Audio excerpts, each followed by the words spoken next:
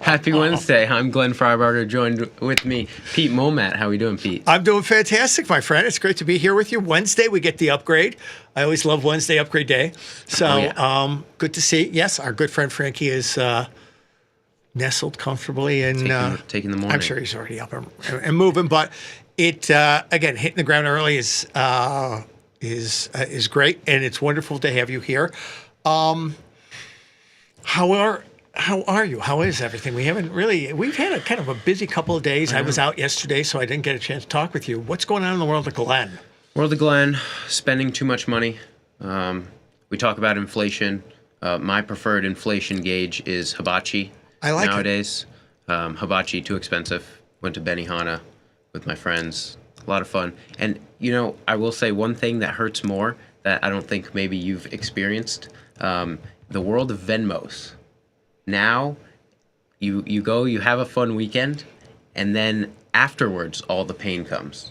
It's one thing like Friday night, you spend maybe a little too much money, but you're a little inebriated, you kind of write it off. That money's already spent. But when it's Tuesday morning and your friend's saying, hey man, dinner was $90, Venmo request. Those really psychologically start to add up. I think retroactively I paid $200 for this weekend, and it's like, man, I thought I made it out maybe okay, and then everything after the fact. The delay, right? Because we used to go into the weekend with you had $80 in your pocket, and Friday night it was quarter beer, so you shelled out maybe 17. And granted, this is back in ancient times after we were done chiseling the stone tablets, and we went to the Fred Flintstone bar. Right. So $80, you were probably big so balling. Funny. Yeah. I'll never forget. I put a sport coat on. I was maybe 22 years old, going somewhere, and I found a $20 bill in it, and I was like, man, this is the weekend. I felt like I was just killing it. Exactly. And that's like again, you like to lead the Nobu lifestyle, so that's I don't even know if that gets you a cocktail at Nobu. But I imagine so again, you'd wake up Sunday hungover, but you actually knew what your debit was at that point. It had come out of your cash. Right. And out of your balance. Now here you have the lagged effect of all of a sudden Tuesday, like, shit, I'm $200 poorer than I was over the weekend. Exactly. Yeah, and cash, to my generation, that feels like free money for sure. Because everything's so digital. one guy picks up the check. Yeah. Okay. They get all the credit card points, which is it's funny. So you guys actually think it, because everybody used to always, again, credit card points wasn't a thing. So everybody's like, okay, who's going to pick it up? And there were deadbeats who would never pick up the check and then hounding them for the money. Because it wasn't like sending them a text and saying Venmo me. It was me basically, being like Hunter, right? Tracking him down for the third time and saying, listen, that's you owe me worse. $30, dude. Seriously. Just come up with the cash. That is worse. But yeah, I used to think I had the edge, and I was like, oh, I'll do it all. But it does take some work. It's like, for me, my friends always laugh because I'll just like make an Excel sheet, and so that nobody can complain. Nobody's eyeballing it. Because if you just say like, take a picture of the receipt, you're like, yeah, just send me whatever you had. You're losing 20%. You're losing 20%. And does everybody? It's so funny because I used to, again, different times. Some guys used to always push back. Well, I didn't have, 3 drinks. It's like, and so that's where send the picture of the Excel sheet. You're like, I got your IP. I got you. Boom. And everybody is okay with the F. What I always thought was, some days you didn't hit the 90, some days you hit 80, other days you hit 100. It all gets washed out in the mix. Yeah. But everyone's we had one guy who was such a pain in the ass who was always quibble about, and I've never heard this before. Why do we leave a tip? We're not ever going back there. And I'm like, you're really, number one, you're a sick man. And number two, you're really missing the point of what does this, we're never going back there. This guy grew up in Chevy Chase, Maryland. His parents were very wealthy. And I was like, man, there's something really messed up with you. Seriously. But tip fatigue is real. And, the other thing, if your friends are less detail-oriented, a couple times this weekend, they'll throw on, if you're a large group, they'll throw on the 20% if it's a group larger than 6. Oh, right. They'll throw it on almost the bill. Everybody does. And then one of my friends then tips. and he wants me to pay for his 40% tip. No, papa, not me. Oh, That's your interesting. error. Yeah. So yeah, it's all good. We had a lot of fun. Good. It's all friend in town. So Hibachi Choo Choo, not Volcano. Again, I was I was properly shamed by Frank. No, the joke was probably on me in the end, but they go from the volcano into choo choo train. So onions stacked up, lighted on fire, boom, volcano. Right. Then when the fire extinguishes, the steam is left, and they move it along To the choo choo. So what do you think? As Frank went to school in Michigan, Michigan's a little different. So instead of steak, chicken, and shrimp, I imagine it's possum, squirrel, and I don't know, ferret, something. Ferret of the month. Yeah, well, I don't know. What do they do? A volcano, or maybe it's whatever. It's got to be a real fire. It's got to be a different hibachi experience. It's the truck bed is over. Right, the truck, fire. right, the truck bed with the guy with an axe moving it along. 2 hatchets. Yes, all good fun, but we do have a ton of excitement here today. Getting today's into a big financial markets. Today's a big day. Yeah. Walk us through what's coming up, because there certainly is a lot. Yeah, let's hop into the TastyFX platform here. We've got the economic calendar Love up. the calendar. Me too. And we've got today, Fed interest rate decision. That's the name of the game. Let's add Canada into the mix. We've got a Bank of Canada interest rate decision this morning. Okay, is that 8:45 Central or 7:45 Central? I believe it is 7:45 Central. Is it? Let's see. Let's take a peek. No, that's 8:45 Central. Right, and what's this great is on 1 p.m. Central. Again, yeah. A lot of you guys who are new to TastyFX, in our previous iteration as IG,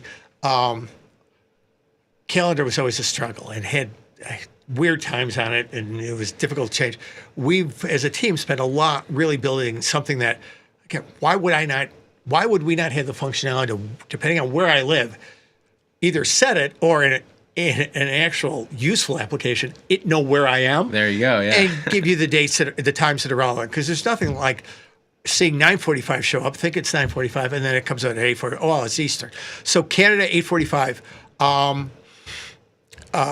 So they're going to announce their interest rate decision. They follow that up with, like the U.S., with a press conference, I believe, 45 minutes later. And no ambiguity here around what the market thinks. Yep, another rate cut. I know you and Frank covered this, but man, what a steep decline in rates. Got up there like we did at 5%. Yeah. But now a very different story where we are expected, to stay right where we are for the time being. So you think about that, and again, we got a little bit higher. We're down to 4.5%. They're now probably sitting at 3 by the end of the day today here at 8:45. Traditionally, Canada and Aussie rates have always sat above U.S. rates.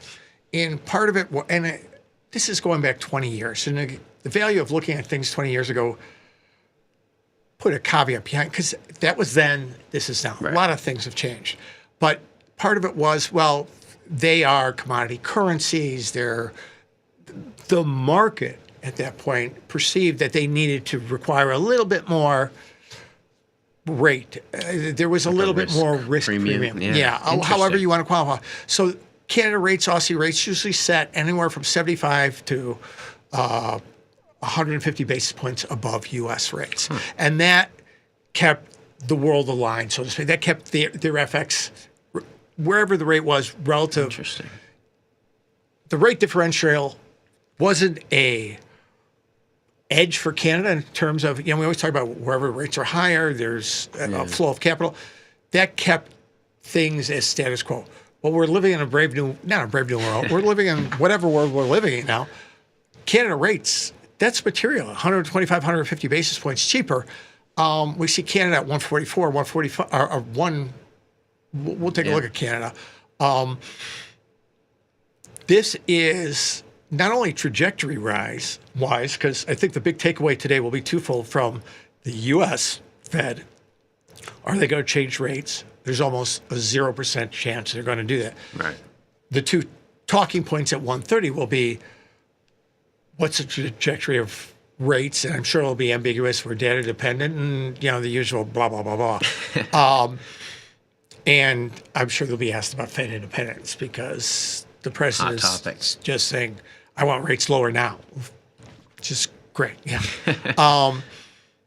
But equally so, is 3% going to be the trough, and there is something along the lines of that FedWatch tool that we look at for FOMC expectations in Canadian money markets. I don't quite know what it's projecting, but I think we'll get some verbiage out of that press conference from the Bank of Canada head governor as to what's next on the table. And remember, we've talked about this a lot, the difference in FX rates drives currencies, relative currency values.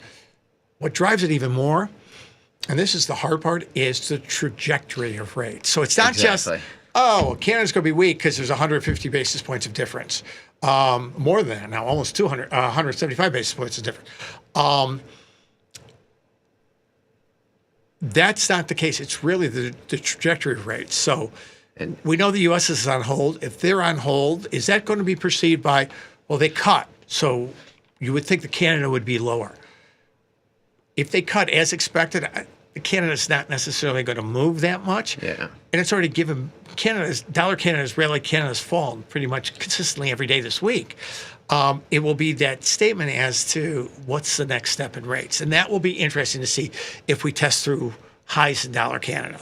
Yeah, because there's absolutely nuance to this, as you said, and it's not ridiculous for both scenarios to play out. You could see a Bank of Canada wanting to front run a lot of this, stimulate growth, and say we're done. We cut aggressively, and we got it down to 3%.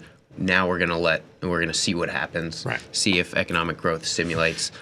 Whereas the Fed traditionally not as trying to get in front of things, way more data dependent. And so you could see both scenarios there. And yeah, the Fed will be interesting because by now we all know what today is going to be. But yeah, looking at the FedWatch tool, it's looking like the earliest cut would be May, more likely June. I think it's about split, isn't it? Yeah, I think the likelihood of a cut is just around 51% in May, but much more likely in June. What I think is interesting is we've got a heavy set slate of economic data to come. What would be interesting to me is if they give their normal data dependent, we'll see how it goes. If they specifically call out something like the GDP growth we'll get tomorrow, or the PCE number we'll get on Friday because that is their preferred inflation index, allegedly. And so if they call out one of these metrics specifically, maybe that adds some weight to the end of the week. Maybe some of that dollar volatility will shift, not from this meeting, but will continue to play out through the week. So a lot to look forward to. If we're looking at these next couple days, we've also got an ECB interest rate decision tomorrow morning. And I believe they're expected to cut. Yeah, a 25 basis point cut. This one a little nuanced, where the headline interest rate decision is not exactly what moves the forex markets. This deposit rate is what you look for the equivalent overnight rate, right? And so that dipping below 3%. So yeah, if you were even wanting to look at the euro Canadian dollar cross, you might get some action there too. I don't know how many people trade that. That's definitely a lot to look for. That's an interesting piece to pick up too, because Canada, a lot of times when the dollar moves, Canada kind of moves along with the dollar, so it becomes kind of connected to it. Not the case here. Canada has got its own, again, the tariff thing hanging out. It will continue to be a bit of a burden on them because it feels like it's a card that can be turned over any time. Exactly, yeah. The U.S., the Senate approved a new Secretary of the Treasury,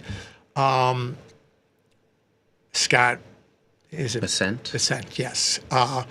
who actually said he likes the idea of 2.5% tariff. So every week or month, Just a little sprinkle. They put 2.5% on, and they raise it by 2.5% until basically, it's like water tour. Right. How far can I pull Exactly. your arm up until you scream uncle?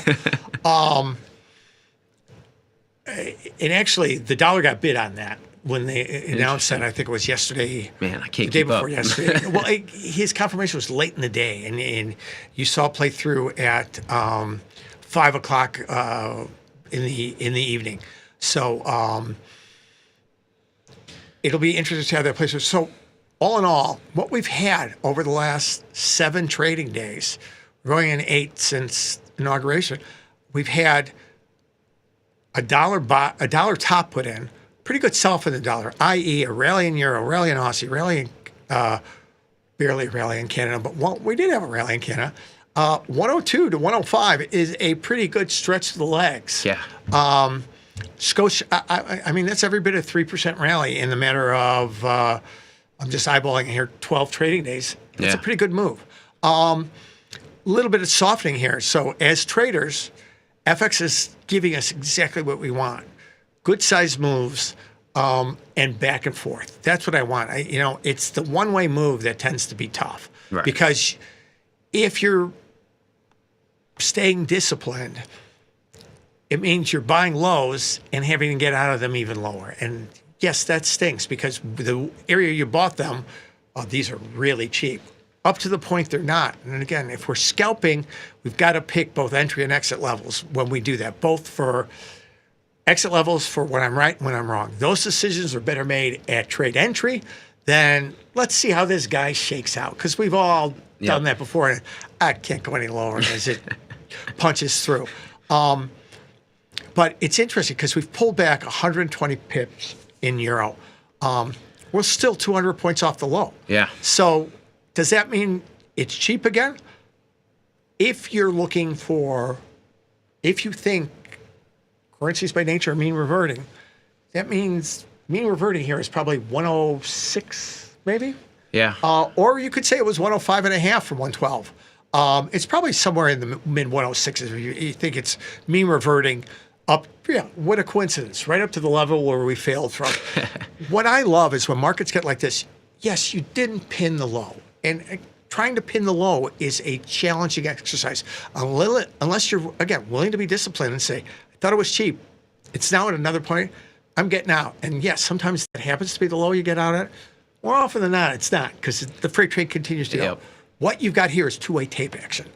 And that I like because you're starting to get a little bit of the ability, if the market pulls back a little bit and we get, if we get a sub 104 print back to 103 and a half, well, you're not, again, pinning the low, but you're getting a little bit of value towards the lower end of the range. And you also know from your setups, if you feel, well, the best the euro could do was a 300-point rally 300-pip rally off the lows, and they're going to go to town on the downside. And my thought is pars somewhere in 2025's future gave you a nice point to put on shorts. It's whatever you want to do. You want that two-way action to give you better, give you the opportunity. And what I like is if you go back to the shorter term chart, Glennie.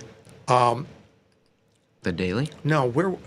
This is now the 15-minute. Okay, back, if you go back, let's just go back to the daily. This starts to lay out. Okay, if I want to sell, we get some either movement on Thursday on the ECB announcement or on the U.S. announcement. If I want to be short here, I think the euro is just, there's too many things stacked up against it. The growth is poor. You've got Ukraine hanging out. You guys all know the usual macro babble around this. What I like is from just a pure trader standpoint, market trades above 105, it stays there. Chances are the shorts are going to be challenged and we're going to trade higher. So if I want to lay out a short anywhere going into that, I know where I'm wrong, probably wrong. And if I want to be a buyer, I kind of, if I'm buying 103 and a half because it's a little bit of a pullback back to those lows, this sets up to me, there's some realistic levels of, okay, if these levels are violated, I'm probably wrong. All of a sudden, you've got some structure to base decisions around. I like that a lot. Now, we could draw a bunch of lines on this. Is it a constructive exercise? If it works for you, yeah. But there's again, and I'm surprised I'm even doing this because I never do this, but.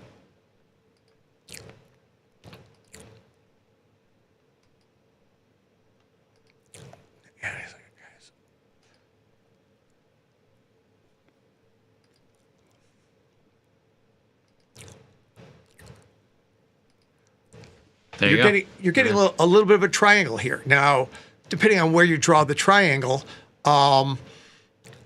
you're seeing that, yes, the market's traded a little bit lower. That's a pretty steep up angle on that last line with a few data points. The steeper the line, the more likely it is to be broken. So you've got to think about it. Technicians tend to say lines above 45 degrees have less validity to them. It makes sense because they're more likely to be violated. If you slap on a line on a straight up down chart, yeah, any pullback's going to look like a breakout. Is it? I don't know. So, but if you're a technician, you finally have got some points to work from. If you're a levels guy, you got some points to work from. I love that in the market. So where do you want to go next? Let's look at, I just pulled some quick numbers. Great, let's do that. Go to the slides real fast. Pulled some quick numbers on what our daily expected move is based on our standard deviations. And so what I'm looking at here is that pound dollar. In recent months, we've seen the pound move a little more than the euro. The yen picking up as well. We're seeing 61 pips there. And on a day like today, with the FOMC and other major events, what can we expect to maybe double this range when we look at expectations? 1.5? What do we think? Because good question. When we're looking at this annualized, just pulled this. It's annualized. It's on a rolling 26-day basis, and so this is where we are right now, kind of evening out. But this was the last FOMC day where we did see this large spike, and so it's not ridiculous to want to pad your expectations. This is a great piece of research because it really visualizes volatility as to, we talk about this 1.5 times the daily range, 2 times the daily range. Well, are you just pulling those numbers out of the air? No. You look at, okay, what did we get? We got an outsized move around these events. This is why we like to look at wrapping some statistics around it. So, again, the key piece is, let's go back to the other slide, is, and this is where every trader on their risk profile, because there's no rate change coming from the U.S., but there is one coming from Canada, I would probably go 1.5 times on euro. Now, you want to be more conservative and give yourself a little bit more statistical edge. We know one standard deviation daily move takes place 68% of the time. Right. We know a 2 standard deviation daily move, or double this, happens 95% of the time. What does that mean? If I go 2, so in other words, I need a 96 pip move in euro to fade that move. That happens far fewer. So chances are you may not get what you want. Right. So you want to give yourself enough room so you can take advantage of the outsized elasticity. 1.5 will probably give you, just statistically, you're going to get that trade more often than not. Right. It's not going to be right as frequently as statistically as the 2 standard deviation. And this is really a matter of, what's your risk profile? Exactly. And the one thing is, if you want, I don't want to take the heat at 1.5. I want it to go statistically to a really outside. That's a good decision to make. Just accept the fact. Don't be disappointed. Like, if I moved it inside, I would have gotten it, and the market fell back. Think about these setups and using these as tools. You're either going to get something or not, and it's just strategy. You then say, okay, nothing moved the way I thought it would. We didn't get the outsized move. You pull those orders down. You move on to the next ones. The one thing I will say is that if you kind of wait for it to get up 90 and then say, okay, now I'm going to go, chances are you might miss it. So this is where you probably want to leave some limit orders and be mindful of either scaling in a little bit or whatever. Make sure it's a comfortable size for you and that you're your expectations are well set. You have 68% of the time is a great stats. If we could, again, in the world of betting, if you could find something where you could be right 68% of the time, it'd be gold. I'd take that deal. But 68 means you're wrong 32% of the time. Right. So you still have to manage. There's no guarantees. 95% means you have a greater probability, but 5% of the time it's going to continue to go. So still go through the exercise. This is what I'm looking for, and this is where I'm going to manage when I'm wrong or where I'm right. But for me, 1.5 would probably be what I choose. And it's nice because cable at 1.5 gives you almost a full handle's range. Exactly. So, whereas, in that Aussie, on a percentage basis, this 26 pips isn't the lowest, but when you're managing expectations and you maybe are thinking the Aussie's going to rip a whole 100 pips, that number's not based in what we've seen historically. So, so let me ask you this. You're absolutely right. So if I double it, it's 52 pips in Aussie. If I do 1.5 times, look at me, such a math whiz, it's 37 pips, whatever. Is that interesting? I think it is. But again, that we've seen kind of play off with the risk on, risk off sentiment. And so there's a lot there as well, a lot of storylines to tie onto that as well. So when you talk about trading binary events and expectations, it's also important to realize what else could be at play. And maybe there are multiple drivers. And with the Australian session, when you're thinking about a day, maybe that day is a bit extended into the nighttime. And so while you could play the numbers in the U.S. session as it pertains to one standard deviation or two. Okay, great stuff. We've gone long, so we got to wrap it up. But this is great because what you've done is give structure to the decision making with a statistical basis. And I can't tell you how valuable this is. And we'll talk more about trade strategy around these and I've got the numbers. How do I start to flesh them out? This is great work, Glenn. Fantastic job. Guys, coming up next, Tom, Tony, and Vanetta. Stay tuned, and we'll be back with you tomorrow at 6:30. Have a great day.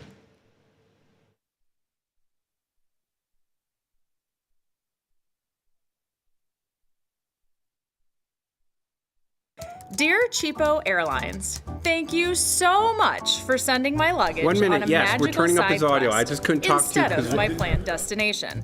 I am glad that I had the sustenance of the single pretzel Tony, talk I was now. served on board while I was waiting for my bag to arrive. Looking forward to your reply, because surely the response can't be as delayed as long as my flight was. Warm regards, Bettina. Sometimes it feels good to get smart. Get even smarter with live trading insights and some live taunting. Every day I do God's work here. From the smart mouths at tastylive. I'm like the Tupac of economists, going out on top.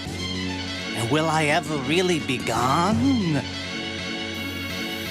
Say bye to Ben Bernanke. Cry your eyes out past the hanky. Gone from the Fed, but still looks swanky. Bye, Chairman Ben Bernanke. Ben Bernanke, hardly knew ya. Ben Bernanke, glad we're through ya.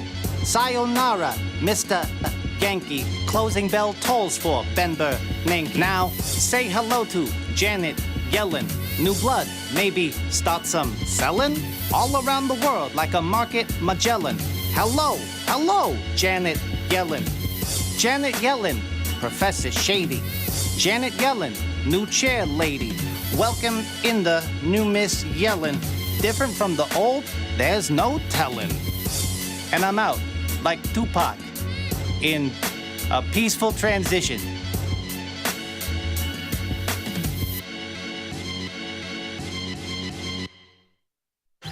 Got the need for speed?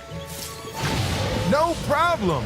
At Tasty Trade, you can turn smart ideas into real trades with just a few clicks.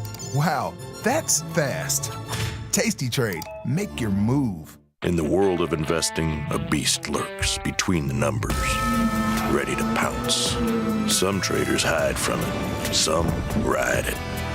If that's you, join us on Tasty Trade. Genius loves company.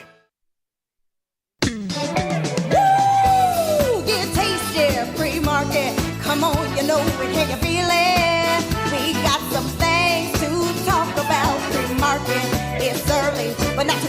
coffee. Come on, wake up now. Pour that coffee down your throat hole. It's hot. Now you got a hole in your throat. Oh no, just call your boss. Take the crust from out your eyes. So tasty, not a coffee. Good morning, you knuckleheads. Happy Wednesday to you both. Hello. Hello. Good morning, Typhoid Mary. How you feeling today? I feel great. No, well, he told me he is handling the situation. And he found a random drawer full of pills in his house that he just decided to ingest, a la Alice in Wonderland, I guess, girl. I don't know. I told you, I have a cabinet full of lots of different... But you don't know if what you have is bacterial or if it's viral. Oh, please. How do you, but you don't know. There's such a thing called the internet. But you didn't test yourself. Oh, please. It's the most busted hypothesis. But you think these doctors know anything? They just give you whatever it works. No, they don't just give you whatever. Oh, please. Okay. Oh my God. Just give you here. Take this. Take a couple of these. You'll be fine. Yeah, but if you have something that's a virus, like a flu or like a COVID or something, right, then antibiotics aren't going to work. Of course. Okay. Also, you started your course of treatment 2 weeks into your illness. That's a problem. Yes, Dr. Vanetta. What's the problem so far? You know the patient well. Yes. Sadov, are these magic pills that you have, or these magic beans that you have, are they in your adult drawer? Is that where they are? Yes, Tony, they're in my adult drawer. What took you 2 weeks to get into your adult drawer? Oh, no. But you sound worse today, though. It's just because I was out last night talking late. Were you partying? No. I was giving a lecture, and it was late, and so I was like, I overdid it last night. Where were you giving a lecture? At DePaul. Oh, wow. Yeah, it's fun. That's cool. What level, what kind of students, or what was it? It was students from DePaul and from UIC. Okay. University of Illinois Chicago like campus. Business students, finance students. They were mostly culinary students. They wanted his recipe for his shawarma. Yeah, they were all business students. Mostly, lots of different, economics, business, finance, entrepreneurship, everything. Sure. It was good. It was my first time speaking at DePaul, and it was really nice. You didn't have a presentation because I did not proofread anything. I didn't need you to do. Yes, you do. A bunch of these kids were tasty traders, and a lot of them traded. So it was good. That's wonderful. It was a good talk. They had a whole prepared thing. Yeah. Yeah, it was good. It was really good. I didn't go out afterwards. They were going to some local bar. And last time that happened, you ended up doing shots with the kids. Yeah, I didn't do that. So this time they were going, I forgot which bar they were going to, but it was at like a neighborhood bar I think I'd been to like 30 years ago. Oh, in Lincoln Park? Yeah. And they're like, come on out, go have a couple. I'm like, nah. You end up at Glasgow's or something like that. Yeah, no, it was over on, it was over on Kenmore. So DePaul's huge. It really is a huge school. You're telling someone who went to a state school that DePaul is huge? Be so for real right now. I mean, DePaul is. I went to a Big Ten school, homie. It's in the title. Like we have our own bus system. Yeah, like for a that, city, for an inner city school, DePaul seems. Inner city? You're in Lincoln Park. Well, DePaul's all over the place. DePaul's downtown too, but I know. Is it the biggest Jesuit school in America? I don't know a lot about Jesuits, so I'm not gonna. Maybe well, I don't know. Loyola, are those Jesuits too? Loyola. Loyola is too. Yeah. Okay, yeah. I don't know. So is Marquette, I think. Oh, okay, but, in Milwaukee. But I think DePaul could be the largest. Anyway, it's a big school. Okay. And nice campus. I like it. Loyola Academy Sadnoff in Wilmette is the largest Jesuit school out by me. Loyola Academy in Wilmette is a high school. It says Loyola Academy Wilmette is the largest Jesuit school in the United States. Loyola University Chicago is one of the largest Jesuit universities in the country. Sorry, yeah, the one in Wilmette is the high school. The one in Chicago is the university. Yep. Only 22,000, I think, are at DePaul. Yeah, have you ever been DePaul. Have you ever been down to Loyola? It's beautiful. It is. I like to ride my motorcycle Up to Loyola. there. Yeah, I like to ride my motorcycle up there. Yeah. When I take Sheridan Road right there. Yeah. Take a right. Yeah, I like Loyola too. I've never spoken at Loyola. It's probably for the best. I'm sure Sister Jean would want to just throw holy water on you. Sister Jean's still alive. I love Sister. Sister Jean is still alive. Bless. Let's say a prayer for Sister Jean. Yes. Quite possibly one of the greatest sports stories of the last decade. Sure. Yeah. Of course. Yeah. She is an icon. She's an icon. Yeah. I agree. Okay. Yeah, quite possibly. Yeah, that could be. That's up there with all the great sports stories ever. Yeah. Sister Jean. Yeah. Yeah. No, I think I've spoken at every university in Chicago. Except I know you've done Loyola. Northwestern, University of Chicago, DePaul. Yeah. Yeah, UIC. Yeah. Only one that I think is Northwestern. I mean, is Loyola. Yeah. Okay. Well, get your agent on the phone. Yeah. Get your act together. Bat, how about you? What did you get up to last night? Were you hanging out with any nuns? No, but my son was doing a good thing. Feed All the Starving Children, a charity organization that his school supports and his lacrosse team supports. He was out until about 10 o'clock at night. There's starving children in Glencoe. Feed all the starving children on the North Shore of Chicago. Yes. No, they actually packed about 80 boxes of food that will feed about 49 children for a year. Oh, that's wonderful. Last night. Yeah. Him and his lacrosse team and hockey team and a bunch of school organizations did that. We drove them up there in limos, and they packed all the boxes. It was fun. Oh, no, that's nice. You mean their moms packed the boxes for them while they played?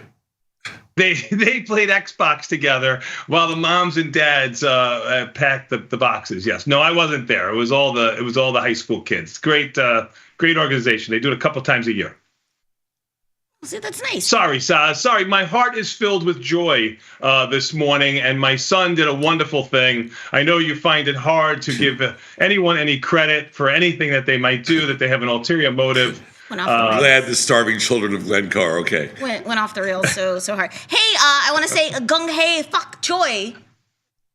Yeah. It is Happy Chinese New Year. It is. For you today. Yes, that's pretty good, right? My Chinese is pretty good. That would be pretty good. Yeah, it's the year of the snake. The year of the snake. Yes. What's Sosnoff's year? So I looked this up before the show. So yes, Tom is. Get ready to beat me, John. Get ready to beat me. Tom is a rooster. Where's my button here? Where? You don't have one anymore. So Tom's a rooster, also known as a cock. Mm-hmm. Okay. Yes. What am I? You are a tiger. You bet your sweet boopy I am. No, it says here the tiger has a mixture of traits and can be aggressive, courageous, candid, and sensitive. Ding, ding, ding. No whammies. That's correct. Yes. No, I just thought that was funny. I am a goat, and goats are elegant and creative. Oh my God. Compassionate and amicable, and will avoid confrontation when possible. Okay, what's the one that we can't say anymore? The chicken or rooster is a pioneer in spirit, devoted to work. That's true. With a great thirst for knowledge. This focus on work and knowledge can mean that the character is often seen as selfish and eccentric. Damn, China, you didn't have to go this hard. China does everything better than us. They've got our horoscopes suck, man. This is right on. This is really funny. Chickens are often blessed with physical beauty. Okay, they got one wrong. You know, sometimes when you try to create beautiful art, you just get like a pile of crap. You know what I mean? It happens. Yes. Yes. The rabbit can bring trouble for you, Tom. So beware of any rabbits. Beware of the rabbit? Yeah, beware of the rabbit. What year? What year are rabbits? I don't know. You got to look that up, man. I could do that. Anyway, it's all rabbits are 51, 63, 75, 87, 99, 2011, 2023. Got it. Yeah, those are rabbits. So, rabbit. When were your kids born? 87? No. Oh, 89. 89. So you're good then. 92. Okay, so you're good then.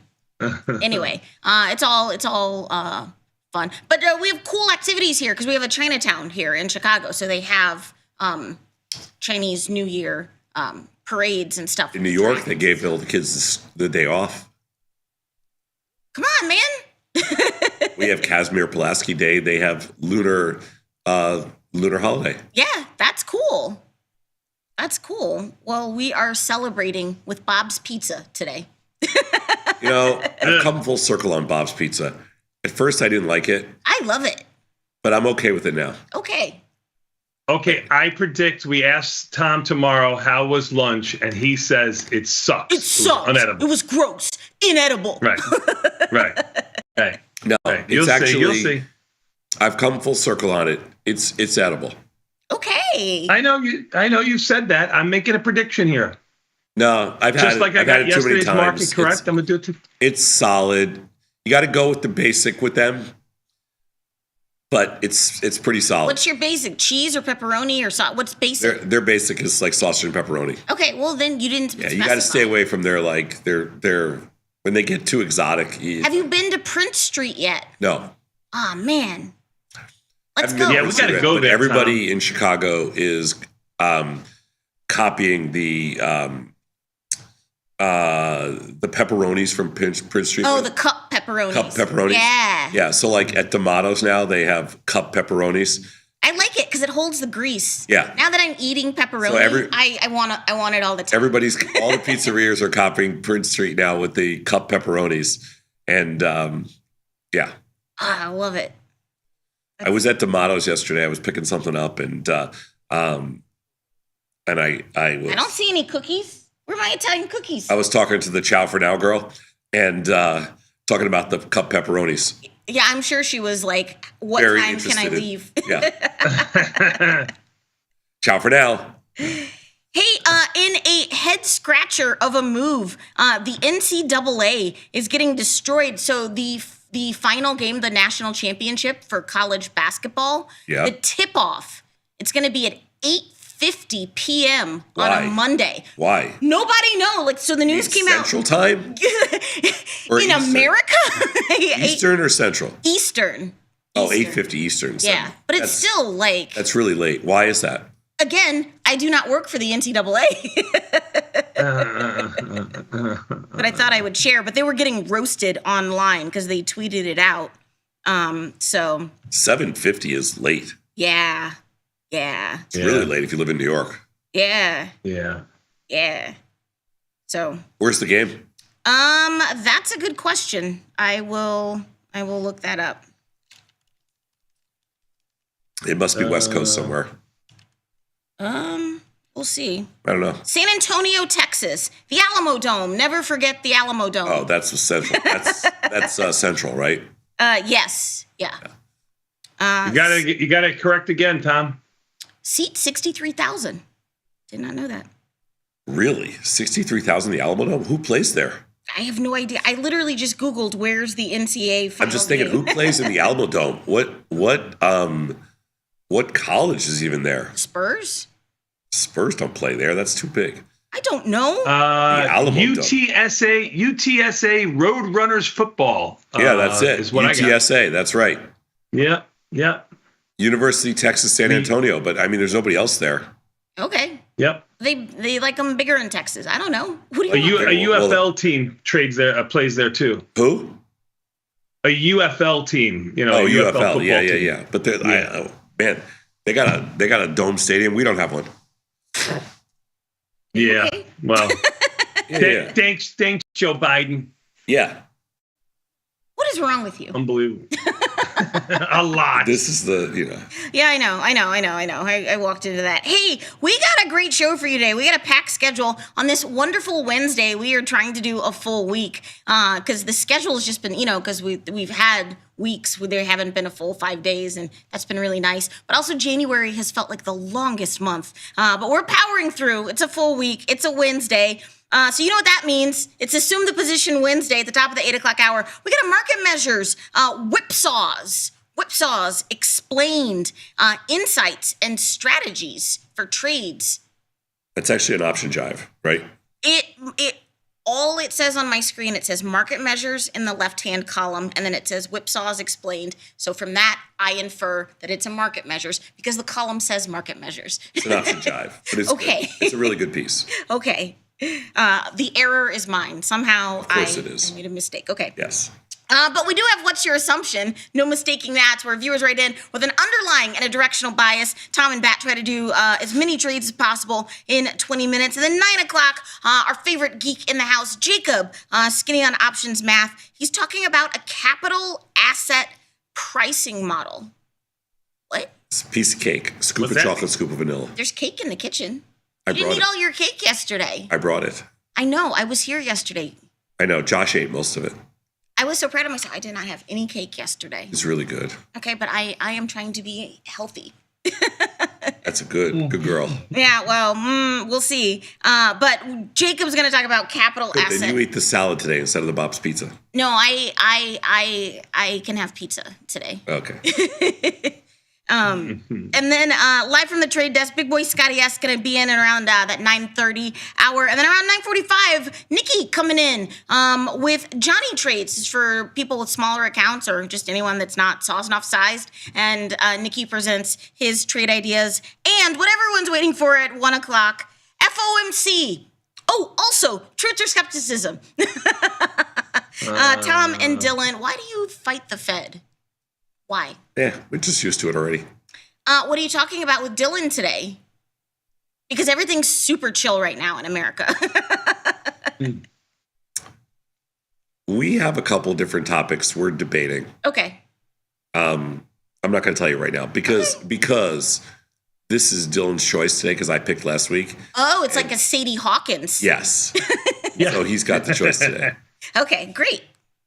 Yeah, Dylan told me he's coming for you, Sosnoff. He's not going to let you off the hook on this one. I know Dylan's a little cocky right now because he's had a couple of late night television appearances, so he's yeah, he is all over. He's all over the He's place. been really good. Yeah, when I post videos that have Dylan on them on social, they do pretty good.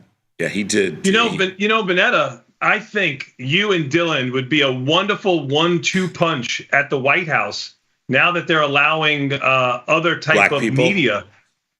No, they're allowing other type of media to be at these events. You could go there with What do you your mean other with your press type of media? credentials. Like podcasters and like social media Podcasters influencers. and YouTubers and X, formerly known as whatever it is right now. Yes. Yeah, you can do it. Well, Truth or Skepticism is going to be at 1 o'clock. It is streamed live here at tastylive.com. Also on our Tasty Live YouTube channel. Make sure you hit that like and subscribe button so you never miss any tasty content coming out on the YouTubes. But hey, in the meantime and in between time, you guys want your daily dose? Sure. Yeah, hit me with my theme music. Let's go. Our leading story, breaking news, coming across the wire. This leading just story, in. top story, jump in. Today's headline. This just in. Breaking news. All right, everybody. Today is a wonderful Wednesday. It's January the 29th. This is the part of the show we like to call the Daily Dose, where we talk about today's financial news and headlines. My name's Vanetta. Are you ready for the news? Ready for the news. Mr. Bat, earnings that are on deck for today. Oh, you got a handful today. I mean, I'll work my way up. You got UPS. You got Las Vegas Sands coming out of the West. And then you've got Microsoft, Meta, IBM, and Tesla. Wow, that is stacked, locked, loaded. That's a bear. team, Sosnoff. What you gonna do when they come for you? Bad I don't boys, know. bad boys. Damn good question. Okay, well, we're going to take it one step at a time. But first headline, you can put it on the board. Yes, Wall Street still sees 2 rate cuts this year, but conviction is getting weaker. The latest CNBC Fed survey showed 65% see 2 rate cuts in 2025, but that's down 78% from a prior survey, and 61% forecast at least 1 rate cut in 2026. All that is all well and good, but what are you doing in bonds? What does this mean for bonds, and how many rate cuts do you see? Well, first of all, they could just go to the CME Fed Watch tool and actually get the real number. So I'm not sure why. Yeah, but then they can't put the CNBC brand on it. I don't know why the CNBC headline gets why anybody cares what they say. Okay. But the other choice is, for me personally, I sold bond premium 2 days ago. I covered it yesterday. I sold bond puts 2 days ago. I covered them this morning. Just because I'm flat right now going into the number. If bonds go down, I'll buy them. If they go up, I'll kind of just watch. Okay. The Fed Watch tool has basically a 99% chance that they don't do anything today. Right. Bat, are you doing anything in bonds? I know they're not your favorite. Just because I'm the world's worst commodity trader, although I did have a good commodity trade this month in /CL, that would be oil. But no, I don't have a bond position. Ivy rank is pretty decent at 39, 114.12, up 9 ticks this morning. All right. Hey, did you know we're also getting CPI on Friday? Inflation likely accelerated in December, again, putting pressure on the Fed to keep interest rates relatively high. But the Fed's preferred measure of inflation did likely accelerate in December. We can look forward to that. That report, though, will come out too late to influence the Fed's rate decision today. But I'm just making you a timeline of. Thank you so much. Yes, you are so welcome. Yes.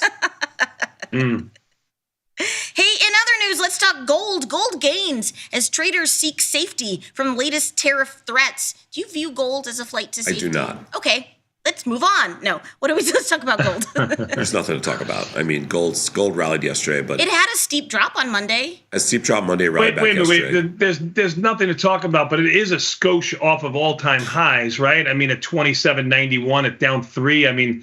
The highs were above 2,800, 28.5 or so, but gold's had a great year in 2024, and it continues to have a good year in 2025.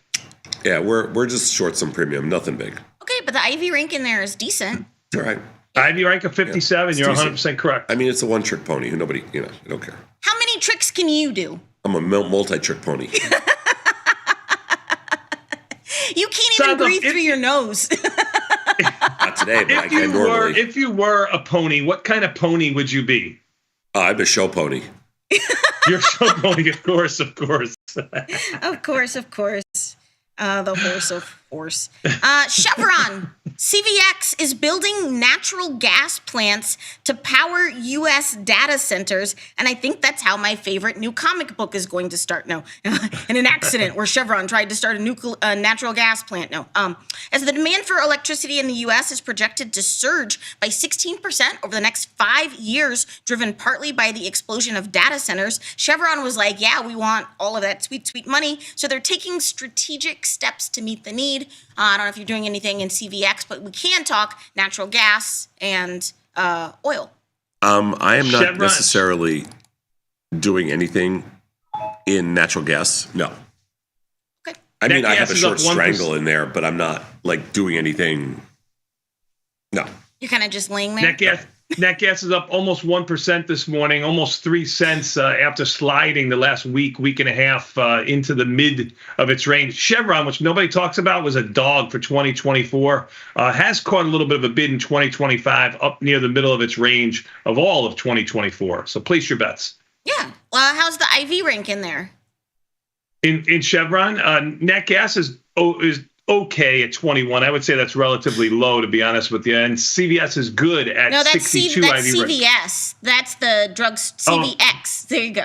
I'm so sorry. No, you're good, I can see your screen, so I know what you're doing. Yeah, 150. I put in the wrong one. Sorry, 150, 155, 156. Chevron in the middle of its range, as I was saying. Sorry. Perfect. No, you're good. I'm just teasing you. That's okay.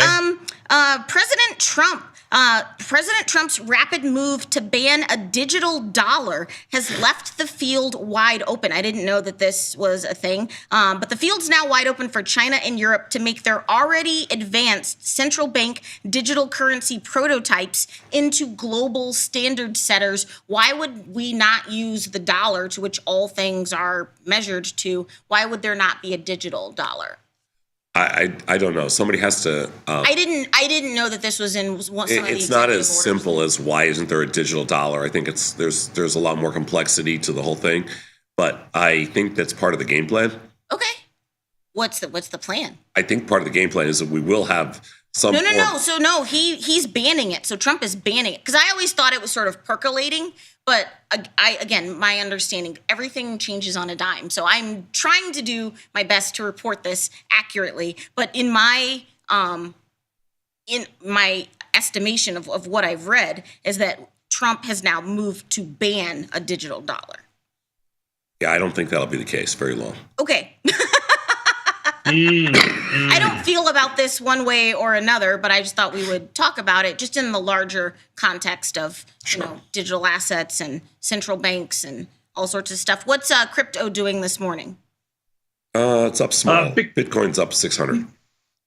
Yeah, but it's 102.5, right? I mean, that's a number we've been talking about for the last 48 hours or so. Coinbase is trading 281, maybe up about 50 cents to 282 or so, hanging sideways.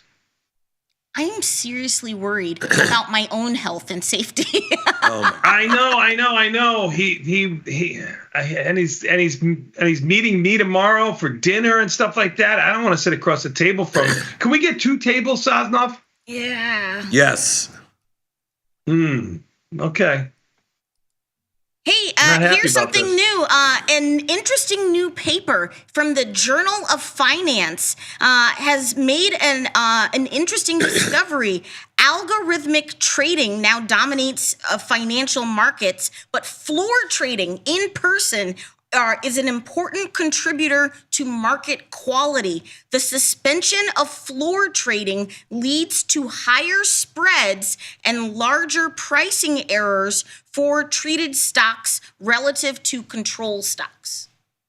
I just thought this was interesting because there's not that many in-person pits or floors anymore, right. And the NYSE is really just a stage to film CNBC content. But but this paper looked at the importance of having real traders on a real floor. Interesting, but again, I think I'm just wondering, is there somewhere I can send you? I think it's curve fit. Yeah. What do you mean it's curve fit? You didn't even read it. I know, but I'm just saying they just make up these stories. It's just. I would have thought that you would have liked this. I can't win. I do like it, but I think that for years they wrote that, oh my God, floor trading is so bad, we need pure electronics. Right, yeah. They just whatever fits. Okay. The shiny object, he's right. Did you trade you had an existing position in Starbucks. Let me rephrase myself because you're so pedantic. No, I didn't trade Starbucks for earnings. How did your existing position in Starbucks happen to do when it was also earnings? I don't know what Starbucks is. It was unchanged this morning. I don't know where it is right now. I haven't looked, but it's up about $4, South, up to 104. Okay, I should be fine.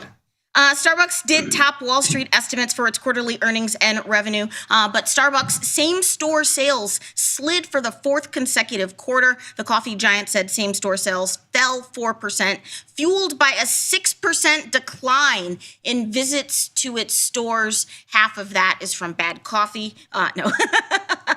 CEO Brian Niccol is trying to turn around a business with his back to Starbucks strategy, and it's a work in progress. Okay.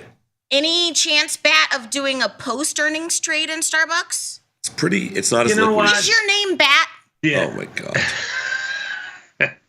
Thank you very much. As Tom was going to say, Starbucks is not as liquid as you think it is, although there is plenty of open interest and there was plenty of volume all the way out into March, too. The open interest is in the tens of thousands on each line. I think Starbucks volatility will quickly contract and we will not get a chance to do anything. But don't worry. Every Tuesday and Thursday is option trades today. I got a good one for you on Thursday. You'll see. Starbucks is not as liquid as you'd like it to be. So Meta and Microsoft and Tesla, I'll throw that in there, they are on the clock for reporting their earnings after the bell today, but sort of this dark specter is now looming over them that literally didn't kind of exist last week, at least not to Wall Street insiders, and that's DeepSeek. DeepSeek is going to be the biggest topic in tech earnings this week. How much of a scramble is it? Because you've had to report earnings before, but now, of course, everyone's going to be asking you questions about your newest, competitor that came out overnight. Why are you giving me that look? I just think it's kind of funny how everybody's all of a sudden. I think he's making goo eyes at you. I just think it's funny how everybody's waking up. Oh my God, DeepSeek. But do you think that there were line items about DeepSeek in their earnings releases prior to this week? I don't think so. I think they're going to be asked questions. I don't think there's going to be line items. But I'm just saying I don't think that they were prepared for it, and they're going to have to sort of justify and explain. Meta's hey, we're going to spend $65 billion. If I were a shareholder, I'd be like, yo, homie, you could do this for $6.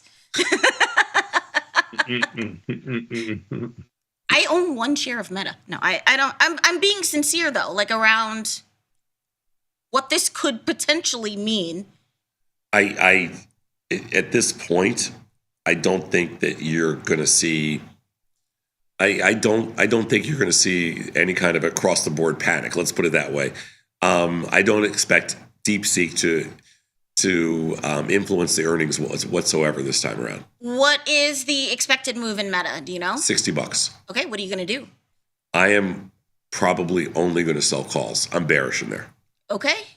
I'm not selling. Microsoft is down about $1 or so pre-market. Meta's up about $2 or so pre-market. Mixed bag of tricks with the NASDAQ basically unchanged after being green when we first came on the show.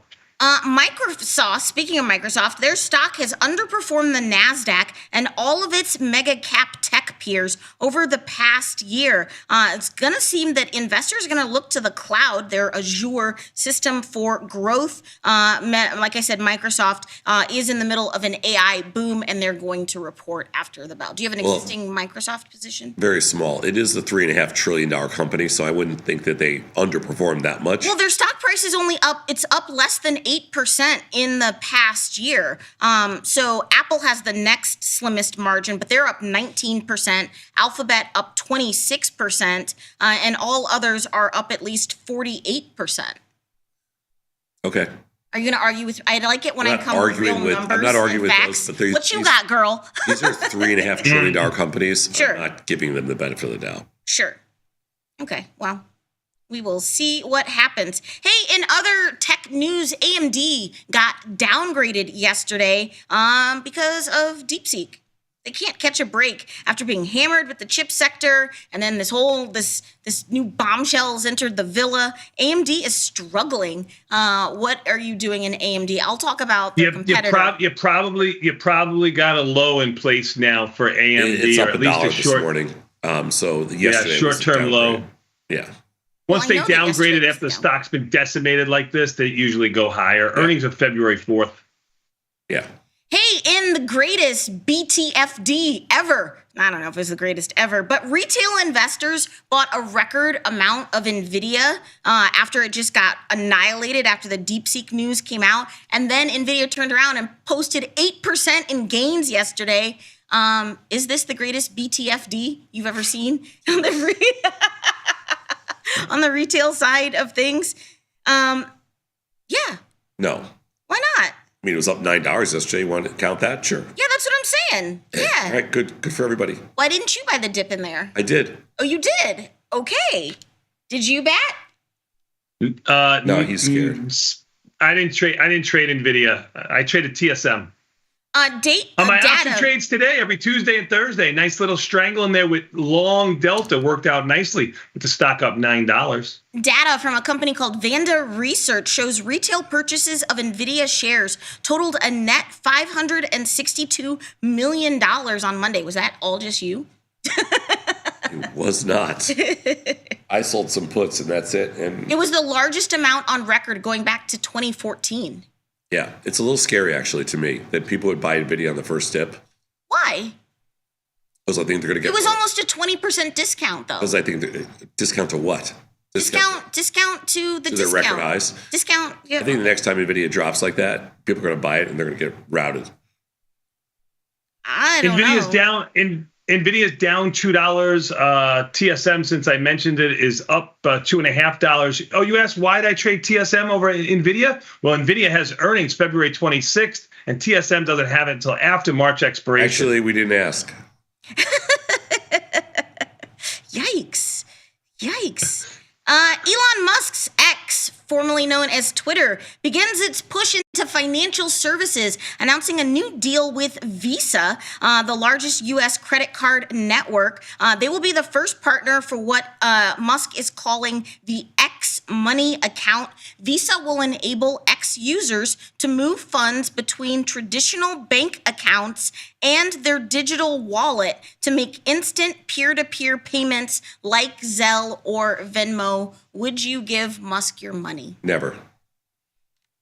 It is the first concrete move. Not anymore. It is Before the he wanted to first have children with concrete them. move from X to create a financial ecosystem for the social media site. Piggybacking on that news, Tesla just had its worst sales year ever, but the stock has had a great run. Shares of Tesla are up 57% since the close of trading on Election Day. Do you think Musk is going to be sort of held to account for his extracurricular activities or involvements from Tesla shareholders? He has not been yet. It remains to be seen. I think yes, but we'll see. Today on the call. And what is that risk? How do you quantify? I don't know. Like what that? I'm going 2 times the expected move on the upside and just selling calls. Okay. I'm taking you're a going shot. one direction there. I'm taking a directional shot. Just selling calls above the market 2 times the expected move. That's other than that, I don't know what else to do. Okay. I was just curious. What's the expected move in Tesla, Bat? I think it's $35. Is your name Bat?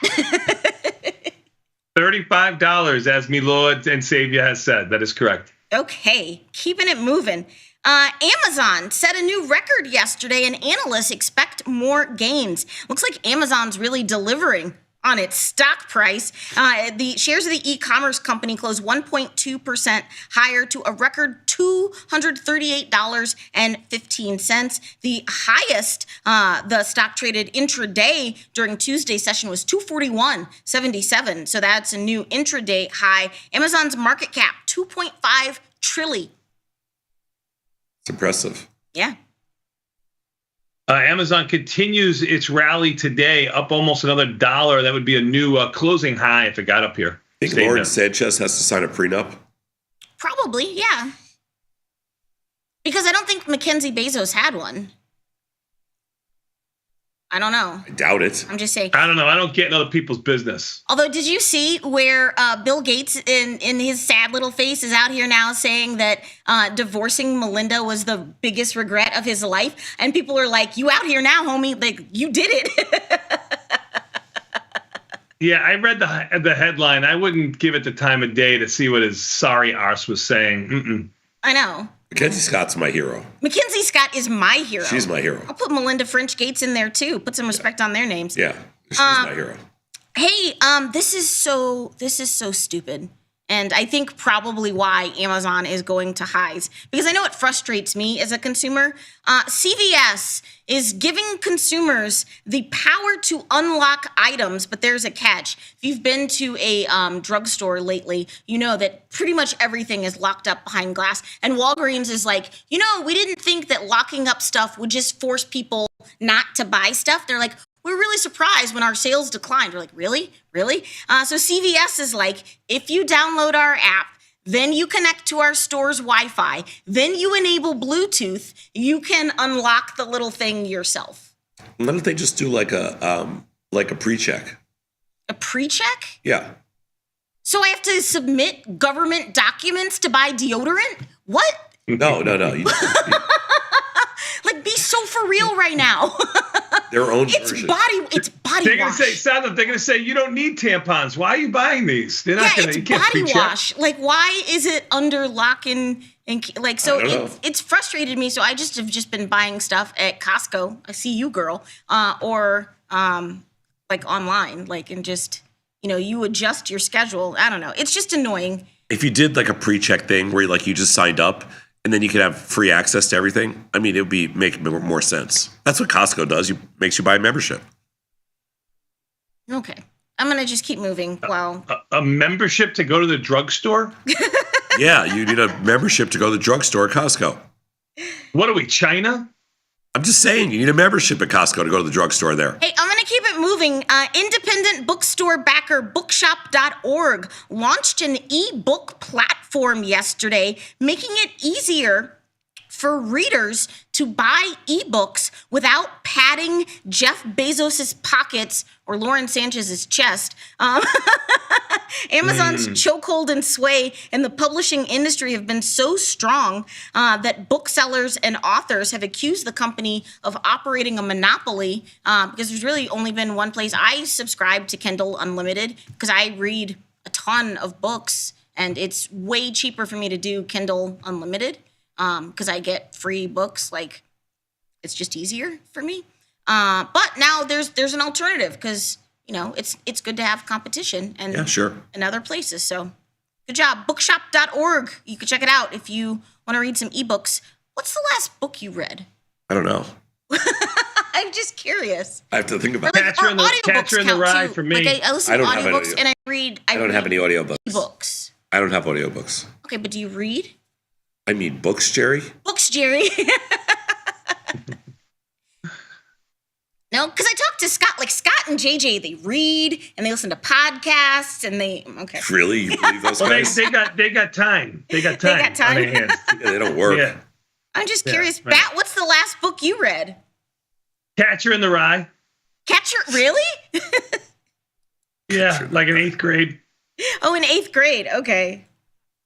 Anyway, hey, McCormick. Our friends over at McCormick, the Spice Company, have launched their 2025 Spice of the Year, and it's AJ Amarillo seasoning. It's going to be offered for a limited time, and it features the dried AJ Amarillo, and I'm so sorry if I'm mispronouncing it. It's a South American yellow chili pepper that is a staple in Peruvian cuisine. Iowa, y'all ain't ready.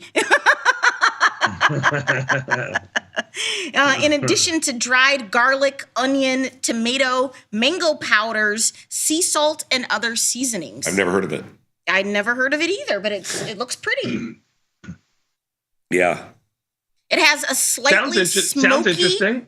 Slightly smoky, fruity, tropical flavor profile with moderate heat, making it ideal for both food or drinks. It can be used on beef, pork, chicken, or seafood. Never heard of it. Sounds a lot like describing Tom Sosnoff there for a moment. Fruity, smoky. It sounds good. Never had it. For a novel approach, you can also add it to the rim of a margarita glass. Ooh, girl. Oh, I don't like that. Ooh, girl. Oh, there you go. There you go. Hey, in other food news, Popeyes and Don Julio, are teaming up for a limited edition menu. Who wants tequila flavored chicken? Me. It's part of their NOLA, because Popeyes founded in New Orleans. That's where the NFL, the Super Bowl will be. So Popeyes and Don Julio announced the Popeyes X Tequila Don Julio Reposado flavored concha chicken sandwich. Girl, that is a mouthful. It features a chicken breast marinated in reposado tequila, then fried in Popeye's Crunch buttermilk breading, topped with the tequila lime slaw, spicy spread, and a cured pickle. Sounds I'm into it. Yeah. I like Popeyes. Yeah, I like Popeyes too. I'm not. I haven't been there in a long time. Yeah, as someone who cooks a lot, though, I don't know that you're going to get like the discernible flavor of tequila necessarily when you cook, like just because. I've never cooked with tequila. The evaporative process. What do I know? I will eat that. I have a couple bottles of tequila in my house. Okay, girl. But I haven't touched. Have a party. This is great. This will keep all of us, me included, because I've made this mistake, from confusing the two, because they're going to fight each other. That's right. Jake Paul and Logan Paul are officially fighting each other, and they're about to make so much money. We're on the dumbest timeline. Why? These guys are brothers? And they're fighting each other? Yes. Where have you been? You knew there were two of them. I know, but I don't get the whole reason. You really don't get why the two of them would fight each unless other they want to double their $50 money? million or $100 million or whatever it is. Yeah, it's $100 million. Why not? Why wouldn't you do this? All day, every day. I don't know. I'd fight Tom for $50. It will be streamed live on Max streaming service on March 27th. They ain't getting my money. Guaranteed 100% no. This is the biggest ripoff I've ever seen. And I don't even care it's if free. you have Max, then you get it for free. Like if I you don't care it's free. I just said that. I don't care. I ain't watching. They ain't getting my click. Okay. Screw them. So angry. I think after what happened with the whole Tyson thing, that people are a little... I think the Tyson thing was a scam. Sure. And well, grifters are going to grift. And I think this could be worse than Tyson. I mean... I agree. It's going to get the views. It's going to get the subscriptions. Is it going to get the views? I don't know. I think it will. I think it will. But anyway, I don't have a dog in this fight. Can I right a wrong here from me Lord and Savior just to make everything right here? You do not need a Costco membership to use the Costco pharmacy. The pharmacy is open to the public, and non-members can purchase prescription medications. Yeah. We saw that, but I don't think it's right. All right, just gotta lock in here and focus. I only got one more story. Hey, I love this. The one of my blue favorite wave is mascots. still there. One of my favorite mascots in the professional league from a city. For some reason, you just hate the city of Philadelphia. So to antagonize you, it's a really funny Gritty video. I love Gritty. Fly birds fly. I love Gritty so much. Watch this. Bop it. Twist it. Pull it. Bop it. Pull it. Kick it. Kick it. Punch it. Flip it. Tase it. Under the table. There's a taser. Grab it. Tase it. Tase it. It's so dark. Bop it. Twist it. Flyers fans. Make some noise. Yay. Yay for Gritty. Yay. I'll give it to him. I'll give it to him. Yeah. He tased him. Like, all right. Well, I think that's good. Hey, this has been my time. It's been something. Bat, what's coming up next? We're going to do one more thing from Sound of on this out. Can you just give us, Luke, I am your father. Can you say that for me? All right, how about I am Batman? You sound like James Earl Jones, is what he's saying. Yeah, I know. Okay. You're not gonna play along? No. All right, we'll take a quick 90-second break and come back. We got more Tasty Live after this with Confirm and Send. Thanks, Vanetta, but please don't leave me.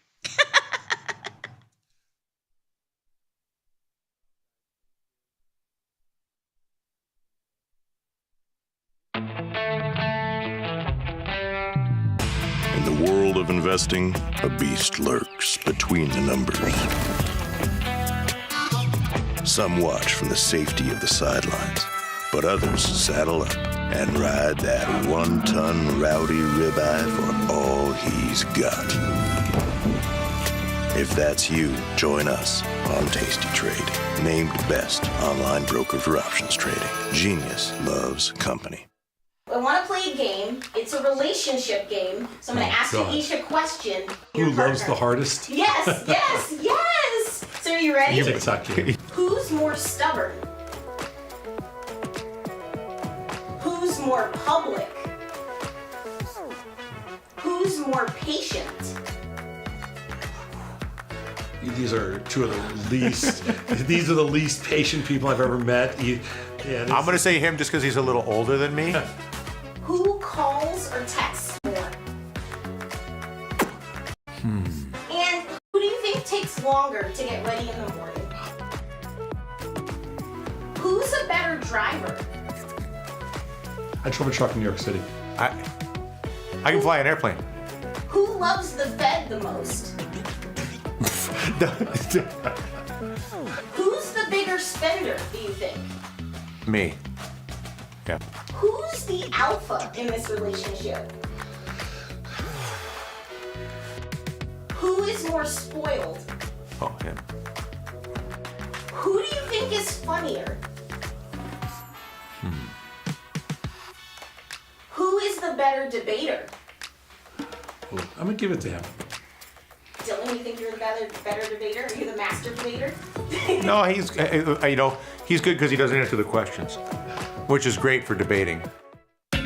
Beat the opening bell. Get trade ideas and market insights before the open. From the creator, Tom Sosnoff, and our chief market strategist, Tom Preston. Every weekday. Sign up at tastylive.com/newsletters.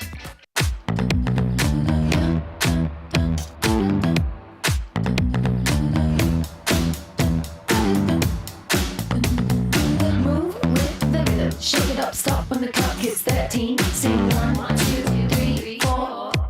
Cause no one can do it like we do it, like we do it, like we do it. Cause no one can do it like we do it, like we do it, like we do it. If you don't come from money, working with money sounds like the quickest place to get to money. So this idea of allowing money to work for you was fascinating with me. And then the more I get into it, the more I realized it was just a big competition. You know, it's like a big poker game with really smart people who know game theory, and nobody knows tomorrow, but they're all just taking calculated risk. And when I figured out that's what it was, like it wasn't this weird world of like somebody knows exactly what's gonna happen and this guy's got great stock picks, it's all just calculated risk, that gave me inspiration that like, well, I can do that. So I think spending a lot of time when I was young to learn different option strategies and to learn stocks, options, futures, Forex, crypto, to be able to go where the opportunity is, I think is the most important. Getting hooked in a strategy, it's cool, I respect it, but I tend to think I like to go wherever the opportunity is.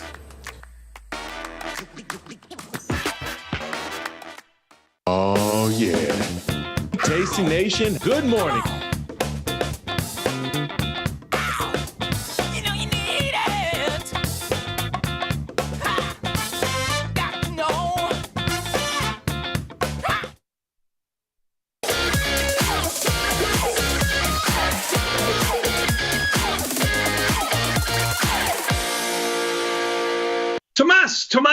Tomas, we are back, my friend. You know what that means. Time for a little bit more of this Tasty Live with Confirm and Send. But before we do, let's take a quick look at the market. You want to? Sure. Sure you do. Even the S&Ps, when I came on the show this morning, or just before we started, were up. They were up trading near their highs of 61.11. They are now down 15 ticks to 6,081. NASDAQ, which was up also, NASDAQ was up around 30. It's only unchanged. Even the S&Ps were only up a few handles. I apologize. Russell is down 430 and the Dow is down 90. What I'm trying to say here is I guess they've fallen off of their highs so far this morning to basically be unchanged, or all four indices red. Volatility basically unchanged. Bonds have caught a little bit of a bid. They're up 11. They trade up to 114.19, which is 5 ticks higher than they are right now. Bitcoin, when Vanetta was on, is 102.5. It's still 102.5. Oil is down 46 cents. Gold is off of its highs. It was over 2,800. It's under now 27.96. Up 2. The only play we had for last night earnings was Starbucks. Starbucks is trading just under 104, making it up around $3.50. Today you've got Microsoft, you've got Tesla, you've got Meta, you also have IBM, Las Vegas Sands, and UPS. That's all I got, Thomas. But Tesla, Microsoft, Meta, those are going to be a big three. Yeah, I even have a Las Vegas Sands position on. It's very small.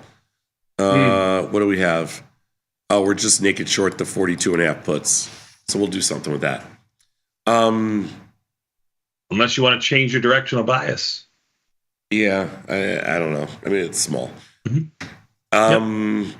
These are emails that came into us overnight. Confirm and send. Lots of stuff to talk about today.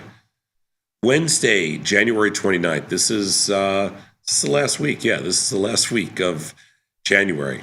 Can't believe it already. Yeah, next week we've got a little bit of a crazy week. We got Dr. Jim in the house on Monday. Should be a lot of fun. And we'll see how that goes. He's going to come in Dr. here. Jim put in a full day. Going to be fun. Yeah, Dr. Jim putting in a full day. It should be fun and a full night. He's going to be performing live in Chicago, so we got a lot of stuff going on, and should be a little fun. Anyway, let's see what we got here. Emails that came in to us yesterday. I'm long stock in several underlyings, and I sell weekly covered calls against them. I feel like it helps me manage my volatility exposure, but do you think I'd be better off going 45 days instead? I mean, we've done the research, and doing the weeklies again. Let's assume it's all liquid here, right? You're not giving up a lot towards mid price because some equities don't have the greatest weekly option markets in them. So let's just assume that there's great markets and good implied volatility. You get an extra week. Almost like 5 weeks of premium versus 4 weeks of premium if you go through 45 days. So you get paid for the extra work that you have to do, again, assuming that the markets are liquid. Yeah, you know, So I'm pretty, I'm like the bat. I'm pretty indifferent to this. I mean, personally, I prefer the 45 days or 30, 35 days, whatever it is. I prefer the full cycle. I don't like trying to manage on a weekly basis. I think it's a pain in the butt. Some people like it. I mean, I manage my positions every day, so it's not like I'm not opposed to managing aggressively. But in this situation, I prefer the longer duration. But if you like it on the weeklies, you get an extra. You get basically every month you get an extra week of premium. Yep. If you're willing to do all the work, you get an extra week. It's up to you. There's absolutely nothing wrong with it. I don't think you're necessarily better off. I prefer it because it's easier for me, but I don't think you're better off. Let's go next slide. I like covered calls, but I often seem to run into the high-class problem where the call eats up the gain on the stock. This is true of about half my portfolio, and that's a high-class problem for sure. I'm realizing I want to keep my stocks, but I like collecting some premium and reducing my basis. Is the answer just to adjust my short call more frequently, or should I go further out of the money and take a smaller credit? First of all, you should probably put out a newsletter because this is a great high-class problem, like Tom said, to have. I guess with your stock picking ability and the market cooperating the way it is, I would say if you're selling an out-of-the-money call, to answer this question, every time it gets to be a strike in the money, maybe you roll up in the same month if it's under 21 days, and if it's over 21 days, and if it's inside 21 days, you quickly roll out to the following month when your strike is breached. So that would keep you with more delta. I think it's a great track record. Keep it going. Yeah. First of all, this is a little bit of a bull market phenomenon here because if you're just picking stocks and all your stocks are going up and your calls are eating into your profits, potential profits, and above what you've already made, that's a great problem to have. And that is a bull market problem. I think you will regret changing your approach, and you should hope that for the rest of your life that you buy covered calls and that every single time the stock blows up your upside. Every single freaking time. This is the best problem. Yes. Of every trader I've ever read an email for, this is the best problem I've ever heard. Yes. This is not a problem. This is the greatest thing ever. This means you're too damn good. I would not change a thing. I would not go further out of the money. I would not take a smaller credit. I would not change a thing. And I would thank your lucky stars because when the market turns around, if it ever does, you'll be thankful that you didn't switch your methodology. Agreed. Let's go next slide. The other day in Confirm and Send, you said that skew does not forecast direction of a move, but velocity. I've heard that before, but I don't know what it means.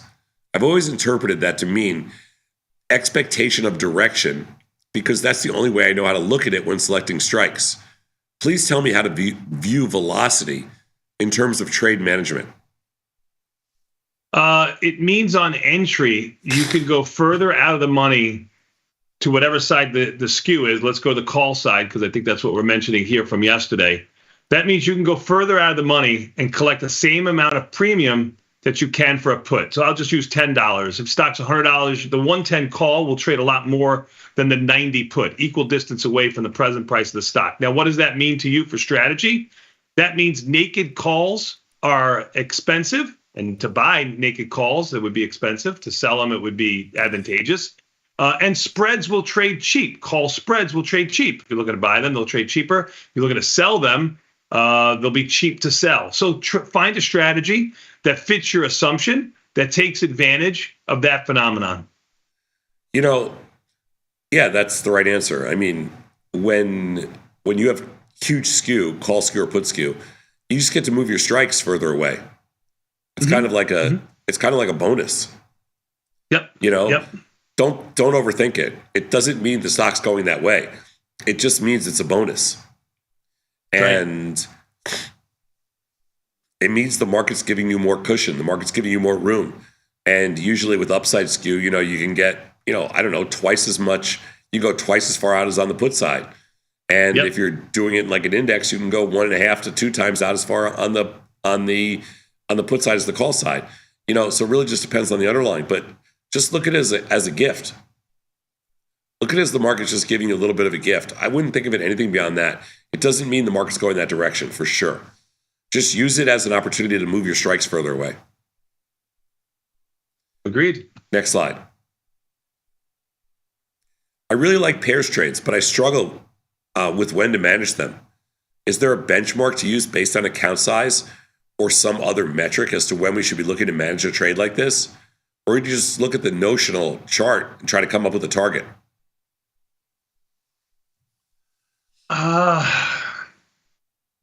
This is a tough one, right? I mean, you're using pairs trade, I'm assuming, with futures, correct? Yeah. Okay. I mean, you could look at, especially using the pairs trader. That'd be a nice thing to use. We haven't gone to the pairs trader in quite some time. Maybe I'll look at that for you guys today.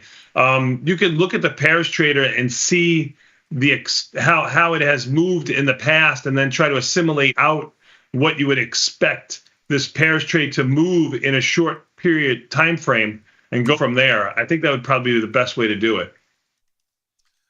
I am someone that, like I've been trading pairs trades for a long time.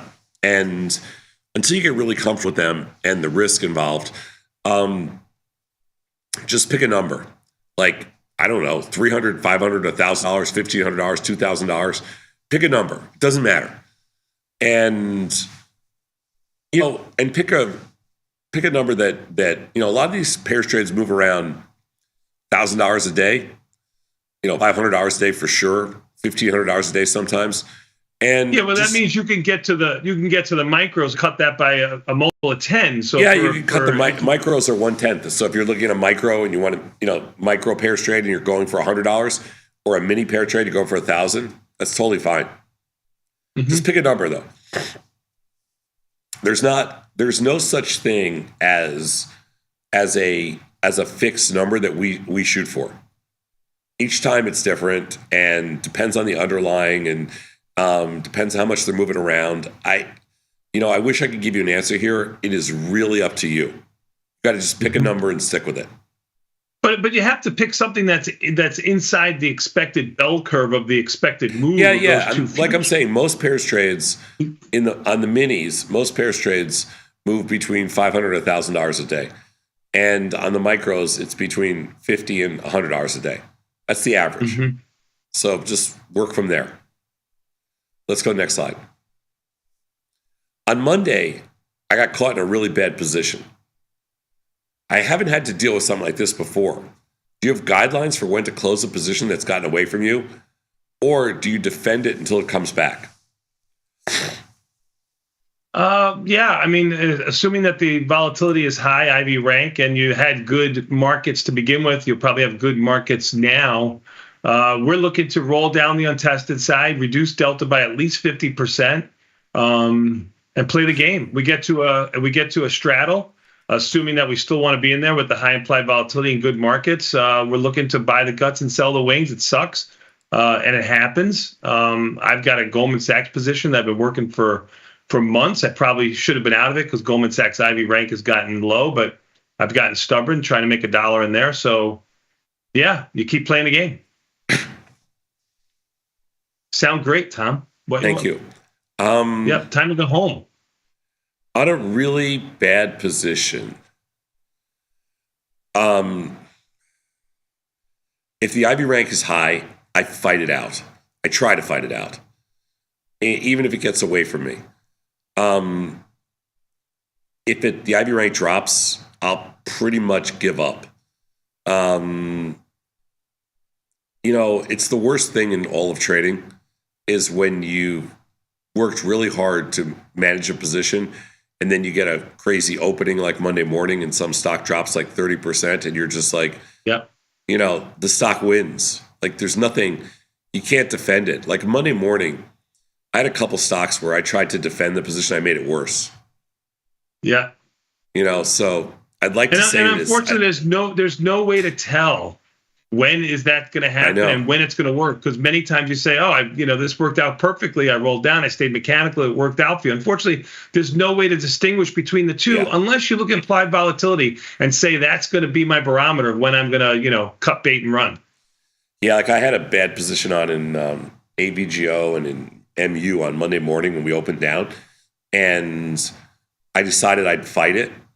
So I rolled the calls down in both cases and got fairly neutral. And then the stocks kept going down and my losses in both cases doubled. Yeah. They went up by 50%. So they didn't totally double, but they got 50% worse in both cases. So I made it worse. And I thought I was really doing something good to make it better. So it's not that easy. Everybody's in the same boat. No. Yep. Let's go next slide. Yeah. I wish there was a better answer. I have a list of highly liquid underlyings where the IBR is above 30. Does it matter which one I trade? Highly liquid underlying where the IB is above 30. You can look to avoid earnings. You can look for the IVX 5-day change to be positive. That would mean implied volatility has gone higher over the last 5 days than lower. That's something I do in my podcast all the time. Try to whittle that down ever so slightly. But no, that's all I'm looking for. If they're liquid, sometimes it has to do with the amount of the price of the stock.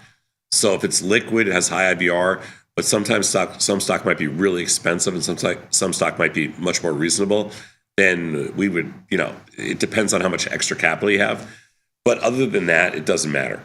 So like a strategy, like a strangle, if that's the only thing that we're looking at right now, might use $2,000 on a lower price stock. It might use $6,000 on a higher price stock. Maybe a default to the $2,000 play just because of the buying power and limitations on your account. That would make sense. Like, so, if Tony's looking at two stocks and one is $100 and one is $500, he's probably not going to do the $500 stock because it would require 5 times more money.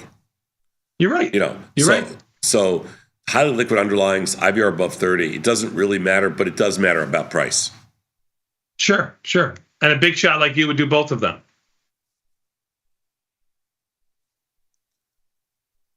That's it. We're going to take a quick, I can't take advantage of you anymore. I'm sorry. We're going to take a quick 90-second break and come back. We got more Tasty Live with an option jive right after this. It was Tasty Live.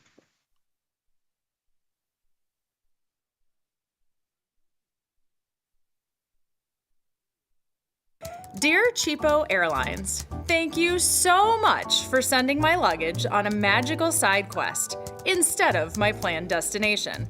I am glad that I had the sustenance of the single pretzel I was served on board while I was waiting for my bag to arrive. Looking forward to your reply, because surely the response can't be as delayed as long as my flight was. Warm regards, Bettina. Sometimes it feels good to get smart. Get even smarter with live trading insights and some live taunting. Every day I do God's work here. From the smart mouths at Tasty Live. If you missed the live show, here's our cherry on top weekly recap. I have one question. Chicken wing, flat or drum? Drum. It's not that we had it right. We knew it. You go for the flat part? Everybody does. Everybody in the know goes for the flat. Nobody goes for the drum. Well, first of all, I don't eat chicken wings, but if I do, I go there. Second of all, I go boneless. Oh my God, you bougie SOB. Unbelievable. Unbelievable. Yeah. Well, you didn't ask me boneless or bone. That explains a lot on how you view the world too, by the way. I told you 100% he's a drumstick guy. Yep, 100%. Yep, I agree. I go said for the same boneless. thing. I would never order chicken wings. Boneless. Oh my God, you're like a child. I have never. If they were in front of you and Tom, you would scarf the whole plate down. What are you kidding me? I have never ordered a boneless wing in my life. I guarantee you've had boneless chicken wings. Yeah, I've had them, but I don't order them. I would never order them. I like when bones. When you go to like a brown, oh, you like bones? Oh my God! Well, because they give you something to hold on to, like an animal. Go to boneless. This is a great conversation. Anything else you guys got? Oh, Sosnoff, I ran into two guys from the floor that I haven't seen in forever. Magoo. Okay.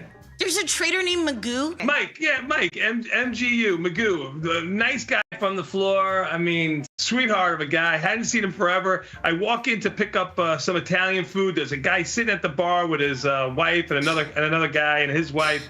And he had a country club shirt on. I wanted to see what it said, and I couldn't read it, so I must have looked a little bit longer. He goes, hi. And I go, hi, but we didn't know each other. And then our eyes lock, Sosnoff. It was like it was like love at first sight. And I go, and he goes, Batman, I watch you every day. I can't believe I see you. He goes, you're a celebrity. I go, Magoo. And we sat there and talked for about 45 minutes. We had a great time. While your family was back at your house waiting for their food? Yes. I found some tapes from 40 years ago, Sosnoff. I have something that I would like to show you. And there's Mr. Tom Sosnoff. This is the last Papa shot he ever made. 31 years ago, you made your last Papa shot. You still got that Sissy Mary little thing that you do before you shoot. What in the deep purple are you wearing? A t-shirt. And a swoosh. Hey, Scott, what if I said I could take you back to Sosnoff's prime 32 years ago? Would you like that experience? From what angle? Like a good angle. A good angle. What prime? Like his trading prime, his basketball prime. His basketball prime. Love to see that. All right, Beth, roll tape. Here is Sosnoff in his basketball prime. Can you see this? That, you know what? This actually makes a lot of sense. Everybody's playing with their kid, and Tom's shooting hoops into a 3-year-old basket. Way to be engaged, Tom. Get the full scoop by checking out the archives at tastylive.com.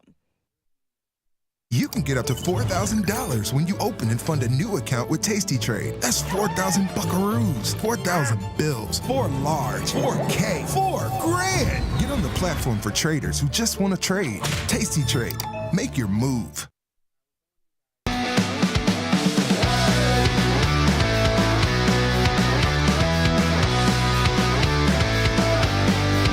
It's option.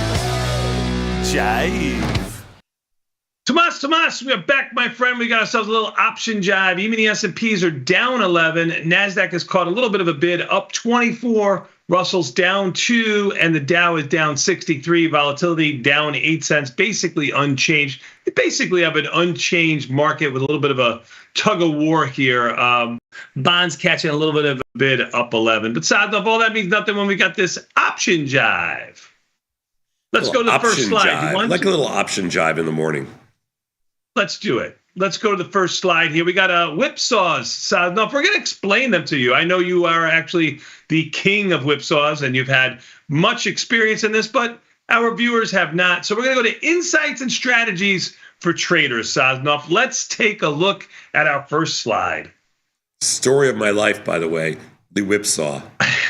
I know. You're not alone. I'm there too. Anybody who's traded for any period of time has certainly gotten whipsawed. Let's see what that is. In the world of trading, a whipsaw describes a scenario where an asset's price swiftly moves in one direction and then rapidly reverses going in the other direction, often catching traders off guard.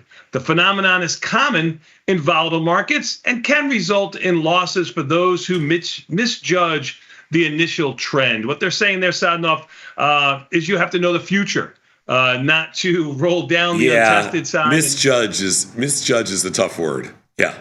Yeah, just get it wrong. Sometimes the market beats you, is the way that the way that we say it. Yeah. The term whipsaw is inspired by the back and forth motion of a saw. Sadnov, that's a tool that carpenters will use to go back and forth to cut a piece of wood. You may have heard the sound when you were walking out of your house to go to brunch while some laborer was doing work in your house. That's what the whipsaw is. It's inspired by the back and forth motion of a saw, highlighting the abrupt and unpredictable nature of these price shifts. This segment aims to provide a clearer understanding of whipsaw from both stock price, trading perspective, and explores strategies for effectively managing these rapid market shifts. Are you ready for the next slide, Tom? I always thought a whipsaw was the fact that the saw would go, you mean it would fluctuate rapidly when it maybe got caught in the wood? So no, that you could hold a saw out and you could go like this and it would bend one way or the other. How many times have you held a saw out and watched it go like that? Many times. I did a lot of sawing when I was young. Let's go to the next slide, please. Don't be difficult, okay? Historically, this is identified as a whipsaw move marked by a rapid downward shift followed by a rapid reversal or a swift reversal. Statistically speaking, historic market moves that were at least 30% to the downside took much longer to make a 2/3 recovery than 1.5 months. I mean, this is an extreme whipsaw. I mean, I believe we get whipsaw daily on much smaller moves, right? They're looking at the crash here. It took 17 years for it to come back. The 73 crash, 1 year. The 01 crash, a year and a half. The 08, 1 year. And the 2020, about 1.5 months. I don't consider any of these whipsaws. I agree with you 100%. I don't know how a 17-year process or even a 1-year process can be a whipsaw. Month and a half, I give you that one.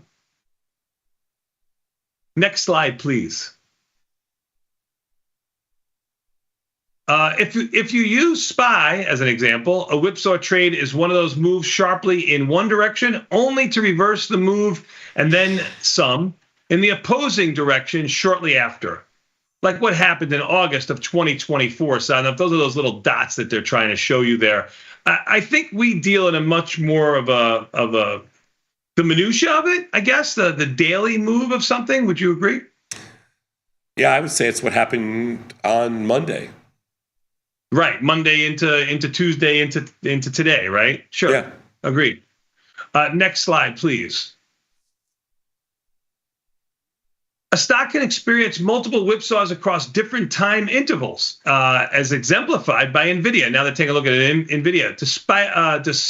Despite Monday's sell-off, NVIDIA has historically undergone several whipsaw events. Yeah, now here they are going into a little bit more of our time frame, Sadnov, looking at just about a daily whipsaw when something maybe goes outside the expected move or to the extreme of the expected moves when you rolled up or rolled down, correct? Yeah. They've got the blue dots going into the red dots. Very good. Next one, please.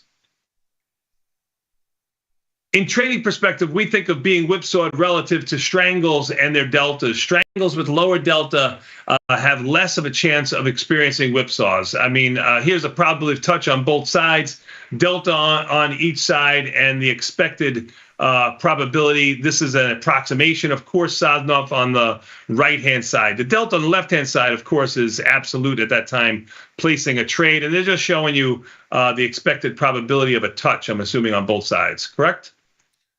Yes, yeah, sure. Yeah, it makes sense. Next slide, please. We've got a nice little refresher going on here. These less aggressive strangles have also seen far fewer occurrences of whipsaws. They're looking at SPY here, just one thing, which has a lower implied volatility than a lot of the NASDAQ stocks that we would trade. Here's a probability of touch of both sides looking at the expected probability and the actual occurrence here. Sadnov, does anything jump out at you when you look at the obviously the delta on the 40, the actual occurrence? You're basically looking at a higher than 50-50 chance of both sides having, or one side having a touch on here. When you go to that 30 delta, it's much more manageable. Basically looking at a two standard deviation move of around 12%. What do you think, Tom? Well, what I think is that at 20 deltas on each side, the expected probability is 16%, and it's only 2. That seems really low to me. Mm-hmm. Really low. And now remember, we're looking at SPY. So it does have a lower. Yeah, I know. I understand. You're looking at SPY, which is different, but that 2% seems low. That's all. Let's go to the next slide, please. While choosing a lower delta strangle is one way to defend against whipsaws on trade entry, some other moves like that of earnings announcements can be avoided. Now, you're not going to have any earnings announcements in SPY. That's why that number looks so advantageous too, versus another stock that has earnings. We still maintain our base mechanics for defending trades aimed at a whipsaw, I believe. Roll up and down on tested side, roll out in time, roll inverted if it's called for. And by rolling inverted, we've kind of changed that a little bit, Sadnov. When we get ourselves into a strangle or basically an inverted situation, which means having an in-the-money call and having an in-the-money put, we would then default to buying the guts and selling the wings, which simply means buying that straddle or that inversion back and going back to that 20-ish delta strangle that we originally had, assuming you're still looking at a delta neutral strategy. Sadnov, you agree? Yeah, those are all my. I mean, basically, I might not roll inverted. I might recenter, but same thing.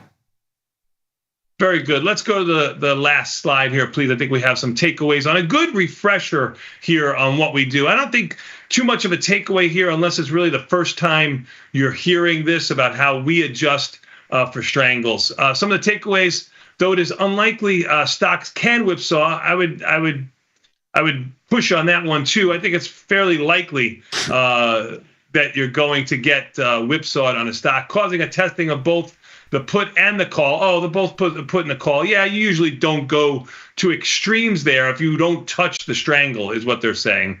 Typically, covering 2/3 of a crash loss has taken about a year, excluding 1929. But in 2022, the market rebounded 2/3, or about 34% drop in only about a month and a half. That was a very quick return back. They're talking about an overall portfolio here, Sadnov, instead of individual strategies. In defense of this phenomenon, you can implement lower delta strangles or be patient with our base mechanics of rolling up and down and out in time. Also, it can be managed by using stop loss orders or other management techniques to limit potential losses. Sadnov, it looks like somebody used DeepSeek to write this thing here. I don't know about stop orders for a management technique, maybe a mental stop, but not a hard stop.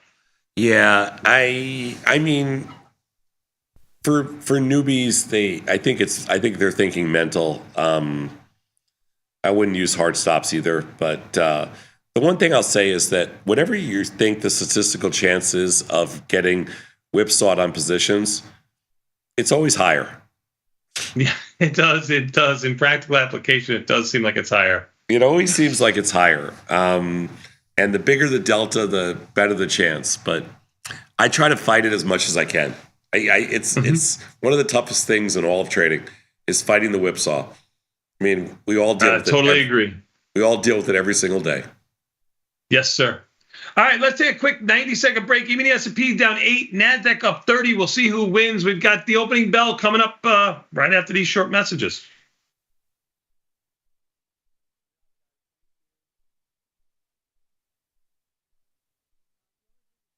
This is Chicago. We invented the skyscraper, the Italian beef, and the standardized options market. SIBO is not only the birthplace of options, it's also where Liz and Jenny got their start. In an industry first, 2 female former floor traders broadcast live from the floor. Hear the sounds of live market action. and feel the electricity as they present real-time trade ideas and research-backed market studies live from the SIBO's SPX pit. Watch Liz and Jenny live from the SIBO, only on tastylive. Forbes called us best online for options trading. Investopedia, best for options trading, period. With stockbrokers.com, we're number one for options and futures trading. The Motley Fool really likes us. And so does Business Insider. So what else can we say other than boom? Trade like a trader. Tasty Trade. Make your move. What's up, everybody? Check out my new series, Life Cycle of a Trade, where I show you my real-time trades with insights into strategy selection, adjustment mechanics, all the way to the closing order for all of the tastylive core strategies.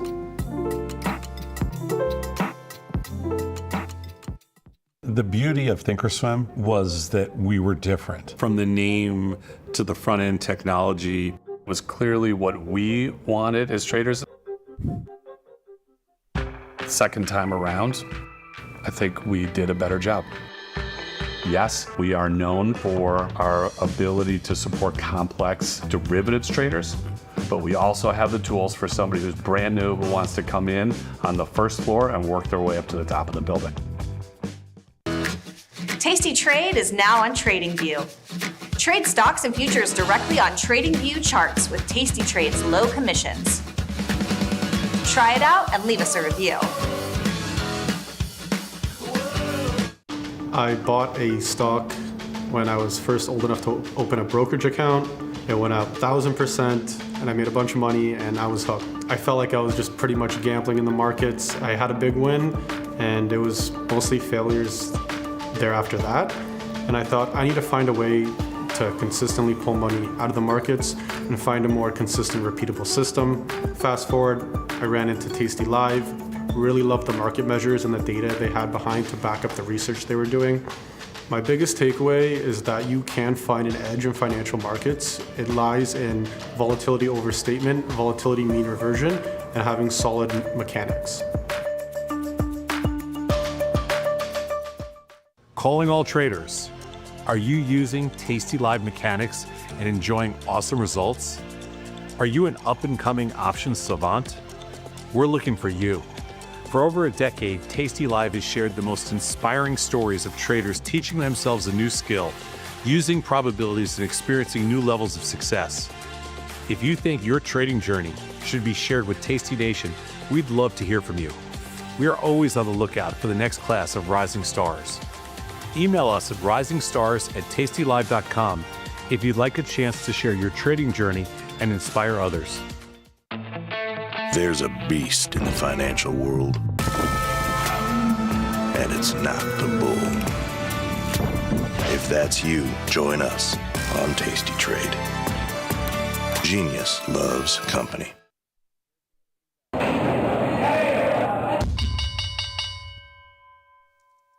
Tomas, we are back, my friend. You know what that means. The opening bell is imminent here in about a minute and a half. Even the S&P is holding steady, although they are down $8.50. The NASDAQ holding steady, although it is up around 28 points.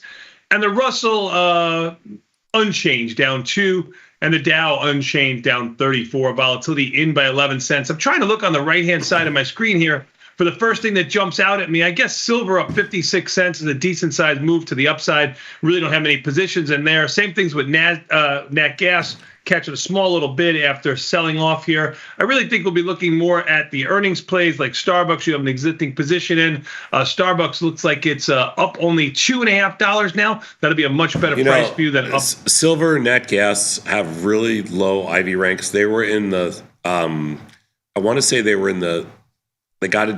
Well, nat gas didn't get under 20, but silver got under 20 last week. Just so you know. Yeah, they were. I think they were in the single digits for a skosh there. Yeah, I took off. I closed my silver position last week because it got in the single digits. Nat gas is down to the low 20s. I'm still in nat gas, but a lot of these, I started the year with almost 20, I think 22 or 24 futures options positions. I'm down to 13 right now. So I basically cut my futures options positions in half because the IB rank has dropped so much on so many of these underlyings. I just want to point that out because it's just weird. That's all. Yes, no, I totally agree with you. The volatility in some of these commodities have certainly backed off a little bit here. But you're going to have some good implied volatility in Tesla, Meta. Tesla yesterday, IB rank went from the low 60s to the low 70s pretty quickly yesterday with volatility expanding. You can see it on the right-hand side of my chart here. I'll blow it up for you real quick. There's volatility expanding in Tesla. It seems to be still expanding. We'll see how it acts today. Earnings are after the close. You got filled on Starbucks. I don't know if you bought your putties back. I was short some extra puts in Starbucks. So that's a good thing. That is a good thing.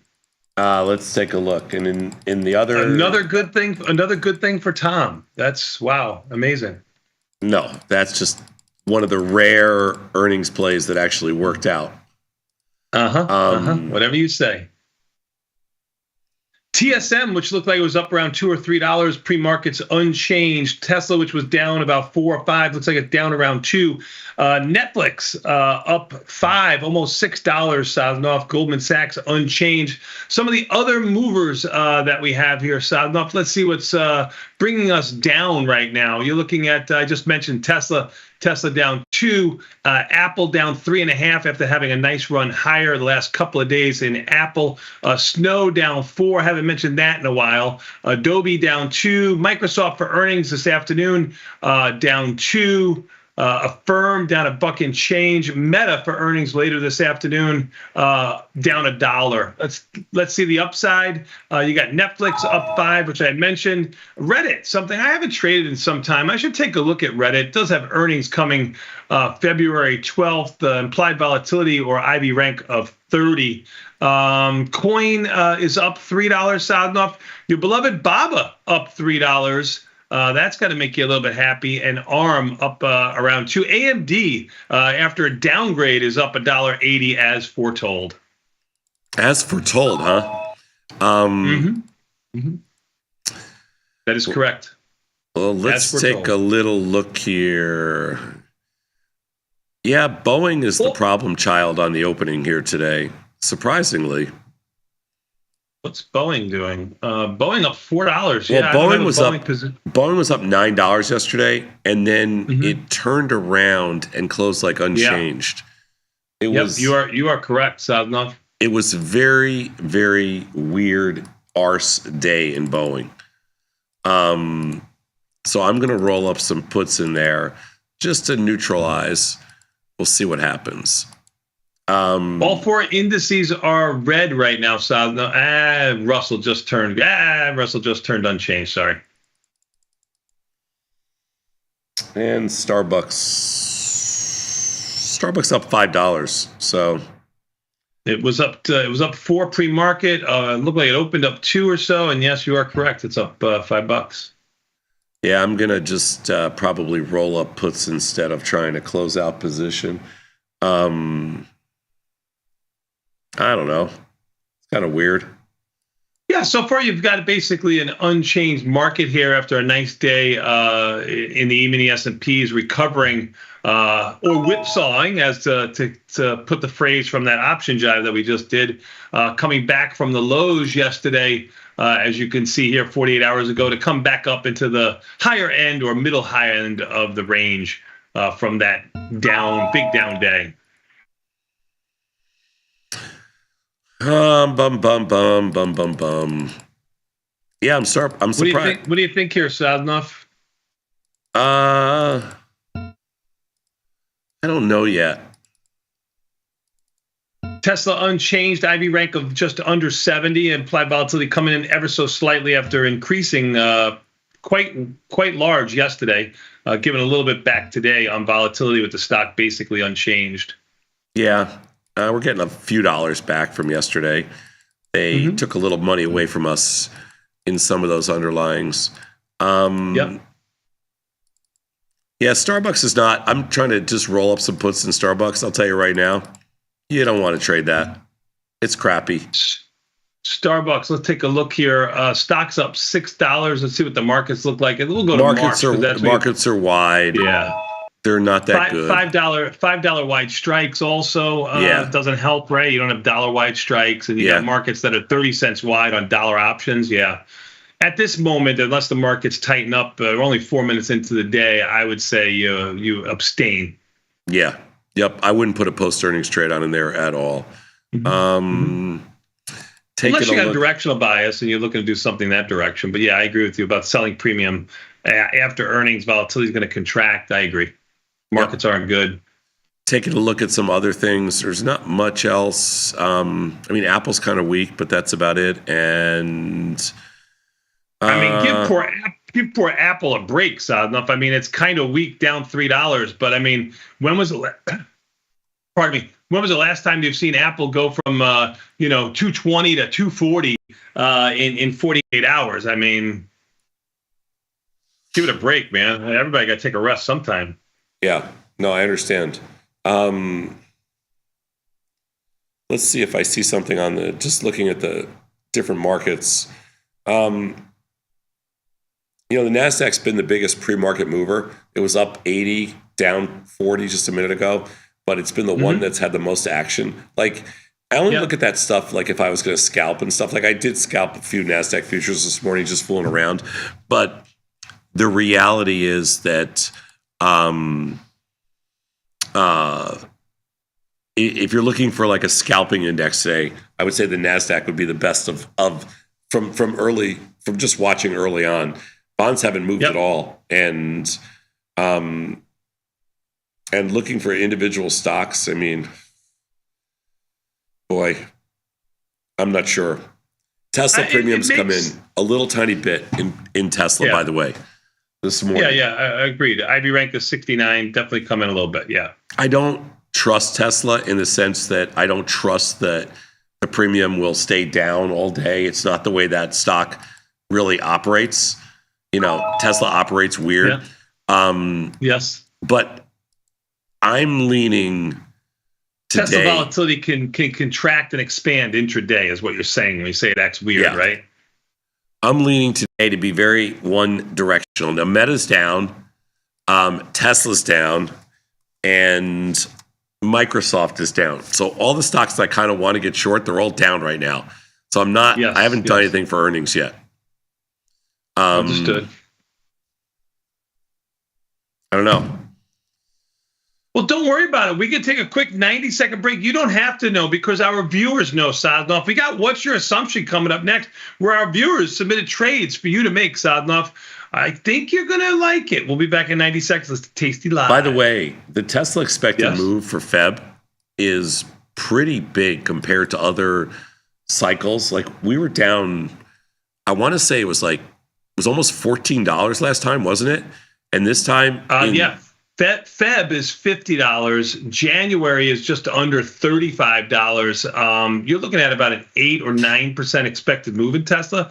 That's some big premium in there. You look at earnings trades, they've been 3, 4, 5%. This is probably double what most earnings have been in other stocks. I will tell you right now that it is very rare to find a 2-day play where you can go 2 times the expected move in Tesla. So $70, right? 2 times. And you can get, so let's just say you did the 465. That's 2 times All right, expected I was gonna move. Go to 460, but you're good. Yeah. Well, you're still talking $1.50. That's a lot. Yeah. You can 465, but you can't go down to the 320s. You're only getting about 90 cents. You're probably going to want to go to the 325s or something like that, I would imagine, right? Who, me? 330s. That's that call skew, Sadnov. That call skew. Yeah, I don't know where I want to be yet in Tesla, but I'm thinking that I hate getting burnt in there, but 2 days to go. Now, the reason I like the 2 days to go is because if Tesla's up $60 or $70, the 2 day to go options won't move. But the monthly options they'll explode. Sure, because time has value. Yes, 100%. 100%. So conversely, if it goes well outside the 2 times expected move, that out of the money option is going to trade it. It's going to turn to stock and move 1-to-1 with the stock with only 2 days to go. Yeah, so I'm thinking 475s in that area for about $1 something. 475 would be at or around its old high, Sadnov.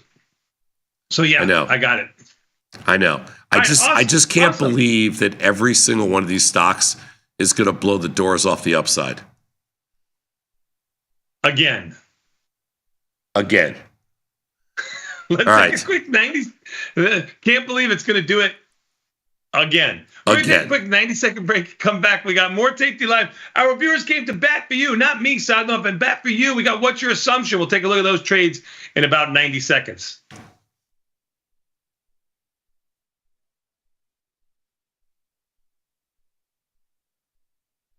In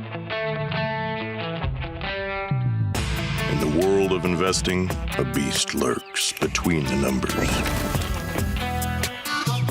Some watch from the safety of the sidelines, but others saddle up and ride that 1-ton rowdy ribeye for all he's got. If that's you, join us on Tasty Trade, named best online broker for options trading. Genius loves company. In road trips, my family, it was like whoever could get the captain seat was it. That's great. I'm having a great time. Me too. But, I mean, stay a while. Take your jacket off. No. I mean, I'll stay, but the jacket's not Come coming on, take your jacket off. Nope. Come on, no.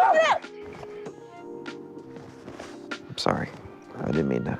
No, I'm sorry. You hopped on this cowboy's horse, so I guess you got to hear his tale.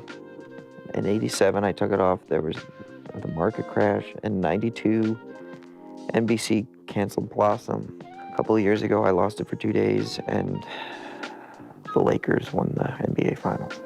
Bottom line is when this thing comes off, bad things happen. You've got to take it off sometimes. I mean, Never do. how do you shower? The jacket's kind of gotten used to it. In fact, every few days it needs it.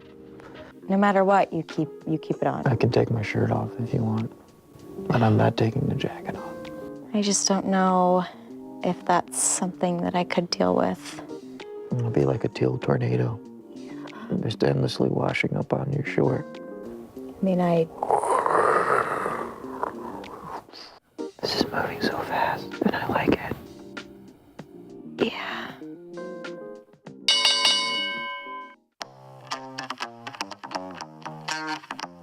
We just ripped higher up to 50 points, and I just thought we would stay there, but... The thing the market does best is it keeps you very humble. You get paid a lot for being right, and you lose a lot for being wrong. So give me, a couple hours, and I will give you everything that you need to start trading options. See you inside. Forbes called us best online for options trading. Investopedia, best for options trading, period.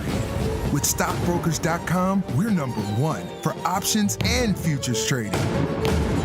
The Motley Fool really likes us. And so does Business Insider. So what else can we say other than boom? Trade like a trader. Tasty Trade. Make your move.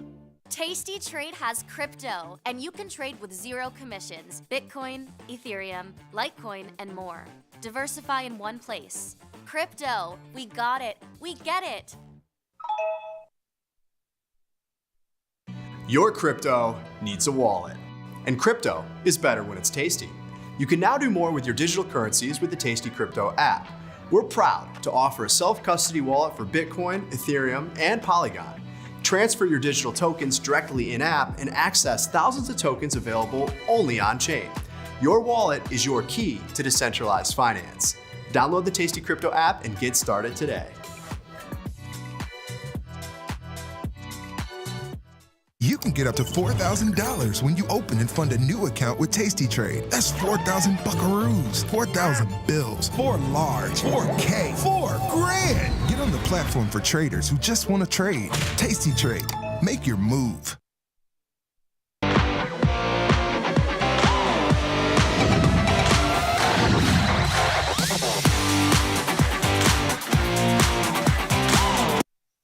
Tomas, we are back, my friend. You know what that means? Time for a little bit more Tasty Live. That's right. For What's Your Assumption?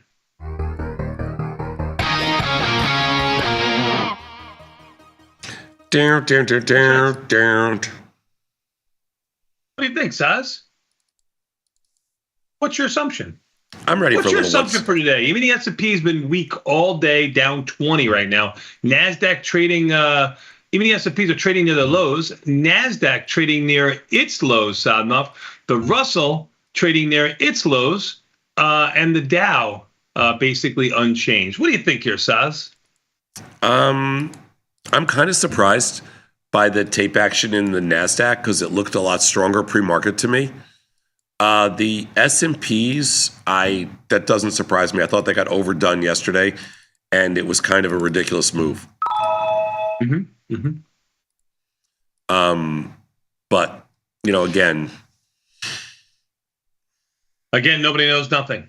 Yeah, I'm not going to read too deep into it. I didn't do very well yesterday because just had a couple stocks that just, I don't know, wasn't a good day for the good kids. I think today will be better. I'm Tom Sosnoff. He's Tony Batista. This is Tasty Live. And this is a little segment we like to do called What's Your Assumption? Let's see what the customers are writing into us about.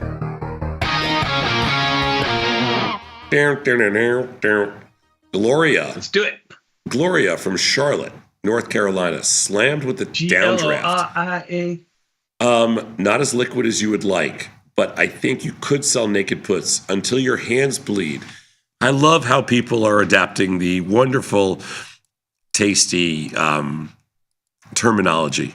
Let's take a look. I don't trade this. Do you? No, sir.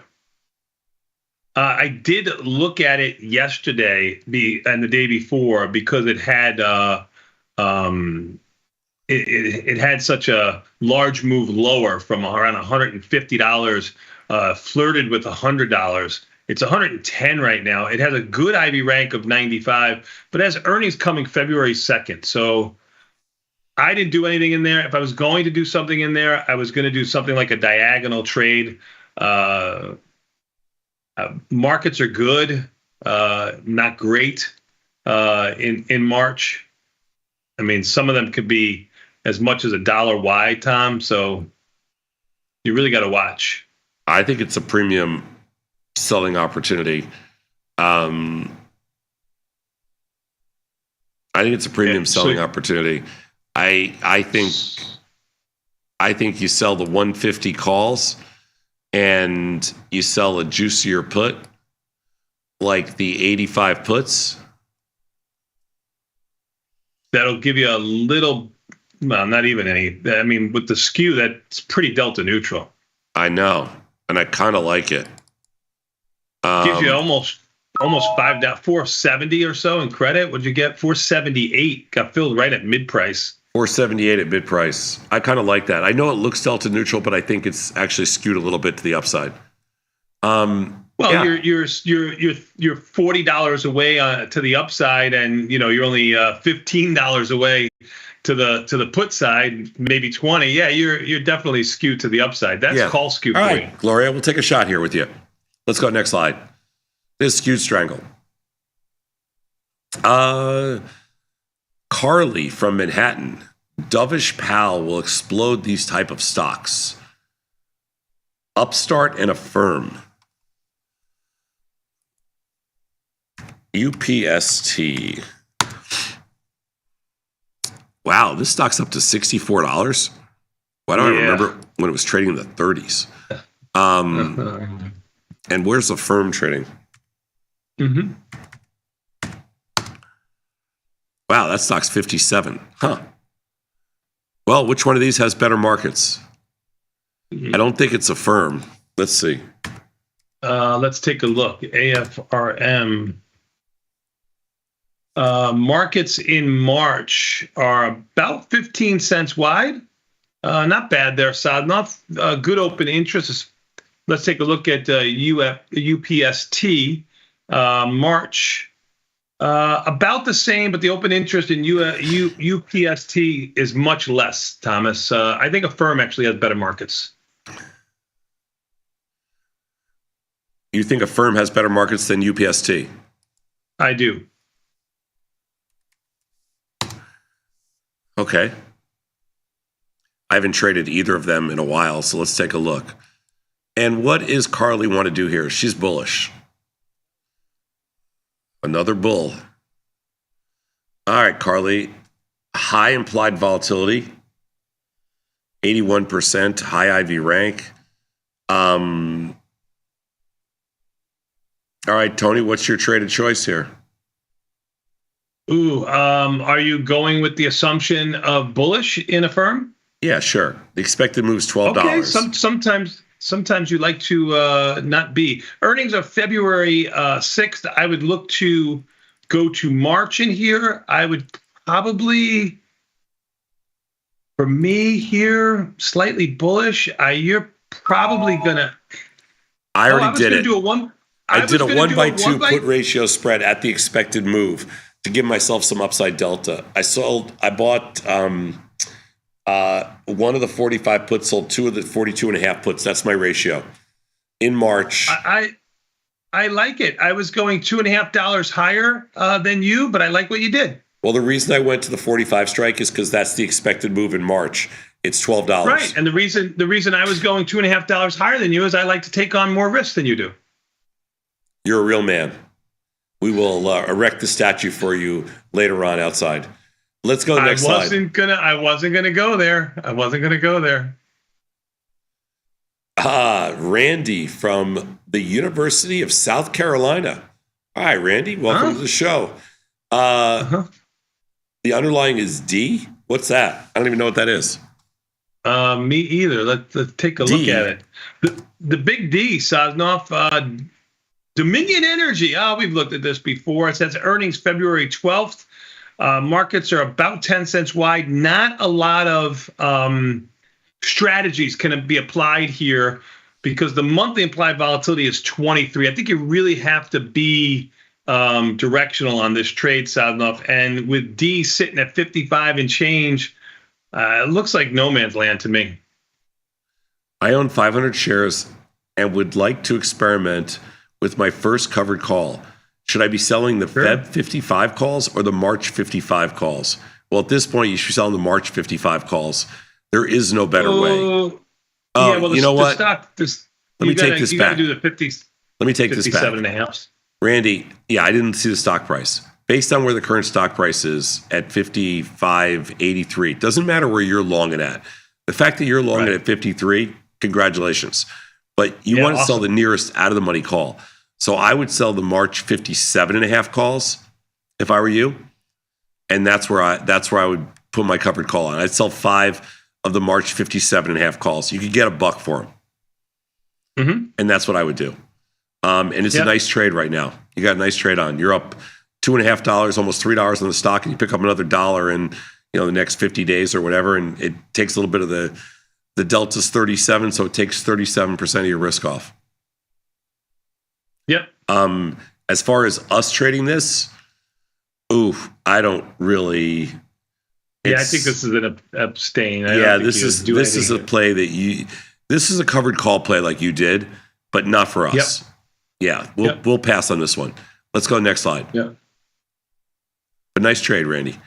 Omar from San Francisco. Let's go to Google.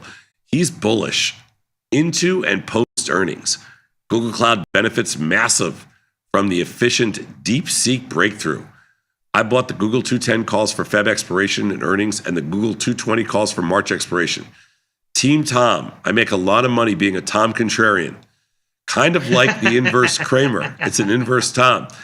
Oh, thank you so much. I think that's a compliment. I think it's a compusult. But it is for sure. I'll take the compusult, Omar. Yeah. But unlike Kramer, I actually make all these trades. So there's a big difference there. That is true. Yep. Kramer talks a good story. I actually trade a good story. And I am not near, when are Google earnings? February 4th.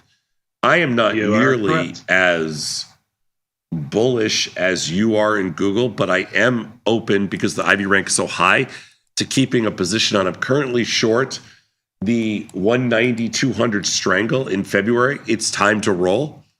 So let's put on our first Google March position right now. And I think we're going to sell the 215s and the 175 puts. The 215 so it's a good calls, example of buying the guts and selling the wings, right? Yes, it's a perfect example of buying the guts and actually selling the wings, but rolling them out a month. Yep. And we are going to stay relatively neutral in Google. I'm open to maybe adjusting this position a little bit as we get closer to earnings. But for now, I'm just going to put this Google strangle on. We'll have the March 175, 215. It's kind of dead center. And we'll see what happens. Let's see if we can get filled here. Google's like, I wouldn't put Google at, I'd say Google's probably 3 to 3.25 stars. Like, it's not my favorite trading vehicle, believe it or not. All right, we're working it right now. We'll come back to you in a second. Omar. Yeah, I'm not going to get bullish in there. I'm just going to do the long. I'm just going to be the short strangle in March. Let's go next slide. Rick from Mesa, Arizona is into URA. We haven't traded this in a while. This is that uranium stock, right? Yep. Yeah. What do you want to do in here? Bullish. I don't think we've done anything in here in a while. Sure, why not? I mean, does it trade at all?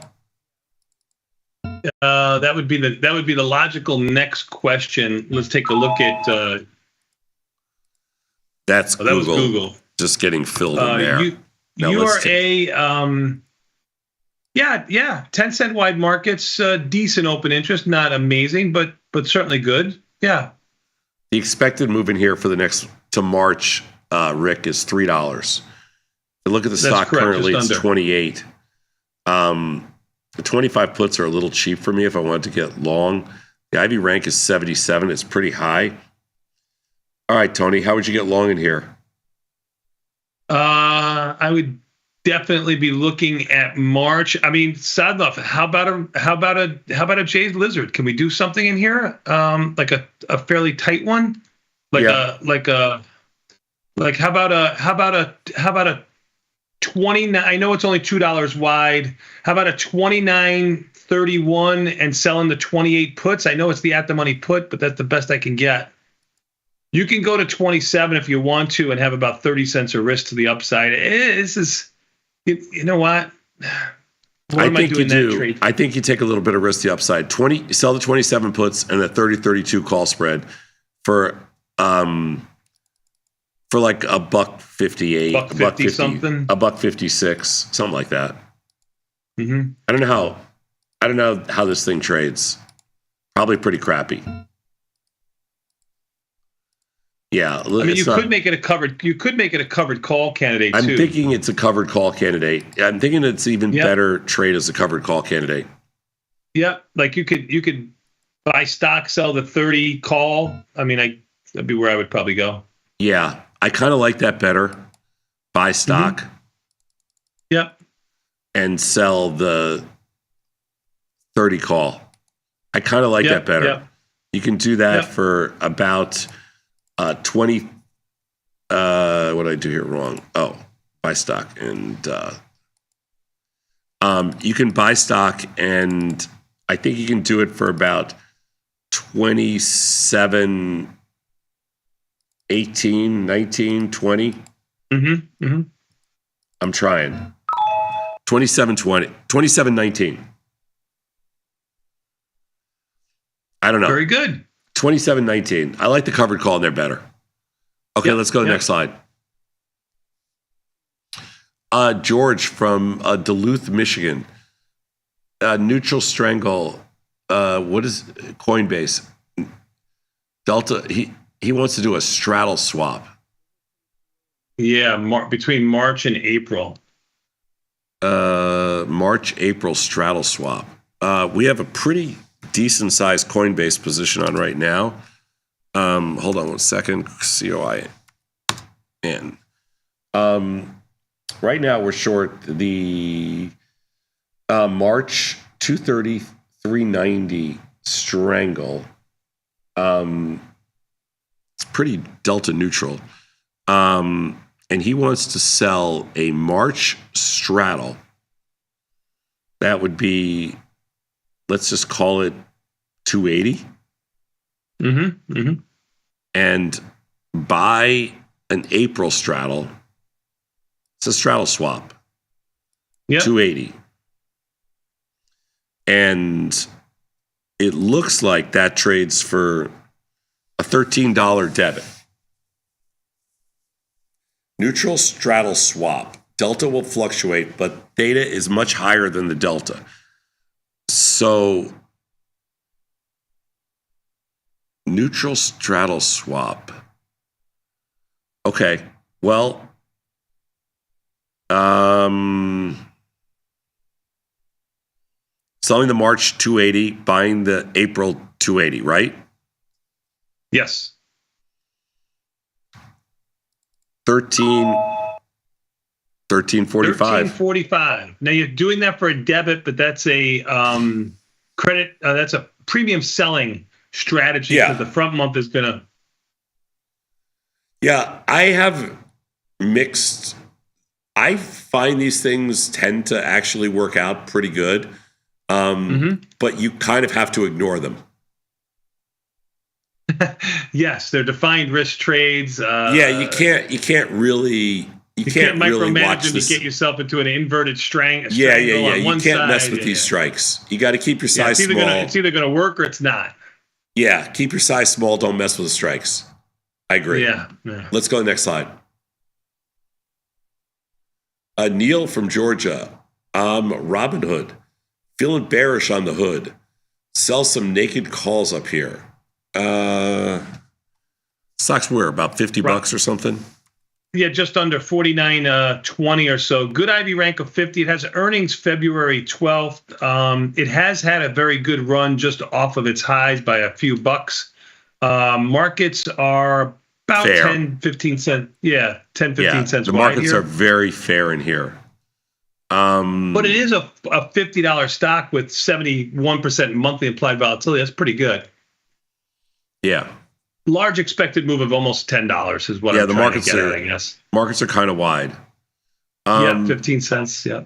All right, sure. Which one? What strike? Let's see. We'll sell I think the 65s look like junk to me. I don't think the stock's getting there.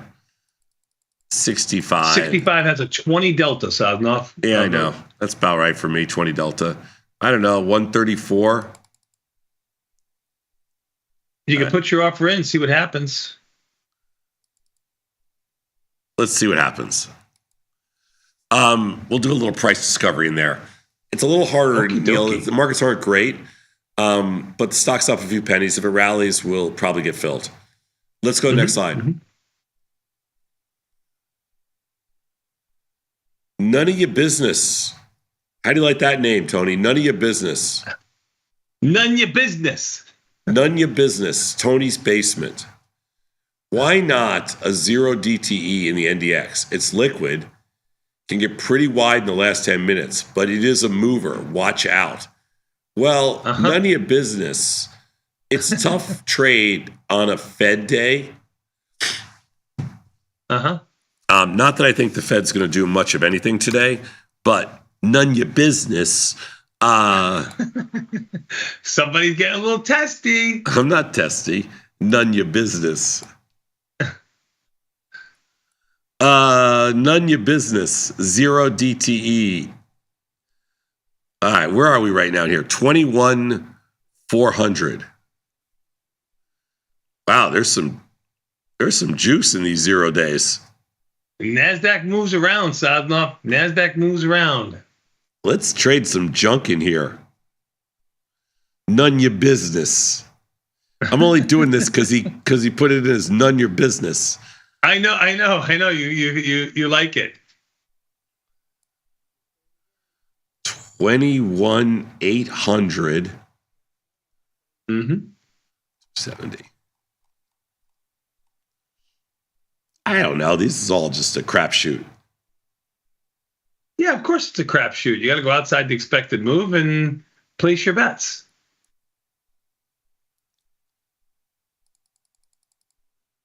None your business.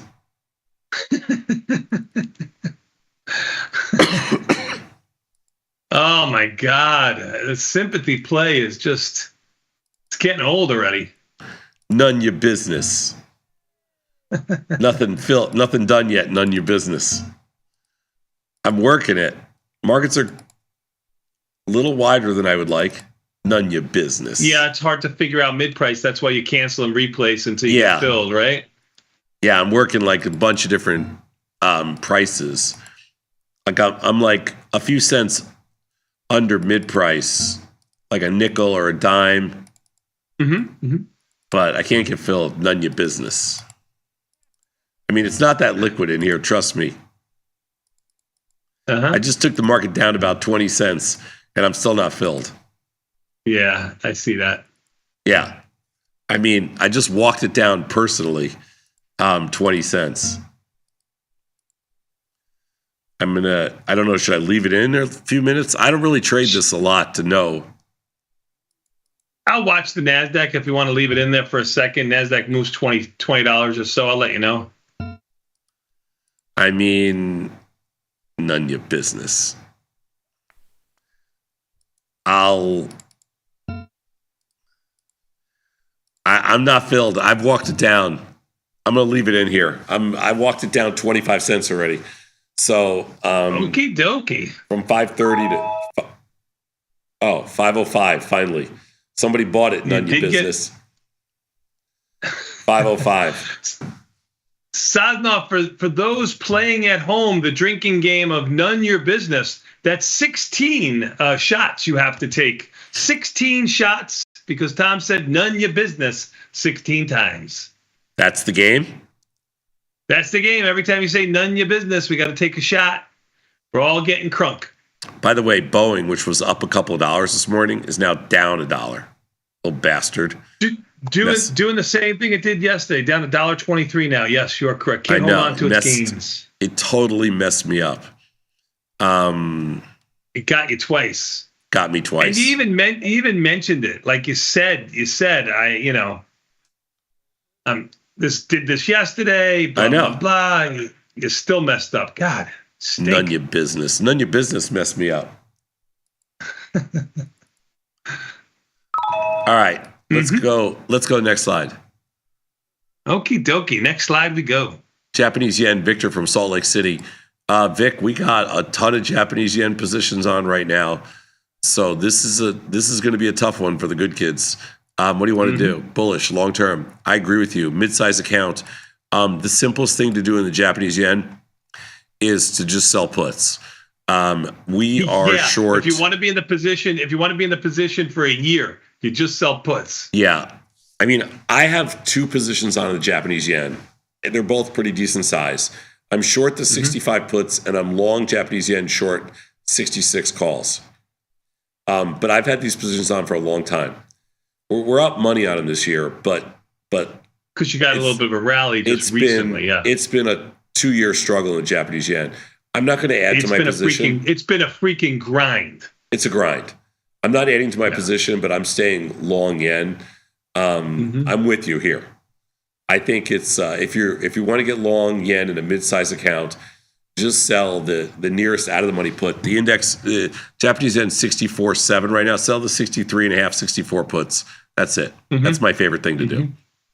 They trade rich. Gotcha. They're pretty liquid. You can easily do 1s, 2s, and 3s, but you can't do much bigger than that. Let's go next slide. FCX Aaron. We do not have an FCX position on currently.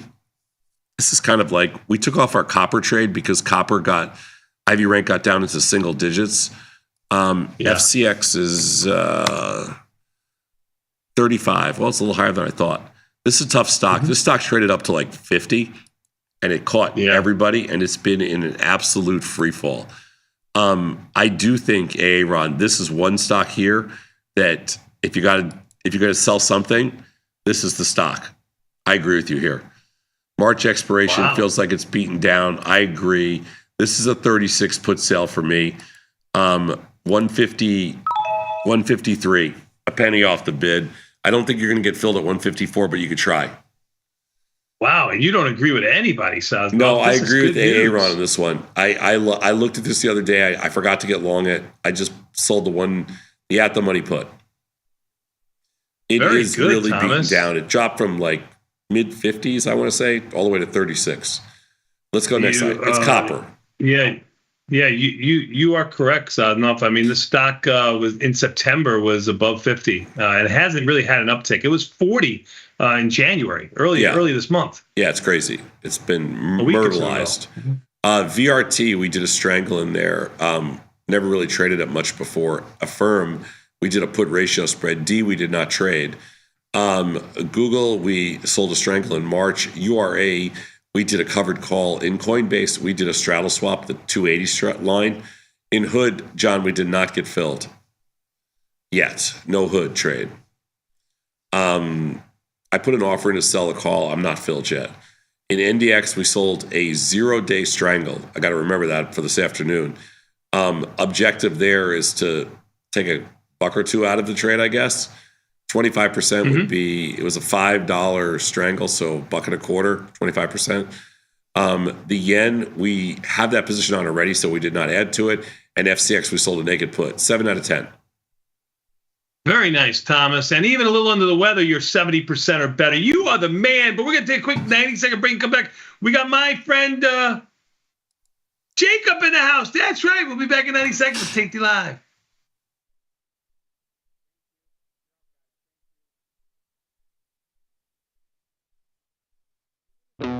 Looking for a better broker and a bonus? Sweet. We got you. Right now, you can get a bonus of up to $4,000 when you open and fund a Tasty Trade account. Plus, low rates, smart tech with the analysis tools you need, and award-winning support. So, get a broker who's actually got your back.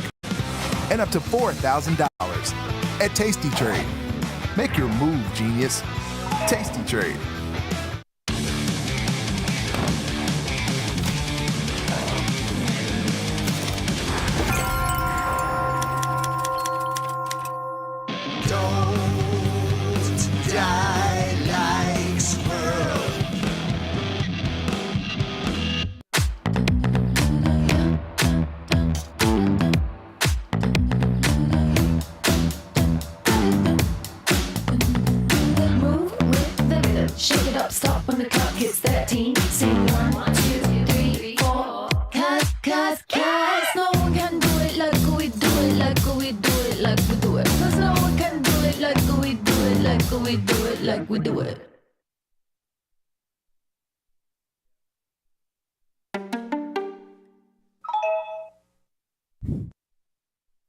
One of the things that was most intriguing about the financial space to us is just that there wasn't a lot of vision, there wasn't a lot of innovation, and I think that left a door open for us, which we really liked.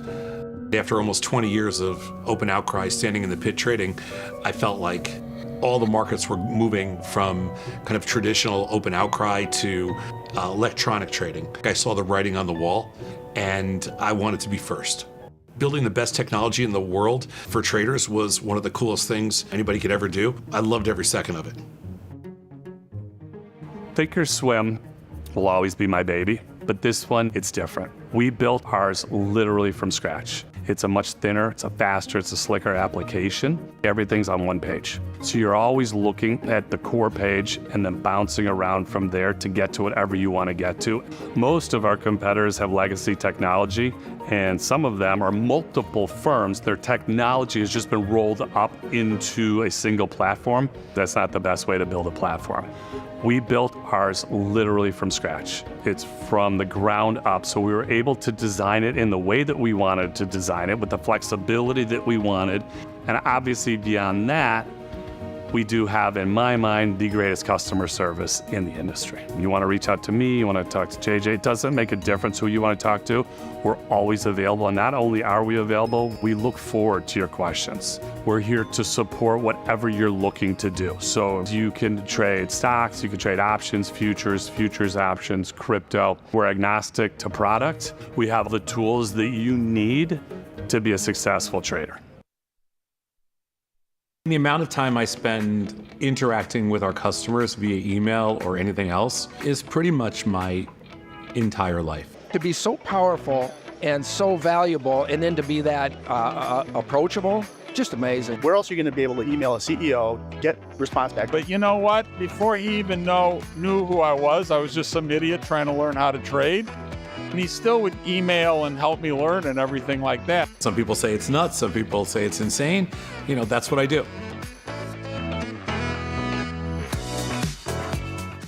Forbes called us best online for options trading. With stockbrokers.com, we're #1 for options and futures trading. So what else can we say other than boom? Trade like a trader. Tasty Trade. Make your move.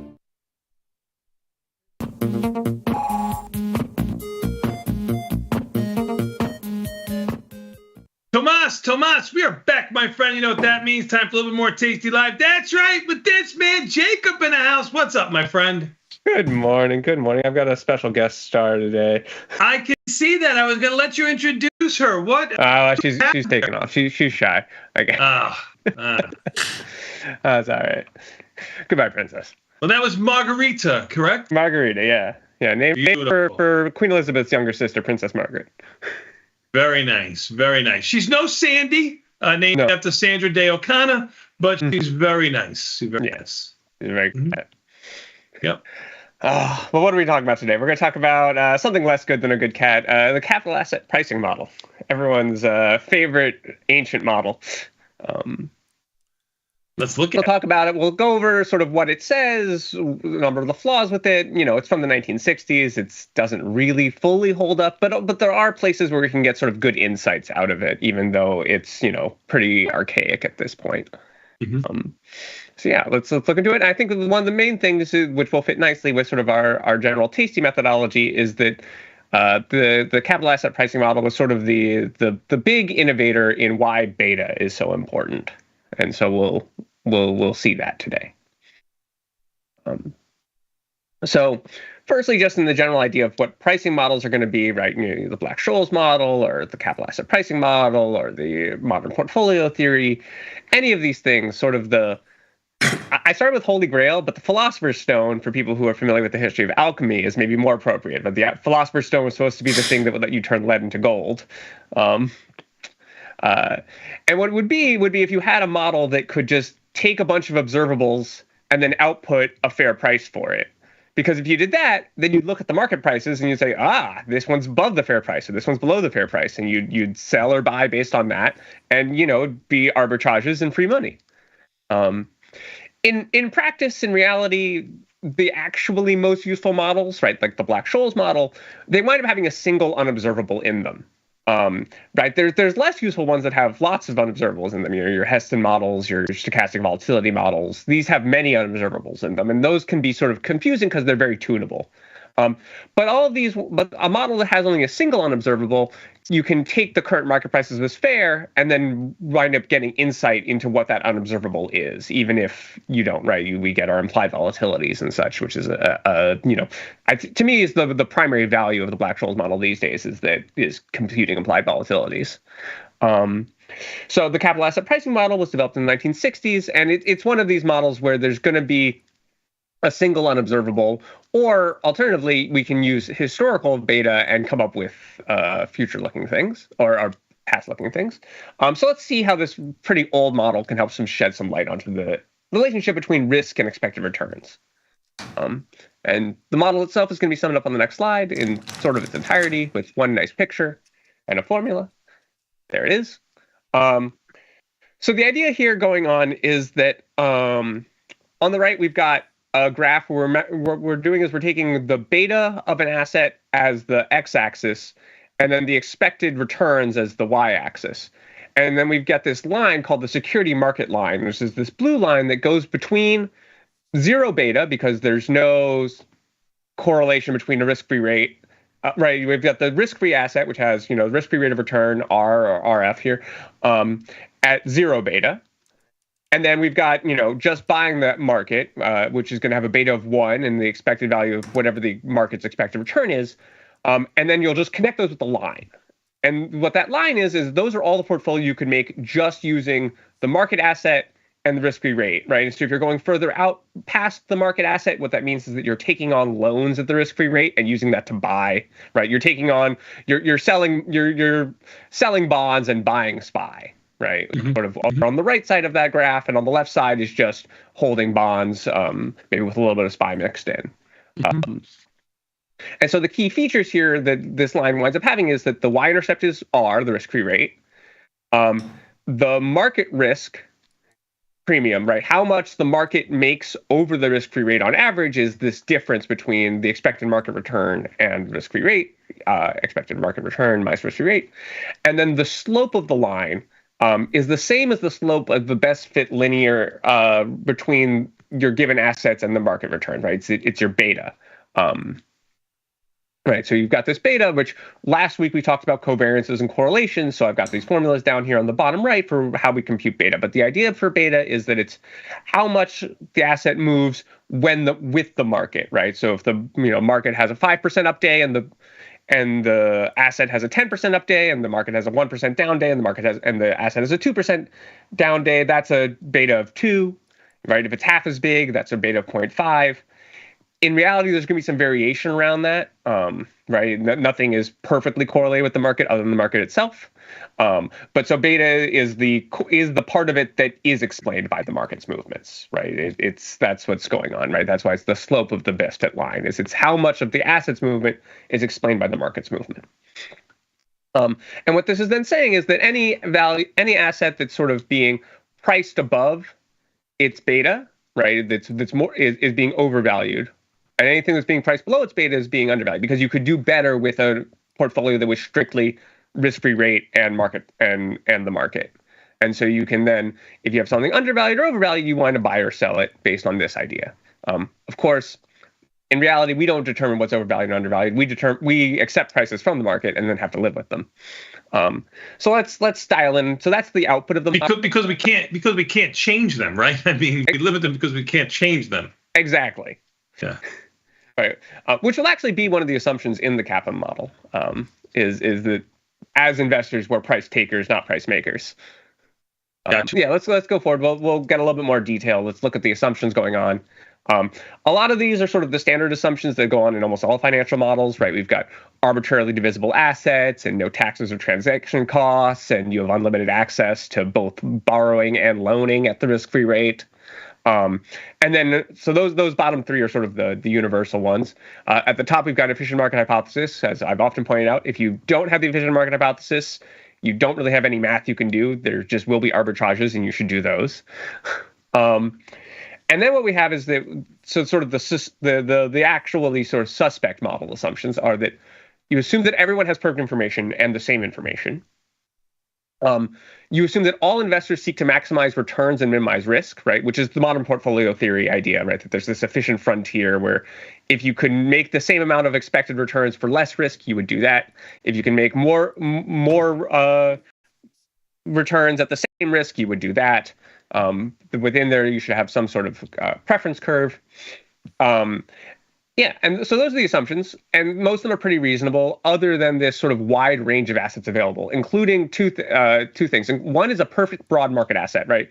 We might use SPY or SPX or whatever as our broad market asset, but in reality, to like satisfy the assumptions of the capital asset pricing model, the market asset has to include all investable possible assets, right? So it should have some amount of like expensive art holdings should be included in it somewhat, and all of these other weird esoteric things. So anything that anybody invests in should be fully captured in there. That's why beta can be your like fully systemic risk, where in reality, in practice, when we're doing these things, we do beta against a market benchmark, and then your systemic risk is your correlation to the market benchmark and not really your correlation to the overall systemic features, which can result in a little bit of inefficiency in the model. But let's look through. So on the next slide, we'll sort of look at where we think these assumptions can lead us flaws, and then one part which I think want to highlight as, to me, what the current value of the capital asset pricing model is, right? Given that we're not going out there and going, haha, I've used the capital asset pricing model, I've determined that this stock is too cheap and I'm going to buy it, right? We in fact are going to say, no, this stock is correctly priced. So what else is going on here? So, right, like the Black-Scholes model, one of its key flaws is the same as the Black-Scholes model. It assumes that the variance of the risk of a stock or of an asset is totally described by the variance of returns, right? So if you knew that returns were all normally distributed and time homogeneous, that would do it. As we've learned over the past decades, that's not the case. Risk is sort of a more nuanced concept, right? The fatness of your tails matters, right? It's not right. Downside risk is much more relevant than upside risk. These sort of things, which are not being captured by the capital asset pricing model in the same way they're not captured by the Black-Scholes model. The next thing is that not all idiosyncratic risk is diversifiable. Right, in the math of developing the model, what happens is that you call upon an infinite availability of undercorrelated assets, right? You say that, well, if I'm trading this, I could trade something else that's also has some beta with the market, but that other than its beta with the market, these two assets don't relate to each other at all. In reality, we don't have that. Things have intercorrelations beyond their composite betas, and so we can have a large array of liquid assets, but there's not going to be perfect theoretical hedging, right? The idea that maybe you can do some hedging and that your idiosyncratic risk, right, the risk in an asset that's not captured by its beta, you can do a decent amount of diversifying that away by taking on alternative positions, but you can't get the perfect hedge that the model assumes. And then the last one that I find sort of the most exciting and interesting is just that, right, it's been around for many decades, and so there have been empirical studies about how it's doing. And the most consistent discrepancy between the capital asset pricing model and real world results is that low beta assets tend to outperform the capital asset pricing model's prediction. Right? The capital asset pricing model says that if something has low beta, it really shouldn't do much better than the risk-free rate. Because whatever risk it has should be diversifiable away, so it shouldn't be able to outperform the risk-free rate by very much. And in reality, even low beta underlyings tend to outdo the risk-free rate, right? The whole market tilts up, even the low correlation ones. I personally think that the best way to view this is that it's the inaccuracy stemming from the fact that beta, when we compute it, is always using historical values. Right, and in a world where beta was constant over time, that would be fine. But we actually think that these things are changed and are subject to change over time and market conditions. And so instead, what we could do is we could say we're not going to use the capital asset pricing model to price anything. Much like the Black-Scholes model, we're going to take market prices as true and then invert it. And what you would get is you'd get implied betas for things. I think that that's sort of its most interesting feature, is that rather than using historical betas, the capital asset pricing model gives us sort of a handle on getting to an implied beta, right? The beta that would make current prices fair. And I think that's sort of one of the interesting things. And I think, once Julia finishes her bad taste and I get back to doing non-zero DTE market measures, we'll do one where we'll compare the results of using implied betas versus historical betas. And I think it'll be a pretty interesting thing to get into. But until then, we'll have the capital asset pricing model to keep us warm on these chilly winter days. Yeah, we can do takeaways. Tom, how are you doing? Oh, Tom, how you doing? He's still sick. No, I'm fine. I'm just Tom, listening. Go home, drink soup. No, I'm fine. I'm trying not to. I'm trying not to call talk on your backups to drive you both crazy, but I'm listening. It's good. Yeah, stop. Heal yourself, doctor. Yeah. All right, let's go to takeaways. The capital asset pricing model is one of the oldest financial models that is still relevant. It supposes an exact linear relationship between expected returns and systemic risk. Based on a number of assumptions, it's able to show that those would be the case if you had all of these liquidity assumptions. But in the real world situation and availability asset classes. In reality, that's pretty suspect, but we can still pull out sort of the key features, even if we think that those assumptions are flawed, so the exact formula is probably flawed.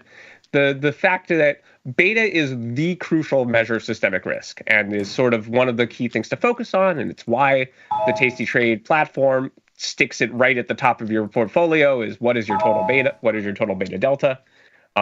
Because that is really, as far as your total systemic risk, it's the best measure. And that all your remaining risk in your portfolio is idiosyncratic, and if you're diversifying sufficiently, will mostly cancel out or can be largely canceled out.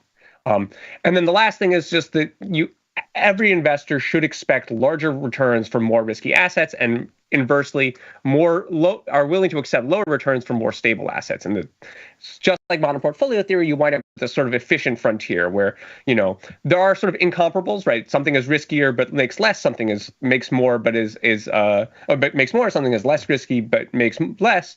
Those are a matter of preference, but within a strict risk amount or a strict return amount, you can make there is a strict dominance as far as preferences go, and that those are where, and that by trying to establish that anything that disagreed with that would be an arbitrage, and saying there are no arbitrages, we get this linear relationship between risk and expected returns, and that's the evaluation from 60, almost 70 years ago now, but and it still holds true today. Yeah.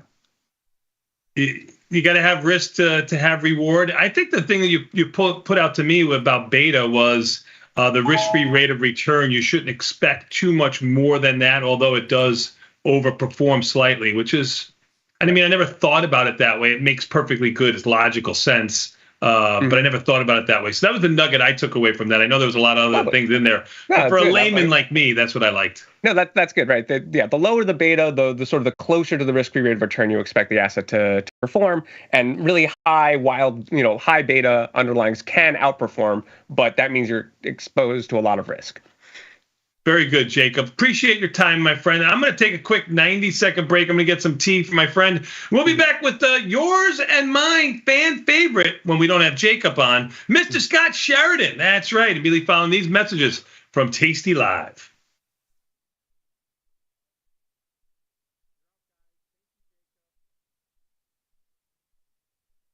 You can get up to $4,000 when you open and fund a new account with tastytrade. That's 4,000 buckaroos, 4,000 bills, or clams, 4,000 in dough or cheddar, not the cheesy kind. 4 large, 4K, 4 grand, which is no small thing.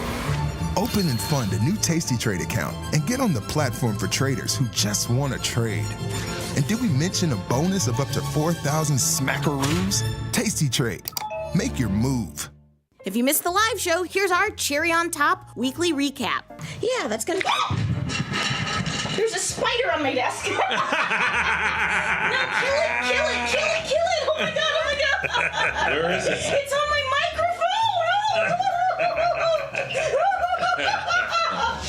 I don't see it. Not from there, you won't. Oh god. Spiders don't bother me at all. Just the big ones. No, it didn't bother you at all. From where you were sitting, you had no problem with it. Man, let me tell you something. Thank you, I don't want you to throw me a life preserver. That's never going to happen. Thank you, Bat, for coming to my aid. You're welcome. You're welcome.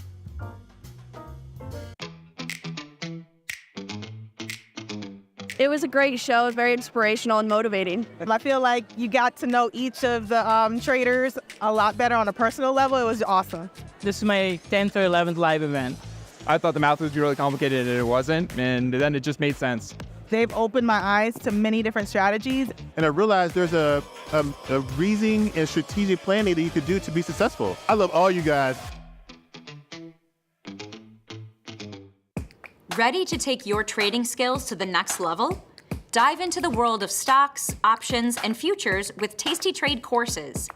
Whether you're a beginner or more advanced trader, our courses can empower you with the knowledge to succeed. Watch as our team in Chicago shows you how to use the tastytrade platform and go over the basics of trading. Perhaps you'll learn about a new strategy or a potential product for your portfolio. To find our courses, go to the Manage section of our web platform or head to courses.tastytrade.com. Start taking control of your financial future. Visit our courses today.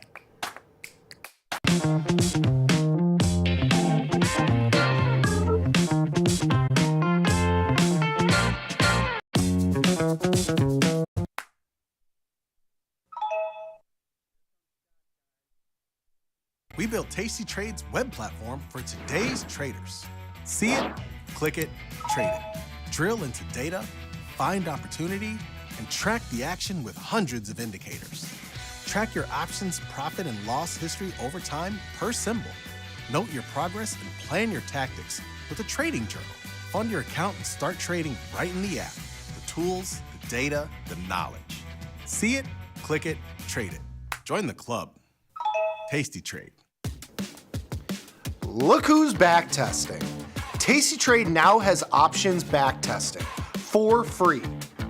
Test your trades with over 10 years of data for the most popular symbols.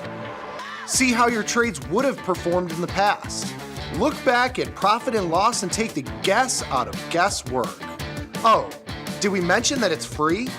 Get back testing at Tasty Trade.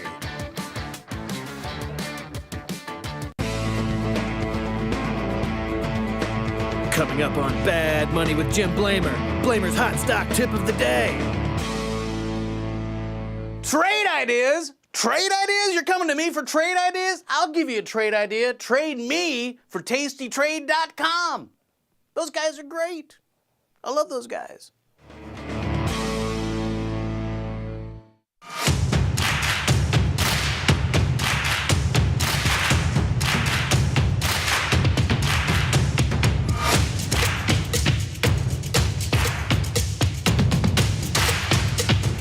How we respond to the most difficult situations is ultimately how we learn to build on our successes.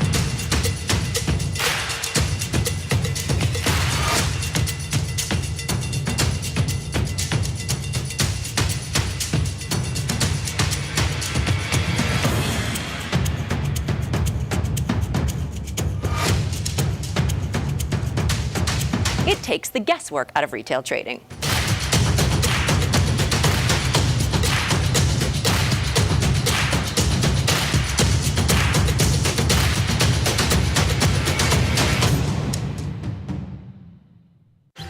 Got the need for speed?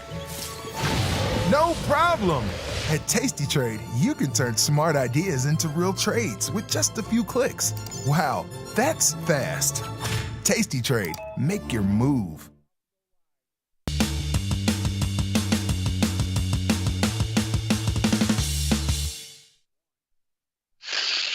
Tomas, we are back, my friend, and you know what that means. Time for a little bit more Tasty Live from this man.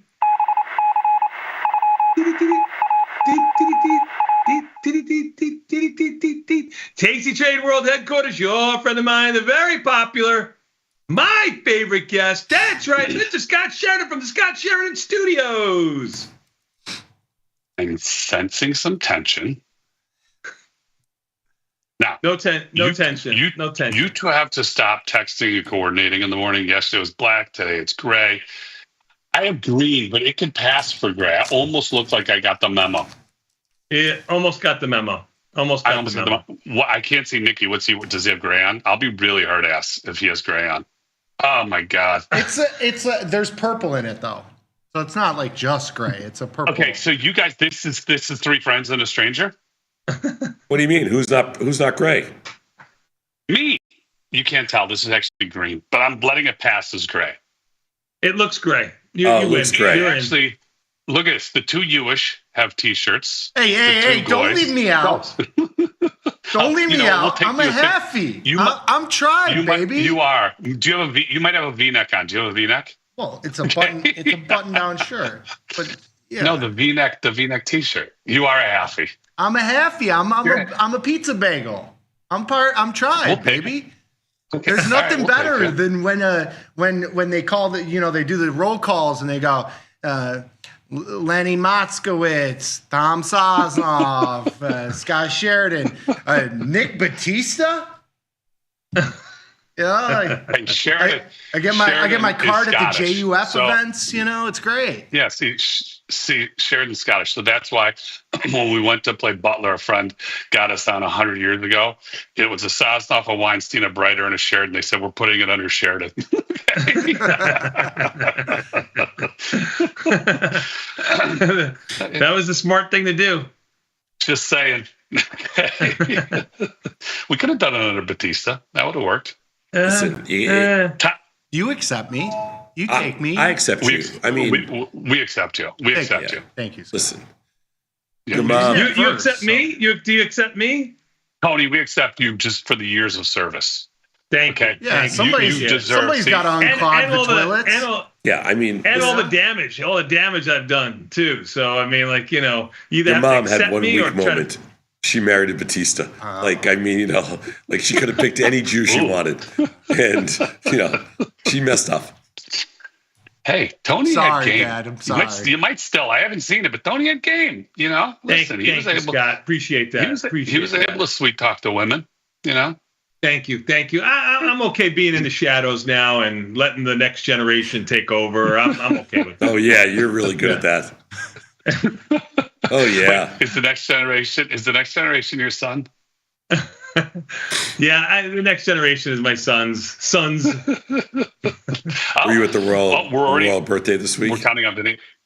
No. Who's Rob? Oh, you missed the royal birthday. Oh, no. They did it But during football. I mean, like 5 o'clock on Sunday.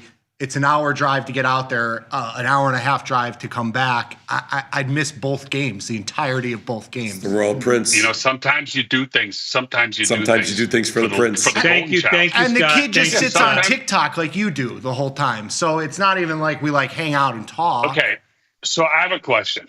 Speaking of sitting on TikTok, you go out to dinner.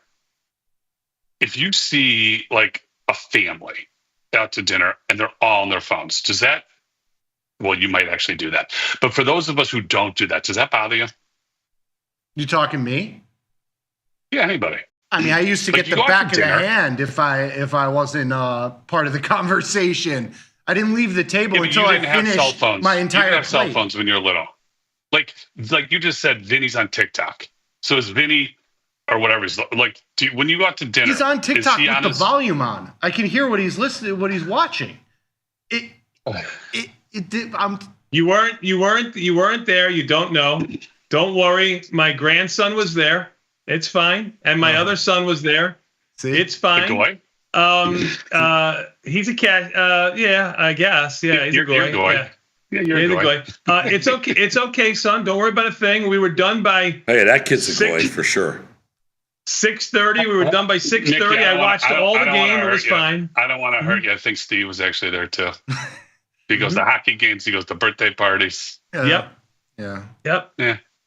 Yeah. So does it bother you if you're out to dinner and you see a family, they're not talking, they're just on their phones? Does that bother He's me? not just Why would on it his bother phone. me? Don't listen to him. Yeah, well, Tom, I wouldn't expect anything to bother you. Normal people who have a heart. So Don't listen to him. you think I'm going to be think he was bothered any by what different some than- other family's doing at a different table? Why would I care what some other family's doing? Tom doesn't I give had a momentary lapse. I'm sorry, not Tom. So you want me to go over to the other table and say, "Hey, this is"? I didn't ask you to go over, but it's just what's happening to our society. Like, where's the art of the conversation? Like, Okay, Nikki, Scott, when hold you go on a one date, second. You're the Hold only one on, that hold on dates. one second. Your kids didn't have an iPad in front of them holding on while you guys had dinner? Absolutely No not. wonder they're First of all, so screwed up.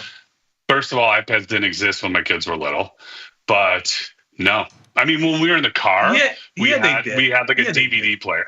Yeah, that's what I'm saying. DVD Yeah, player. In the car, but not at dinner, not when we go out to eat. No, absolutely not.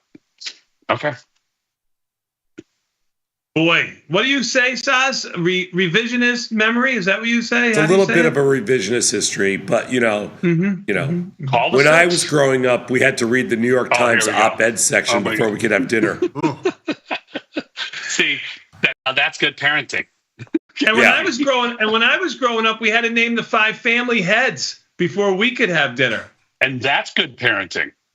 Yeah. See, different parents. And the good parenting. capos. That's right. That's right. Ooh, how far down the list could you go? Not far, because it was ever changing.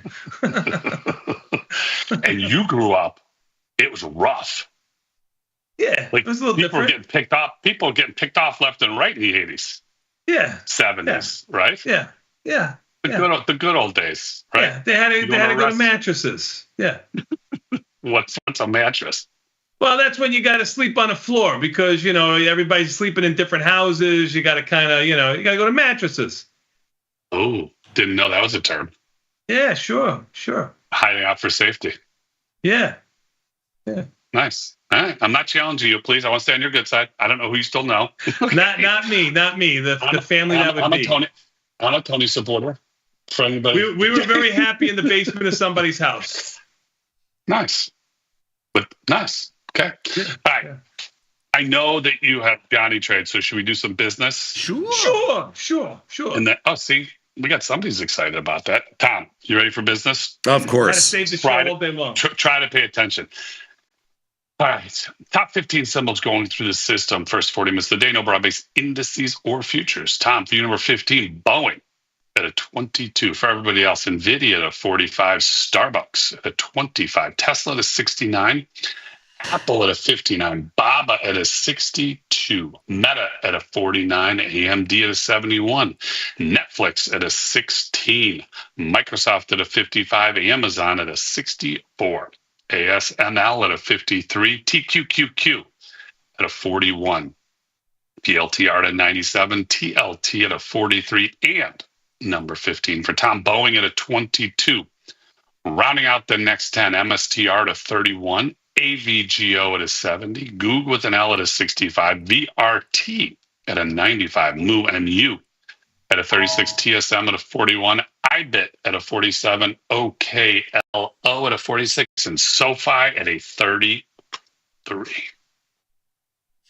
Good job out of you, my friend Scott. Thomas, do I see a little scalp here in NDX? I just had a resting order in because I thought the show would be over by the time we were done. So it's funny. Somebody mentions that you're so good at that. Like you're good at like the shiny toy where like to take your attention in another direction. Because I saw a post, somebody was talking about NDX. You were doing something in the NDX. So then you go make a trade in NDX. Okay. The way to do it. We appreciate the trade and the fact you made money. Love that.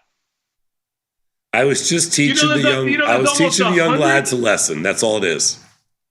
Teaching the kids a lesson. Yeah, nice scalp in NDX in relatively short period of time, 10 minutes or so. I think you made about 80 or 85 cents. Good job out of you. Mr. Sharon, we have almost 100 trades a day from Mr. Sosnoff on the follow page and another 32 on average from the rest of the follow traders. Did you know that? All of that on Tasty Trade that you could see. Love that. Called engagement. I'm a very underappreciated customer of the Sheridan brokerage side. Very underappreciated. It's true. You are underappreciated, but you know what? You're a load. I don't get You're a little heavy. Can you make sure you send them like a care package? I don't get any perks. I've never been asked out to dinner once. Nothing. You got a whole freaking free wardrobe. Everything you wear is from Tasty. I'm gonna give you carte blanche access to our store. You're the only one. I know people that run it. You can walk in. Limited stock. You might have to get like the double XLs. Let me tell you this right now. Our new store is about to open. Give me. Oh my God! Is it about to open? Is this as soon as Canada coming? Yeah, this is for 7 years. Our new store, which is amazing. We partnered with Threadless.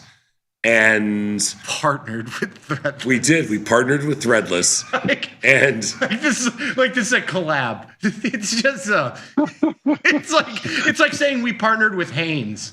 No, we partnered with Threadless. We did. We partnered with Threadless, and we are announcing our new store next week. Really, it's ready to go. We partnered with Lane Bryant. Yes, go ahead. And anybody, including anybody that works at this firm or any one of our customers, will be able to buy any of the Tasty items. This includes hats, socks, shirts, pants, sweats, you name it. There'll be hundreds of items. Pajamas? Yes, and it'll be live next week. Yeah. It's really good. Next week. Do we have an employee What discount? I noticed you didn't say was There the beret. is No berets? there is no employee discount, and there is no. You gotta milk us dry. No, actually, we are not. We are not taking a dime from it. So we are donating our share to 3 local Chicago charities, and we are not taking I know you one had penny. nothing to do with this. Yeah, now for sure. I was going to give you credit for this until the donations to local charities kicked in. This was way out of your control. Okay, not his idea. I'm guessing this was a Lindsay. This was a Tory. This was somebody. This was not you. Okay, This is because all you mine. couldn't name 3 charities in the Chicago area. Okay, We are giving to 3 Chicago charities. Bryn Mawr. Right. What else? Yeah, the Scott Sheridan Foundation. Me, me, my wife, and my kids. Those are the 3 charities. Nope. They're listed. Not only that, the charities are listed on the site. Nice. Yes. Good. So we gave our share There'll be away. thongs for sale in the store. You can get anything you want. Anything you want. Yep. You can buy all your clothes there. Like you, and you could be like Tom. Yeah. From now on, there's no more freebies. Everybody's got to buy everything there. You too can look like Tom. You should make a lookbook. A lookbook. Yeah, like you should model all the clothes and show like as like a Nicky, lookbook. he doesn't. What are you talking about? I already am. No, I know, but on the site. Yeah. What do you think's in there? Oh, it's all you? Okay, Yeah, it's just pictures of me. Oh, beautiful. Yeah, it's just me in different outfits. Yeah, we want to put our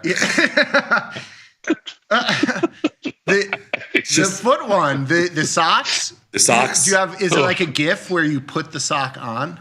Oh, That the could socks, be- the that could socks, be the good. pants, How about the thong? the shirt.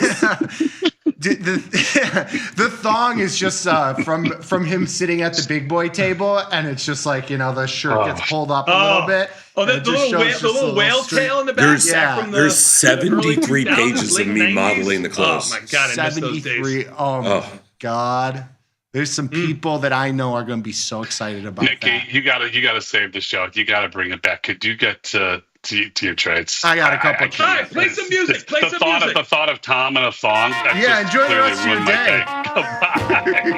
See, I didn't even tell Scott. We didn't even tell Scott we were doing this. He didn't even know. I know. Just Well, now. if you tell Scott, he's just going to mess it up. We need you. Scott? Because you get things done. He ruined everything. He ruined everything. This guy's a doer. Scott will have the compliance team come in and say, "Is this logo okay? Is this the right color?" I like that. Is this cherry too big? Yes. There we go. What do you got? Got a couple trades for you. All right, give them to me. I'm ready. I think you're going to poo-poo just about all of them, but we're going to have some fun with it because we're trying to do something. SMH, the Ivy rank's too low. Did it rally up? 37. Did it rally up? It was 10 the other day. Yeah, rally It's back up. to 39. NVIDIA sold off 17%. It was down. Okay, what do you want to do in $1 billion SMH? sector. I'm getting a little long delta. Nope, no interest. Can't do it. Nope, can't do it. Crash coming. Crash coming. One day. Yep. You'll be right. That one time you're right, and then. But I'm not buying. We'll be out of jobs. Our houses will be cut in half. It'll be amazing. You'll make a couple dollars. It'll be sweet.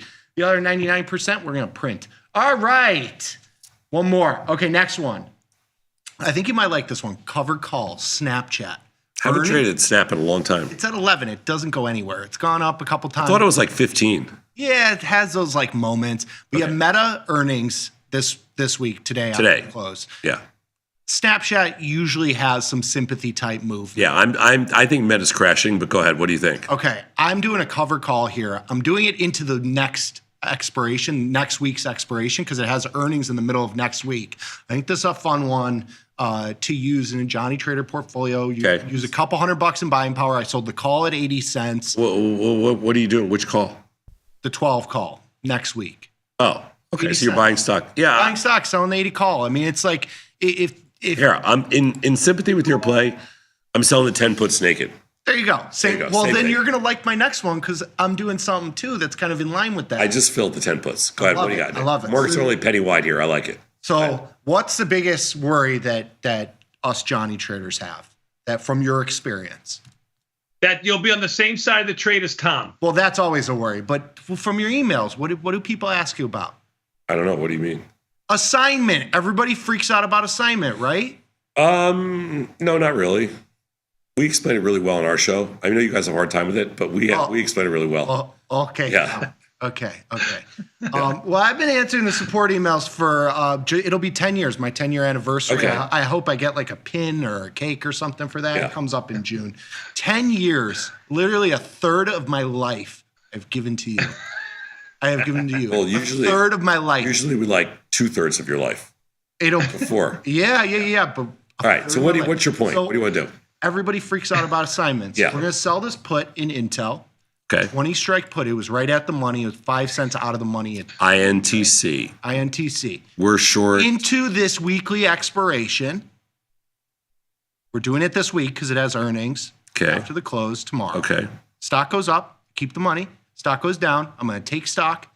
Wheel into covered calls. When's earnings? I believe it's tomorrow after the close. So I'm short the Feb 23 puts. Okay. I was short the 20 puts, but I covered them on the last rally. Okay. So it's not like a covered call-ish position? No, I'm just I'm naked short in the money puts in Feb. That's technically a covered call. Yeah, I'm staying long Intel the whole time. You want to sell the Feb? No, you want to sell the weekly. The January 31st. You sell them at $1. January Even at 19. 31st.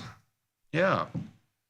The January 31st, the 20s are $1. Yeah. The 19 and a halves are 75, 76 cents. Yeah.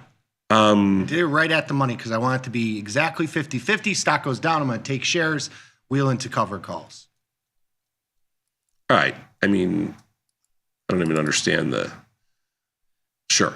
I know. Well, we outside. We don't expect you to understand it, Sadnov. They call this a complex option strategy. We do videos, Tom. Like we try to make stuff that people ask about. So we do that, I sold some 19 and a half puts for 76 cents. I'm working. There we go. I'm working the other ones at 101. I like it. The best part is if the stock goes up, you keep that 76 cents. Yeah, I know how it works. Oh, I was just helping. I just want to make sure. Thank you. But I'm going to try to sell these at 101. Nice. I'm actually I'm pretty bullish in Intel. It's bounced on. It's been sitting at 20 for 5 months. It got up to almost 22 the other day. You had the buyout. Yeah. Like the whole takeover. Yeah. I took a lot of profits in there the other day, but I left my 23 puts because I wanted long Delta.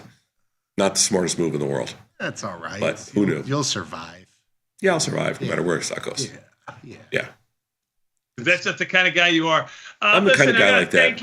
I've been long Intel for the last 6 months. It has not paid. Hasn't gotten killed. It'll never pay you. Let's be completely honest. Like the stock's not going to go anywhere. But it's Intel is the Ford of Intel's the Ford of trading. Yeah, and nobody should be in there. It's with dead the money. market that we have. You should keep it for like 6 more months. Phil Johnny 101. You should put more. You should buy more. Filled at 101. I love it. I only got 98 cents, so. Oh. Slapped the little Johnny. Saz wins again. Yeah. Nick, Johnny Trader, a.k.a. Nick Batista, a.k.a. my son. Even though you didn't come to your brother's birthday party, I want to tell you that these last 10 years have been some of the nicest and most pleasant of my entire career. Oh, my God. It's been a gift having you every day on the show. It's been a gift having you for the last 10 years by my side. I love you more than a fat kid loves cake. Love you. Sorry. I love you more than a big bone kid from the 80s loves cake. You are my All right. We got the message, okay? All right, we're going to take a quick 90-second break and come back. We got more Tasty Live after this.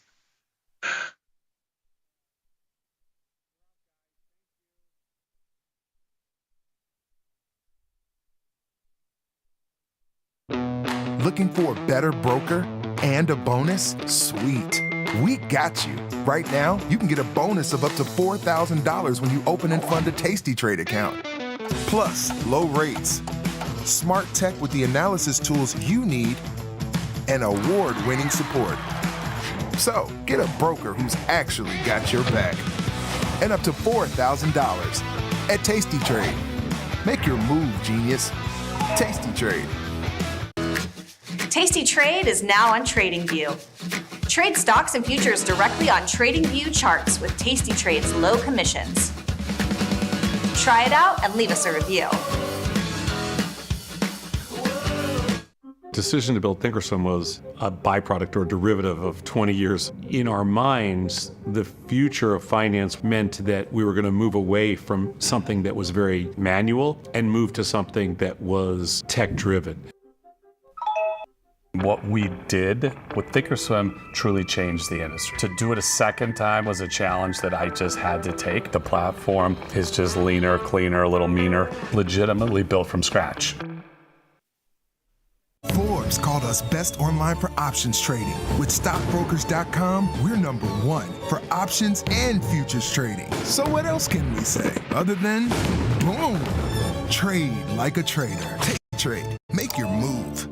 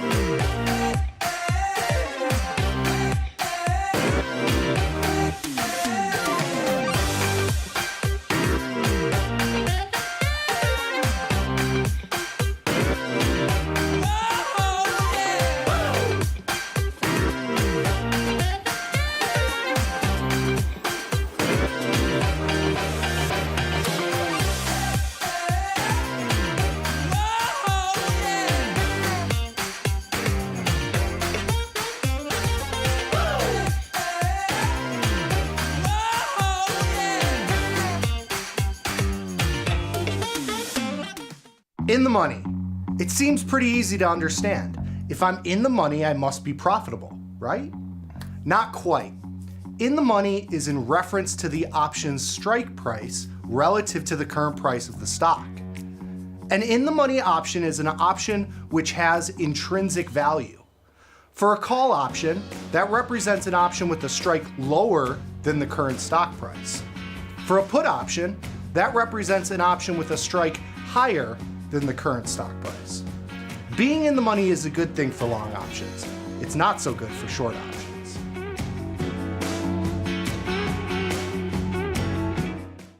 Crypto is better when it's tasty.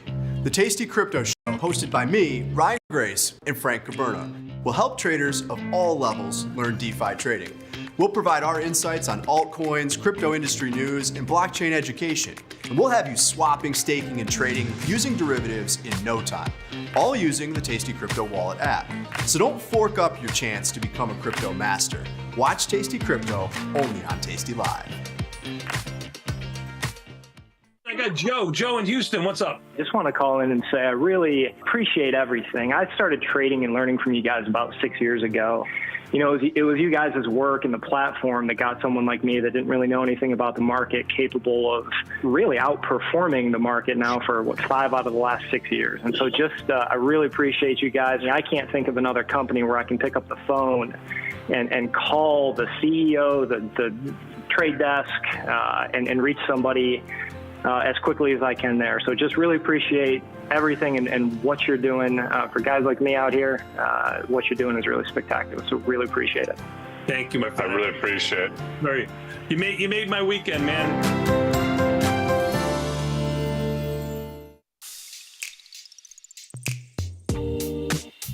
Hi, my name is Liz Deerking. The beautiful brunette next to me is...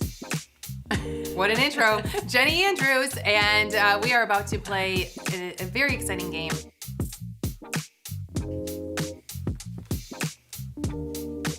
No. Hold on. No, you're wrong. Hold on. She's wrong. I'm right.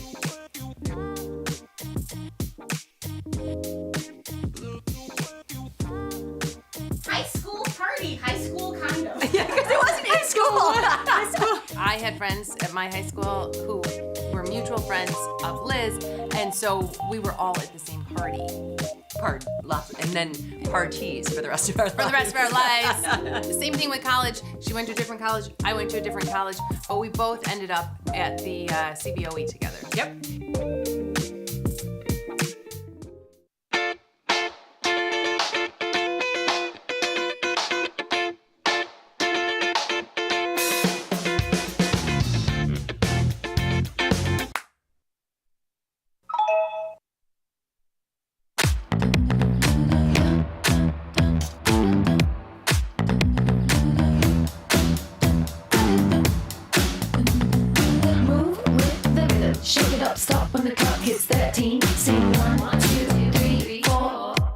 Cause no one can do it like we do it, like we do it, like we do it. Cause no one can do it like we do it, like we do it, like we do it. In the world of investing, a beast lurks between the numbers, ready to pounce. Some traders hide from it, some ride it. If that's you, join us on Tasty Trade. Genius loves company.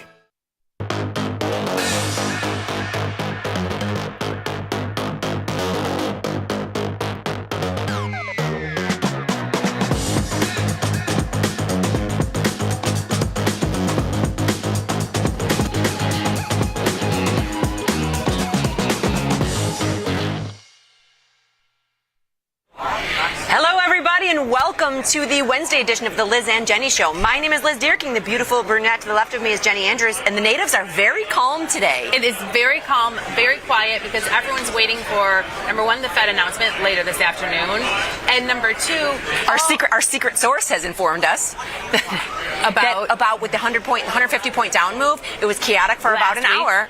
Yeah, well, earlier this week, wasn't it? It was Monday. Was it Monday? Yes. It was super chaotic, and then it just simmered down, and it's been quiet ever since. But we have a Fed announcement coming later today, and you know what else we have today, Liz? Tesla, Meta, Microsoft, IBM. Like, we have so many. The list goes on and on and on and on. Yes, it does. Yes, it does. So many earnings today. So there's a lot going on later between the Fed announcement, a ton of earnings. It's quiet now. It's quiet. We're giving Jajun one last chance. One last chance, Jajun. And I don't know, I don't know, but we're going to why don't we do it now? Why don't we get in the platform, put on the Jajun trade, we'll talk about it one last time, last chance. It has not been going too well in the last few days. Hey, our rules have kind of hurt us, because if we would have left it, we would have been okay. But we know it's hard if that trade makes $50, and one loses $280, that doesn't work either. Nope, it doesn't. But you know what? We're working. Wait, where are SPOOs right now? SPOOs are down 20.25, and I'm going to buy the 60.45, 60.50. I'm spending $2.60. I'm hitting send, and we're working. We need you, Jajun. Now, we had some questions about, again, how did we come up with this trade? Let's go over it one last time. This is This will not be the last time. One last time.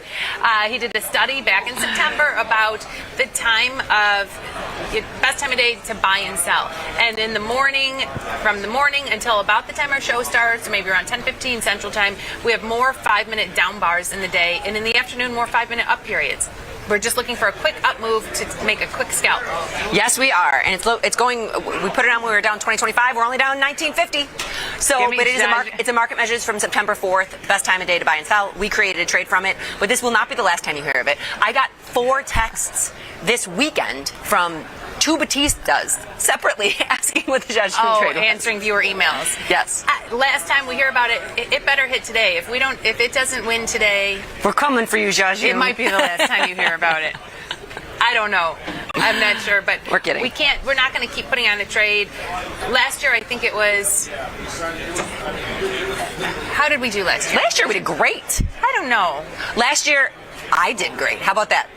Okay, that's fair. That's fair. And you usually put it on right after our show. Yeah.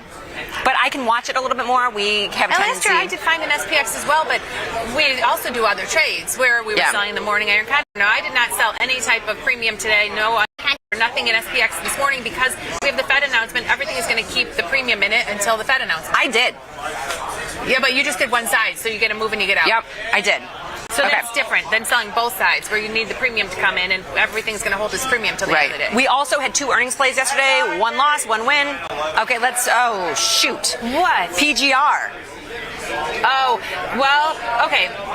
So I'm going to tell you a little story about PGR. We got into this progressive trade because I'm very pleased with my progressive insurance on my boat. We put this on. Notice how she slides in on my boat. Well, for from everyone that watched yesterday with all the silly boat videos and the silly boat stories. It was kind of fun. So on my phone this morning, I wanted to see where Progressive was trading. So I logged in, and I think it said 270, but that's because that market was so wide. I just hit buy to look at where this offer was on the stock. 270. It's just a wide market, but I thought Progressive's up to 270. Cha-ching! This is a winner. Now. It was just a wide market, and Progressive is only up $2. $2.11. We've made $7 on that now trade. Leave that. It was up. We're going to leave it. We're going to keep an eye on it throughout the show because I've seen it up $200. I've seen it down. Yes. I've seen it as a loss. So when we we're were going to keep on the an eye on that trade for the coming show. in, it was up about $200. Progressive was up maybe $5. We need, and maybe we put a GTC in because we just need a little bit of a bounce in Progressive.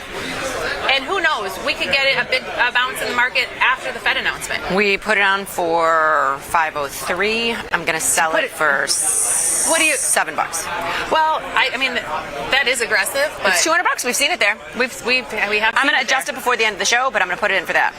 Okay. The other want earnings in a shocking turn of events. Starbucks is up $6.42. Want. There's nothing we can do. We just leave our long. We have another week for that to maybe come back, but we just leave that. I do want to mention this because people often ask, like, what happens with these earnings diagonals if the stock doesn't move at all? Because sometimes when it goes on, it looks like a little bit of negative theta, and Progressive is that exact scenario where it is exactly where it was when we put the trade on, 247.17, and we started with 247.5, and the trade is just a slight winner. So if the stock doesn't move at all, you don't lose. It's no harm, no foul. Right. Because the theta is greater. The theta is greatest at the money. You're selling the premium that is nearest, not at the money, closer in time.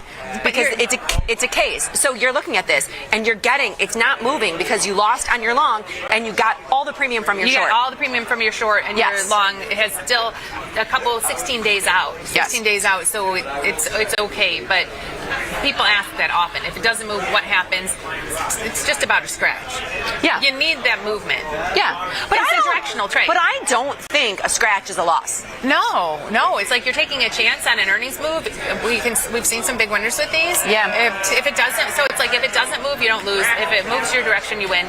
Your risk is if it goes the opposite direction, but it's defined risk. Yeah, it is defined risk. Not bad. Okay. So now we've got a lot of stuff to do. We also we were not on the live show this Wednesday because there was technical difficulties, but Jacob did a study that the boys did the following day. So we have study number 2 in Jacob's study about defining your risk and the width of the wings in iron condors in SPX. Everyone's been asking because so many 0DT studies say, well, we're looking at strangles, we're doing studies on strangles, but if you buy the wings, give or take, subtract $15 per wing. Well, we're doing more studies looking at how wide you should make your wings, is the give up when you're buying these wings, and it doesn't really make a difference. So I'm not going to go back and forth in this only because I'm in the platform right now. I'm going to show kind of what we're talking about. Okay. So what they're going to do is I think they did 20 delta, 30 delta, and 40 delta strangles in the 0DTE SPX. So you're looking at a 40 delta strangle, and then they give the width with the different widths. So 40 delta strangle is very tight. You're collecting 213. I'm just looking at the strangles. Then for your 30 delta, you're going to be collecting.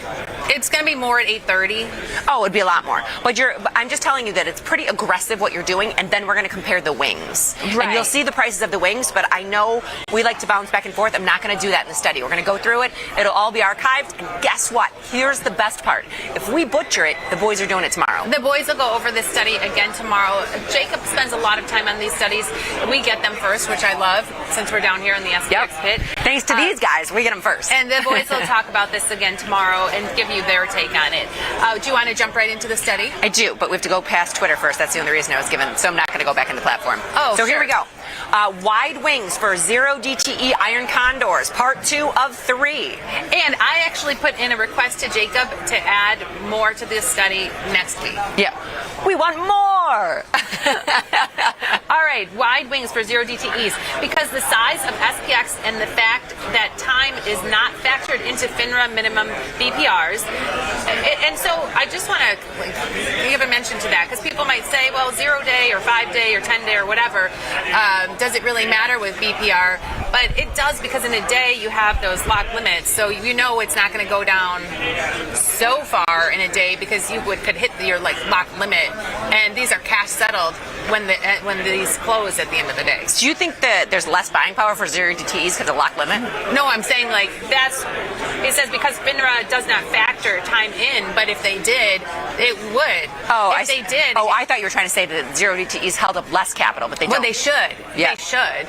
I think they should, but they don't. So because they don't, naked 0 DTE short premium positions are untradeable for most accounts, because to do a strangle in SPX, a short strangle, uses a lot of buying power. It's hundreds of thousands of dollars. But in the 0 DTE, I think it should be less. Yeah.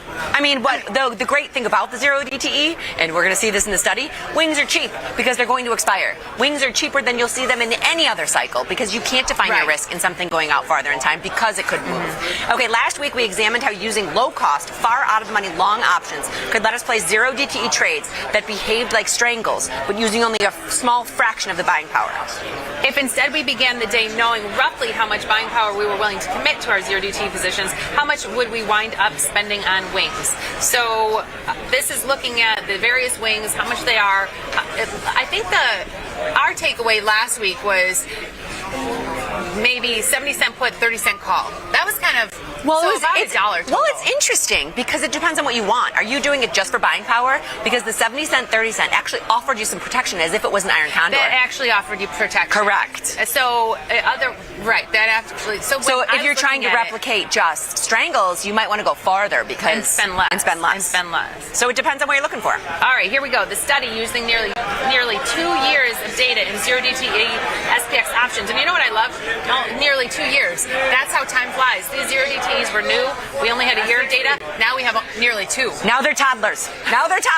This is when it gets real wild. Okay.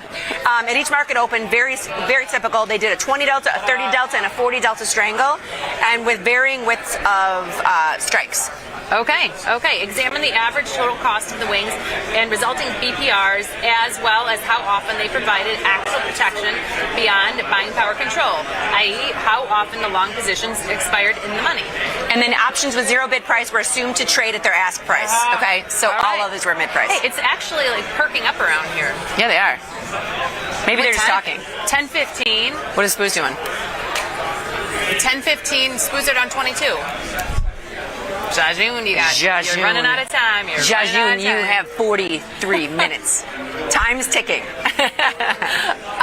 We're kidding. But I'm kind of curious to see what's going on, but it did seem to get a little bit active, and we heard that there's a big, end of the month trade coming in on the Wouldn't that be tomorrow? Or the 31st, Friday? Yeah, Friday, because the 30th is tomorrow. Not today, not coming today, but coming this week. Eminent. Okay, so here we go. You're going to see this. We're going to kind of not glaze over. Like I said, these get 2 sets of eyeballs or 4 sets of eyeballs. So we're going to go through this, give our takeaways. We're starting with the 20 Who are the other 2 sets of eyeballs? Tom and Tony. Oh. We just said that. Me, who else is watching? Mikey.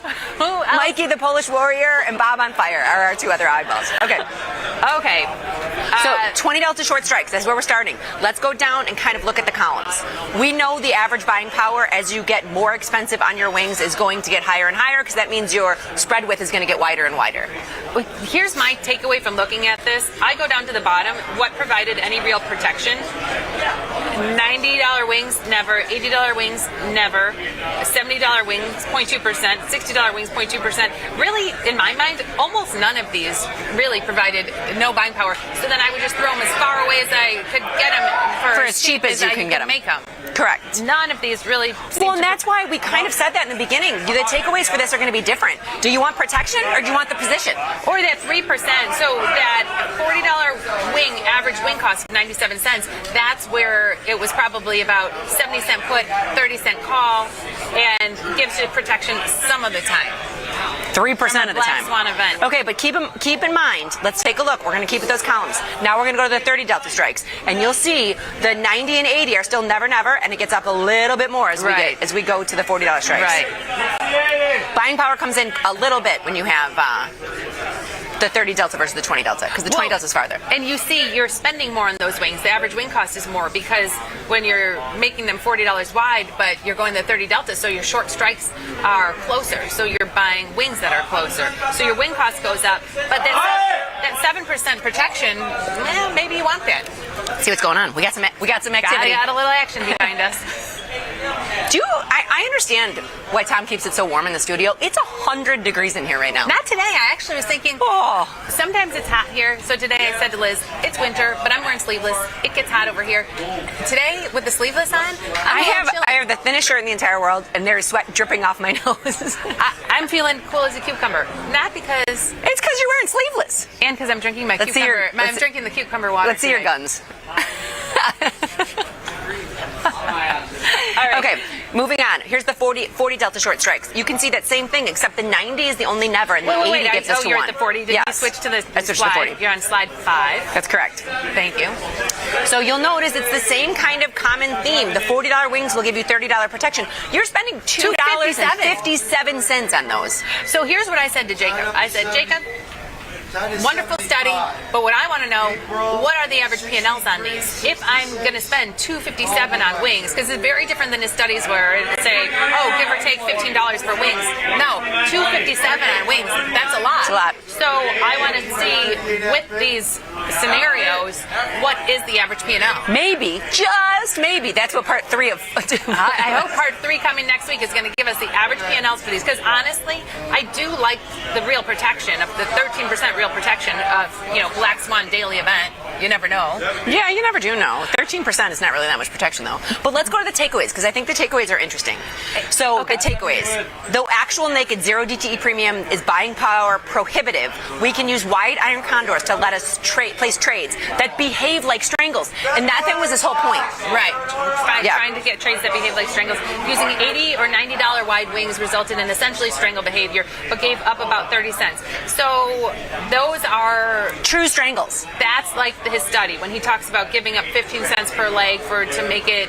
It's an iron condor, but not really. It's like a synthetic strangle. But you're going to use 9,000-ish. Wrapped around is all different. Right. Versus 118,000. So from that perspective, you're selling a strangle if you're buying wings that wide. All these studies, and I have a feeling the P&L is the P&L is going to be best with the $80, $90 wings. I have a feeling. So then, is that what people would do? Is that what you would do? Go put on a trade that looks like it has a max loss of $9,000 for the day?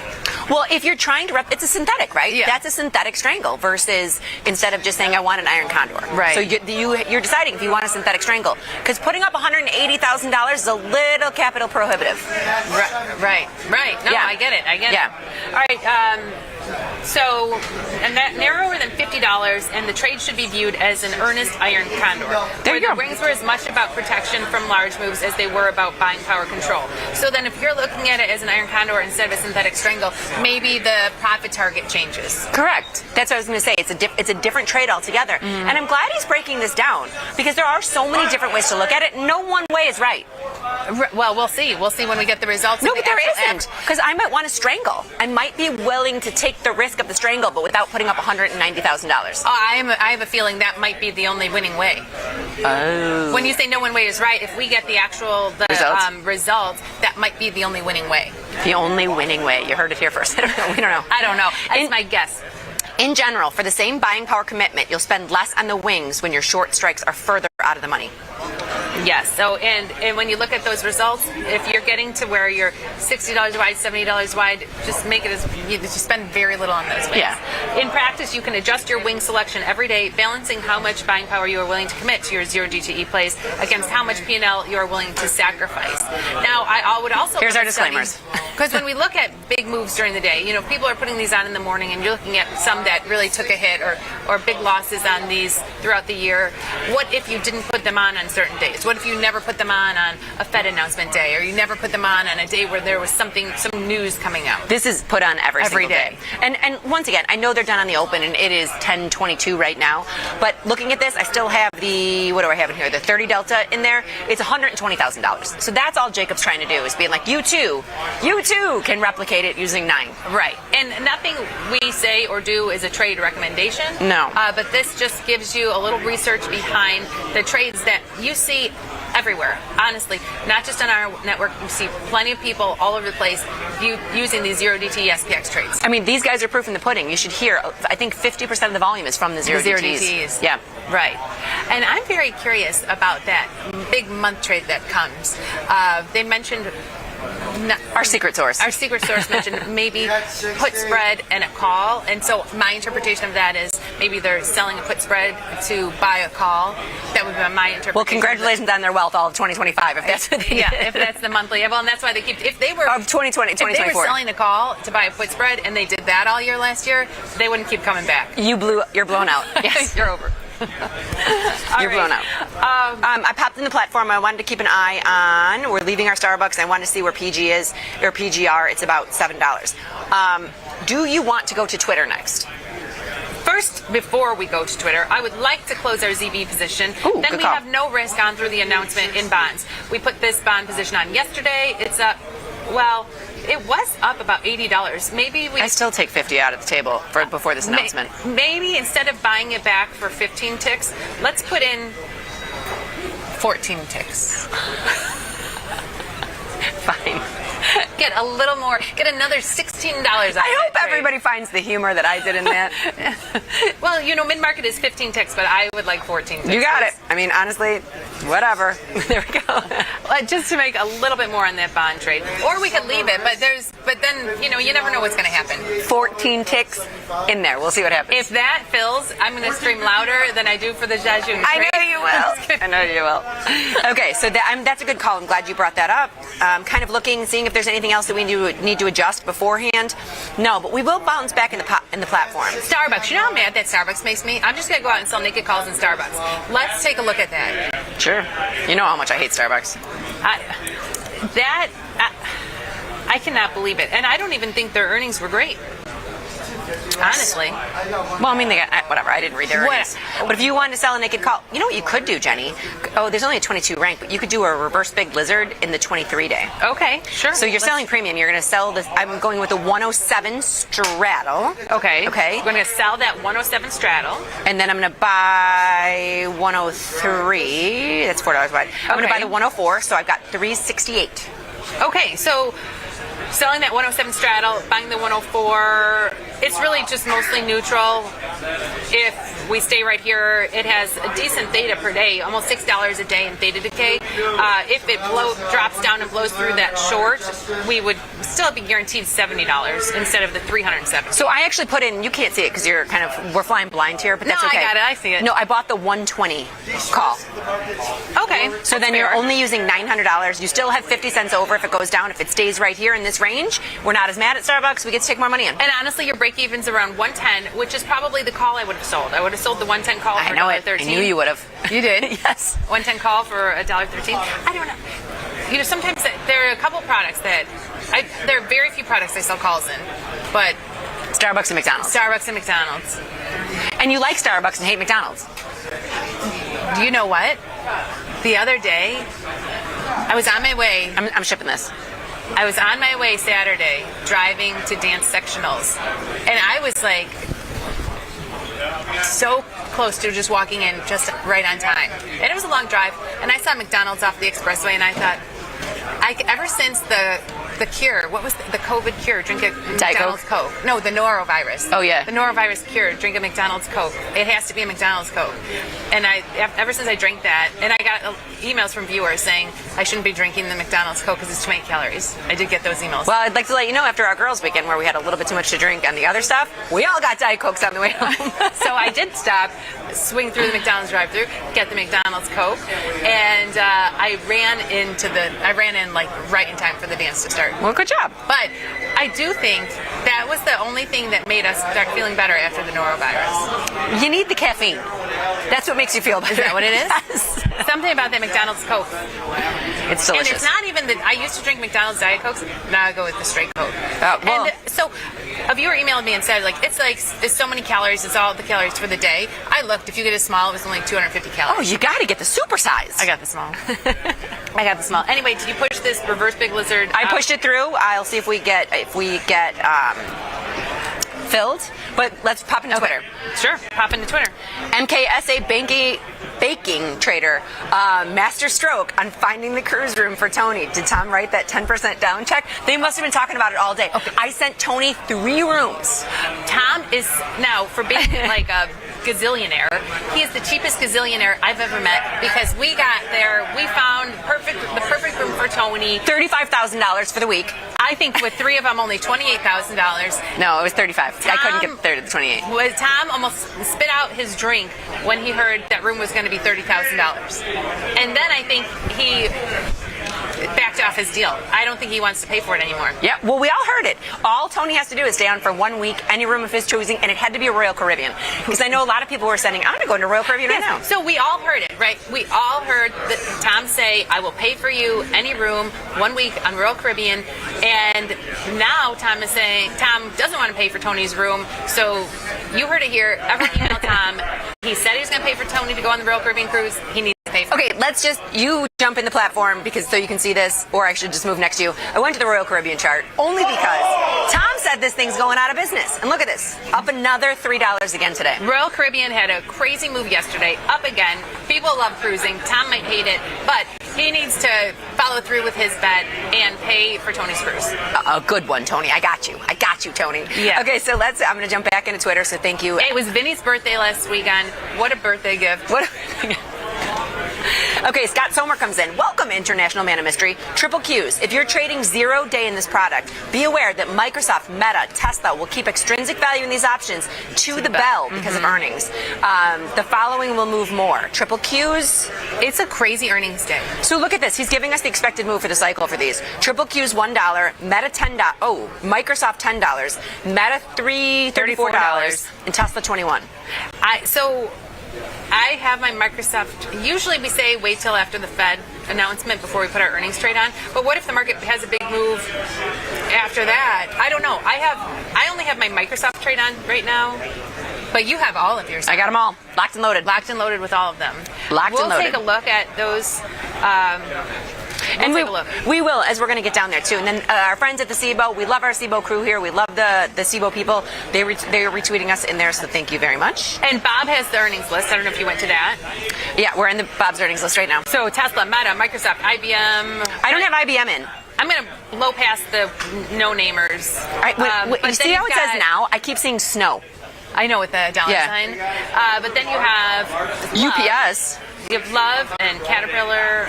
Oh, this is what I had to tell you. I figured I'd save it for the show. I don't know if you're going to fall off your chair, if you're going to be mad, or if this is going to make you happy. Save. What happened? Might be getting bought again. What? Let's go to the symbol. STCCQ. I think it's gone. STCCQ. It's there. Well, I don't know. I don't think so. Because SDCCQ. It's Smile Direct Club. Oh. Save Q. SAVQ. Check that. Yeah, this is it, Spirit Airlines. It's 52 cents. SAVQ? Yeah, Save Q. It doesn't have anything. SAVQ. I typed it in, nothing. SAVEQ. Save Q. EQ. Save SAVEQ. Save Q. It's 54 cents. I was pretty happy with my sale at around $1. I sold all of mine around $1. Okay, good. So then you're not too upset about this. No, because it's only 54 cents. If you want to buy Save Q... No, I don't. No one does. Who's buying them? JetBlue? The deal's back on? I think it was JetBlue. The deal was back on. Well, you know, if they were going to buy them for $16 a share, why wouldn't they love them at 54 cents? If you like it at 16, you'll love it at 54 cents. I got out of mine. I think... Can't remember. Oh, I bet I can find it here. I bet I can go back in my history. You're not in our platform? Should we be pushing stuff Oh, no, out? I am in our platform. Okay, so that's just it. Love is what made me think of Save, that made me think of Jenny, and that's how we got there. I knew you were waiting to tell me something. Yes. It's 54 cents. Okay, so you're happy. Good. Well, if you want to get in before the deal, go ahead. I do not. No one does. Maybe I will. Okay, but Love, are you going to do anything in Love? And do we have a position in any of these products? Okay, let's take a look. Because Love, $31. I do like to trade Southwest. We don't have a position in it, I don't believe. $1.50 expected move. If you wanted to put on a bearish trade in love for earnings, I would just buy an in the money call. There's very little premium in there. I don't know how the earnings are going to do. And my parents flew Southwest. They're on their 3-week Hawaiian cruise right now. They flew Southwest to get to San Diego to get on. They said their plane had 30 empty seats on it. Oh, I mean, Does that surprise you? I don't want to trade this to California. Yes. Yeah, to San Diego. Yeah, because it's a long flight. So it doesn't surprise you? No, it doesn't surprise me that there were 30 empty seats because it's a long flight. Yeah, usually take a different air. Like if it's a longer flight, you take a different airline. Oh, why? So you could have first class? No, it's just there's more. It's a lot less compact. On a different airline? Yeah. You think their seats were roomier than Southwest? My mom and dad were very comfortable. They were all spread out because there were so many empty seats. Well, that's awesome. I don't know. That's why it wouldn't surprise me because it's Southwest to California. I'll tell you what would be cheap though. A diagonal would be really cheap. Although there's nothing worth getting. No, if someone were directional in Southwest, I'd buy an in the money call or buy an in the money put. Bullish or bearish. Let me ask you this: on a day when you've got all of these here and you're struggling to find something, rebate your hook. I might buy an in money call in Southwest just because we have a Southwest pilot who's been in this for a long time. At $31, I don't hate it. It's not bad, but it has not had the parabolic move like everything else has. If you look at the love chart, it's been within 36 and 25 for this entire year. Versus you take a look at like United, that thing's parabolic. It went from 35 to 110. Everyone could have their own opinion in love. We don't have to trade it. There's not enough premium in here to sell premium. I'm okay. I don't mind doing it. I just, like I said, there's so many other things to trade today. I've been in. It's something I've traded for a long time, but usually I'm selling puts in there. So in the money call, I'm going to buy the 0DT or the 2-day 30 for 27 cents. $2. $2. Sure. $2. I want my $2. I want my $2. Okay, so there's just not enough premium in there to put on one of those diagonals. Ooh, sorry. You're not getting anything for the short term. No, you're not. And we decided we're not selling naked puts on earnings anymore. Not really, unless it's like. Unless we decide to break our rules, which we'll probably do next week. All right, what's next? Okay, so I just want to make sure we get to all the Frontier, not JetBlue. Frontier Airlines confirms compelling proposal to combine with Spirit Airlines. Sweet. And that's from Fauzia. Thank you very much, Fauzia. Thank you. Okay, so Frank the Great comes in with all the economic calendars every day. We love him. We said hello to your nephew Jeff already today. He's wandering around. He's over there. We can't get him to walk by. And then Mikey comes up with a bunch of boat memes for you, Jenny. Boat names? Memes. Boat memes. And then we wanted to get to this from yesterday. So this is from Tom Haddock. You display your positions on the platform using group by symbol versus grouping by order chain. Which is best? So find what you like, right? Lots of people want to group by order chain. We like to group by symbol. You said your father-in-law groups by order chain. He organizes it completely different than I do. And I think it's pretty interesting because everybody can organize it however their brain processes things. Sure. Yeah, and I'll organize by symbol, but then I'll pop out the order chain and look at the order chain. I think it's a personal preference. Yeah. I don't look at the order chain that much. I'll look at my year-to-date P&L. I like to go back. Super easy in January. You need the order chain when it's like October. I go to the order chain so I can go back further than January, just because in certain products. Okay, so we also have, if you're on Twitter, McLovin comes in. Okay. Following your snap trade, prices dropped since you sold the put. Is the plan to still leave the put, and if it finishes in the money, turn it into the wheel or roll it out a month to collect more premium? We're getting close to 21 days, so let's take a look at our snap position. Number 1, love the McLovin handle. Number 2, well played on referencing the wheel. So you've been with us a long time if you know about the wheel. 12 put, 23 days. Honestly, we're leaving it. See what kind of extrinsic value is left. There's still $1 in extrinsic value left in that. I'd leave it. So we are going through earnings, and I'm fine with that. It's a synthetic covered call at the 12 level. We've got 99 cents or $1. Yeah, we'll leave that. And we don't necessarily follow that 21-day rule. And someone sent in an email this morning to Tom and Tony. What do they think about? This came in from a viewer. They have long stock and they sell weekly calls against their stock. Love it. Tom and Tony said, honestly, if you're selling weeklies, you're getting one extra week of premium premium than going out and selling the monthly. But Tom doesn't want to deal with the constant weekly management. Now, I like the weekly management. So as far as the 21 days, I don't care if I leave this till the last week. Well, we do this all the time. Raise your right hand, Jenny. We are over traders. I love the weeklies. I love the weeklies. Love the weeklies. Love the weeklies.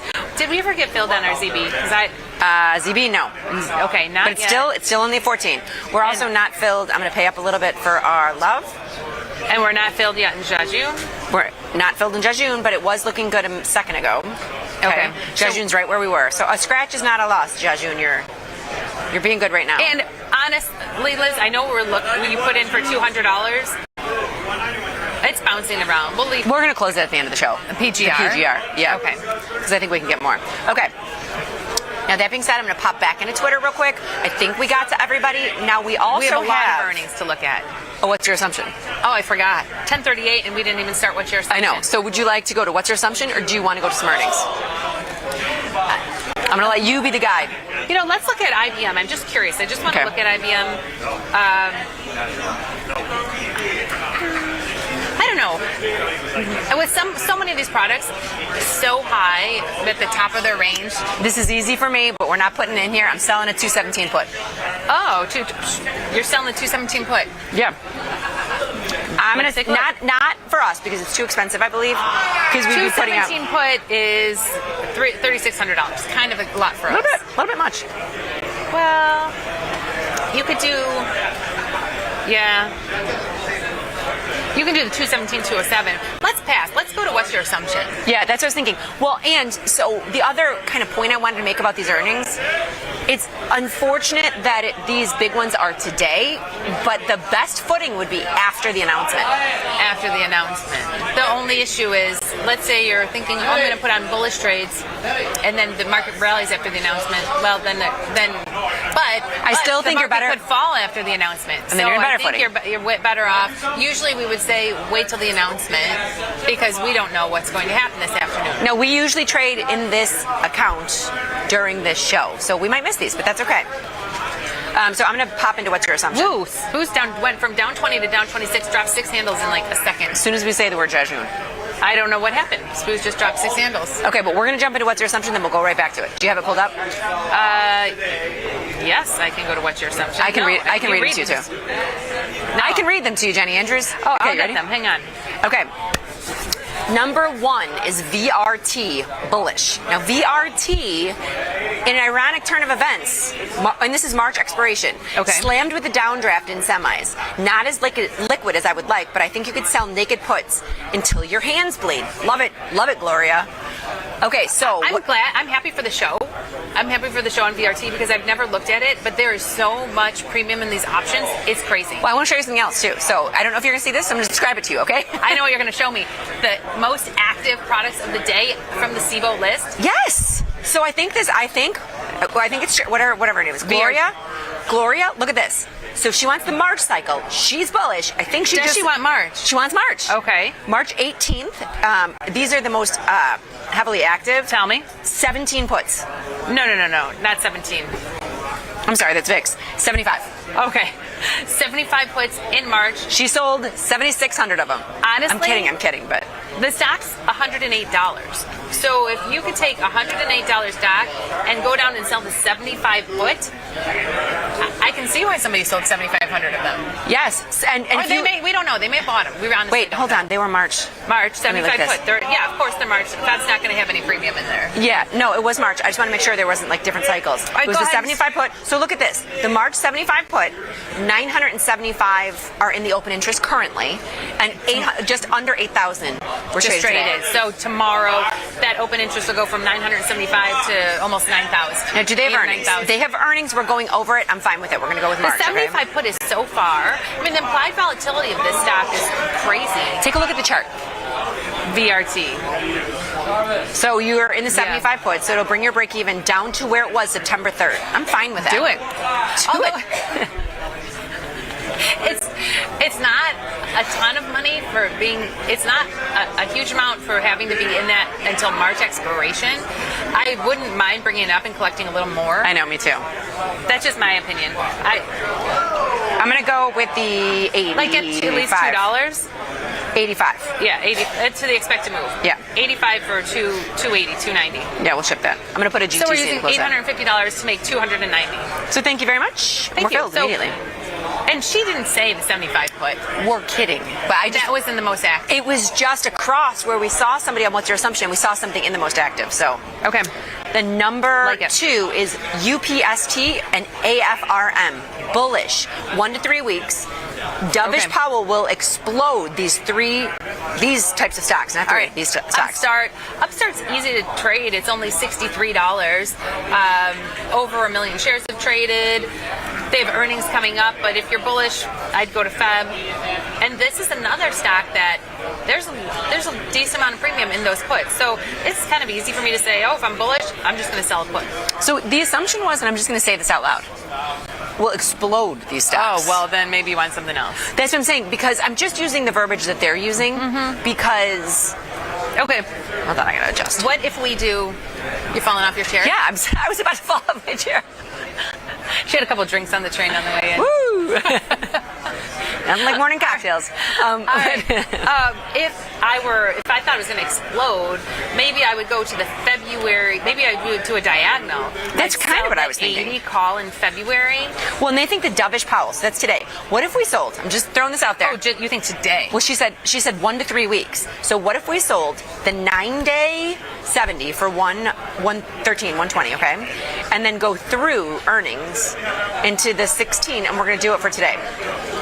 You have a $7. It's expensive. It's expensive. You could, yeah. No. So, like, as you could give yourself a lot of profit potential by selling the 80 in the 23-day, and you buy the at the money in March.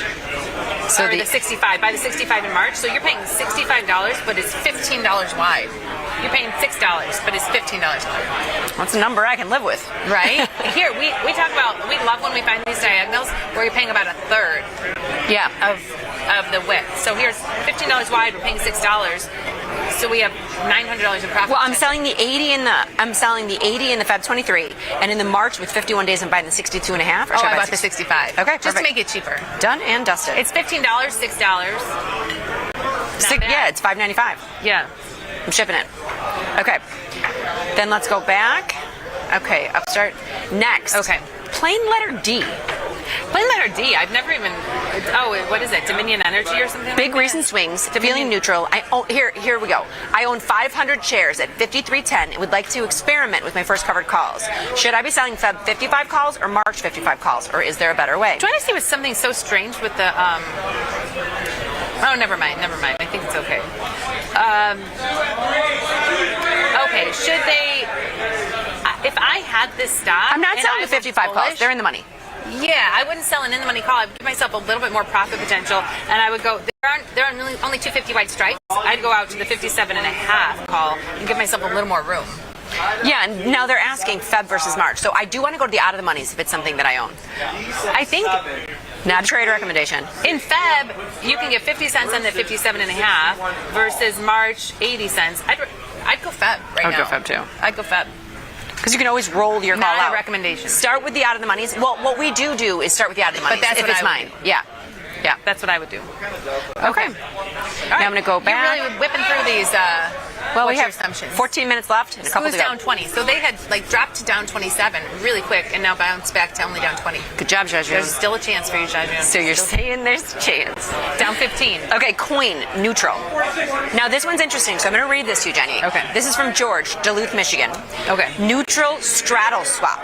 Delta will fluctuate, but theta is much higher than delta. And they want March, April. So put in March, April pull coin. up a March, April. Yeah, that's why I wanted to read it to you. March, April. Okay, how about we go Feb, March? Just because that's a long time. Well, this is their assumption. So they want the straddle swap. That's 2 calendars. That's what I want to say. When you pull up the March, April, or the Feb, March, or whatever, any kind of straddle swap, you're basically selling the call and put straddle in the short term, buying the call and put same strike in the long term. It's a call calendar and a put calendar. So you're kind of doubling down on a calendar. If you want to cut your risk in half, just do the calls or just do the puts. Yeah. Perform the same. Yes. Yeah. On a total side note, I did some voiceover work yesterday, and for Tasty. I'm not stepping out of Tasty. There's a new promo coming out. You're not going to want to there is a new promo coming out. Yeah. But so as I was doing it, I was going like this when I talked, and he goes, no. When you speak, use your hands. You're more animated. Like your voice comes out differently. Because I just went like this to you, and I realized. No, okay. I've been working with you for 15 years. You've never seen me not use my hands. I've never seen you sit like this. I've never seen you like record a voiceover or any commercial like this. I'm calling BS. I did. The entire thing. Who are you working with, Ryan? Ryan. And Ryan, we love you. But I like that Ryan calls us out on stuff. No, and then as soon as I got in there, remember the one time I went in? He's like, your mouth is too, like, swallow. That was me. He's like, take a drink. Take a drink and then start over again. Okay, we digress. Coin, it's $1,200 for their assumption of their straddle swap with March, April 280 straddle swap. Selling the March, buying the April, it's $1,200. But you could just do one size and do one size. Yes, and see what's cheaper, calls or puts. Because again, these will make money the same. The call and the put calendars will make money pretty equally. So I'm going to use the 290s, and the calls are $7. And I'll price out the puts for you. So the 290 put calendar, we're just going to call this. Why 290 when it's trading 280? I'm just curious. I just grabbed the first out of the monies that I saw. Because it's trading 280. I literally just grabbed the. Can we just do that? Sure. At the money? Sure. I'll do the calls. I'll do the calls. You do the puts. Because it didn't make sense when I was trying to do the puts. They're wide markets on the $10 Gotcha. money. Do you know what I'm saying? So same price for the 680, the 280 that it was the 290 for the calls. Okay, so for the puts, if I throw in sell the March 280, buy the April 280, 587, 687. Do the puts. Puts are the winner. Now, if you want to make it even cheaper, because even though we know it's their assumption, we would do the Feb March. We would do the Feb March. How much is that put? Let's do that. 280 in the Feb, selling that one, buying the March 280. That's 875. Wait, buying the March 280 put and selling the Feb and buying the March.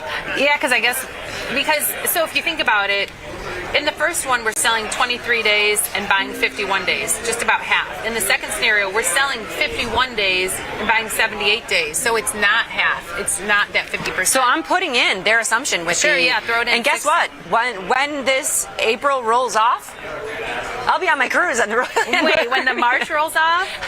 No, I'm in April. Like my cruise is in April. But when we're doing March, April. I'm doing March, April. Yeah. So when the March rolls off and we're left with the April, this will be sailing the seas on a Royal Caribbean cruise. That's right. With Tony Batista. Put him on yours. I would love to party with Chris, though. I really would. Put him on yours. Fun. That would be so funny. Okay. So I'm shipping this, and we cut the price in half. $18.50. Do you think Shajun's gonna hit? Don't jinx it. It's up $5. $15. $5. It was 15 a second ago. It's 15 a second ago. I don't think the world saw that because they're looking at mine. I keep yours. wishing this cucumber water was a McDonald's Coke. Dreams come true, Jenny Andrews. I could make that happen for you. Okay, so then we're going to go coin next. Hood, bearish. And this is Neil from Georgia. Feb March, feeling bearish on Hood. Sell some naked calls up here. I'm glad to hear someone say they're feeling bearish on Hood because I got out of my Hood last August and I keep waiting to get back in. Are you Neil from Georgia? Yes. Bearish on Hood. What do you want to do? They have earnings February 12th. So if you're bearish, you don't mind going through earnings. It's kind of hard to be bearish. For you. No, I mean, you could not for Neil. You could just do a diagonal. So you could sell the 42 and the 23 day. And buy the 49 and it's only 368. And you have a lot of profit potential. Yeah, and buy the 49 in the March with 51 days. Ship it. We're really getting a lot of trades on today. That's how we roll. Let me check our buying power. Oh, yeah, probably buying power. We're good. $18,000. Good.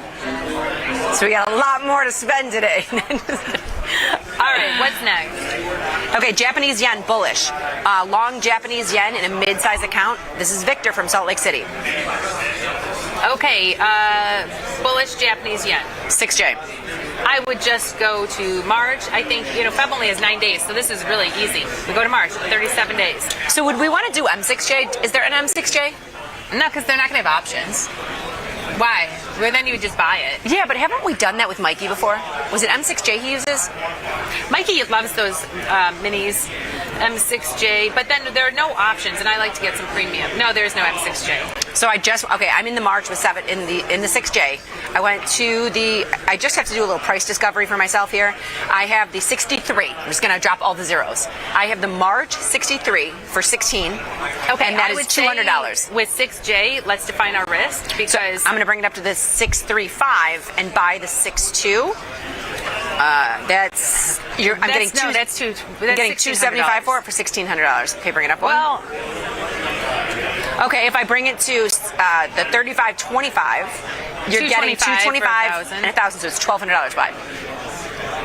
So if I baby it and bring it just $5 wide, then you got to bring it up. You're getting $137 and putting up $400. It's not bad. Not bad for 37 days. I would just put on a baby trade because do you know how many times I've been in trouble in the yen, and Tony tells me if I want to look like Tom Sosnoff when I'm older, keep trading the yen.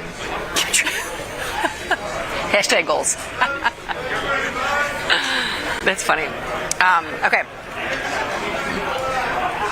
Next, we've got one more thing that I'm going to go to Jajun. 10 out of 10. FCX, Freeport McMoran. Oh, who doesn't love This is from Aaron from Whipsaw, North Carolina. Is this a joke? No, it's Aaron. That's it. No, it's just like the guy who texted. Is this the guy who texted me yesterday? It's the guy who texted you yesterday. FCX March expiration feels like it's beaten down after earnings, so Aaron is bullish. How about a zebra where we buy 70 deltas, sell See, one we 50 paid delta. him to say that. I went to high school with him. Buy 2 70 delta calls, sell 150 delta call. It will give you 90 deltas. It's like you're long 100 shares of stock. What? He's in trouble now. What cycle are you in? Officials. He's like the nicest person on the floor, by the way, so don't get him in trouble. Okay, so sell 150 by 270. Are you in the 23-day? I'm in the 51-day, but you can put it wherever you want to. How much was the 51-day? I guess he didn't hear about the $5,000 fine for distracting the talent. Okay, buy 2, sell 1. If I am in the Feb with 23 days, it's 322. How much was your March? Oh, they're not that expensive. So if I sell a 50 delta, buy 270 deltas, it's 550. So go with the Feb. Feb it is. We got a winner. And that's a zebra. That's a zero extrinsic back ratio. I'm actually going to do something very quick because I'm trying to let Jajun hit. I'm going back into, it looks like we're in the most active, but I'm going to go to our website. This is tastylive.com. If you want to know what a zebra is, slower than we just traded it, you go to On Demand, and Liz and Johnny's Strategy zero Series. Extrinsic back ratio. That's why we call it a zebra, just instead of always saying zero extrinsic back ratio. Zebra. It's in the Strategy Series. You will see it. It's a zebra, zero extrinsic back ratio. Love that. That's it. Okay. We got to all the what's your assumption. Darn it, Jajun! I know. It was so close. Screws were down 17, and I thought it was going to hit, but it was never more than, I never saw it more than like a $15 or $20 win. No, so I'm closing it right now for a scratch. What? 10:55. Give it another minute. I don't know. Screws down 21. All we need is a little rally. We haven't gotten it. Nope. Shipping haven't gotten it. What time is it? 10:55. Oh, I guess I can give it 1 minute. Yeah, you got a couple minutes. Now we will sit in silence for 1 minute. No, you know what? Here's some good news. Procter & Gamble's up $87. Let's just close that. 100%. Right? Yep. If I have winners and I can take some risk off the table before the announcement, then I'm going to do it because... I will tell you, I think PGR might be a little bit wide. I keep chasing it. Are you sure? 585 is up 82. So look at this. Look at the 247. It's 590 at 630. It's wide markets. Right. But I still got filled on mine. Even with the wide markets, I got out of mine. We got filled 580. I had to take it down by 20 cents. But so we're we out. still made like $78 overnight in that Procter & Gamble earnings. Not Procter & Gamble. SPX is now a $25 loss. Call PGR Procter & Gamble. Yeah. But it's that's just PG. PG. Right. We got it. Okay. Well, now we're going to close it for a $20 loss. You're in charge. That's not bad. You're running it. What are you going to do? It could be worse. Leave it?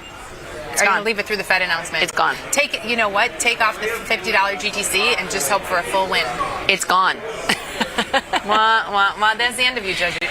Okay, we heard her on Monday be like, the rules are. It depends on the day. Depends on the day and my mood. Today I would have left it for a full win. I know. Anyway, 10:57. Let's talk about what we did today. We did a lot. Yes, we did. I'm going to pop out the side. I'm going to go to all symbols today. So I'm going to go bottoms up, if that's okay. Sure. SPX we put on the Jejune. We took it off at the end, so it's the top and the bottom. Starbucks, we put on a reverse big lizard, which is good. Love, we bought an in-the-money call, and that was 4 earnings. The RTX, we followed both What's Your Assumption and the most heavily active traded. Okay. We traded a Coinbase, we traded Hood, we got out of our PGR, and we closed SPX. Okay. So, and we have one other, Theta Busters came in on Twitter, one tweet we didn't get to. Okay. About, this is from Theta Busters. Hello ladies, please check out QDTE and XDTE. No need to sell covered calls now. These guys do you and also pay you a dividend. So it's got to be a covered call fund. Yeah, it's a covered call fund. Yes, you can find some covered call funds, sure, and pay a dividend. Great, thank you Theta Busters. We will take a look at We'll check that out tomorrow. Yeah, we'll check that out tomorrow on Retro Thursday. Okay, show's over. All right, time's up. Everybody, remember to trade small, trade often. I thought you forgot the last line. I know. I was thinking, like, how much time do I have? I could have added a few lines if I thought we had extra time. What's happening? I think she forgot. Everybody remember to trade small, trade often. Laugh with us, learn with us, and watch the Liz and Jenny show. We will see you tomorrow. Don't forget your red shirts. See you tomorrow, everybody.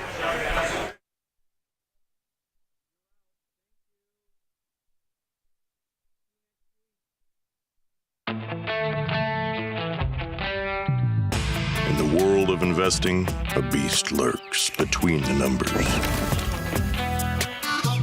Some watch from the safety of the sidelines, but others saddle up and ride that 1-ton rowdy ribeye for all he's got. If that's you, join us on Tasty Trade, named best online broker for options trading. Genius loves company. Look who's back testing. Tasty Trade now has options back testing for free. Test your trades with over 10 years of data for the most popular symbols. See how your trades would have performed in the past. Look back at profit and loss and take the guess out of guesswork. Oh, did we mention that it's free? Get back testing at Tasty Trade.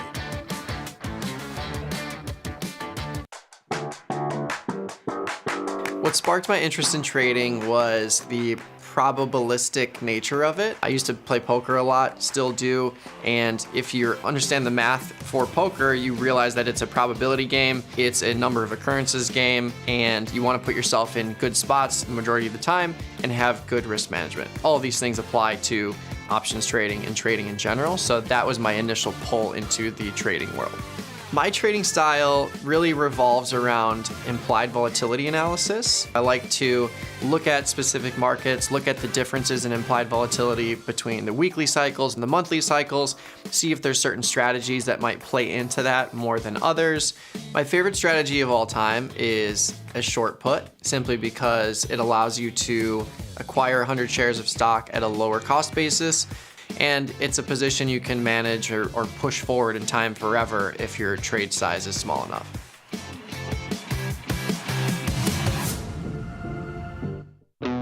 Looking for a better broker and a bonus? Sweet. We got you.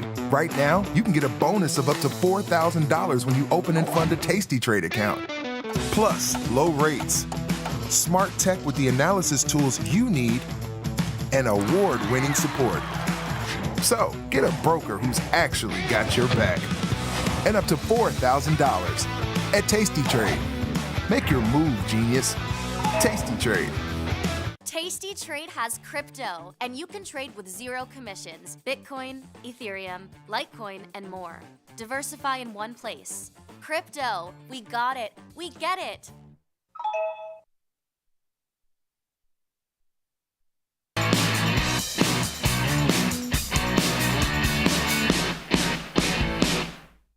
Good morning, everyone, and welcome back to the show. This is Option Trading Concepts Live. My name is Nick Batista. I got my man Mikey Butler with me as always, and if you want to come join us, hop over to YouTube, type in Tasty Live, come to our channel, give us a like, and subscribe to our videos because it helps us immensely. But more importantly, just come chat with us live because we'll be taking questions throughout the show. Whatever you got questions on, from strategies, concepts, trade ideas, trade management, whatever, just come hang with us for the next hour of the day. My favorite hour of the day. I get to spend it with my buddy, Mikey Butler. How are you, sir? Doing great. Yep. Doing great. How you doing? It's a great day. Johnny trades today, so I got a couple trades on this morning. I'm very light on positions, so if you got some ideas, I'm all ears. Post them in the chat. I got put on a new IBIT position for March is one that I was going to look at, but overall, I'm good. Love it. Been a fun little market to trade. Yeah. Speaking of fun, we've got Jay Powell taking the stand in a little bit here. 1:30, I believe. 1 o'clock, the decision comes out. There's not much of a decision. I mean, the market is pricing in a 99.5% chance that we do not cut interest rates this time around. But that doesn't mean the markets can't move. You're still seeing SPX boasting a 30-point expected move for the rest of the day. So pretty light. I mean, we've seen that significantly higher, but we have also seen this same scenario where the market's expecting nothing, and we saw a 200-point sell-off. So it can go either way. Strap in, people. And not only that, we also have Tesla earnings after the close. Yes. Meta earnings after the close. And Microsoft earnings after the close. IBM. RCX is another big company. ServiceNow. There you go. There's a lot. Yeah. So on the YouTube channel, if you want to join us there, we're streaming live. Just pop over to Tasty Live. But I've pinned the link to the News and Insights tab to the top of the YouTube chat. We write earnings previews for all of the big name stocks every single quarter. So we've got Tesla, Meta, Microsoft. We've got Apple for tomorrow. We've got Intel for tomorrow. Mm-hmm. You name it, it's going to be in there. So click on that link and scroll through. We also do futures articles every day pretty much, and a lot of other stuff. So check out the News and Insights tab, but I will post direct links to the stocks that we talk about when we talk about the earnings stocks. And if you have any trade ideas, let us know, because I'm ready and able to hammer some earnings trades. Yeah, we'll have to take a look. It's the biggest part of the earnings season. We also featured it in, or at least put a portion of yesterday's cherry picks. Give you a list of some of the bigger names that are reporting earnings coming up. So, of course, we're trying to keep people in the know of what's going on, and we have a wealth of information. So, today though, E-minis down 17. Seems like a crash. Just kidding. It's just a normal inside day. It looks like we've had about a 40-point intraday range, maybe a little bit less, a little bit over that, 42 points. 61.11 was the high of the day through the overnight session, but definitely a little two-sided action here. NASDAQ down 52. You got the Dow up 18 and the Russell up 1, basically unchanged there. So everything very muted. I think, you got everybody kind of waiting on some of the earnings that are coming, maybe FOMC, see if Jay Powell says anything of note. That definitely seems to be the case today. Oil selling off a bit, /CL 73.37, right in the middle of where it's been trading between 79 and 69 has kind of been the range.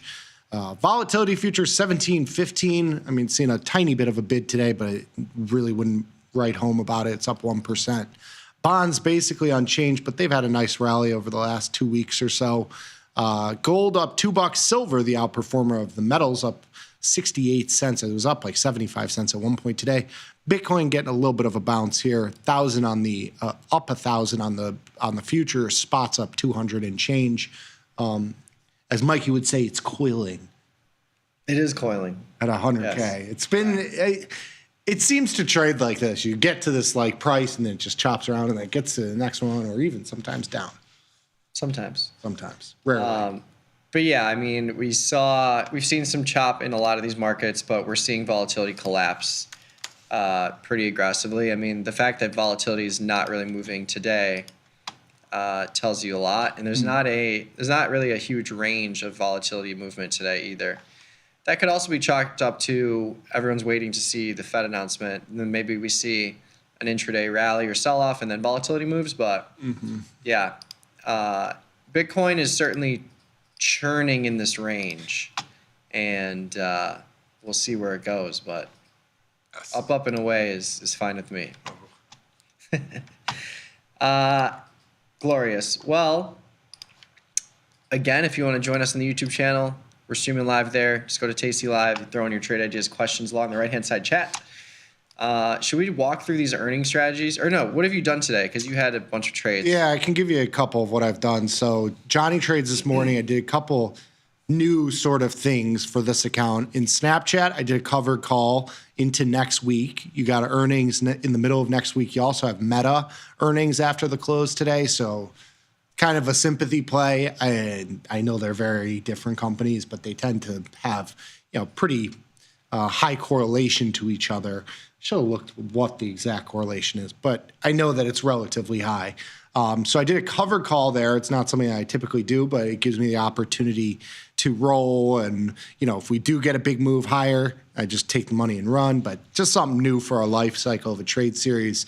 And that is also the case with Intel. I did just a at-the-money short put in the 2-day expiring this week. So you got earnings tomorrow after the close. The stock was trading right at 20. I sold the 20 strike put at 98 cents. And my thinking here is I want the stock to go up and I'll keep my 98 cents. But if the stock goes down, I want to walk through taking assignment, how that process works. Rolling into covered calls gives us a new opportunity here. So we'll see what happens on earnings. Can't know the future, but that's what I'm hoping for. And then in SMH, I got some long delta into the big move that we've had, and you're seeing a little bit of a pullback in some of the chip names today. So I did that. I also got back into a long delta trade in NVIDIA, which we scalped out of yesterday for a really nice profit out of over a couple days, over a 24-hour time frame. It was like a $200 winner. It went back to what I originally got into it for in terms of price. So figured I'd reload. And then I closed out of a naked put that I had in IBIT to free up the capital so I can roll into something in March to, continue with that position. Love it. Yes. Love it. So please give us some more trade ideas. More. MOAR. More. I bought a Microsoft call calendar spread. Ooh. So I looked at a crab trade too. I think that sets up well as well. But I want to do my best to go to April for these long options because for a lot of these products, Tesla, Apple, Microsoft, you're not paying that much more to go to April, and there is a volatility discount if you go to April versus March. And I'd much rather just be in April with 78 days to go with a long option. There's so much time for a reversal, even if there's a sell-off if I'm doing bullish trades, which I certainly am. Microsoft is Microsoft is more neutral though. So Microsoft is near the top of the range. You saw that big boost over the last couple of days with the rotation into products like Microsoft, Apple, and out of NVIDIA, namely. But just wanted to kind of play a little bit of an upside move here. So I went to the 460 call in April, bought that, and then I sold the 2-day 460 call against it, right at the expected move. So anything inside up is going to be just fine. And if we do get a down move, going to April allows me to sell Feb and then roll into March. Maybe you could move the strike. Yeah. Like if you get a $10 up move, and you're sitting at 455, you take this and you roll this out to the 475 and in March, we get more directional if you wanted to. Yeah. A lot more flexibility going to April versus going to March with a long option. So that's another reason why I did that. But I was filled on that at 945. It's up a little bit right now because Microsoft has rallied a couple points since I got into that trade. But still, holding this through tomorrow, lots of premium in that short option. So we're getting $400 of premium in the short option versus $1,300 and change in the long option. So that's a big cost basis reduction for 2 days. So we'll see what happens, but I've got plans in place if it does sell off. Yeah. And you got to take the risk profile with a grain of salt too, because it's very hard to price in the move, of course, as well as changes in volatility. So, you want to make sure that you understand that it's not, binary when you have multiple expirations. Yeah. it gives you an idea. Yeah. That's certainly, the case. But I would assume that Microsoft will probably stay above 20% IV in these back months. Yeah. So taking out 5%, I think, is fair. Mm-hmm. And if you're right, then it's going to be more accurate, of course. But yeah, this assumes that you're holding all the way to Friday and having that short option go to zero extrinsic value. So that's Microsoft. I'm going to post a link directly to the Microsoft earnings preview that we wrote in the YouTube chat right now. Cool. But if there's any other trade ideas for that, let us know. Yes. Tesla also has earnings after the close today. This one is interesting. This one is one that I want to place a neutral trade in. Tesla.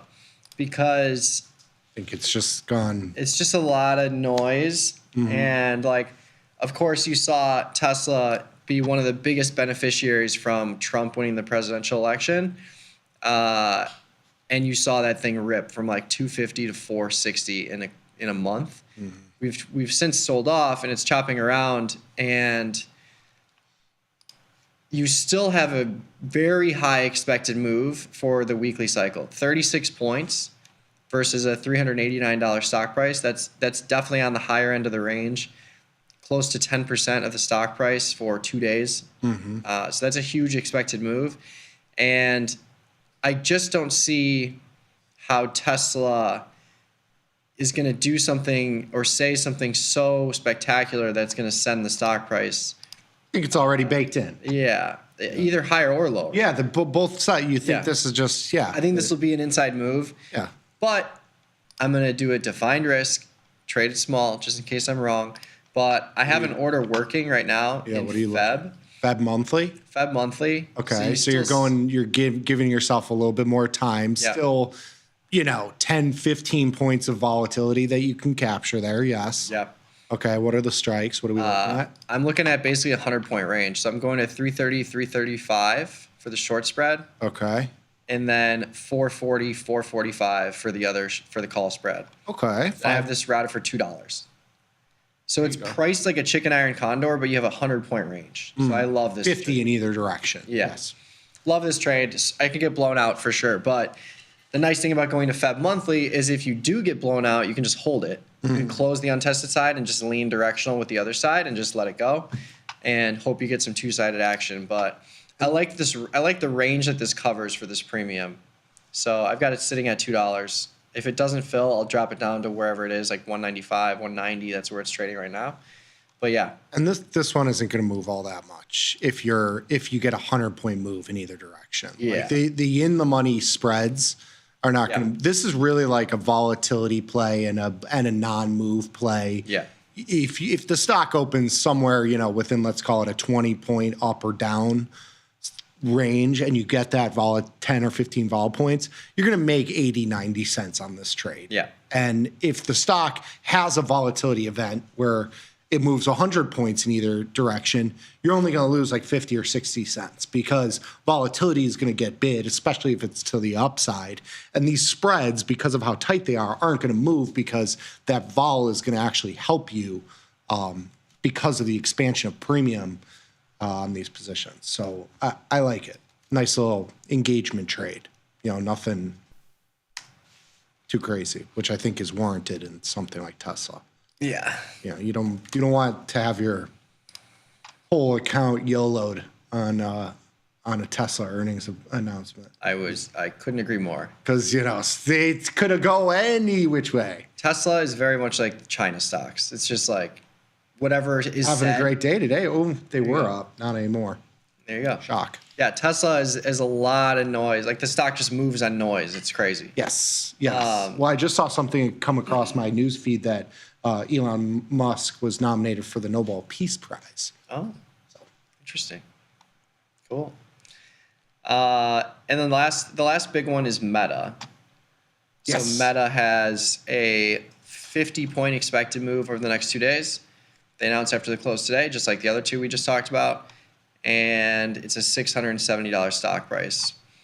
This one is really tough because it's just so expensive. These options are so expensive. Like calendar spreads out the window, diagonal spreads out the window. So this one is like same thing. You got to kind of stick to a iron condor or just a short put spread or just a call spread, something like that. What do you think about this thing? Dana White is on the board for meta now, so I think that's a very bullish thing. All kidding aside, that is a fun little fact. I wonder how that conversation went. They were probably just like at a UFC event and they were chatting it up and Dana was like, put me on the board. And he's like, I might. And now he is.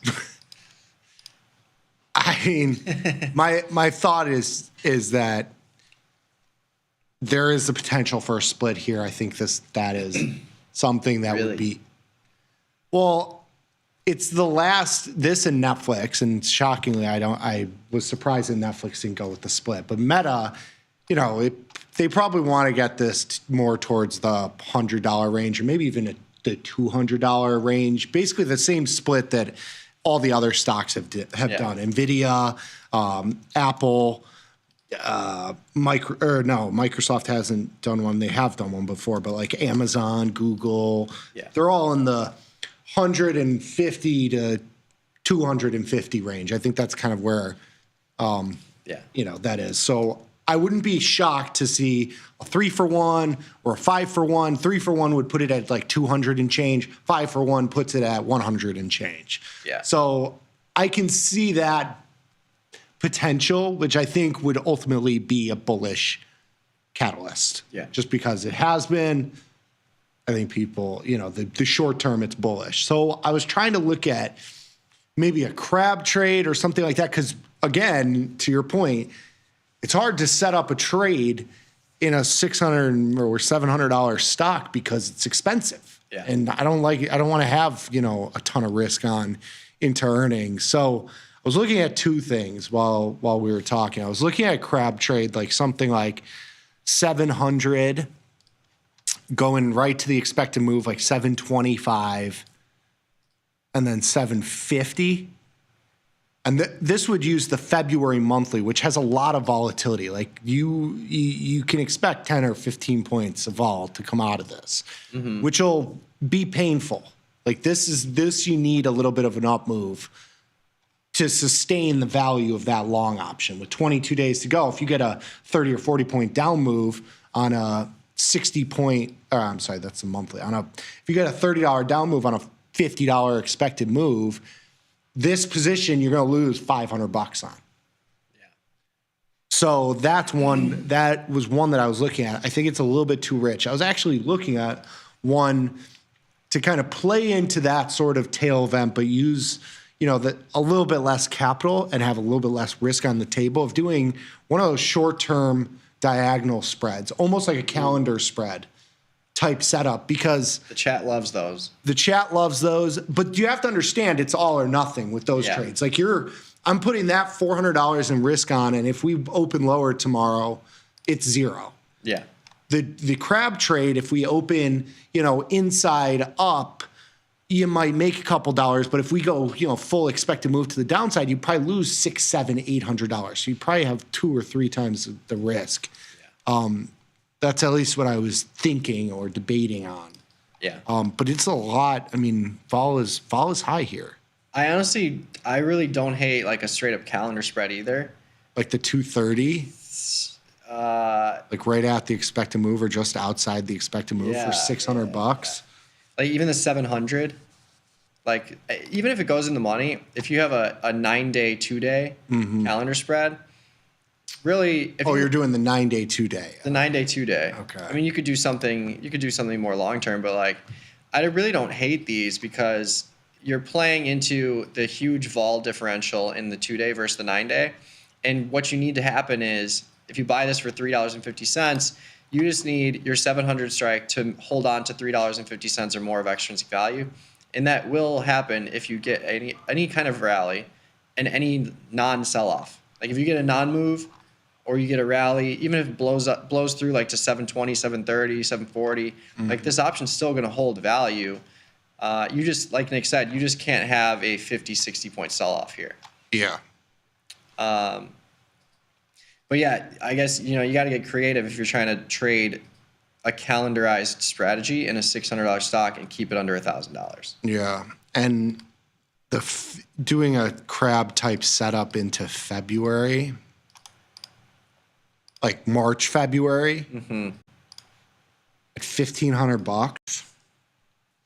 I mean, it's expensive. It's expensive. It's a lot of risk on the table because if you open 70 points to the downside, you're going to lose 400, 500, 600, maybe even more. Maybe I do like the 725 February. Let's see where I can go. 750, 800. You're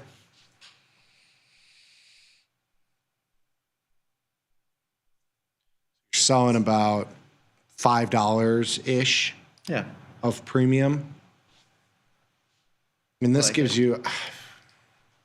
It's expensive. It's expensive, man. All right. We're going to do... We'll play for 700. So an inside up. So we're going to go to the 710. I'll do 25 points, 735. And that puts me at what? The 760? For $1,000. Yeah. February. That's a big boy trade into earnings. Yeah.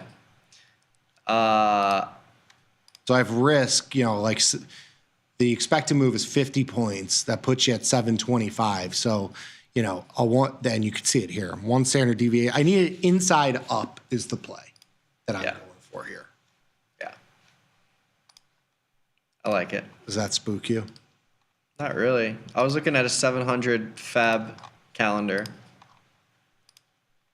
for $7. All right, I'm in 10-15. There you go. Ooh, 777. I feel like it screams, got to do it. 700 strike calendar for 777. Come on. But yeah, I mean, these are anytime your long option is in Fab or even March, it's going to be much more volatile than April. But April's just too expensive. So what are you going to do? Yeah. I got $8-ish of premium on the table that's going to zero at the end of this week. Yeah. So there's a lot of buffer here. As long as you have to avoid with any sort of crab or diagonal trade, you have to avoid the expected move to the opposite side. Yeah. That's where your big risk is. Yeah. If you go past the expected move, meaning you're totally super wrong, then you lose, the bulk of your value. If you get a little bit of an inside move to the downside, it's not too bad. It's manageable. Yeah. So yeah, we'll see what happens with Meta. I mean, it's going to definitely be one of the bigger movers, I would assume. Yeah. They were a direct beneficiary from the NVIDIA liquidation event. They're investing 60 to 65 billion in AI over the next couple of years. So yes, we'll see what the Zuck has in store. Yes, we will. But yeah, if you have any other trade ideas, pop them in the YouTube chat. Yes, please. I'm gonna head more. over to there now. I have basically half my capital available, ready to rock. Good. Ready and willing. Enough of this tech stuff. How about UPS? UPS? What? 135, 140. Leave that for Jim. Doesn't Jim love trading UPS or something? know. You're the FedEx guy. I'm the FedEx guy. Put me in a FedEx suit. Might as well. January 30th before the market opens, so tomorrow morning. So this is an earnings trade you got to get in today if you're doing it. Long the 135 Feb, short the Jan 31 140 strike. So 135, 140 diagonal spread. Or the 135 March 140 Feb. So I still think you got to go to the short option in the 2-day. I don't like the short option in Feb because it does cost the same or about the same, but you want that vol. You want that 100-point vol. Yeah, just think about it this way: you're getting an 8-point expected move worth of vol in the 2-day cycle versus a 950 expected move in the 23-day cycle, which tells you you're going to still see premium in that Feb cycle even after earnings, and you're collecting just a little bit more. So I don't mind going to March for the long option, like long 135, short the 140. It's still 350, pretty cheap for a $5 wide spread. Yeah. And it's inside. So it's an inside up type of play. You could even move it. You want more upside, move the, go to the 145 or 140 or one, you can. I mean, I'm going to April here. Like, this is another one. So similar to the short option and why I would rather sell the 2-day versus Feb. You're collecting just a little bit less, but you get all of the premium in 2 days instead of 23 days.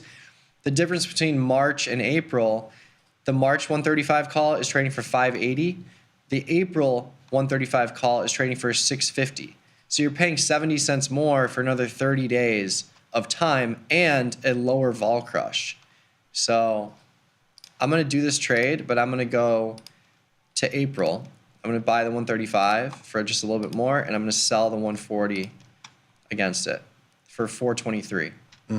So paying close to the width of the spread, but $2.30 coming out of the short option in 2 days. So this could be a $200-$300 winner if you get a move up above 140. I like it. 420, nice. There you go. I think we go through this a lot with our earnings trades. Like, these are, this is an interesting trade, I think, for most sized accounts. Obviously, if you have a lot more capital and the risk isn't as big of a deal, selling puts or doing something like that is going to be your most, is going to be quote unquote conservative, because if you're wrong, you could still be profitable.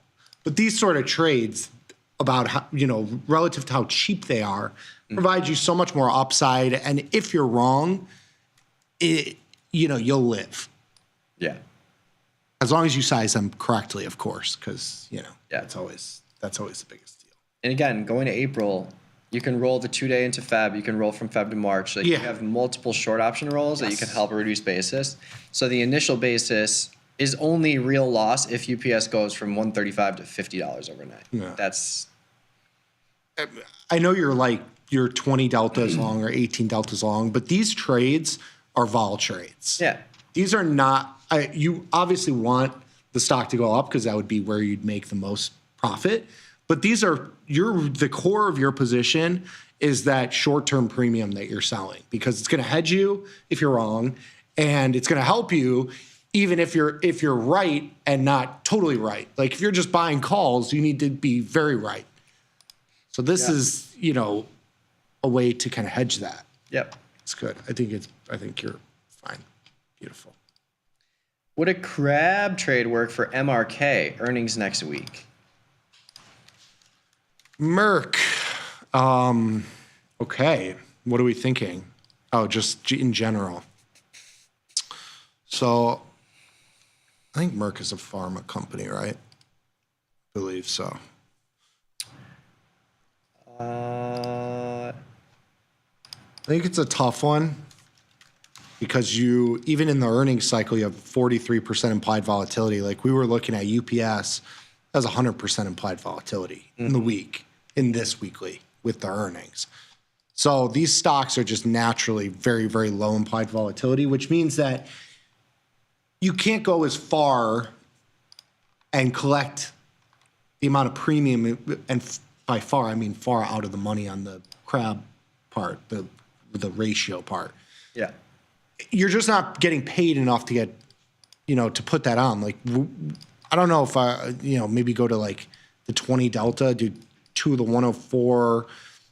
If you're buying the 100, you go 8 points wide. You're getting $1 in premium. I would rather just relative to 90 cents. Like, the spread that you're selling is 40 cents. I wouldn't want to have that cap on the upside. I would just do something like, April or March. You could go into April. You buy the 100 call. You go into the weekly. You sell the 103 or the 104, something like that. Where, again, you're capturing the volatility here, but you're not capping your tail side risk to the upside, especially in something that's down 30%, 40%. Yeah. It's just cheap. It's too cheap to cap the upside. Yeah. But yeah, I think you go to April, if you're doing this, you pay 50, 60 cents more, but again, you get another almost 40 days more, 30 days more, and an implied lower vol crush in your long option. And yeah, I think you could do the 100, 104, 108 crab. I think you could do the 100, 105, 110 crab. They're both about $2.50, $3, or you just do the straight up diagonal. Yeah. But yeah, I think you go to April with the long option. That's my intent for a lot of these trades because I'll do this cheapy. You can visually see that there's similar premium with 30 more days on your side. Yeah. I was filled on the UPS diagonal at 426, 135, 140, long April, short the 2-day. Beautiful. All right, back to Tesla. Did you get in or? Not yet. But would doing an out of the money call diagonal on Tesla, for example, be a bad idea for an earnings trade because of the IV crush, even if it gets to your short strike? Nope. Especially not in Tesla because you have that call skew usually. Yeah. So I think if you're going to be directional, it's really the only way to play it because there's not much volatility on the downside. Like even the earnings today, let's go 100 points out of the money. It was a 424.30. Long Feb 7, short the weekly. I know this is extreme, but 100 points out of the money in either direction, 65 cents versus 35 cents, which doesn't seem like a ton, but that's double. Yeah. So, and that's with 2 days. But yeah, they were looking at 424.30, long the Feb 7, short the Jan 31. So a short-term diagonal. So kind of in this case, first of all, you've got it flipped. Yeah. You have the 420. Gotta be long the 420, short the 430. Yeah, gotta be long the 430, short the 420. Otherwise, just sell a vertical spread. Like I don't see a reason to get cute with this. But yeah, if you're thinking of an upside move, long the 430, short the 420. You're looking at, $5 debit. Yeah. Let's see. Feb 7th versus January 31st. Yeah. So, yeah, $5 debit. So, yes, you will get a vol crush here in your long option with 9 days left. Oh, yeah. But you can still be profitable on this trade if you get a Tesla move up to 400, 410. Like, because there will be a vol crush, but it'll still hold on to $5-ish. Like, yeah. That's the question. Where do you need Tesla to hold on to $500 of extrinsic value? Yeah. You need it close to 420. Even if it's out of the money, if it's at 410, 415, I think this is still a profitable trade. Yeah. As long as you don't hold it to expiration. Your risk is downside. I mean, you can even see, and going back to Mike's comments, the 430 with 2 days to go into earnings is trading at $5. So if the stock was right here at 390, you probably scratch the trade. If it goes down, you're going to, lose a couple dollars. Yeah. You need the stock to go up. Yeah. And the reason why... And that's going to be with the vol crush. Yeah. Because if the stock goes up, you assume volatility probably stays a little bit bid. Yeah. I think if it goes down, vol's going to get smoked. Right. And the reason why we're not doing the inverse, you initially had the short 420, long the 430 with the diagonal. I really don't like this trade because, first of all, your risk is $1,100. You're paying $1 debit up front, and if you get a rally into your spread, you're not going to make any money. This is short delta. Yeah. You flip it. Yeah. And the problem is if you get a sell-off, your $9 in your long option is still going to get vaporized. Like you're not collecting a credit here. So you have risk to the downside here. If you get a huge Tesla sell-off, this is a losing trade, I would imagine. The short the 420 in the 9 day and long the 430 in the 2 day? The opposite. Long 420 short? They initially you're had talking about short to duration. short the 420 in the weekly, long the 430. This inverse diagonal we don't do for this reason. Yeah. You have risk everywhere. You have risk you got to be absolutely perfect to get this sort of trade to work. Yeah. And you could see it in the risk profile. Like you need everything all at once. Yeah. Meta, Microsoft, and Tesla Friday upside butterflies, but won't put them on until after FOMC. Looking at a 20-point wide in Meta, 15-point wide in Microsoft, 15-point wide in Tesla. Yeah, I like it. Do it. I think it's fine. It's just, cheap shots. Cheap shot, instant pain, instant gain.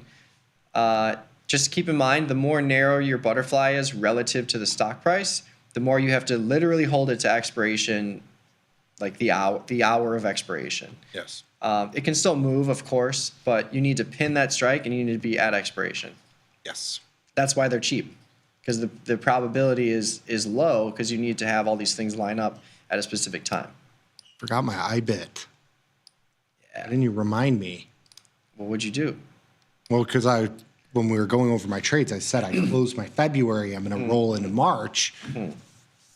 Now Bitcoin's rallied $400. Smack Lovin' looking for a sympathy play. Do I do just like a regular strangle here? Yeah.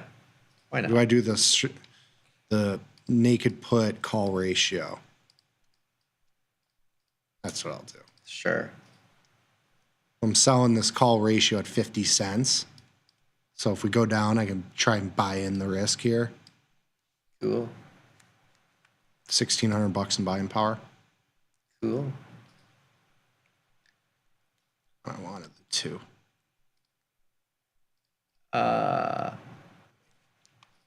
Make me beg for this position, aren't they? 197. All right. There you go. So RDDT. Reddit. RDDT. Sympathy play on Meta. Thinking about the long 225 calls for a pre-earnings pump or maybe a Feb-March diagonal. Reddit earnings on 212. March, Feb, yeah. So yeah, you could you could place it early. It's moving today with, I guess the question is, where has this moved with Meta before? So well, it's only been out for a year, so it's not. Yeah. So April 24th. The stock has 4x'd. What's the chart on April 24th? Last year. April 25th, I should say.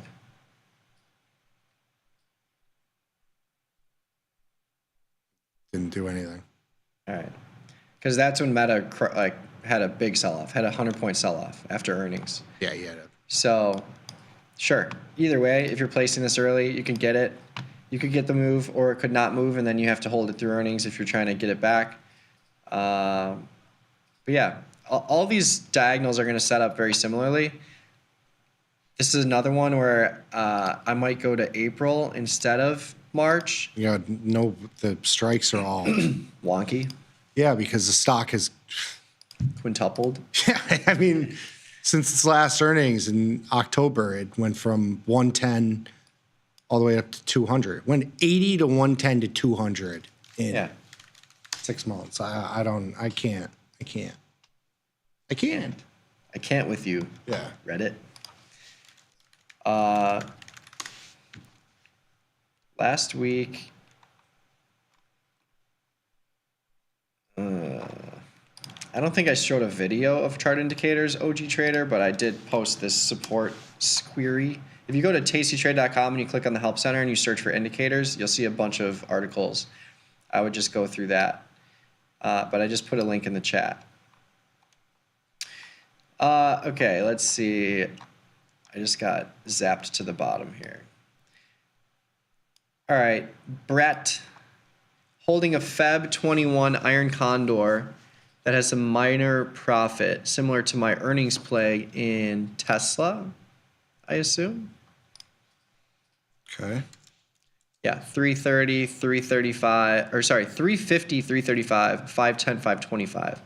Minor profit has 5 deltas. I think it's fine for the earnings, or should I consider rolling out in time? No, I like being in Feb for earnings if you're comfortable with it, because you're going to get a big vol crush in Feb relative to if you roll to March or April. And you're not going to pick up too much credit for rolling to March or April, because there's a big IV boost in that Feb cycle. So I would stay in Feb personally, but if you want to be more conservative, of course, going to March will help you do that. Maybe do something with the call side. Got a 60, 70 cent call spread. Yeah. Not that it's going to like hurt you much on a 100-point up move or on a 50-point up move. On a 100-point up move, you would kick yourself. Yeah. You know, for having a 70 cent call spread that goes to $2. You're like, oh, why? What about a double calendar in meta? Ugh. Long the 9-day, short the 2-day. Ugh. 620, 730. Oh. Well, before I even look at this, the only way this works out is if you're collecting like 50, 60, 70% of the value of the long options. You're going to, but what are you playing for? Yeah. You need to move. Really, the best case You got to scenario is pin one of the strikes. You get a move to your strikes. That's it. what you're looking for. You get an inside move, you lose money. You get a big move, you lose money. Yeah. You got to pin right wherever your strikes are. Yeah. You're collecting a lot relative to your longs for sure. But yeah, if you just pull up the curve analysis, like we can throw this up. Like, yeah, go to the 625. Let's assume you hold this to Friday, right? Yeah, 620, 730, whatever. You hold this to Friday. Your risk graph shows you that you are getting all that premium in the shorts, but now you got to crush your long options. So you got to bring that 65% down to a lot, 30%.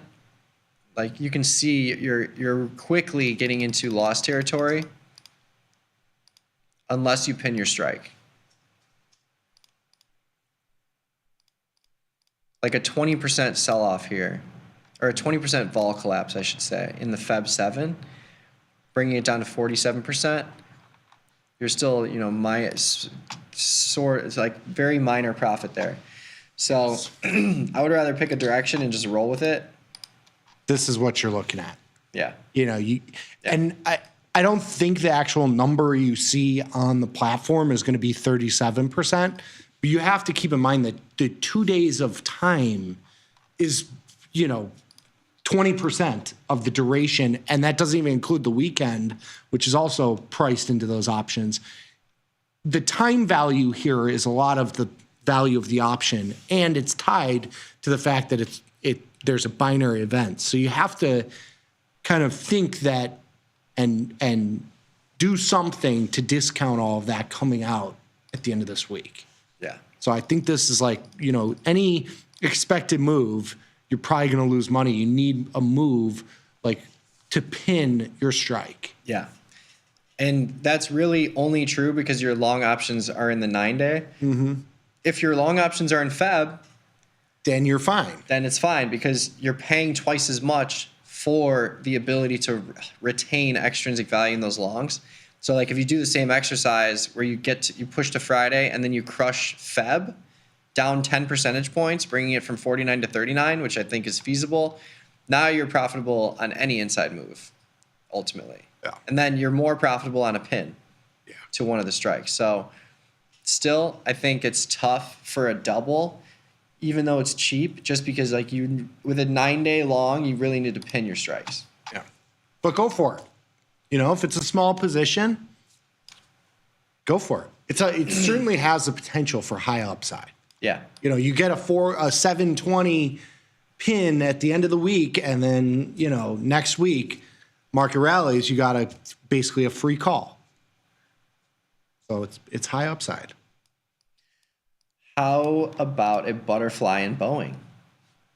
Ooh, Boeing. I've not traded Boeing in a while. Upside, downside, just general? Doesn't say. think you might be able to 18% or 18 IV rank, 30% implied volatility. Seems marginal at best for a position. Maybe I would probably play this as an iron condor, but it's just not all that interesting. Yeah. All the fun that we have in store for us today and through the end of next week with all the earnings. Why waste $800 in capital on silly Boeing? Silly Boeing. Yeah, I agree. I would rather stick with some of these big name tech stocks and trade those. How do you defend the long? I assume you're talking about a diagonal spread. You're defending the long up front with your sale of the short option. You're reducing basis in a really big way. But that's why I keep saying, going to April allows you to roll from the 2-day to Feb, and then from Feb to March. Like that's your defense. Oh, you're talking UPS. Just anything. Oh.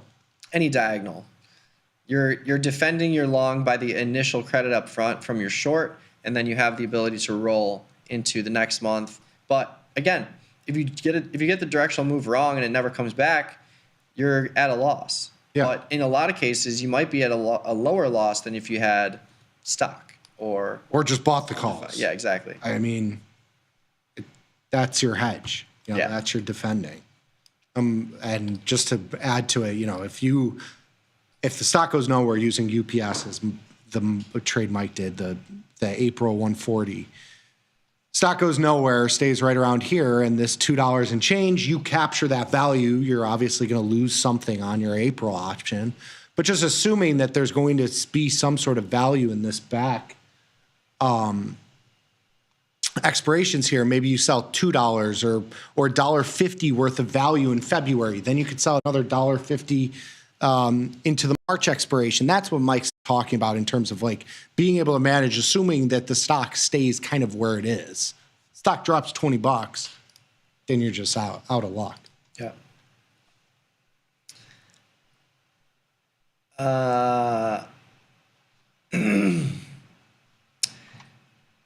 Yeah, $20, the 2030 call diagonal in Mara for $10.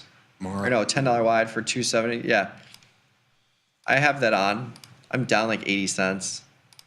Yeah, of course. Mara's a high flyer. Like these moves to the upside backed up to 30 have to be paired with Bitcoin going over 110K, like 110. Like that's what it is.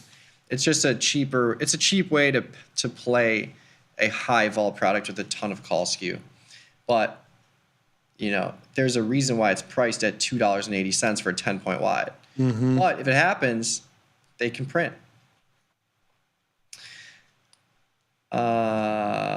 These stocks have lost a little bit of their luster. Like even MicroStrategy vol is very low. I mean, we were looking at this well over 100%, 200-300% implied volatility. When you go to coin, it's kind of the same story. I mean, they've had a nice rally, but volatility has really come in that space.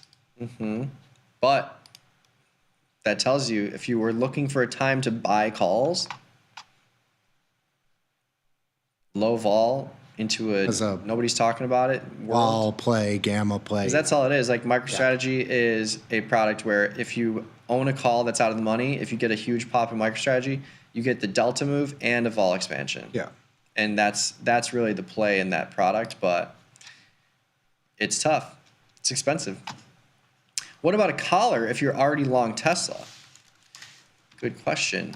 Yeah. What do we got here? Well, you're going to be able to go way further out of the money. Let's say, $5 option, sell the 430, and you'd buy the 350 or the 355. I mean, you have your risk to the downside is $35, and you have $45 or $40 of upside. Yeah. In terms of where those options are. Yeah, and you're collecting your credit.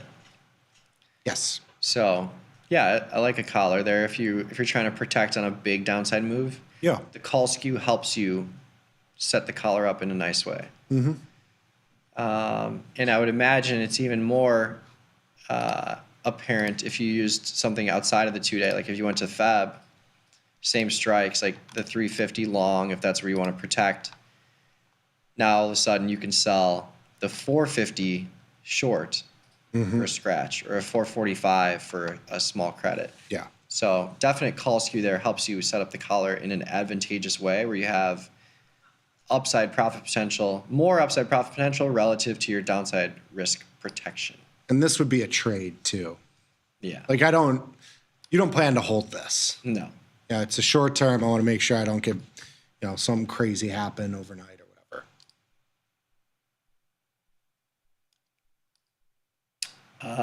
Yes, I will push the UPS trade to follow for sure.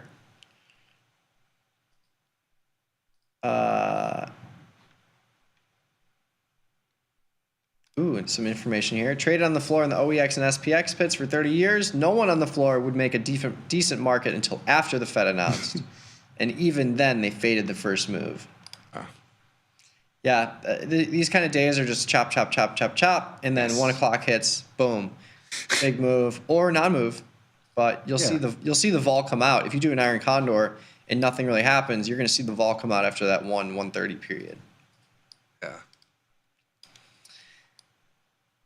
APP has 94% IV. Last time stock ripped $130 on earnings. How do you trade it?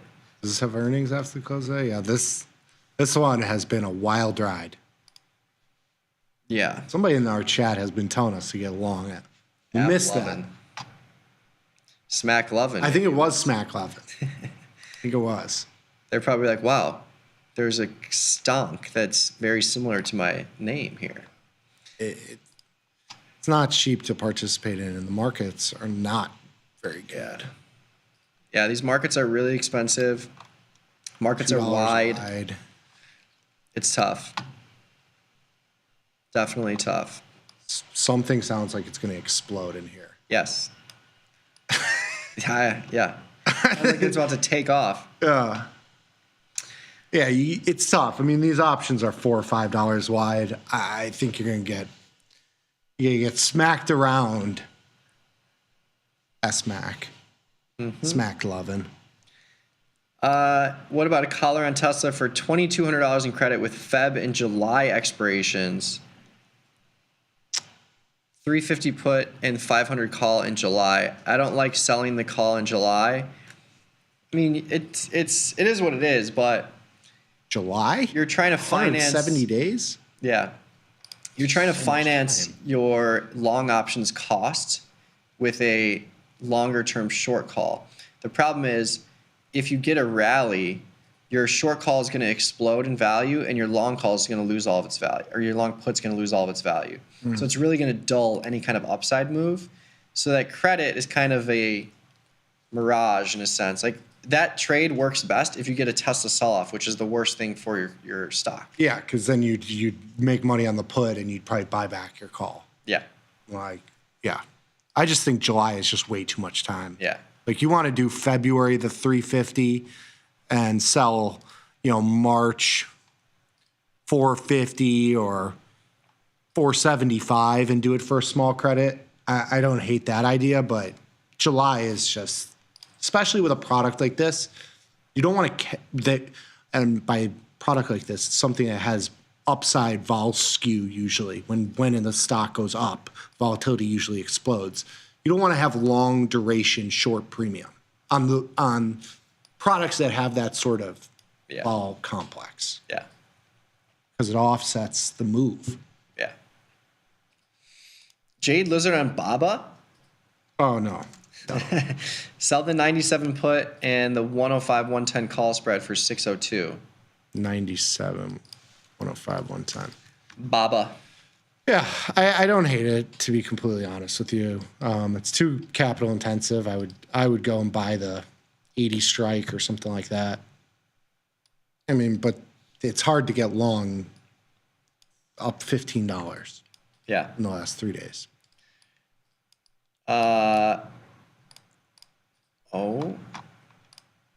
This chat is literally going nuts. About what? My screen is just like popping all over the place. For the Tesla Iron Condor, Nick said you might close the call side for 70 cents. Would you consider rolling it down? It's tough. You could. Yeah, it's tough. I mean, it's You wide might get enough. I would want to get $1. I would want that call spread to have $1.50 to $2 of value. Yeah. Total. Yeah. That you could capture, because I just can't do it. I don't trade for 70 cents. It's just too much to cap your potential to the upside. Yeah, and the spread is wide. It's a 15-point wide spread, but the same thing applies. Like if you had a strangle here and you were buying back 510 and rolling to 450, you're picking up $600 in premium. But with this Iron Condor, you're rolling to the same risk. You're moving that strike down 60 points and you're only picking up $1.50. So this is why moving spreads up and down with Iron Condor is yes, you can do it to offset your risk, but you're moving your risk significantly closer to the stock price relative to the credit you're getting to do so. So, yeah, I don't mind buying back the spread. I don't even mind holding the spread because it's so far out of the money that even after earnings, that's as long as Tesla doesn't absolutely explode to the upside, you're going to get all that premium tomorrow, the 510, 525. So, I don't know. It's tough. That it? That's it. Cool. Thanks for tuning in. If you've got any questions, you can reach us on Twitter. I'm at Trader Mikey B. Nick's at Trader Nicky Bat. Again, we've got all of those earnings previews. Thomas, who's going to be on in a couple minutes here, also did Intel and Apple. Both of those are tomorrow after the close. So we've got a slew of earnings trade previews for you on the News and Insights tab, pinned to the top of the YouTube chat. Also get your cherry picks for free, tastylive.com/newsletters. But yeah, we'll be back same time, same place, 11 a.m. Central tomorrow. We'll see you then. Peace.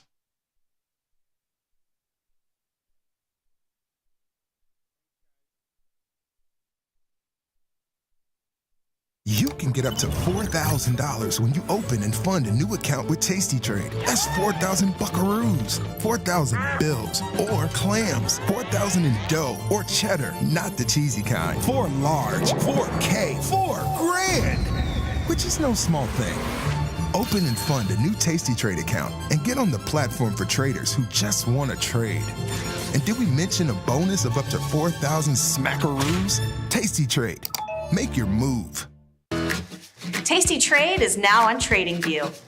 Trade stocks and futures directly on TradingView charts with Tasty Trade's low commissions. Try it out and leave us a review. Success is a combination of lots of non-correlated or lightly correlated underlyings to reduce risk. It's better for your investments to trade volatility than it is to own S&P index funds at Vanguard. That's what you're saying. I can't sleep at night as a passive investor. Why not? Because I think the risk is too great. Here I am, I'm a derivatives trader. I have hundreds, if not thousands of positions on, and I sleep fine because I know what I've done. What we do, it's a mathematical equation. What asset other than fear is mean reverting? And it requires no additional capital to play both sides of the market, then why would you even be directional in the first place? The problem with what you're saying is it makes a little too much sense. Yeah, it's logical. And so it raises a lot of scares the crap skepticism because it makes a little too much sense.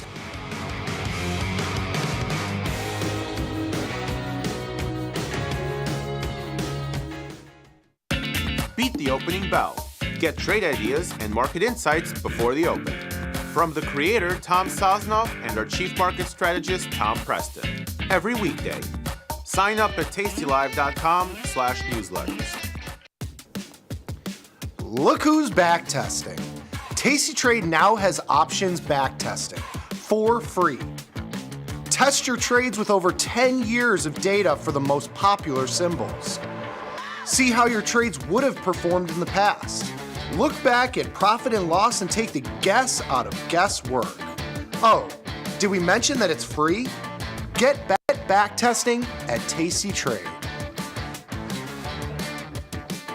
You can get up to $4,000 when you open and fund a new account with Tasty Trade. That's 4,000 buckaroos, 4,000 bills, or clams, 4,000 in dough or cheddar, not the cheesy kind. 4 large, 4K, 4 grand, which is no small thing.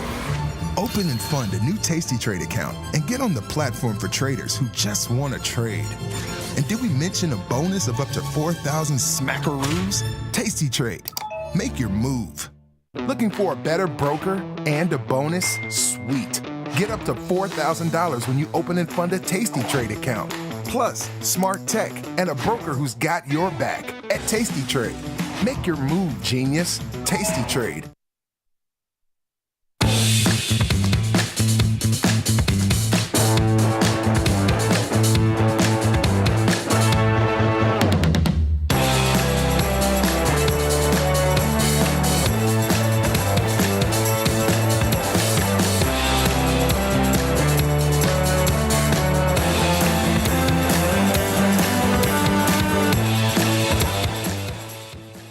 We are back. It is Wednesday, January 29th, 2025. This is Futures Power Hour, sponsored by CME Group. I'm your host, Chris Vecchio.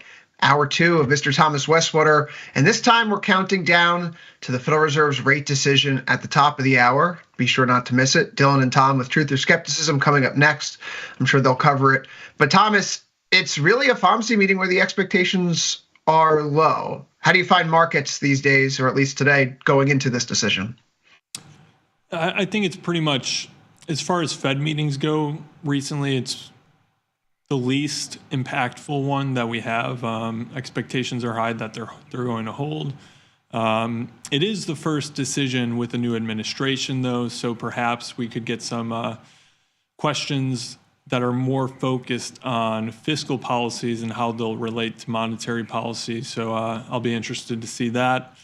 Chair Powell still has about a year and a half until his term ends. It looks like Trump is going to nominate someone else by the looks of it right now. So that'll be interesting as we move closer to that. But yeah, I think it's not really going to be as impactful as other decisions have been. Well, certainly the market expectations are low. It's not just from how we're priced going into it. Although when we look to the CME FedWatch tool, 99.47% chance that we don't do anything today. And I think that's a strong bet for myriad reasons. You mentioned it's the first meeting in the new administration. It's also right after the December meeting where we got that new summary of economic projections. And if the concerns that the Fed was talking about, as were revealed in the FOMC meeting minutes from December, they still haven't materialized. If they're worried about the impact of tariffs on inflation, tariffs haven't gone into effect yet. They can't really respond to something ahead of time. It's kind of like what happened when we saw those Silicon Valley Bank collapse, for example. The Fed didn't really do much of anything at all. In fact, they went ahead and raised rates a few weeks later because credit conditions never tightened up.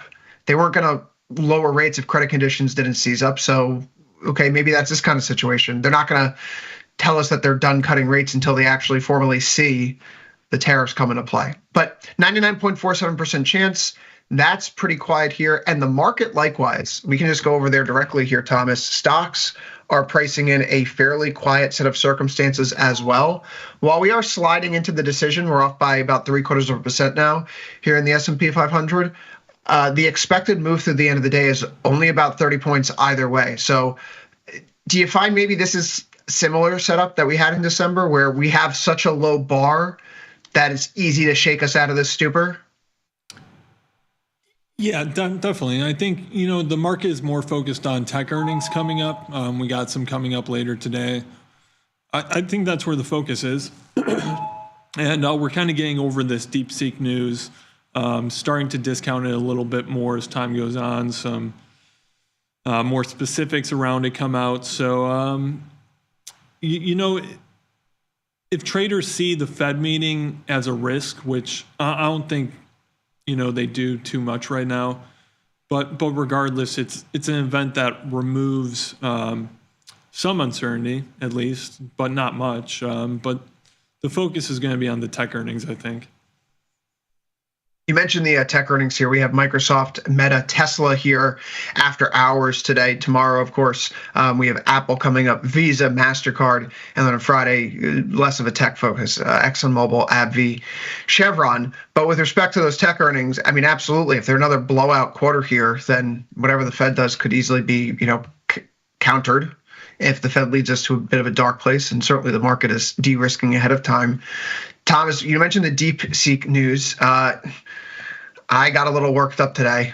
Conversation with you and Nick. I'll admit, perhaps I'm going too far down a rabbit hole, but let's look at how much money NVIDIA made from a small little country in Southeast Asia called Singapore.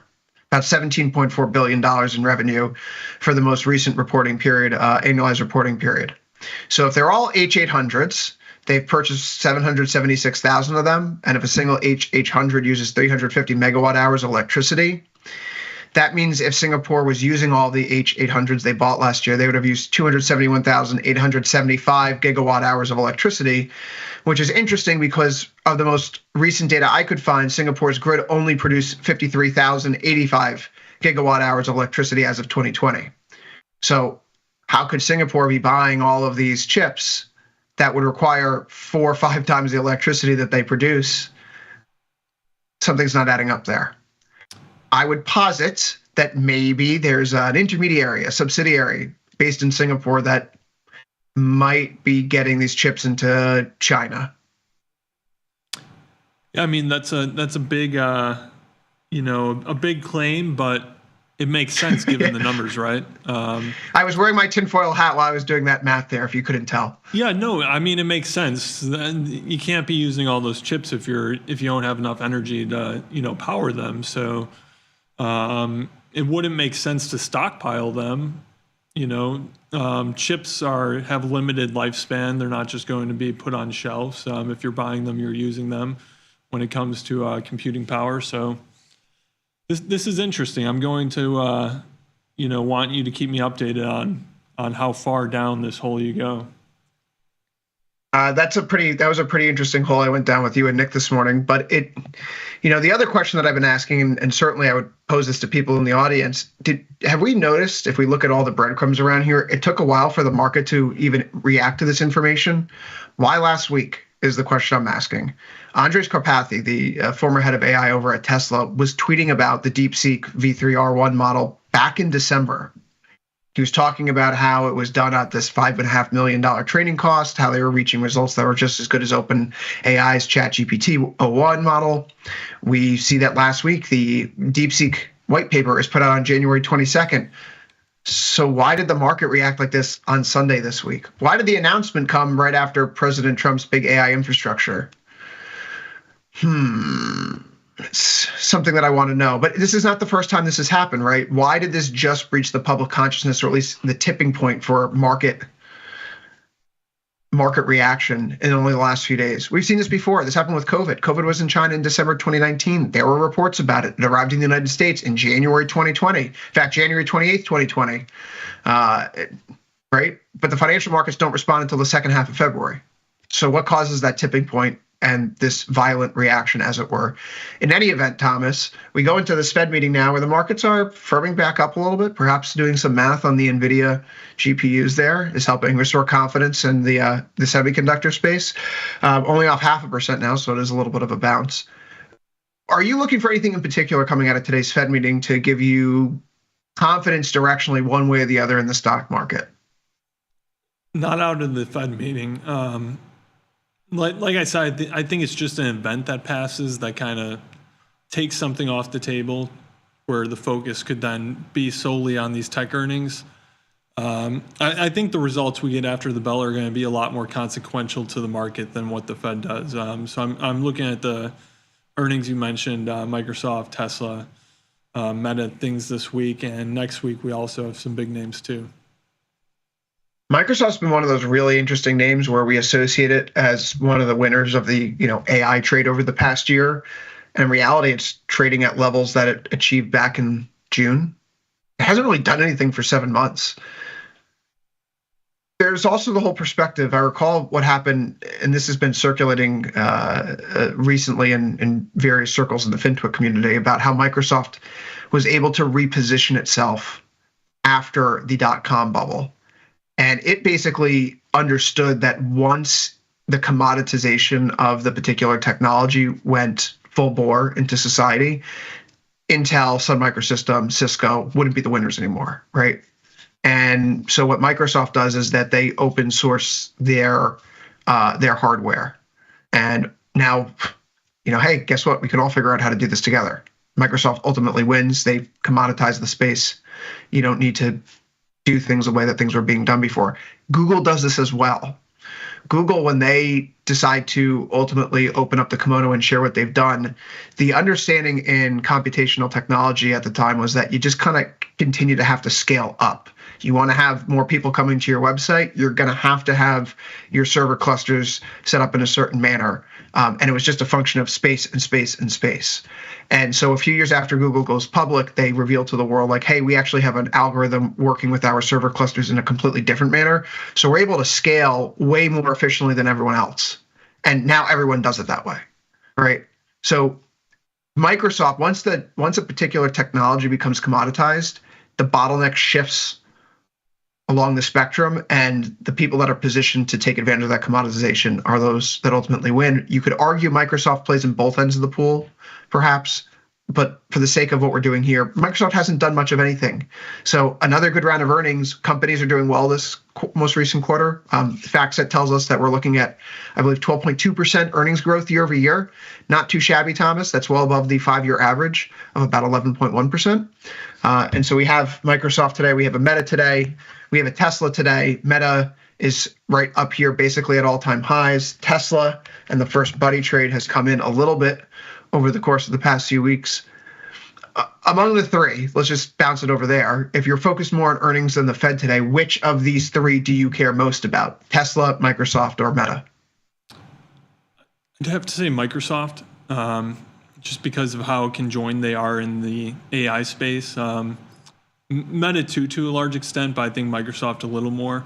One thing that's interesting is Apple tomorrow. Apple's actually was one of the big tech stocks that didn't sell off on the news, the DeepSeek news. So, I mean, I think a lot of the concern with DeepSeek is the way the market at first interpreted it was that you don't need billions and billions to create, AI models that can compete with these companies that are spending a lot more money. So it opened up a lot more competition. NVIDIA, of course, is still taking it on the chin more than these other players like Microsoft. So I do like Microsoft here. I've been long-term bullish on Microsoft. Meta, just given the level of where the prices are, I think there's more room for it to disappoint, I would say. So, I don't like shorting stocks at all-time highs. But then all-time highs usually precede all-time highs. What's that? All-time highs usually precede all-time highs. So yeah, that's why it's not usually the most prudent method of doing things. But Meta has had they have had some larger than expected moves post earnings, going back over the past couple of years. So that's one where you could kind of take a tail risk bet, I think, if you're inclined to, get a little bit more risky with your options plays. But I don't know if I'll be taking a stab at it, but I wouldn't be expected to see them disappoint and, a lot of profit taking come there. Meta is up 10%, more than 10% from its lows from the start of this year. Now, outside of information technology, you're really looking at a market that is actually showing a good deal of strength. On a sector-by-sector basis, it's only infotech that's pulling the broader market down, which I got to say, given the tune that I've been singing coming into this year, the Trump admin, look at the 3 of the 4 years. The best performing sector was information technology. Do we really think that's not going to happen again? Well, it's not happening thus far. But every other sector in the S&P 500 is up year to date. There has been strong signs of rotation. There has been good breadth. Meta itself up 50% from the lows that we had back here in July. That's quite the impressive move. So maybe there's some steam to come out. But I think it's the tech earnings, Thomas. I mean, maybe we get another December FOMC meeting type of price action day today. I'm certainly not banking on that right now for the way that I'm positioned. Still sitting on my hands for Monday. Haven't done much of anything this week. I find no reason to, because the market, I don't think, has changed, and we're dealing with a misunderstanding of what's actually going on through this AI revolution. And the basket of stocks that I've been watching to track this thesis of mine is still outperforming the broader index. So maybe, just maybe, this is a period of learning for most people. We can get through the Fed, we can get some strong earnings growth, and we all calm down. I'm seeing some friendly comments in here about tinfoil hat conspiracies and having them on the show. Thomas, what do you make of the Russell throughout all this? It's kind of been left alone the last few days. Obviously, Monday wasn't good, but Tuesday, Wednesday so far, just sideways chop. Are you expecting the Russell to wake up a little bit more now that the attention shifts potentially to the Fed, at least for a few hours? Not really. Financials are doing okay today. Energy is pretty much flat. XLE actually holding up better than expected given the drop in crude oil. But no, the Russell I'm not really playing right now. It hasn't really provided too much actionable price action lately, so sitting on my hands with that. Yeah, Carrie, when we think about the banks right now, they were up a little bit earlier and trading at a yearly high. They've since pulled back in a little bit. But XLF itself, the big banks, they have continued their very strong run here, moving up to a new all-time high here. That's correct. I should double check that. Have I double checked that? Did we just make an unsubstantiated claim? No, we didn't. That's fully substantiated. I did my research. Thomas, banks are doing well. Consumer discretionary obviously weighed down a little bit by Tesla's performance recently, but it did touch a new monthly high here today, a new yearly high here today. And so the broad stroke of it is that the sectors that you'd want to see, lead, they're still leading here. Obviously Monday was a shock, but we need to not overreact right now. Once we get through tech earnings in the Fed, though, what do you begin to focus on? February is right around the corner. Is it a CPI report? Is it a non-farm payrolls report, or something else in your mind?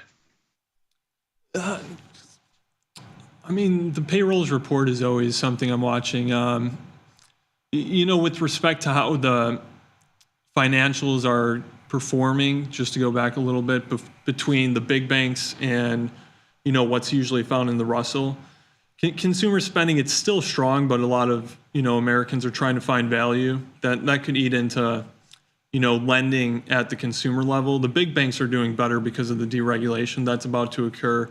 M&A activity could go up. IPOs can go up. That's where a lot of the big banks make their money. So I think it's important to differentiate between the performance of the two when you're looking at them, especially how it relates to the XLE and the KRE, and how those indexes perform and ultimately impact the broader indexes like the S&P 500 and the Russell.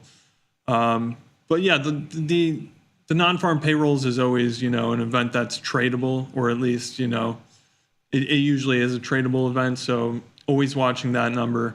But I'll just say again, I think it's earnings for now. The big banks also, they always start the earnings season. They had a really good reporting season this quarter. So I think you see that strength continue to run up. I think XLF is actually going to be one of the leaders.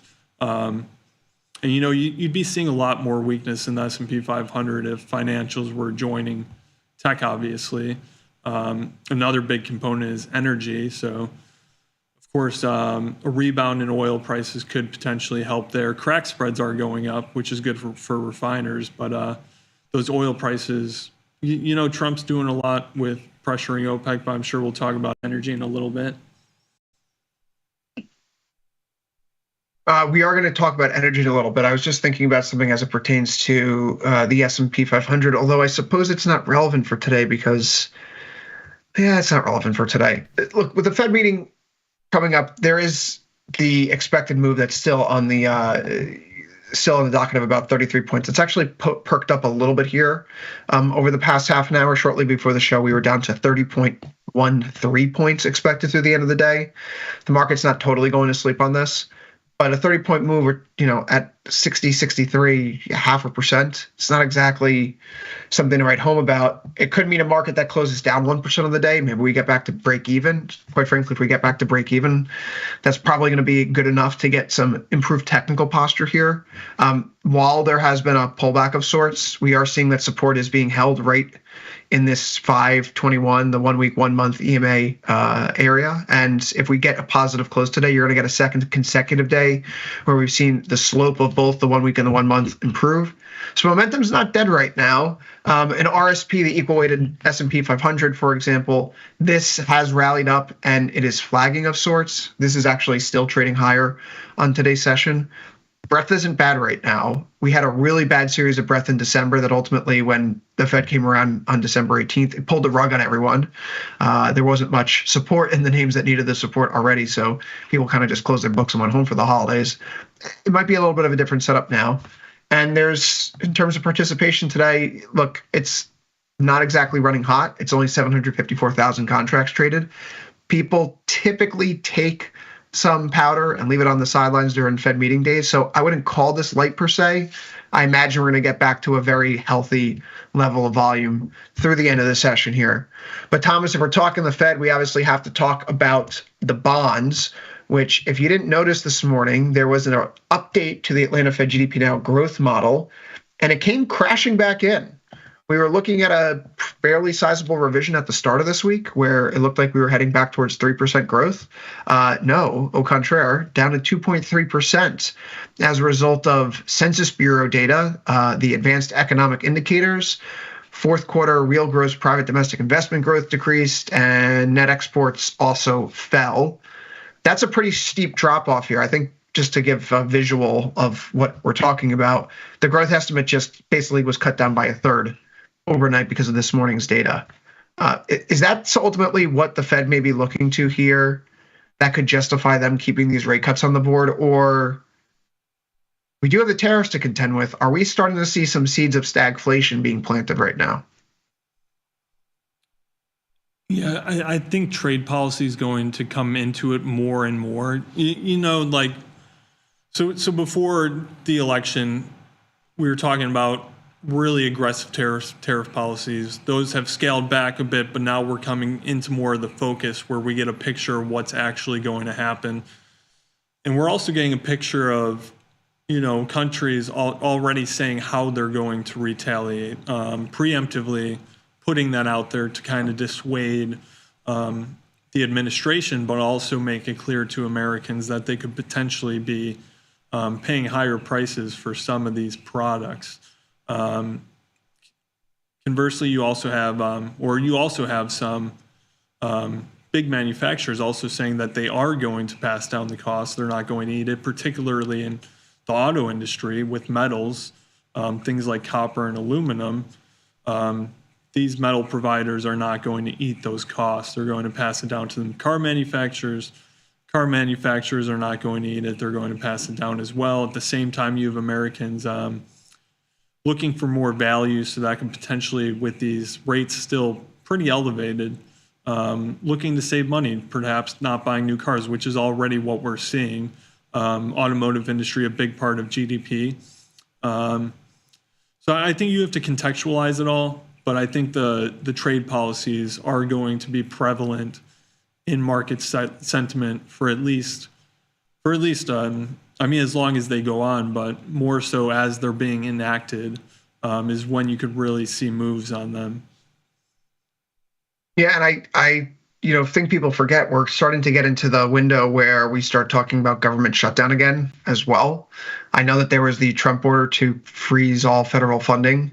That is, unless it is paid directly to or distributed directly to individuals, that was just rescinded here a few minutes ago. If the bond market is going to give you a reaction to that one way or the other, I don't necessarily see it here in the price action as we go down to that 5-minute time frame.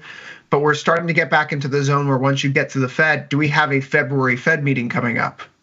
Right? That's the next question we have to ask ourselves. Do we think the Fed is going to be doing anything in the month of February? Well, if they did, it would be an emergency rate cut because there's no scheduled Fed meeting. We're not seeing them meet back again until basically the third week of March. I think it's March 19th, if I recall correctly. So then the attention turns for the next month. Okay, what's happening in DC? What's going on with the tariffs? What's going on with the executive orders, right? Earnings season is done outside of NVIDIA, which they have a very unique earnings release schedule.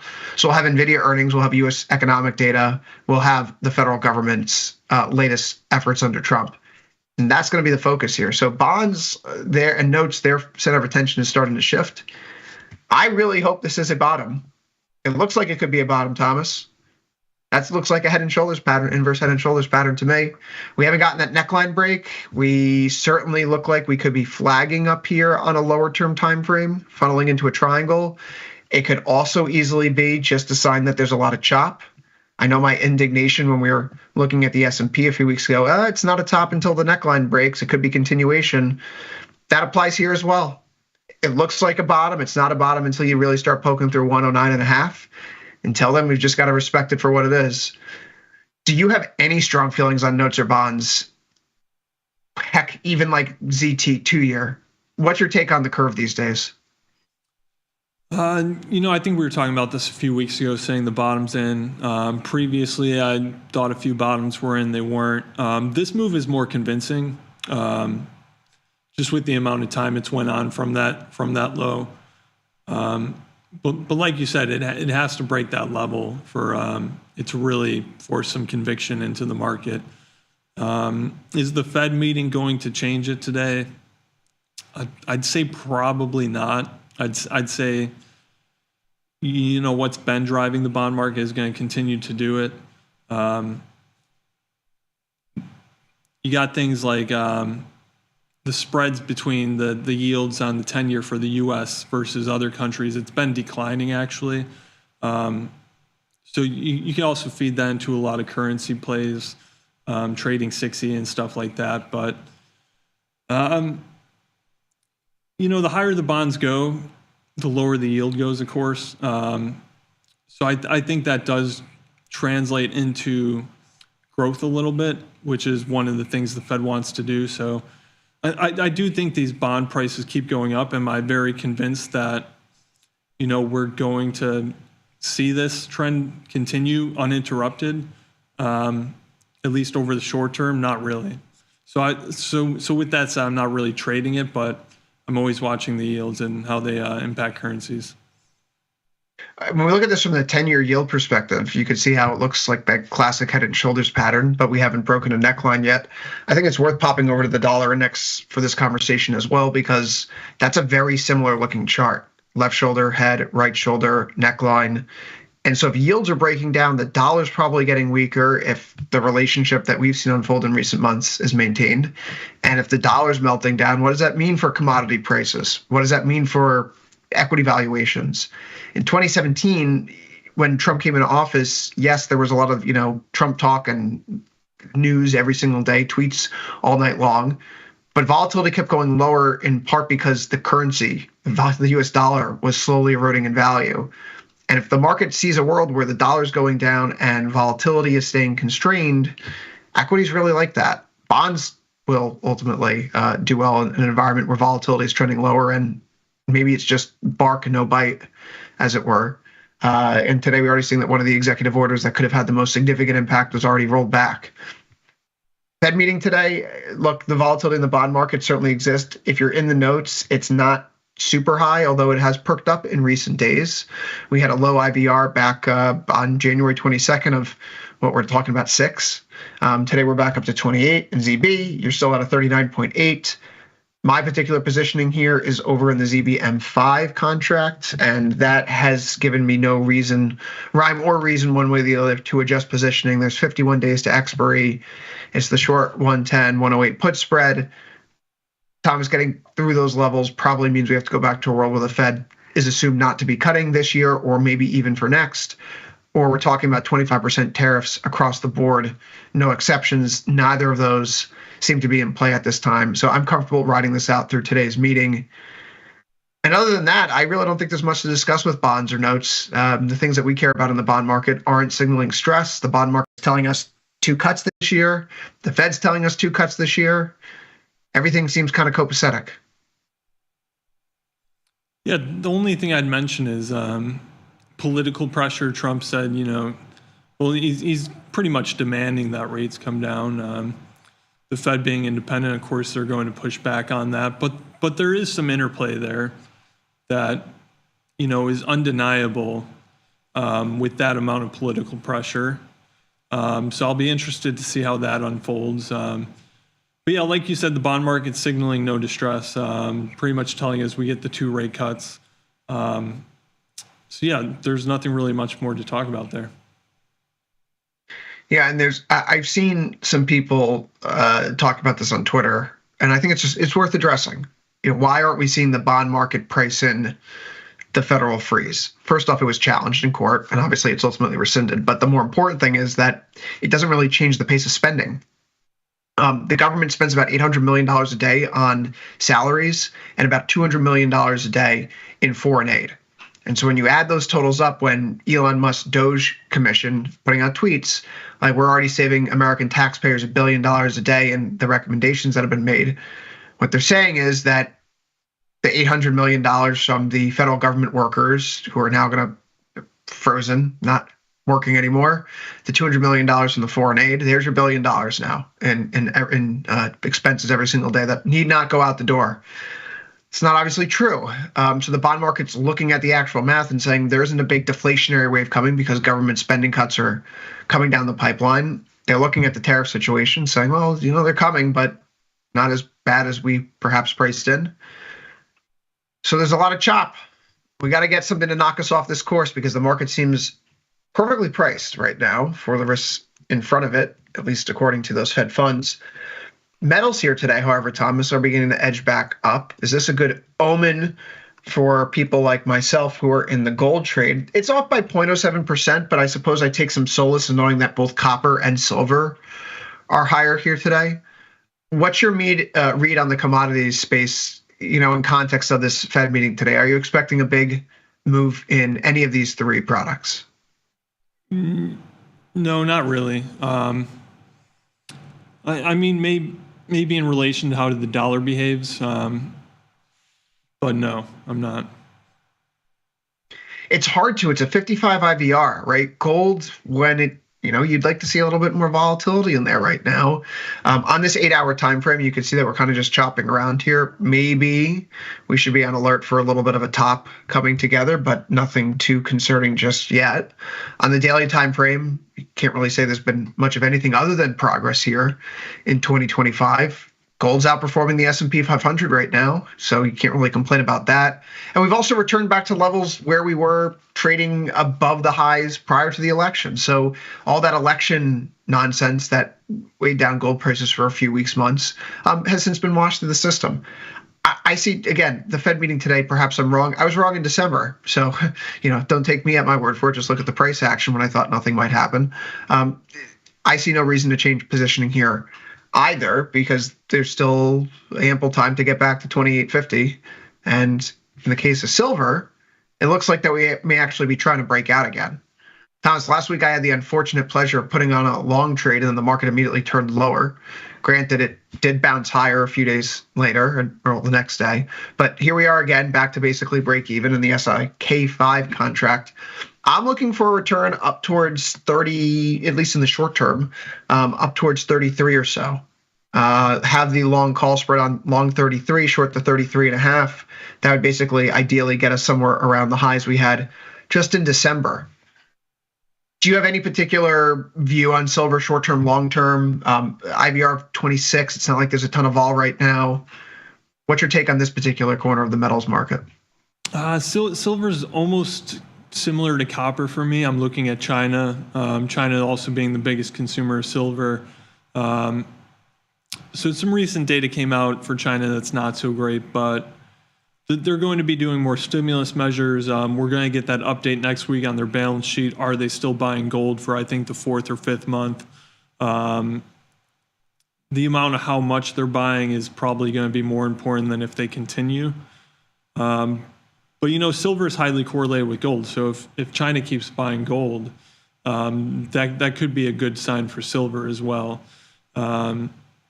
as far as the trade measures, I'm not seeing too much on how they directly impact silver yet, but I'm keeping my eye on that. But a trade war, if you want to call it that, with China, would that be good for silver? It could be, but it's not really clear if there's going to be a directional bet just based off trade policies yet. Of course, silver is going to like lower rates. So if we keep bond buying, yields go down, dollar gets some weakness there. It could stimulate some growth. You have that trend line drawn on there. That could be a technical move just based on that. If we get a solid close above it, I'd say, but nothing I'm really doing too much on silver right now. I'm still thinking about the longer term silver charts here, Thomas. Going back, thinking about the structure of this trade, the 2011 high, and how we've just started to round out of this potential cup handle type of formation. Maybe this is a left shoulder head, right shoulder, inverse head and shoulders pattern. Either way, I've had a longer term view that we could be heading back towards $43 an ounce. The particular rhyme and rhythm of this breakout, if this were to transpire, given the fact that it has a falling wedge aspect to it, would call for a move potentially to 40 in the short term on a technical measurement. So I'm taking this intermediary step as 33. If this thesis is correct, then this trade will work out. And if it's not correct, then I need to go back to the drawing board. And I'm very comfortable with that. As it pertains to copper, this is one that's been a thorn in my side the past few days, having been short that put spread. When you and I spoke a week ago, we were basically trading around similar levels, so not much progress has been made net-net, but it certainly hasn't been comfortable. I will point out today, for someone who is still holding on to the short put spread, maybe someone else is out there as well with some long deltas on their book. Yesterday's high comes in at $4.2795 per pound. Why do we care about that? Because right now we're at $4.2830. We can close above yesterday's high, you're looking at a bullish engulfing bar. We move below yesterday's low, we'd be above yesterday's high on the close. That is a key reversal technically because it does come in the context of a recent pullback. It would be a sign that this area that we've been watching right around 427.5 or so, it is indeed a pivotal turning point in the market. So at that point, Thomas, given that I'm looking at 27 days to expiration and it's only a 14.1 IVR, I've been dithering, waiting to figure out what I should do here. I think this would be the technical signal that, yes, I want to keep the long deltas on, but the juice to be squeezed is not through the short put spread side anymore because the volatility, the IVRs aren't up in the 50s. If we're going to play copper long delta, it's with enough time, and given the low volatility, it's on the long call side, maybe a little bit out of the money. If we want to be more conservative, of course, we can go to in the money, but with enough time on our side that we can give this some breathing room to continue this, basing out here where we're treating former swing highs as an area where the market catches itself and we slowly step our way to 4.5, maybe 475, not in the next few weeks, but maybe by June or so. Yeah, copper is one I'm actually going long. And like you said, the low volatility, you got to kind of go long a call spread instead of selling a put spread there. But it's interesting because January, the lows, or actually I'm on the 4-hour chart here. But I believe we're right. And now my platform is not wanting to load it. But I'm not sure if it was the 100 or 200, but we got a good bounce off that. The January lows. So technically, I still think we've been in this downtrend. We've been making some lower lows for a couple weeks here. But technically, it's not, the structure's not devastated or anything. I think there's still some plays to be made here. Do I want to get long right here necessarily? No, I've been waiting for a little pullback, perhaps down to 4.2, somewhere around there before getting long. But this goes back to the China story. I'm waiting for more stimulus measures. One concern with the trade policies happening is the auto industry in the U.S. Will that impact copper there? But, the longer-term story around inventories, we're still going to be coming down for this year. So, and not even this year, but all the way through, I believe, I want to say 2028, 2029. So a pretty long runway of inventory deficits coming up. So structurally, over the long term, I think you're on the bullish side here. Would I like to see a lot more volatility come back into it? I think that would make it a lot easier to play. Selling short put spreads would be my preferred play on it, doing it on recent lows. So I'm ready to pull the trigger, but I'm just waiting for the right price. Probably should have done it earlier this week. But, we do have some two-sided action in the product. We have a pretty decent tail on the price today. But I think I might have missed it in the short term, but I'm keeping my eye on getting long.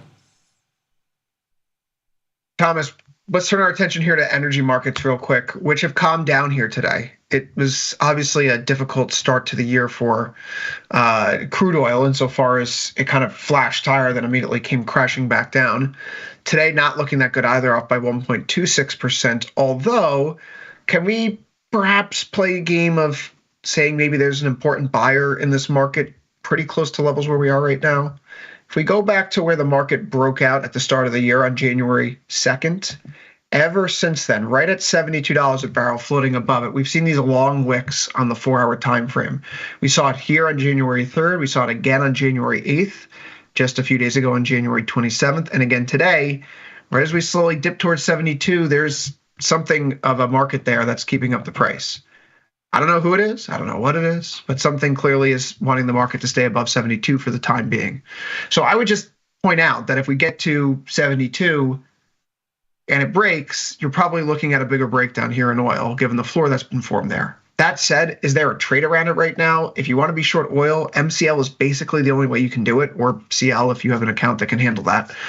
Because if you're doing this through the option side, a 5.7 IVR, yeah, maybe a high probability trade in terms of what's happening in the price action, but are you going to be compensated for putting those chips on the table in a worthwhile fashion? Unlikely. I suppose you're starting to think about this market, not in a technical perspective, but in more of a vol perspective, akin to where we were in November when vol was trending lower and lower and lower.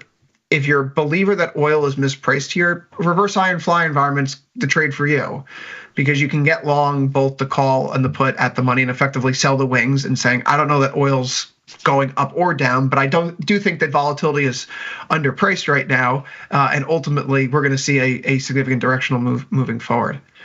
My bag here, Thomas, my cup of tea, I want to see a move to 72 with a high IVR, not so I can put on a reverse iron fly, so I can put on an iron condor. I want to just be able to say this is going to be trapped here. I want the short condor position on my portfolio for oil because it's worked so many times before. But I think there's also a leg to this story that maybe we're not considering. One of my longer ideas about the commodities market as it pertains to Trump and what's going on in the world is that in the event that we do see an end to the Russia-Ukraine war, that money that's been trapped in Europe, in European banks, central bank assets, is ultimately going to move outside of the Western financial world. That means it goes into those financial intermediaries like a Singapore or Switzerland. What have we noticed here? There has been talk, a lot of prominent macro people have been saying that, I think Torsten Slok has been talking about this, that there could be a move to hard assets. So when Trump is going into office, right, when we're gearing up for his inauguration, what do we see? Oil's being bid up, copper's being bid up. All this money that's been moving around in these shadow fleets, these shadow tankers, it's actually going to come back to the regular market. China's not going to be buying, under the table from Russia below market price. They're going to do everything above board now. So that demand is going to be here once more. And oh, by the way, these central banks are going to buy more metals so they don't have to go back into the euro and the dollar once that money is unfrozen out of Europe. Trump has talked a very different tune. He's been very tough on Russia, relatively speaking to expectations, saying that the sanctions could get worse. He wants the war to end. He wants Putin to come to the table so he doesn't need to destroy the Russian economy. And since that talk has picked up over the past 2 weeks, copper's back in and oil's back in. It's a conspiracy I know. But if it's part of that, again, thesis, if the Russia war isn't going to end anytime soon, then maybe copper and oil would come back and trade a little bit lower. I can take a step aside from my own geopolitical theories here and just point out that it's low IVR in the middle of a trading range this is the furthest thing from tasty trade criteria, as we say. Like, is this a tasty trade or methodology trade? There's nothing here in oil for us to look at right now, Thomas. So I don't even know why I just wound myself up talking about it. Natural gas probably fits that mold too, by the way. It's only a 28.5 IVR. I still have the short put spread on. I'm not happy about having the short put spread on, but it's still in the money, so I guess I'm going to keep it. Thomas, give us a minute or two here on natural gas. What's going on with the salt caverns? I thought the salt caverns are being drawn down. Yeah, so inventories have kind of, or are expected to soften up, at least these drawbacks. We got some really warm weather coming in, it looks like, through most of February. So that's helped drive prices lower over the past week or so. I actually have a short put spread on as well. I got the short strike at 305, buying the 3. The trade it's all right so far. The P&L since the open is about 10%, not as much as where I'd take it off. That'd be probably around 50%. But like you said, between natural gas and oil, neither is offering great volatility right now. Crude oil is just, it's not tradable in my opinion, even though I'd like to get long near the 72 level that you mentioned. Natural gas, however, very demand driven at this time of the year. The weather not cooperating with the bullish side. However, the weather is already in a pretty bearish position and prices are rising today. So I don't know if it's a dead cat bounce. We're up about 1%. We went between going positive and negative in the morning. Now it looks like we're going to go stronger into the close. I put some data out on OTCL yesterday that, after 2 consecutive large drops, so around 8 or 9% of where we were over the past 2 days, on that third day, at least looking back a year to the start of 2024, you typically see the third day a median price reaction of around 2 to 3% up. So we're trailing that right now a little bit. So perhaps the bears, I want to say, even though prices are up a little bit today, it's still more on the bearish side, or bears are winning, I'd say. I would have liked to see a stronger reaction. Perhaps we rise into the close, but we'll get those EIA inventory figures tomorrow. But really, it's what these weather models do day to day, and most of them come out in the morning U.S. time. So that's when you can see kind of the direction decided, even though this morning was kind of indecisive. So on one hand, that tells me that maybe selling pressure's exhausted for right now. But on the other hand, it's slightly bullish too. So I have the trade on, I'm long deltas, but I don't necessarily say I'd take that right now. I wouldn't take that trade again. I don't think it really makes too much sense here. You mentioned the temperature outlook and how it's kind of mixed right now. Yeah, it's a complete swirl. The northwest of the country is going to be below average. The southeast is going to be above average. And then southwest and northeast are going to be right near normal. You got a little swirl in there too. It's a pretty looking graph. But it's not the extreme you saw, where like a few weeks ago you get these updates and, we expect that 98% of the country's population is going to be seeing below average temperature with a 90% confidence in the next 2 weeks. And we all felt that, right? We just went through, I think, an 11-day stretch here in New York where we didn't see above freezing temperatures where I live. We're now out of those woods. So what does that mean moving forward? I would point out, maybe this is a good thing. Well, depending upon where you sit at the table, if you're long natural gas, maybe this is a good thing. If you're a European natural gas consumer, probably a bad thing. The Dutch TTF contract today hit a new high. TTF, you can go into TradingView TTF1 ! To get the continuous, hit its highest level since October of 2023 here in today's session. We remind everyone that given the conversions between the euro and the dollar, and then the joules of energy you get out of, megawatt hours of energy you get out of natural gas, transporting that over to the crude oil terms, you're starting to get into the territory where natural gas in Europe is getting above $80 a barrel in oil terms, which matters because when you see that the natural gas prices go up above the break even with oil demand in Europe starts to go up. And that becomes a bit of a floor underneath our energy markets here because we're a major exporter. So there's more demand globally and we can help fill those holes. Something to watch. There's been a lot of volume here in their markets these past 2 or 3 weeks, but European gas prices going up not necessarily something you'd expect if the Russia-Ukraine war would be, we'd be speculating on it to come to an end, right? That should mean the sanctions end, the energy begins to flow more freely, no concerns about pipelines being destroyed, right? Remove some of the risk.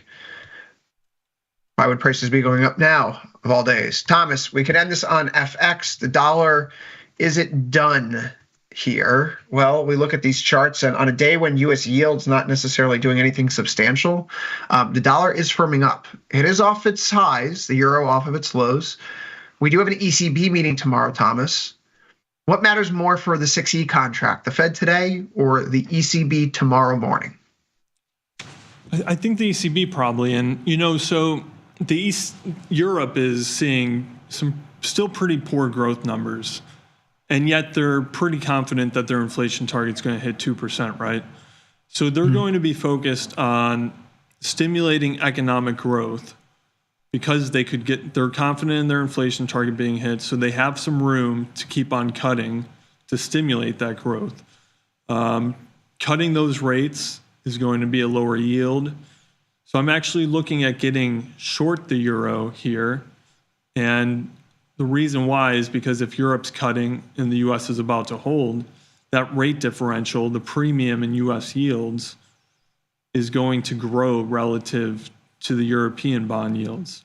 So that could pressure the currency there via that function. There's decent volatility in the euro contract right now. Not the greatest, but good enough to play, selling a call spread, doing something like that to get short. So that's probably one thing I'm going to look at very soon. I'm not sure if I'm going to do it right before the ECB meeting or after, but I am looking at getting short. Yeah, the euro has some interesting price action here the past few sessions. We try to punch through the swing highs at the start of the year and in turn break the downtrend that we've been in since the end of September. And when we do so, we immediately get met with this evening star candlestick cluster, which sees us actually close below the highs we had on January 7th. Today, we start to probe below the trend line over the last few months. There's a distinct air here that maybe the uptrend from the yearly lows is beginning to fail. Thomas, what was looking like an inverse head and shoulders pattern all of a sudden is looking like something that may be a little bit more sinister for price action. The tariff talk is not going to help. Trump says they're coming on Europe. I feel like we haven't talked enough about what European tariffs look like. Obviously, Denmark is a member of the EU, and they own Greenland, so I don't think this story is quite done yet. The yen, to me, remains the apple of my eye. We are poking out of the downtrend that's been carrying us here over the past 6 months, 35.6 IVR. It really looks like we want to bottom, Thomas, but this is a chart that looks very much like what's going on in ZN and ZB right now, where over the past few weeks, you kind of get this bottoming out and attempt to round through recent swing lows, just like you see here in ZN, for example, where, we're attempting to bottom out and break through recent swing lows. We'll see if we can actually accomplish that moving forward, but this feels like the same trade in many respects. If gold is going to go up, silver is going to break out, the dollar falls over, the yen rallies, bonds trading higher, yields going down. These are all different ways to articulate more or less the same point of view. They carry different idiosyncratic risks because obviously bonds are different than FX than precious metals. But for a large extent, we are talking about the same thing here. So the Fed today, they push yields in a certain direction. Yields go lower. There are a bunch of products right now that are more or less sitting on that proverbial line in the sand. They could break and start the next leg of a significant trend.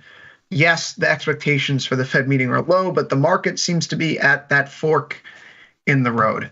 What's next on the calendar for tomorrow? Well, once we get past the Fed meeting today, once we get through those big tech earnings this afternoon, which we'll be talking about on Last Call and on Overtime, you're going to see tomorrow that things calm down a little bit here, if only for a moment. Jobless claims, that's not unusual. What is unusual is that GDP data. Why do we care about that GDP data? Because that's the GDP data for the fourth quarter. That's the data that we care about. We want to see what this says. How are we coming into 2025? Is the economy still on strong footing? We're looking for 2.6% growth. That's not terrible. And if we have, again, growth between 2 and 3% and an unemployment rate with a 4 handle and CPI with a 2 handle, my goodness, Thomas, that is Goldilocks as Goldilocks can be. And that is not a problem, I think, for equity markets long term, because it hasn't been a problem for equity markets long term. So why would it start now? As we do at the end of every one of these shows, we do a brief bit of education here on Futures Power Hour. Head over to tastylive.com, top banner, Learn Beginner Futures, where you can find this great coursework put together by the fine folks on the Tasty Live research team. Today, Thomas, we are talking about margin calls. Margin calls are terrible. That means you basically can't hold on to your position anymore. Not just basically, that's the reality of it. When you have margin in a futures account, you need to maintain a certain level in order to hold on to a trade. And if you fall below that level, the maintenance level, you have to top it off. If you receive a margin call, what can you do? Well, you can deposit the funds necessary to hold on to the position. You can voluntarily close your position out and say, you know what, I don't want to add the money here to the account to keep the position on. Or you can just let your brokerage involuntarily close it out. If you are in a position where number 3 happens, the brokerage is forced to liquidate it, there could be additional fees charged to your account. So don't get margin called. Don't give money away for free. Go to tastylive.com, top banner, Learn Beginner Futures, and learn what margin calls are, how to avoid them, and more importantly, how to stay in the game. I've been margin called before, once very early in my career. In fact, my first year trading professionally. It was not a fun experience. I would not recommend it to anyone. So learn from my mistakes. Learn from the education here. Learn what a margin call is. Or just click the link here at the bottom of the slide. It's going to take you there directly. We're out. Sosnoff and Radigan are coming. They're the bosses, Thomas, so we got to make room in the studio for them. I'm going to shut my mouth and we're going to go. See everyone later. Up next, Truth or Skepticism with Radigan and Sosnoff.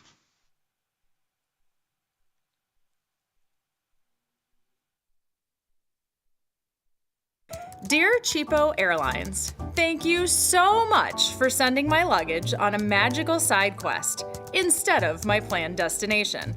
I am glad that I had the sustenance of the single pretzel I was served on board while I was waiting for my bag to arrive.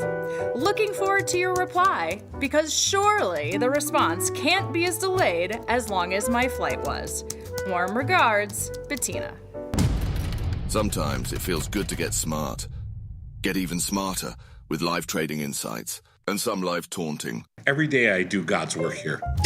From the smart mouths at Tasty Live. If you missed the live show, here's our cherry on top weekly recap. First of all, I'm sitting in the captain's seat. I've never been invited to come sit in the new captain's seat. But what I'm concerned with is the size of these screens. And then he's still doing this. Snow, let's take a look. They did not hold that rally at all. Phil, you got a partial. 973.75. I'm looking at this like I have to move my head to get through the top, the top symbols. I thought he had like a little computer and he was getting down.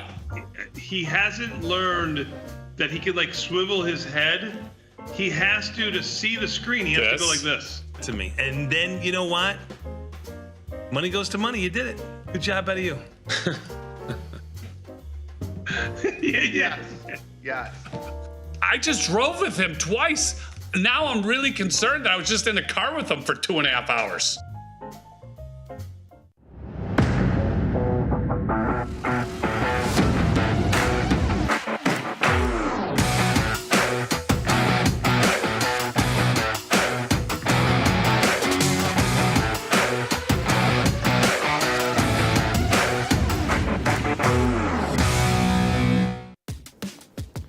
Look who's back testing. Tasty Trade now has options back testing for free. Test your trades with over 10 years of data for the most popular symbols. See how your trades would have performed in the past. Look back at profit and loss and take the guess out of guesswork. Oh, did we mention that it's free? Get back testing at Tasty Trade. Forbes called us best online for options trading. Investopedia, best for options trading, period. With stockbrokers.com, we're number 1 for options and futures trading. The Motley Fool really likes us. And so does Business Insider. So what else can we say other than boom? Trade like a trader. Tasty Trade. Make your move. Regulation time may have expired, but the conversation is just getting started. This is Overtime, the post-market scrimmage for market junkies. Join Chris Vecchio, Ilya Spivak, and me, Dylan Radigan, as we analyze the X's and O's for everything from earnings to politics to macro events and more. Nothing's out of bounds on Overtime. We break down the news to provide you a playbook for your trades. Watch Overtime Monday through Thursday only on tastylive.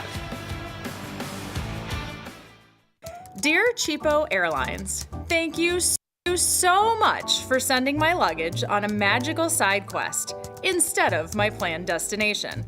I am glad that I had the sustenance of the single pretzel I was served on board while I was waiting for my bag to arrive. Looking forward to your reply, because surely the response can't be as delayed as long as my flight was. Warm regards, Bettina. Sometimes it feels good to get smart. Get even smarter with live trading insights and some live taunting. Every day I do God's work here. From the smart mouths at tastylive.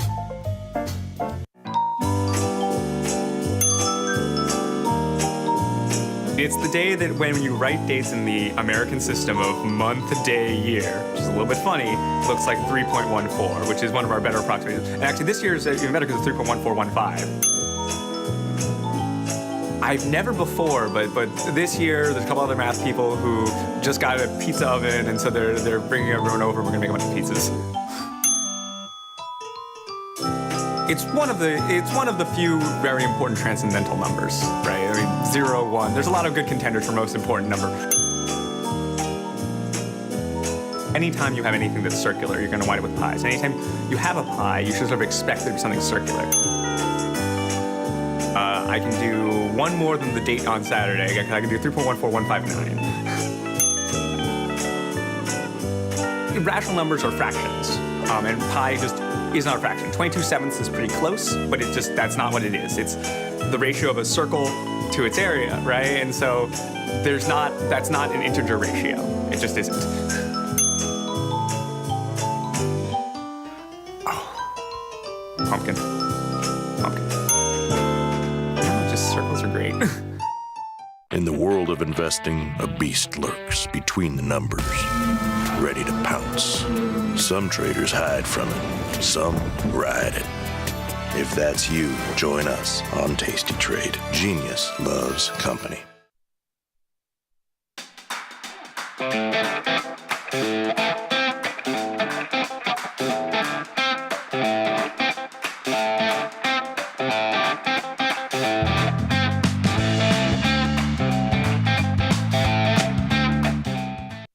Hello, everybody. We're back. I'm Tom Sosnoff. It's Truth or Skepticism. Dylan, sorry for my voice. He's Dylan Radigan. And we're back. Another Wednesday, another Fed number. A big nothing burger with the Fed, Dylan. Well, yeah, but that was expected. But NVIDIA's getting face pounded once again. You got Tesla earnings this afternoon getting kicked in the face a little bit. Microsoft getting chipped on. I wouldn't follow it. It's not really a kick, but it could. I think we're still in the trend. I believe DeepSeek is real, and I believe that it implies a movement to it forces the application of AI for value and takes away the easier sort of pathway of just buy the picks and shovels and don't worry about the gold. Now you have to find the gold because the cost of picks and shovels just went down 90% for artificial intelligence. That's my theory. I also think it's actually really good for biotech and all these. I mean, there's all these places theoretically where lower cost AI is really helpful to R&D. But I do think these big tech names are going to get kicked around a little bit. Well, some of them, not all of them. Other than the big tech names getting kicked around a little bit, who would actually not benefit from lower AI costs? I mean, it's the most ridiculous thing in the world. I mean, do you really think that anybody's going to lose any sleep for Microsoft, NVIDIA, or Apple or somebody else? Not, oh my God, or Tesla, or Tesla. I mean, oh my God, poor $3.5 trillion company. Can't rape, pillage, and steal. I mean, Exactly. Who's going to be mad about that on any level? Well, when this happened, because you and I I'm thinking back to years ago, talking about the tech monopolies, and we've had debates about the role of the government and the role of antitrust, and should antitrust break up the monopolies, and on and on and on. And I'm more inclined, obviously, to think that there should be government enforcement, breaking up monopolies. And you've always been pretty consistent in saying, listen, let the market will fix it, kind of a thing. Yeah, sure. And so, so what I sort of was observing with DeepSeek, which then also made me think about TikTok, was because the criticism of the monopolies is you get worse and worse product at a higher and higher price. Sure. Isn't this one of the greatest examples you've ever seen? That's what I thought of, Tom. Honestly, I was like, maybe Sosnoff was right, because both on the algorithm. Who came up with the best algorithm? It wasn't Twitter. It wasn't Facebook. Of course. It wasn't Instagram. It was TikTok. Smoked them all because they're all sitting there fat and happy. They think they're because they're in their walled gardens and their monopoly. So they get smoked on TikTok on the algorithm side, and they just got smoked on artificial intelligence. It makes you wonder why we are. I mean, I guess it's like one of those, because it brings up another thing, which is long ago it was apparent to me that having a lot of money is not necessarily correlated to being intelligent. that having a lot of money, intelligent people may have a lot of money, but because you have a lot of money is not any evidence of intelligence. Or even for that matter, grand innovative competence. Sometimes this grand innovative competence is reflected as a result of money. Of course. But people who have a lot of money are not necessarily grandly innovative or competent. They may be owners of monopoly technology companies that are increasingly less innovative. I mean, I'm being a little bit extreme with this as a premise. But you see where I'm going, which is, is this an example of the market solving for the monopoly? Would be the simple question. And the answer is yes, it is. In fact, it has long been my contention, going way back, like you said, way before this discussion. I remember today. this 6-7 years ago we had this conversation. And I have long argued that you cannot mess. It's the old don't mess with Mother Nature. And eventually, if you try to legislate out or you try to restrict competition through monopolistic policy, you effectively meaning antitrust. You mean antitrust? Meaning policy, antitrust policy, right? By breaking them up and or not allowing them to take over another company, do whatever. Restriction, any sort of restriction. Any sort of restriction. Anything that messes with the free market. What you're doing is actually it's a disservice to eventual innovation, creativity, costs, and everything else. What you saw with DeepSeek is a perfect example of just let the market disrupt itself. There are always disruptors. If there is an opportunity, there'll be a disruption. It's almost impossible for there not to be a disruption where there's an opportunity. And the reason for that is because there's too much capital out there available that's seeking returns. And because of that, there is, again, anywhere where there's opportunity, somebody will figure out how to disrupt that marketplace. Now, some people will fail. Lots of people will fail. And a few people will succeed. And in the process of that happening, just like what happened with TikTok, which came on the scene 10 years later, or what happened with DeepSeek, the market got disrupted. And in some cases, it's fairly dramatic. With DeepSeek, it's dramatic. And I think it's great to see because it really throws efficient market theory. It really throws free market enterprise right back into the thick of things and says, you know what? This is such a better way to handle it. So I believe that you are, I won't say that you're catastrophically and categorically wrong. Okay. But I will say that I think you are wrong-ish, and I'm going to tell you why. Okay. Because I agree with you, but I won't. So first of all, you talk about let the free market run its course, and then ultimately, if you wait long enough, it'll correct itself. And when there's more money and more technology available, and things are you can do things cheaper today than you could do things 25 years ago, that it's a much more level playing field today than it ever was. Sure. The risk with multiple risks, but the free market is not a free. The monopoly is the definition of the stranglehold on a free market. Okay. It's the same reason people don't want a centralized government. The reason people don't want, government grocery stores or whatever is because then it's a monopoly, right? And so whether it's a private monopoly, like the one we've lived under in technology for the last 10 years, let's say, or a government monopoly, both those monopolies are lower service, higher cost, weaker product, blah, blah, blah. That the free market is based on multiple actors, multiple parties competing to improve the service to create better service at lower costs, more accessible, as opposed to worse service at higher costs with less accessibility. It's why everybody hates the cable company. It's why everybody hates the telephone company. It's why all these tech robber barons, whether it's Elon Musk or Mark Zuckerberg or whoever, are probably among the most unpopular human beings alive on the earth today. The consequence of waiting for the free market to correct itself is that you empower people with delusions of grandeur, which then leads to all sorts of political consequences in terms of their behavior and the excess influence that those individuals take in society based on the delusional belief that they are superior to other people because they have the money from their monopoly. So but this is a universal problem with all this. The other thing is capitalism and free markets, in my opinion, always ends with a monopoly somewhere. It starts with a bunch of players and then eventually end up with 1, 2, or 3 players. And you need a system to break that up, which may well be your system, which is just flood the market with money and technology, reduce the cost of innovation, and even the biggest, baddest, OpenAI, 500 million, NVIDIA, whatever, the biggest one, or Meta, Facebook, Instagram, whatever, with TikTok, eventually it'll get wiped out.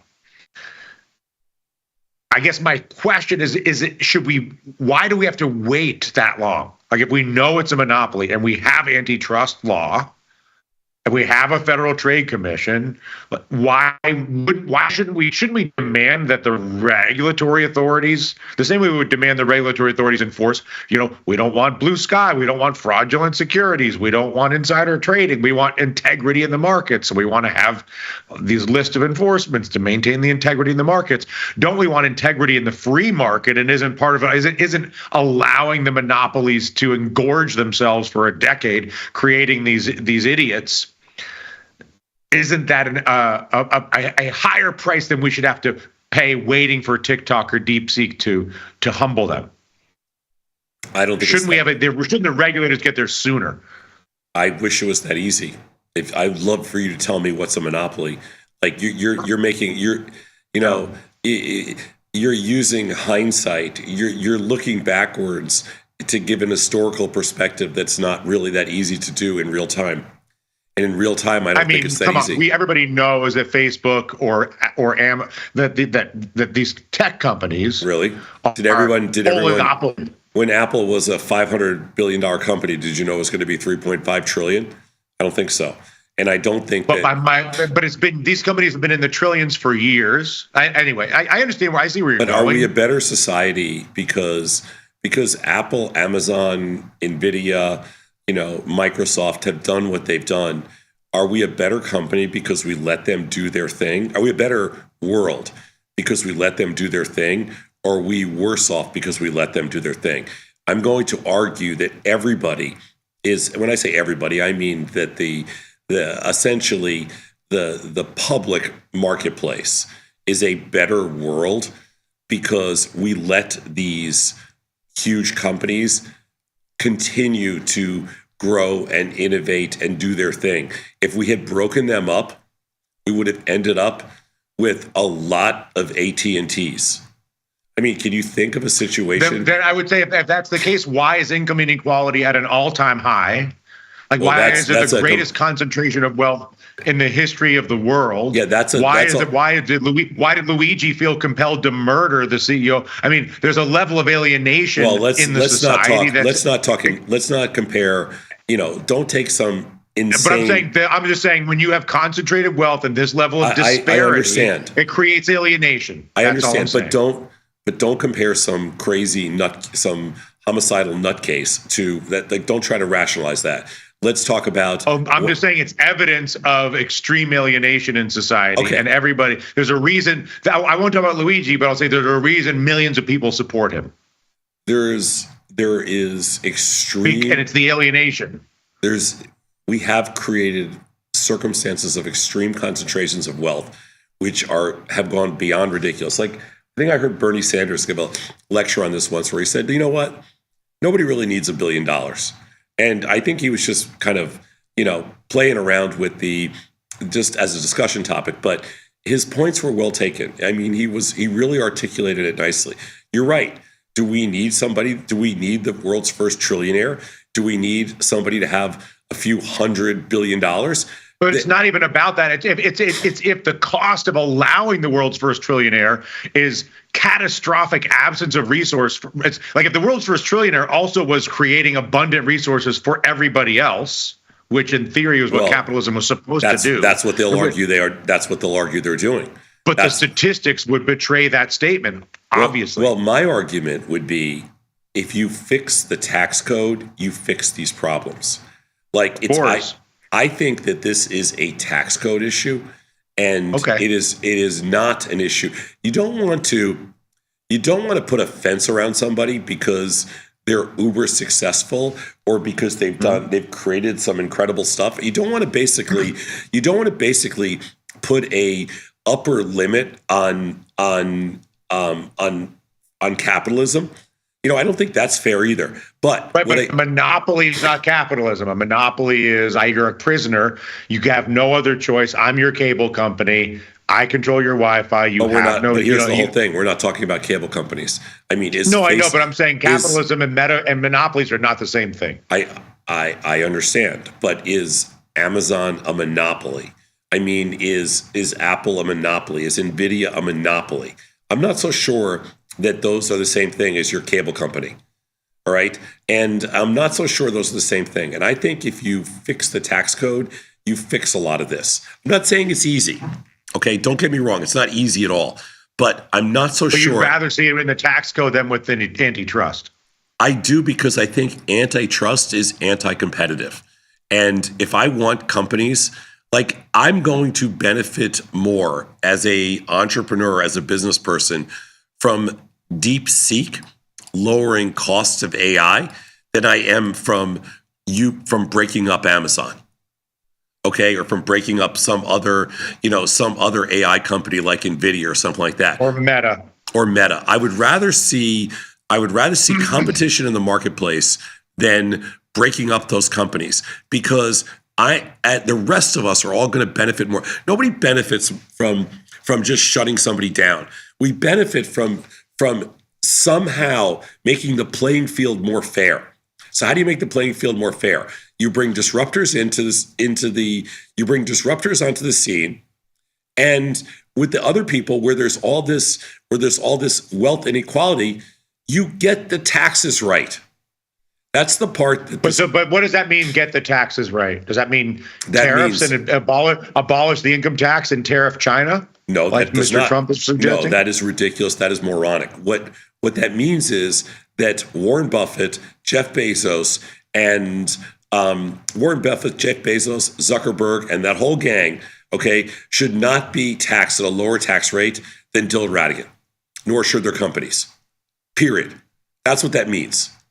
And if you get that fair and everybody pays their fair share, then you've solved most of the problems.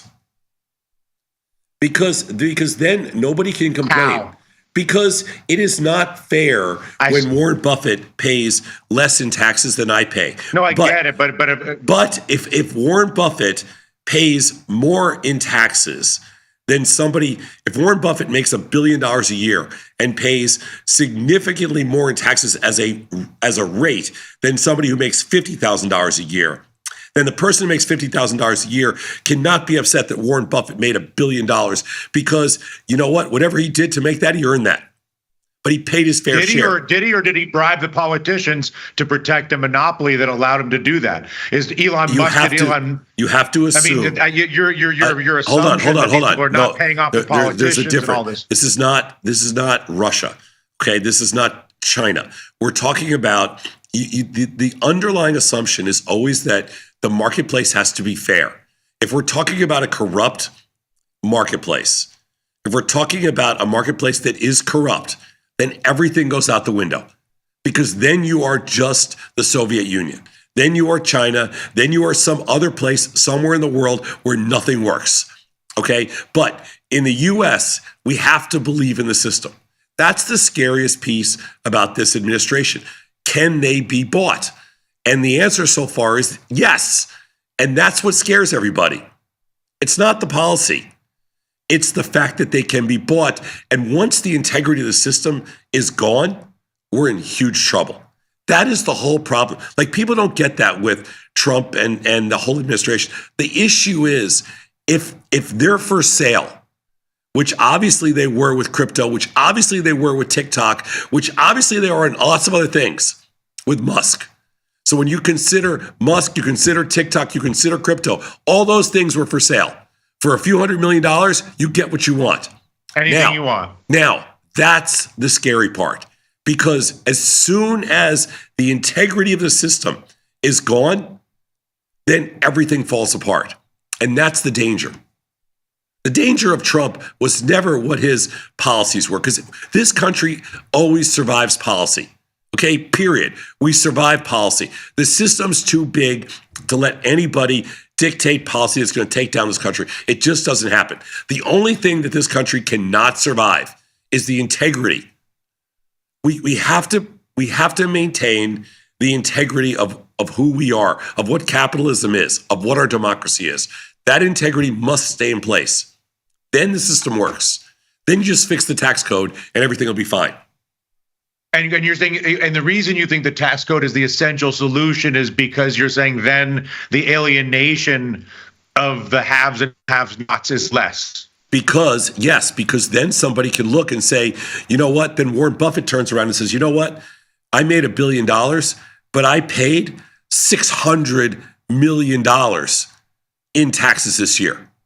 And the guy that made $50,000, that paid $1,300 in taxes, goes, okay, that's fair. You paid $600 million, I paid $1,300. That's fair. But the guy that pays $1,300, and then he turns around and he sees a guy like Trump who makes $1 billion, pay zero. He goes, this is bullshit. System's all fucked up, and we've got to make this right. That's the biggest issue we have. So, and you think that, okay, go ahead. So Bezos and it's not just Bezos himself, it's also Amazon. Amazon can't go on for 15 years without paying any corporate taxes. And Bezos has to pay some taxes. And Buffett has to pay taxes. And all those guys have to pay taxes. And their companies have to pay taxes. And they can't go hide it everywhere. And it starts at the top. Trump has to pay taxes. And that's how the system works. And when everybody is treated fairly, then everybody on down the line, it works. Because then you're saying the engagement and trust in the system it returns. But I want to go back to the DeepSeek TikTok example of the tech monopolies getting an end around from basically superior innovators. Yes. In this case, in China. And, because the theory of antitrust is, and I don't mean I'm not to harp on it, but the theory of antitrust is if you create more competition and prevent one behemoth from choking everybody out, you get more innovation, more creativity, more product. You're saying let them try to choke the market out. It doesn't matter as much as it used to because the cost of entry is so much lower. Yeah.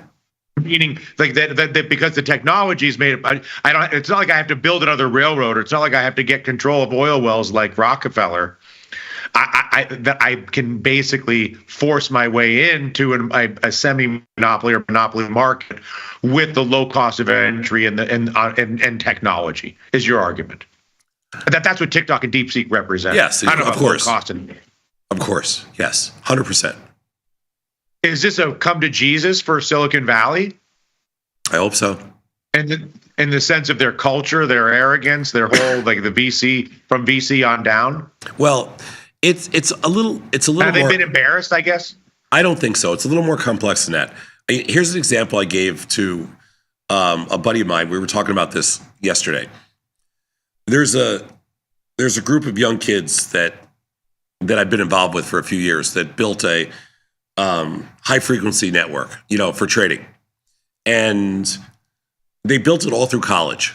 Okay, they started when they were freshmen in college, and they built it all the way till they were, a year out of college. So 5 years worth of labor, 5 years, and built a system comparable to like one of the best high frequency systems, like that like Citadel would build, just as an example.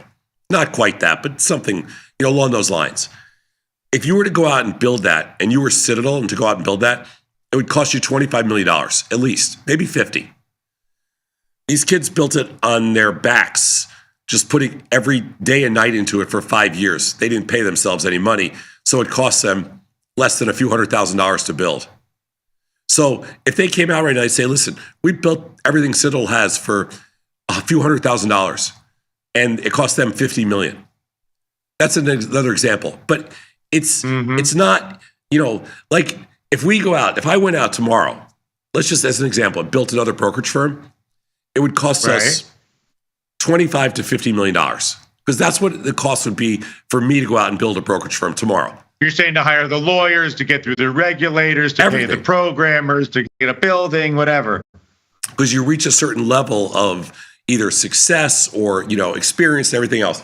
That's probably the minimum cost, somewhere between 25 and 50 million. If somebody else wanted to start from scratch tomorrow, they could probably do it for 5 or 10 million. How's that possible? Well, it's going to cost me, 5 to 10 times that much. But that's the way it is. So I don't blame Silicon Valley's more expensive. It's going to cost them a lot of money to build things. They've reached a certain level of success where things are just more expensive for them. They're not a startup. Can't ask NVIDIA to go out there and, build something. At this DeepSeek, I'm guessing it's a bunch of scientists. They put their blood, sweat, and tears into it and scraped it all together, from their existing, built stuff in an unheated garage type thing and built this up. And so the argument that, hey, this only costs 6 million or 16 million or 60 million, whatever it is, if it was built in Silicon Valley, it would cost 600 million. So it's not really fair to say, oh, you can build this for $6 million. But they did. But it's not something that's actually repeatable. But the key is that it didn't cost 60 billion. Like Tesla, I'm not Tesla, Facebook, Meta, Zuckerberg said, well, we put 60 billion into AI. Okay, congratulations, 60 billion. I mean, there's no question that you can do a lot with 500 or 600 million. That's the whole point here. Maybe it's not 5 or 6 million. Maybe it's 500 or 600 million, but it's not 60 billion, which means that firms all over, it means to firms like us, you know what? We can commit $5 million or $10 million to AI, and we can probably end up with something really cool, which we're comfortable doing. We can't commit 100 to 500 million. We don't have it. But 5 to 10 million, we could do that. That gives us confidence. The best thing that I see, not to jump around too much, is that I think we were saying right at the top of the show here, who loses to cheaper, better, faster AI? Nobody loses. Right? I mean, the medical industry wins. NVIDIA materials, loses. Mechanical engineering, civil engineering, electrical engineering, medical, materials, rescience. Everybody wins to cheaper AI.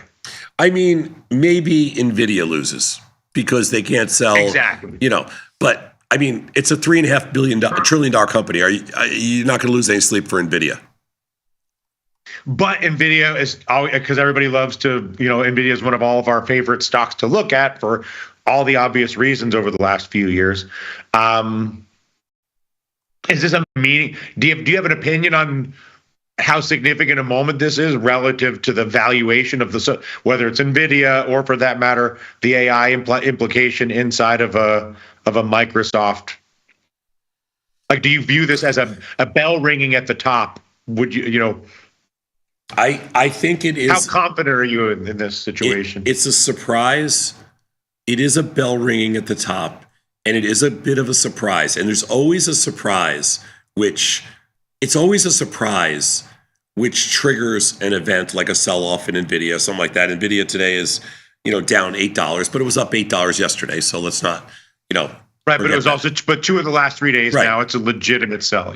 But the other thing with this is that does this basically bring AI into, ultimately, if you make hamburgers a little bit cheaper, do more people eat hamburgers? And if you bring AI into the spotlight, is it really, in the long run, is it more positive? And I think the answer is probably yes, long term.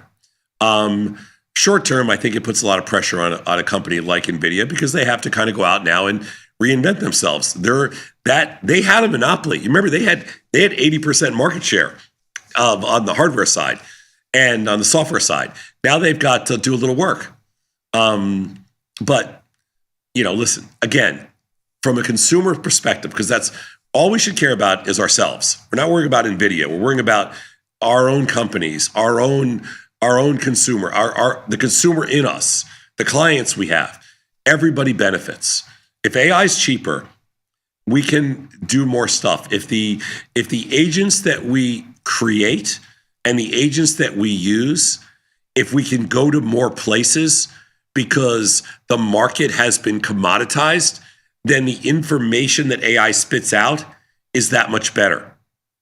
You don't want to go just to DeepSeek. You don't want to go just to ChatGPT or to OpenAI, whatever it is. You want to go to as many places as possible.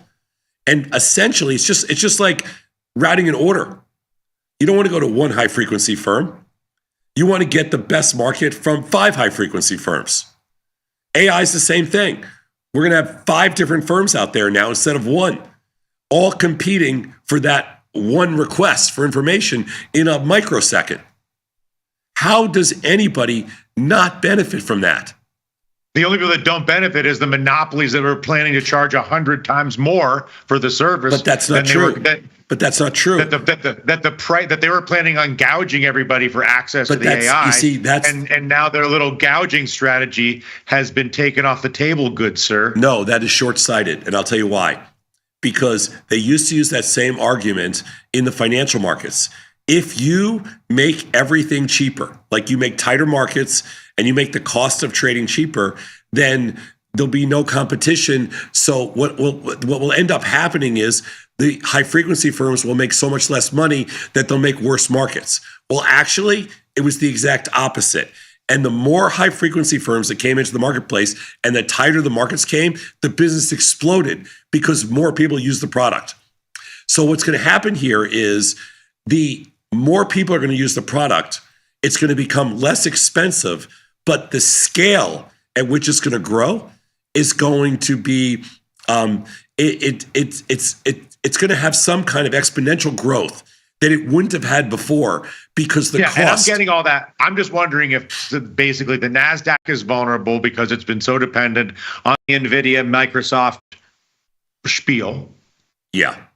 And also how will this, because you have this net effect of more AI good for everybody. It should be good for the S&P 500, every company in the S&P 500, Pepsi, whatever, every company. It's uniquely bad for a small group of tech companies. But the small group of tech companies for whom it's uniquely bad have been the leadership in a stock market that was up 25% for 2 consecutive years. Yeah, that's not a bad thing. That's a good thing for everybody else. That's a good thing. But can the stock market, my point is, can we lose this leadership and have the stock market still maintain its health? Of course. No problem. Of course. Of course. Just because you got a new Lion King doesn't mean the pride's not still a kingdom. Yeah, there's not still a kingdom. Exactly. You got to keep rotating at the top. It's healthy.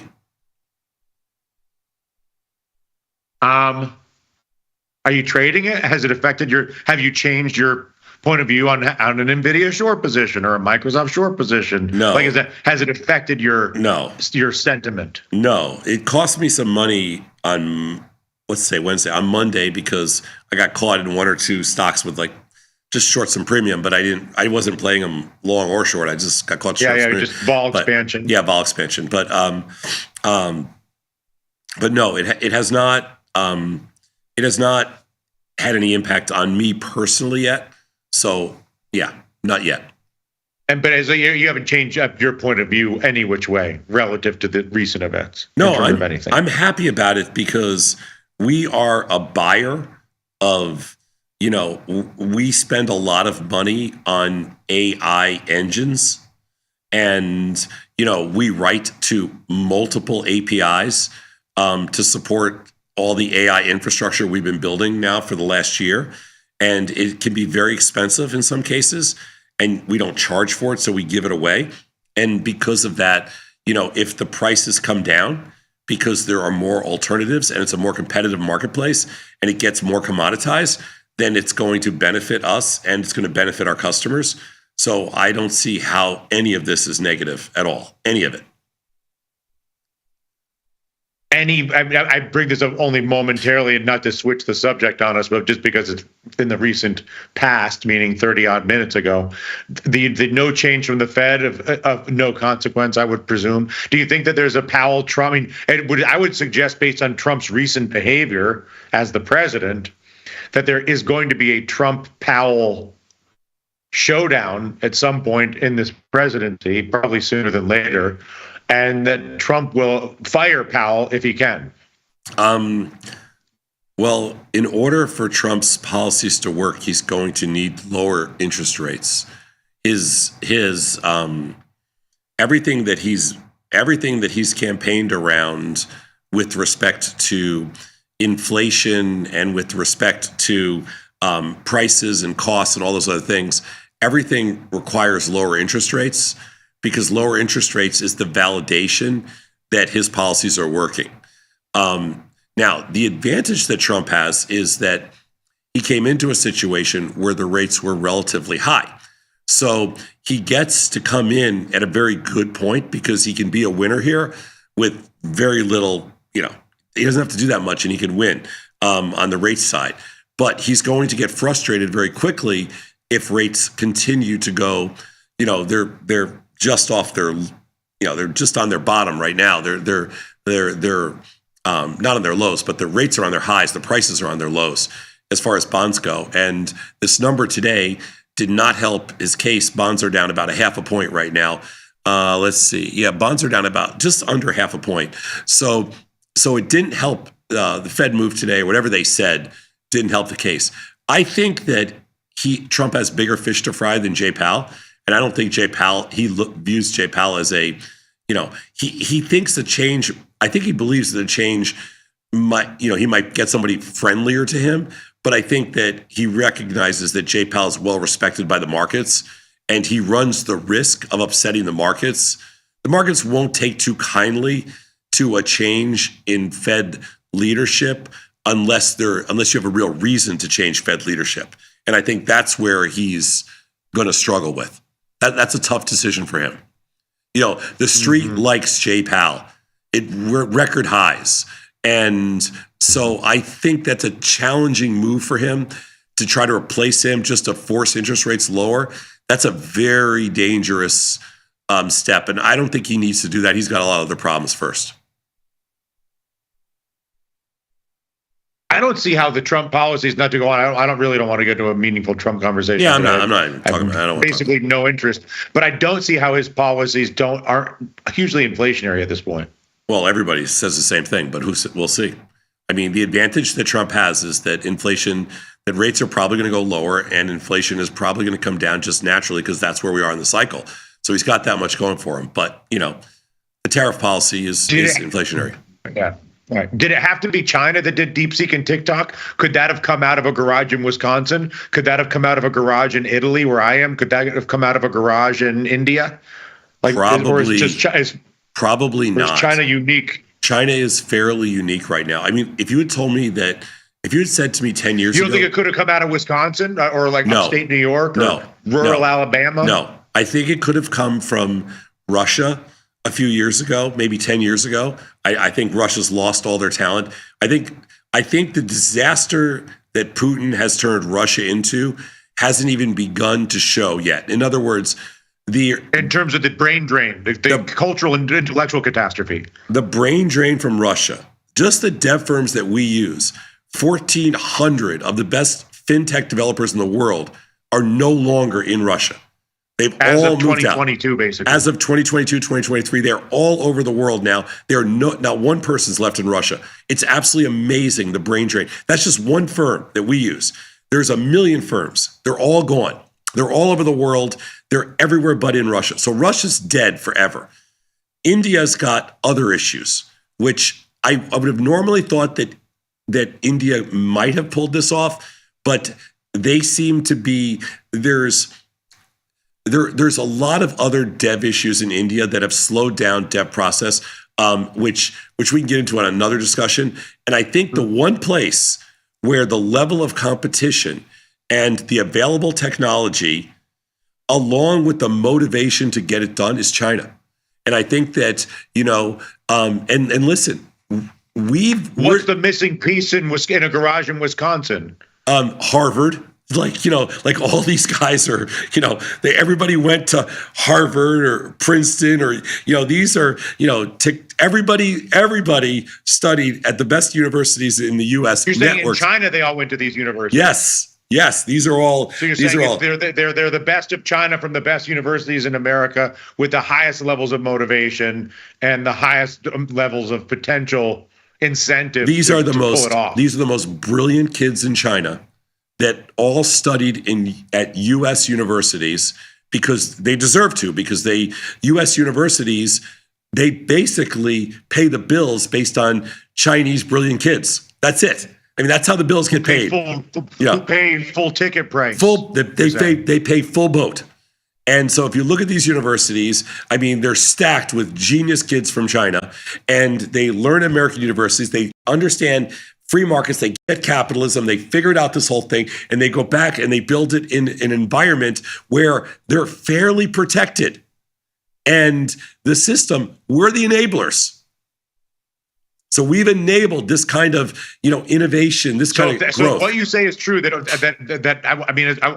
just for the purposes of the argument. I mean, look at the MBA programs in America. They are financed. They've got to be. In some cases. But if only China could pull this off, is China basically going to, or is this all China basically moving to dominance at the end of the day? No, because China's missing one thing. There's one thing missing in China. There's actually two things. One is a totally dysfunctional government that's incompetent when it comes to innovation and understanding how free markets work. That's one thing. And the other thing is lack of capital, because everybody's been burnt, and so there is no capital available. So the problem is that their growth is stymied because of lack of capital, and they just don't have, ultimately, they don't really have the market structure to pull this off because they can't raise capital. Harumph. And now you got to say that's like Forrest Gump. You're like, and that's all I have to say about that. And that's all I have to say about that. Because, Mr. Radigan, we have to go. That was a great conversation. Right. And I'm Tom Sosnoff. He is Dylan Radigan. This is Truth or Skepticism. We do this every Wednesday. We've been doing this for like 10 years now. We're one of the longest, 12 years. We're one of the longest running podcasts in the world. And I hope you join us every Wednesday, 1 o'clock. Central Time, different topics every week. Nothing's held back. Thank you, Dylan. Pleasure, always.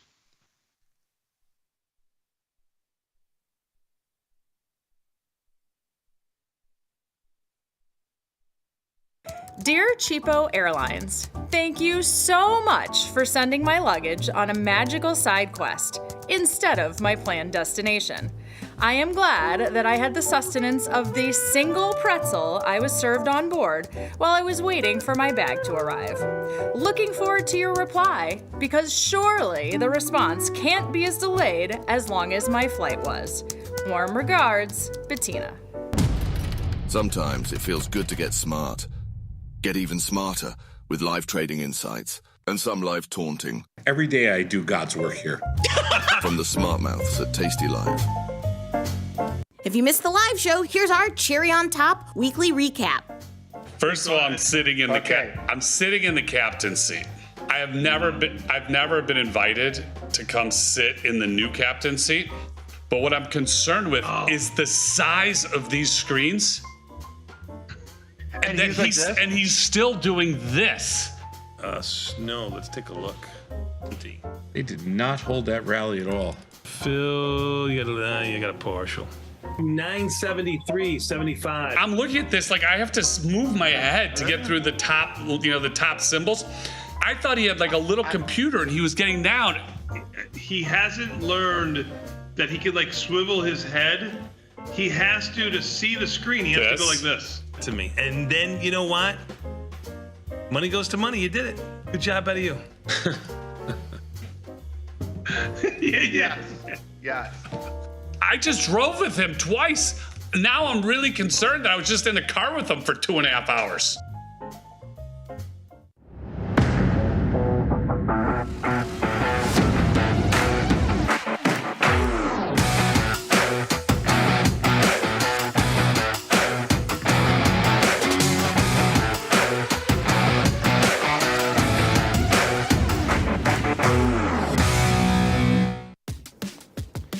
Look who's back testing. tastytrade now has options back testing for free. Test your trades with over 10 years of data for the most popular symbols. See how your trades would have performed in the past. Look back at profit and loss and take the guess out of guesswork. Oh, did we mention that it's free? Get back testing at tastytrade. Forbes called us best online for options trading. Investopedia, best for options trading, period. With stockbrokers.com, we're number one for options and futures trading. The Motley Fool really likes us. And so does Business Insider. So what else can we say other than boom? Trade like a trader. Tasty Trade. Make your move. In the world of investing, a beast lurks between the numbers, ready to pounce. Some traders hide from it, some ride it. If that's you, join us on Tasty Trade. Genius loves company.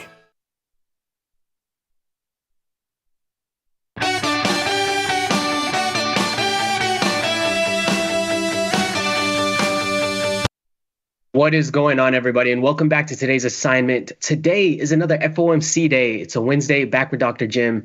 If you don't have Dr. Jim's push notifications on Twitter to see the dramatic tweets every week, every month, what are you doing? But how are we doing today, Dr. Jim? Man, I mean, I can't believe we're here. Like, I can't believe this is happening. Like, this is real life. Like, I can't believe it. Now, when the number came out at 2 o'clock, I don't know what the number was. I'm assuming they didn't change anything. The market didn't really. I mean, it was very, very muted. I was so surprised. But then at 2:30, some things started to shake around a little bit there. I guess you finally got in there with your MNQ orders at 2:30, kind of moving that market a little bit. You know? I didn't trade any MNQs around the FOMC. I traded a little bit this morning. Not the outcome we were looking for, but we'll get into the platform. We'll check that out here in a little bit. But I mean, it's been absolutely volatile. I mean, here at 2:30, about half an hour after 2 o'clock, it was a little quiet. But I mean, what was your thoughts on the gap down over the weekend, opening up your computer Monday morning, Dr. Jim? Oh, man. I mean, with the DeepSeek stuff and that was crazy. No, it's crazy. Yeah. And you know what? I mean, it's obvious. This is a great market for traders. Like, if you're actively engaged in the market, this is what you want. Like, this is what you train for, right? What are you saying? The volatility, the action? Yeah, of course. The volatility, the back and forth. I mean, but what's crazy is, so we've got FOMC happening right now. The NASDAQ's, it's fairly quiet now. It's down 40, 50, whatever, just hanging right there. But, man, after the bell today, we got Meta. We got Microsoft. We got Tesla. Okay. We got IBM. I mean, man, this is some crazy stuff, man. Apple tomorrow. I know the New Year's resolution last year was not to put on any earnings trades, but you know what? If one looks attractive enough, maybe we pull the trigger on something. Maybe we do. I know you're going to lean towards a broken wing butterfly, but we'll see what we can do. We'll see. No. We'll see what the volatility's looking like. I don't do broken wing butterflies. No, you're confusing me. Expected move. Expected move. There it is. We're not breaking wings. We're not breaking wings. We're not breaking hearts. We're not breaking toes. Like, we're just going expected move butterfly. But yeah, I mean, let's take a look at it. Yeah, no, we'll do it. Today, before we do get into the platform, we're gonna have a little option skew on the day, Dr. Jim. And I mean, Option skew, right? It's nice to see the option skew. We'll kind of break that down. We can quickly touch on the fact that you're an Eagles fan. I'm an Eagles fan. I hope so. I am for the Super Bowl. Because, dude, come on. Can we have an honest discussion about this? I mean, you're a Broncos guy, right? So obviously you hate the Chiefs. But can we have an honest and open discussion about this? Like, it's so blatant, E. Like it's the cheating and the refs and the rigged. Like, it's right out in front of everybody's face now. Like, am I totally off base here? It's so obvious. No, I think we're all on board here, and I think many of the viewers watching, I think are on board. I think are on board with where we're at with that. But I mean, it's blatant at this point. And shout out to Josh. Shout out to Allen. I wanted Lamar to go through too, and of course the Chiefs came here taking down all of them. So who knows? Will he get another ring?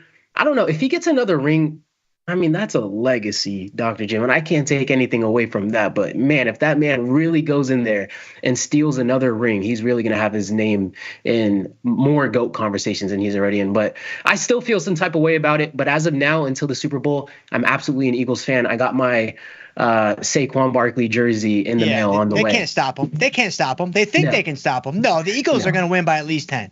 No, the Eagles are going to win. So we're going to be good. They're going to beat the Chiefs by 17, and they're going to beat the refs by 7 for a net result of winning the game by 10. So I'm not worried about the Super Bowl result, but it's just crazy, man. It's just crazy how we got to this point.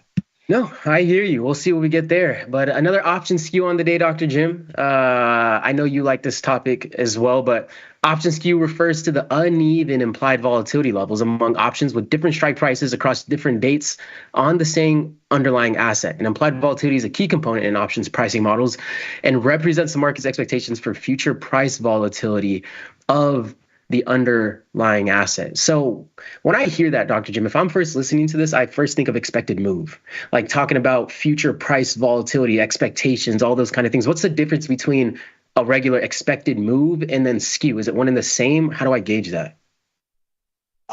Well, that's a really good question. They're obviously very closely related simply because, the implied volatility of the stock, of the actual underlying that you might be looking at, that's going to determine what the expected move should be.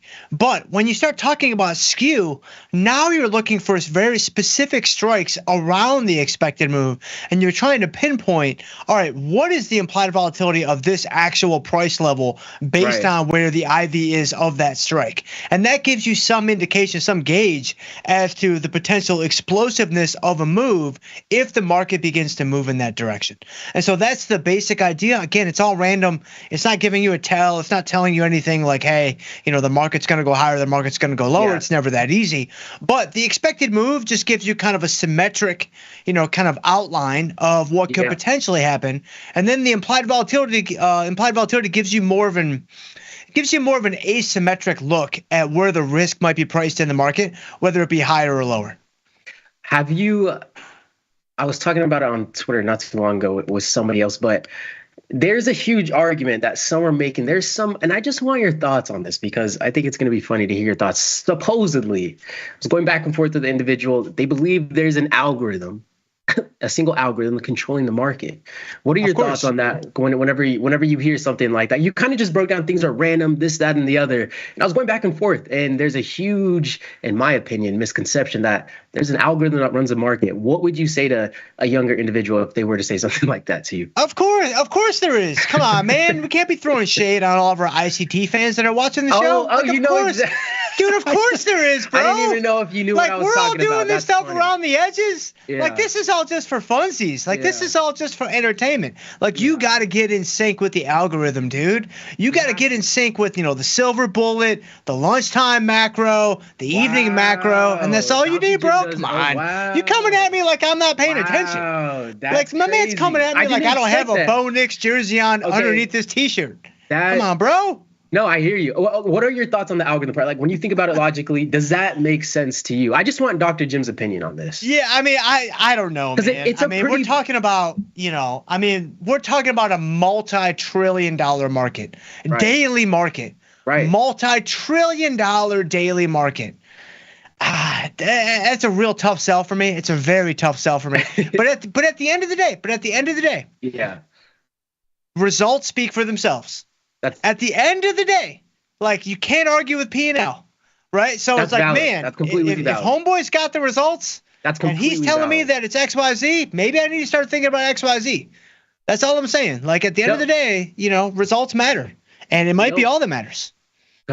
And so we got to hurry up with the show because that 3 o'clock algorithm kicks in a couple of minutes, and so I'm not going to miss it this time.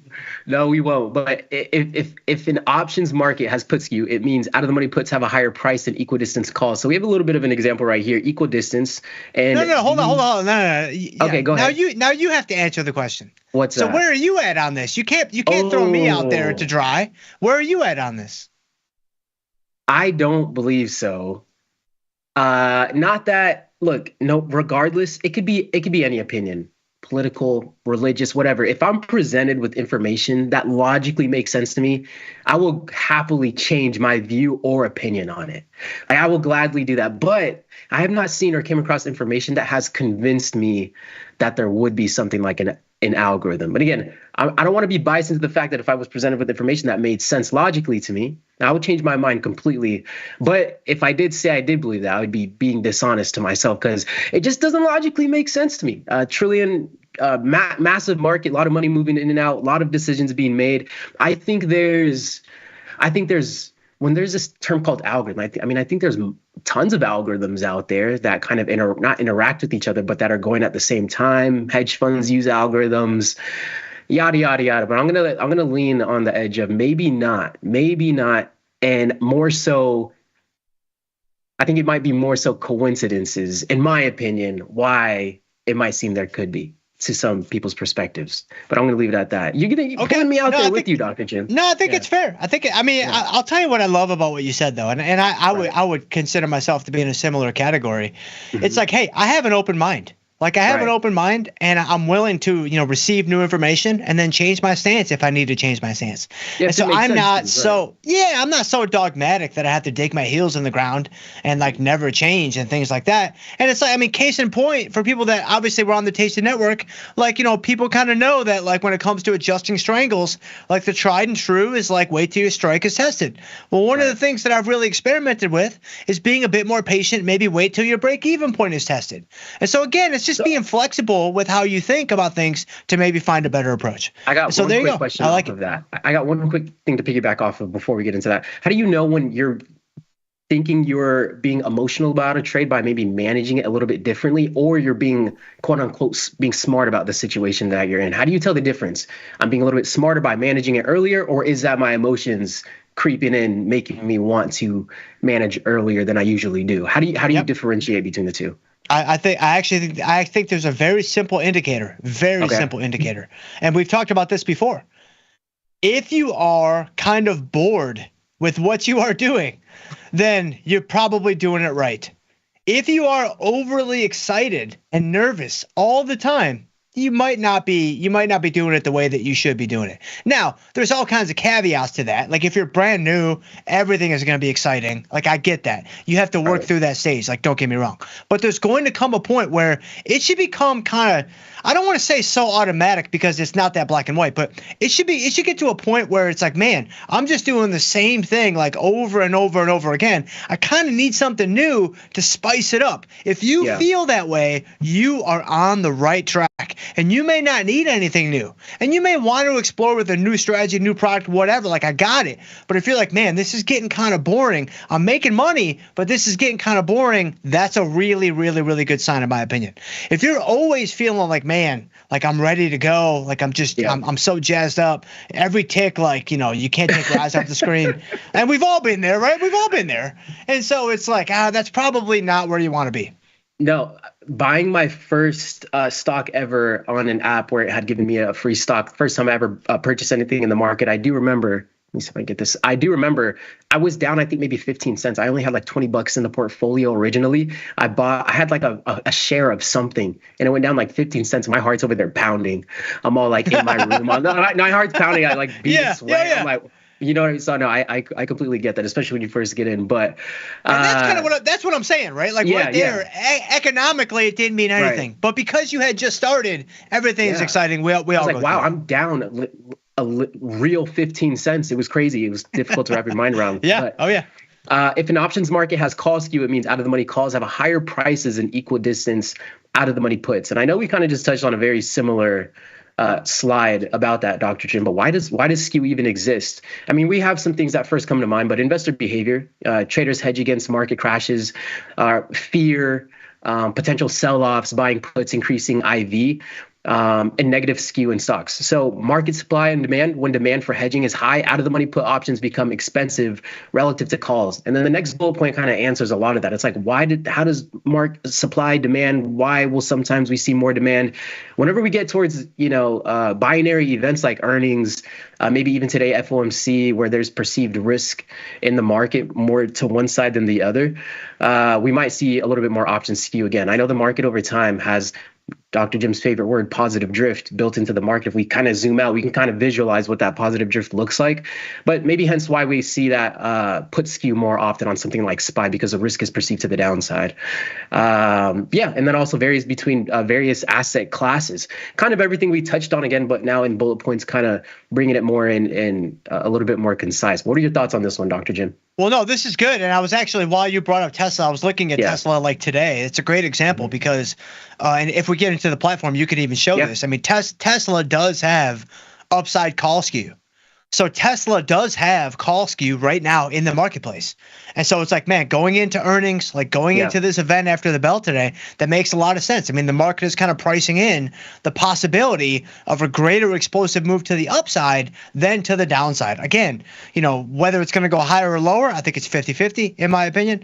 But when it comes to like big moves, the market is suggesting there's a greater chance of that happening to the upside than the downside. And I think that's a great example. And of course, I mean, what you say here in the first bullet point, this is kind of like the poster child of option skew, right? Out of the money puts, investors want, they want those puts, they want that insurance to hedge against their long stock portfolio. That is kind of the nucleus of option skew, kind of how it all originated. If you were to IPO your own company, Dr. Jim, would you rather see your options chain have put skew or call skew? Because I mean, that's a vast difference from looking at. Of course, but the answer is obvious. The answer is obvious. Call skew. Of course. But okay. Well, I mean, think about it, right? Think about it. If it's my own individual stock, right? I want it to go higher. I want to double, triple, quadruple, whatever, right? I want the market to be pricing in a greater likelihood of that happening, essentially. So that's going to manifest itself with call skew. What if you had an ETF that had a lot of positive just baked into it? You still want the Well, now it's different. Now it's probably going to have negative skew. Now it's probably going to have some put skew in there, but man, you're giving me way too much credit. I've got my own individual stock now. I got an ETF I'm running. Like, man, you got to talk to me like I'm Kathy Woods is in your backyard, isn't she? Yeah, you're I fine. guess You're fine with I the guess, ETFs. man. Yeah. No, but as we wrap up with the slides, long premium trades take advantage of put skew. We could do something like maybe put debit spreads, put diagonal spreads. If we want to take advantage of some short premium trades, we have things like naked puts, put ratio spreads, broken wing butterflies, in the whole 9 yards. But that does leave us with some time left to check out some of these underlyings. That have earnings coming up. We can check out Tesla, see what has option skew, see what that's looking like. Let's go. Tesla, Meta. What do you Microsoft? you guys? I put them all on yesterday. We got all kinds of logs in the fire. Okay. Let's see. What duration were you kind of looking at? Instant pain. You gave yourself a little bit more time. I did a mixture. On some of them I did the front week. On some of them I went all the way out to March for 52 days. Or 51 days. So When you were looking at the put skew on Tesla, what duration were you looking at? Were you looking at around that 45 days again, or were you looking at the call skew? Term? The call skew. I was looking at March. Right now for the call skew in Tesla, I think I maybe was looking at the front week, but in fact I'm pretty sure I was. But if you look right there, you still see the call skew. You could still see it. Yeah, you see those out of the money calls that implied volatility is rising. Yeah, we can see that. Is Tesla one that we want to get involved in today?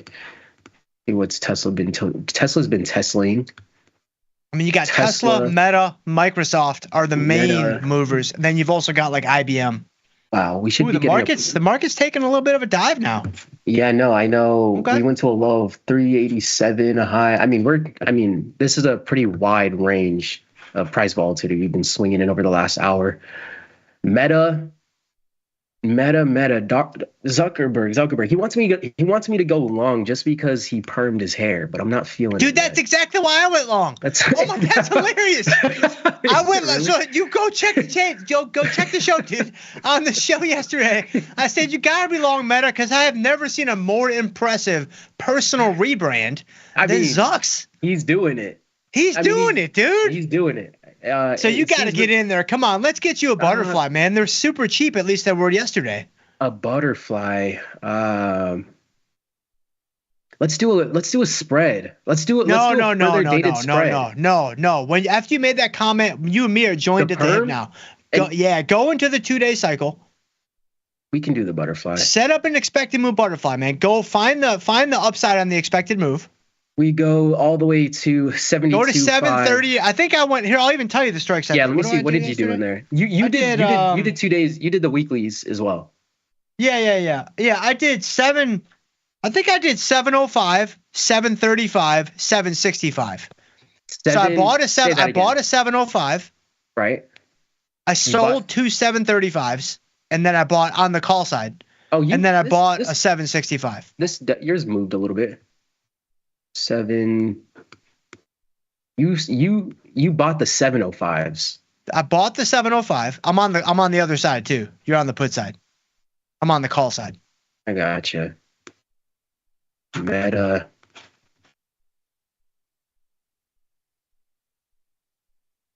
$705s. And you bought the what on the puts? No, calls. So I'm on the other side of the market. Clear this out. Yeah, clear that out. Bought a 705 call. And you sold I sold 2 735s.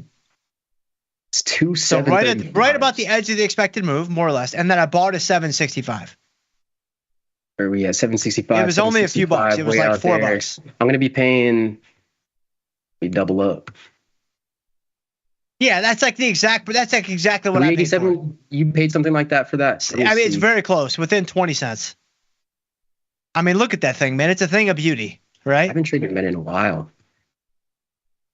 I'm just saying, Zucks is going to come out on the call tonight. He's going to say that he's a purple belt in jiu-jitsu now. And so once that happens, stock's going to rally 15 points just off of that. He broke his leg last time he did that, I believe. You bought the 705s. There we go. Let me move that back over there. 390, 392. I get filled for nothing less than 390. It looks like it's actually kind of a wide market. We'll go 380. Yeah, go through. You'll get filled. We'll go 380. You'll probably get improved. We'll go 380. Oh, wait. No, you need to go up, not down. Yeah, you gotta go. You gotta go up. No, go up. Come on now. 384. Go to like 388. Go to 388. 387. Nah, you're fine. 388. Nah, it's like 390. I don't think you're gonna get filled yet. You're gonna have to chase it a little bit more aggressively. 388. Yeah, 390. I'll get filled. Don't be nah. You gotta probably go 395 now. Don't be dinking and dunking. We were just 390. I'm gonna get filled in like 3 seconds here. No, you go 395. You get filled. There we go. We'll go 394. Yeah. You're chasing. Oh, you might get filled here. There we go. Yeah, there you go. So we'll do that. I like it, man. Yeah. I like it a lot. Look at you. You're back in the game. Look at you. All right, let's do it. We got plenty of time. I mean, yeah. Let's go to Tesla. Go to Microsoft. Hey, what you got? What you got for me on Microsoft buying TikTok? What are your thoughts on that? I mean, I don't know if that's gonna even go through. Okay. I don't know if it's gonna actually end up happening. I mean, I don't know how I feel. I don't know how I feel about that. I just wonder that I'm not gonna lie. The app is a great app. The way it's ran right now is pretty solid. So, what kind of changes? I'm just afraid it's gonna get very commercialized or whatever the word I'm looking. TikTok feels really raw, and I don't really want to be seeing ads left and right, even though we see a lot of that on TikTok. But regardless, I know Mark Zuckerberg is hoping for no more competition. Well, I mean, you and I both know that if Microsoft buys TikTok, being on TikTok is going to feel like being on Microsoft Teams. And we both know that ain't fun. That ain't fun at all. That's kind of what I meant to where, like, I like the feel of it all. Teams is brutal, dude. I don't really want the Microsoft branding and the feel of it. Unless they No, it's coming, dude. It's 100% coming. You're going to have to restart it like every couple hours. Oh, yeah. No. Yeah. No. So play it to the downside. That's what I did. We got to play it to the downside. What did you do to the downside? I just did trades, Dr. Jim. I just did an at the money vertical spread. So this was real simple. At the money, long put spread. Very simple. You were looking at the weeklies as well? Yeah, this one I did. Did I do? Yeah, I did. I think I meant to do the March cycle, and I had a fat finger mistake. And so I bought, I think I did, the price of Microsoft was like right where it is now. I bought a 450 and I sold a 440 on the puts. So you went 10. Do you get about a third? No. I'm on the put side. Other side. You went long Microsoft. I went. You bought the spread. I bought the put spread. Oh, yes, you bought the put spread. And I just did at the money vertical spread.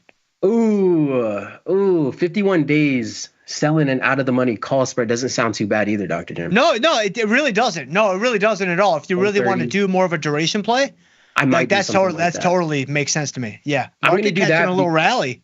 Yeah. This market is crazy right now. 465. That's a little close for what I'm getting. I mean, it's not the best premiums, but I mean, I do like the trade to the downside. A little close, dude. You're 20 points away. I'm comfortable around the expected move. Let's see, 460, 465, 180. I mean, expected move, I'm taking it about 130. I want to get at least 160, 155. I mean, I'll take it. Yeah, do the 60, 65. Go in one more. 60, 65. I mean, I don't mind that either. Now you got 180. Yeah. Got a little something. Decrease the risk a little bit too. 64% pop. I mean, I still like that. That's pretty close, though. It's pretty good. You might have to do a little discovery. Go down to there you go. You'll probably get filled at 75 there we cents. go. Yeah, there you go. You got filled. All right, well, we got Microsoft. We have Tesla. I'm excited for Tesla after the bell today. So this will be. Look at you, man. You're just hitting them, dude. I love it. Tesla, man. I'm mega bullish in Tesla. Oh yeah. Mega bullish in Tesla. Why is that? I don't know. You don't fear TikTok. That's what's going on. No, not at all. Not at all. No, that's going to pretty much wrap it up, though. I'm not going to be doing anything else. At least we got the Tesla trade on. We got the Microsoft trade. We'll still be looking out for Did you get the Tesla trade on? You didn't do a Tesla trade. What did we did the we did the. You did Meta and Microsoft. Oh, we did Meta. We're not doing Tesla. Tesla is today after the bell again. This market might have a wild swing after the bell today. We'll see what happens. Well, that's kind of how I feel. I mean, FOMC, it's heating up a little bit now with the back and forth, but it's really not as wild as I thought it was going to be. But man, after the bell today, it's going to be crazy because you're going to have all these results that the market's going to have to digest. You know, normally that 4 to 5 hour is pretty quiet. It's not going to be quiet today, so get ready. We'll see what we get. You don't scroll on TikTok, Dr. Jim. Do you even use it? Your kids don't bring it up, or do they? Nope. No? Nope. Not and at your all. oldest? My oldest is 10. She does not have a phone. She won't have. I told her she can get a phone when she's 35. Wow. Yeah. When is she going to be able to get married? 40? I was thinking like 37, 38. Yeah. I told her, I said, hey, you live in my house. You live in my house. I'm going to give you all the food, all the water, all the shelter you want, but you follow my rules. And she said, okay. I heard the same thing. I mean, hey, that's it, right? That's how it works. I said, what I tell all of my kids, when it comes to what they're eating, when it comes to whatever they're doing, whatever, I said, listen, when you're an adult and you leave my house, you do whatever you want and you suffer the consequences of those decisions. Hey, I will say I do appreciate a lot of the things as I get into my adulthood that my parents had strictly enforced, but I guess we won't know until we get there. But anything else to add in before we wrap up here today, Dr. Jim? No, man, good show. Good little skew talk. Got some FOMC. Market's taking a dive again now, so maybe it is heating up a little bit. And so, yeah, man, after the bell, I'm excited. We're on the same side on both of those trades, so let's hope it works out. We'll see what we get after the bell. We've got a lot of earnings to look forward to. Thanks for taking the time to hang out with us today on today's assignment. Dr. Jim, we always appreciate you having you here, and we'll catch you guys next time. Peace. Peace.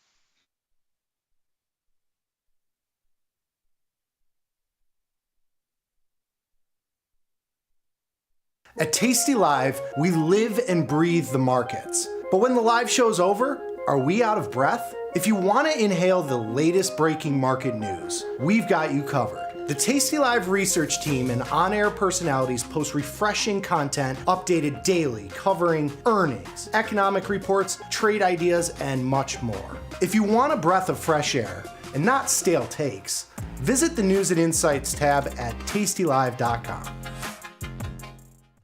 decision to build Thinkorswim was a byproduct or derivative of 20 years. In our minds, the future of finance meant that we were going to move away from something that was very manual and move to something that was tech-driven. What we did with Thinkorswim truly changed the industry. To do it a second time was a challenge that I just had to take. The platform is just leaner, cleaner, a little meaner, legitimately built from scratch. He squirreled it all away. Now his financial life is dead. Don't die like squirrel.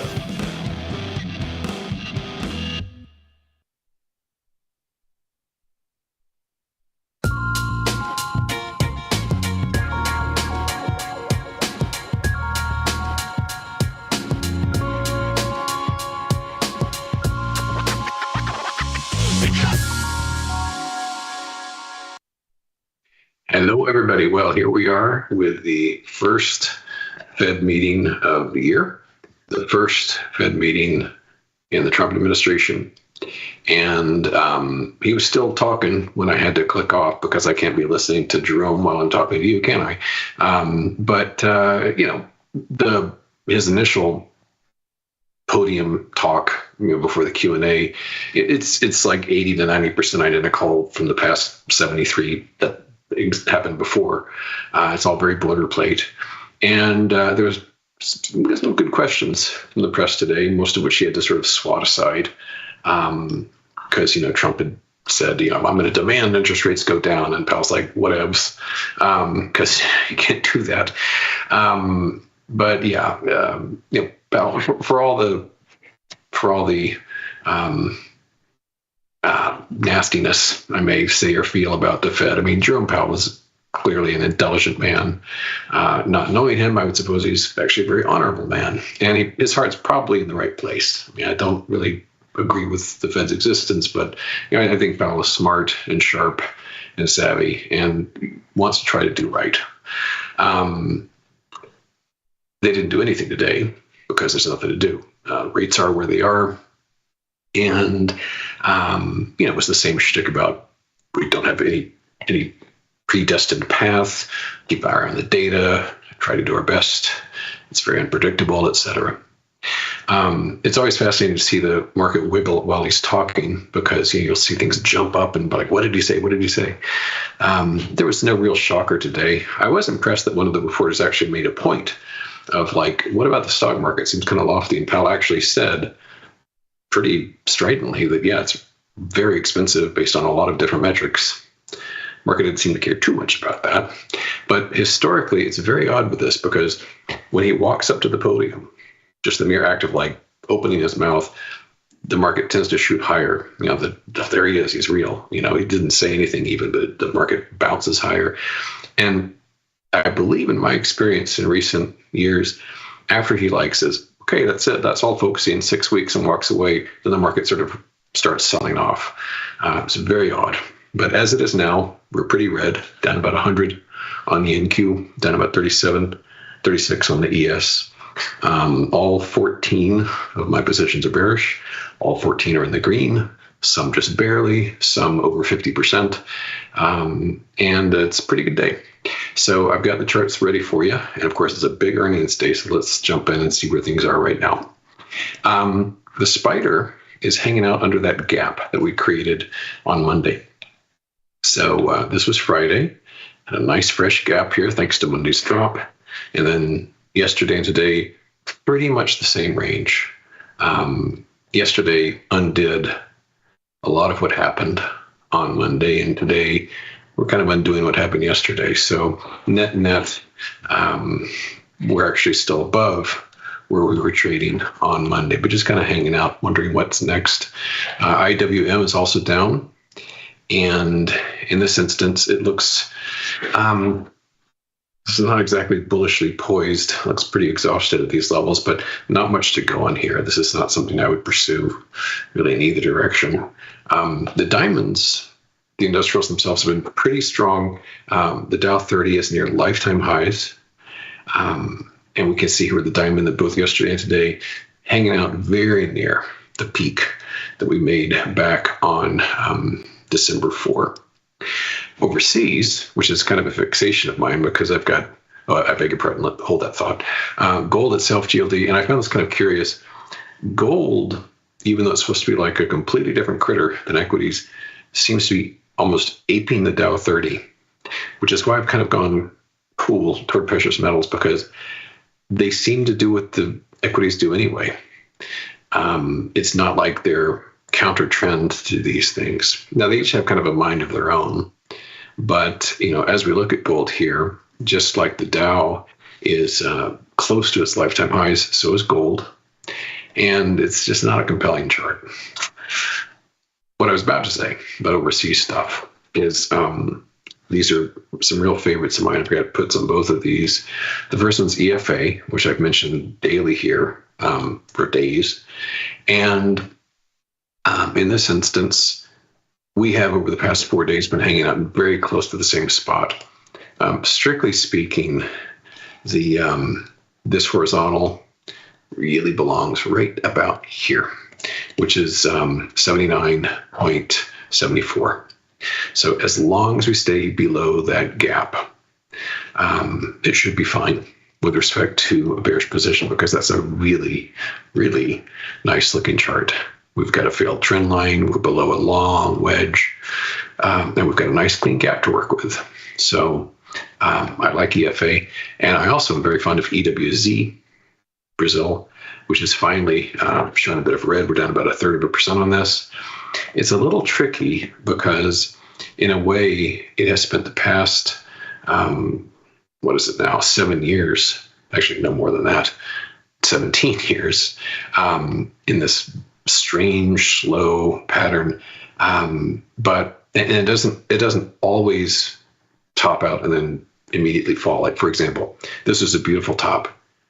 It preceded a very big fall, but how long did it take to really kick in? Well, from June 2012 to September 2014, so like 30 months almost, it just kind of hung out, didn't do much of anything. Then it really began to fall in earnest. So it's a just because this is an incredibly clean pattern doesn't necessarily mean we're going to have a nice fall on it, but I'm going to give it a shot. It's almost too good to pass up. Okay, now NVIDIA. This is of course a fixation because it's usually the biggest company in the world or second biggest, and because of DeepSeek, there's been a lot of dynamism this week. But what I said yesterday was that, and I sort of drew this rectangle while I was with you, just sort of like spitballing. And what I offered was that zone would represent overhead supply that would not be easy to get past. Well, that worked, because look at what's happening today. We opened weak and have been selling off all day long. And so we're down about $7, about 5.5%. And so our little rectangle friend did a nice job of holding things back. Relatedly, SMH is down, although not nearly as much, because NVIDIA is sort of a special case. It's falling so hard. But SMH is down about 0.5%, and it's been the past 3 days really just tightly lingering around 240 or so. And that flows into the cubes, which are down really just barely. But the important thing here is to stay below this gap. And of course, it's the big Monday gap we created. And that represents, I think, formidable resistance for the bulls to push past. And adjunct to that, in China, one of the biggest, if not the biggest tech stock, Alibaba, having a pretty good day, up about 1.5%. And it has had a very strong rally here, thanks to largely this whole DeepSeek news. And I think that they specifically, there was news about them having a model, an AI model that was better than DeepSeek. So it's all very uncertain now. You've seen hundreds of stories about DeepSeek, and some say, oh, it's junk after all, or oh, they cheated, they're using the OpenAI data set, etc. A lot of noise out there. It's like the fog of war. In terms of some short positions here and there, Here's 3 of them. This is new, Carvana. Giving this another try. It's very, very, very elevated right now. It isn't absolutely a clean pattern because, as you can see, we've pushed somewhat into what had been this cute little top right here. And earnings are a ways off. I don't remember exactly when, but it's like maybe 2-3 weeks out. But this is very rich valuation. PE literally in the thousands. So got some June puts on that. And Soundhound, another nice little drop today. Like so, but we're still, the past 3 days we've been more or less hanging around the $14 area. But what I'm anticipating is a failure of this support zone at 12.41. And one other bearish position is on Semiconductor ON, which has one of the better, cleaner, and really just to my mind, just beginning to fall looks to it. Simple ON in this one, a more conservative stop here because strictly speaking, the gap is higher than this. The gap is up here. I've dragged this down to really the highest we've been over the past couple of weeks, 56.75. So that is ON. Now, yesterday I'd mentioned that following the Fed, watch TLT, watch the bonds, because I just sort of eyeballed, as low as it is, a head and shoulder pattern in recent months. And so far, it's actually peeling away from that to the downside. Because as we're zooming here on TLT, this is what I was talking about. And that represents very strong resistance, I believe. And if we can fall away from that, I think it's going to do good things for any bearish positions on IYR, ITB, and XHB. Let's look at XHB. This is my biggest ETF position, and it's down about 1.5%. And as I've shown this dozens of times, what we have working for us here is a multi-decade ascending channel, which we're very high in. And shorter term, we've got this pretty cool little pattern up here whose neckline is around about 113.50. So yeah, looking good for the XHB. IYR also looks pretty good, but the pattern isn't nearly as clean. And I found XHB options are pretty decently traded, pretty decent liquidity, which counts for a lot. One other position I've got, which sort of opened my eyes, is NEE. Is this next era? This has been something we've followed for a long time. And what sort of bugged me is that there apparently is a company adjunct to this. This is next era energy.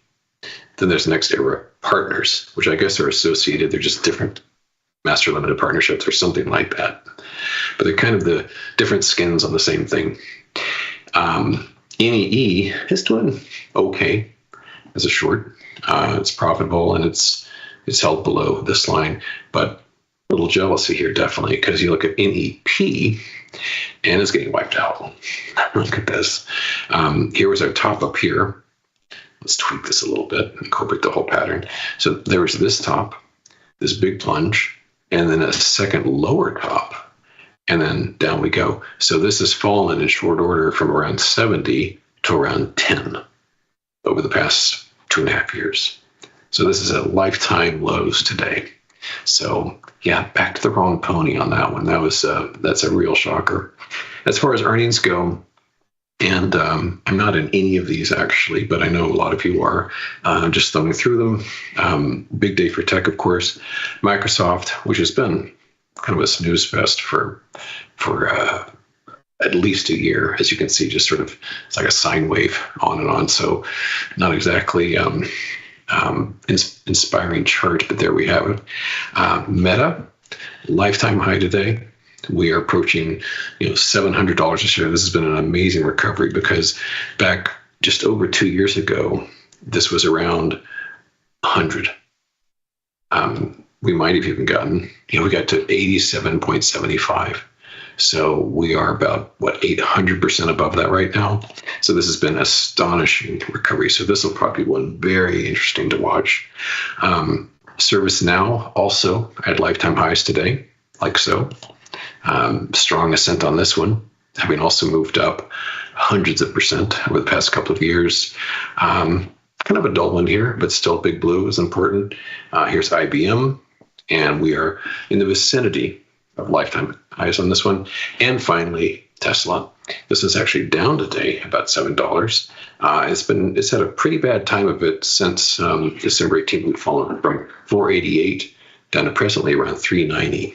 But we're kind of at the bottom of that fib range. So the thing here is that if we break that fib, well, kind of look out below because there's a lot of white space beneath there. Okay, that's it from me. Good luck to you, and I will see you on Thursday. Bye-bye.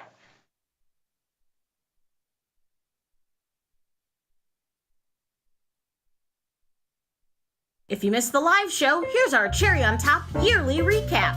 So, we're doing the show on Friday, and the bat, he's doing the show in the morning, then he's going away afterwards, right? Yeah. He's all packing up the car, he's doing his stuff. RV. Packing up the Packed RV. up the RV for a 6 to 8 day trip.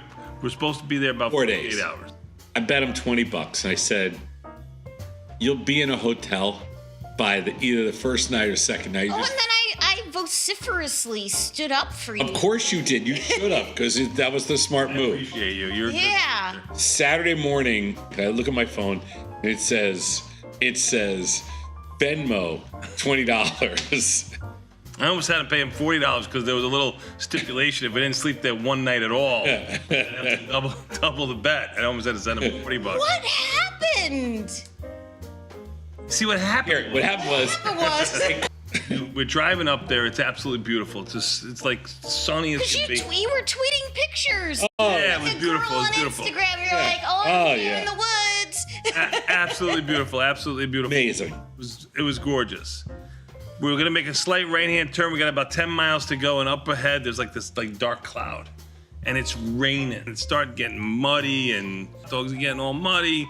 Wife's having a little problem. Bugs are everywhere from the rain. And I realized at that moment that my wife was not a camping gal. That's a surprise. So at 6 o'clock in the morning, I pulled everything out, closed everything up, shoved everything underneath, and I was home.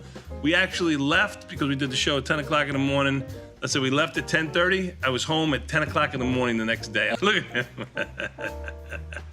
You were just jumped in my pool, looked back at my house, and I said, why would I ever leave? Why? He was going to go fishing, catch. He's hurt on this one. Muskies. Some bass. Very quiet. I left Friday at 10:30. I was back Saturday at 10. AM? Yeah. You didn't make it 24 hours? No. Who broke down? They all did. They all did. I rented a boat for Saturday, but the boat was broken. It rained for 5 hours. When we got there, it was... Now the RV on rvtrader.com. No. Yeah. Whoa, wait a minute. How do you get to Florida now? I don't care anymore. Oh my God. First of all, I'm sitting in the captain's seat. I've never been invited to come sit in the new captain's seat. But what I'm concerned with is the size of these screens. And then he's still doing this. Snow, let's take a look. They did not hold that rally at all. Phil, you got a partial. 973.75. I'm looking at this like I have to move my head to get through the top, the top symbols. I thought he had like a little computer and he was getting down. He hasn't learned that he could swivel his head. He has to see the screen. He has to go like this to me. And then, you know what? Money goes to money. You did it. Good job out of you. Yeah. I just drove with him twice. Now I'm really concerned that I was just in the car with him for 2.5 hours. Okay, I need help understanding. This is the largest monitor that I've ever seen. I have to move back in order to see everything. And somehow when you're on air, you're looking at this, you need some help. Nope, I got everything fine. The problem is I just have a lot to do. You see, because in your job, Oh, here we go. Really, all you have to do. Get the full scoop by checking out the archives at tastylive.com. Got the need for speed? No problem. At Tasty Trade, you can turn smart ideas into real trades with just a few clicks. Wow, that's fast. Tasty Trade, make your move.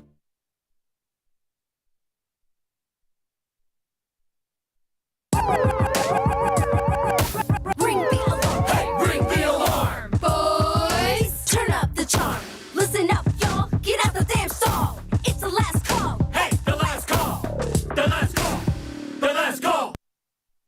Tomas, we are back, my friend. You know what that means. Time for a little bit more Tasty Live with Confirm and Send. Sadloff, we got a bunch of earnings today. I know how you feel about earnings, but first let's take a quick look at the market. We've had a little bit of a reversal here. Even the S&Ps are still down 17 handles, but the NASDAQ, while we were talking, just turned green. It's still down 14 right now. The Russell's down 6. The Dow is down 75. Even the S&Ps were down over 50 in the middle of the day. Volatility in by 10 cents, but it feels like it's expanding. I maybe it's some of the stocks that have earnings. Tesla IV rank of 70. It was actually a little bit higher. Meta has an IV rank of 51. It too was a little bit higher. Meta making new highs as we speak, up $5 and change. Microsoft is another stock that has earnings down about $3. Its implied volatility IV rank is 52. Corn had a decent day. I know we don't have so many positions, corn, wheat, and soybeans, but they're all up around 2%. I don't know if you saw that.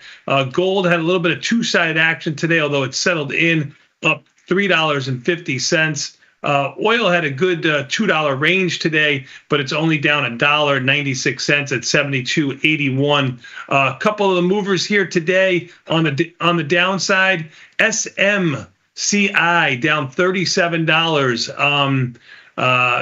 More stocks that we actually trade. The first one would be Tesla, down $7.70. It too was about $6 lower than this in the middle of the day. Not SMCI. What were you saying? What stock?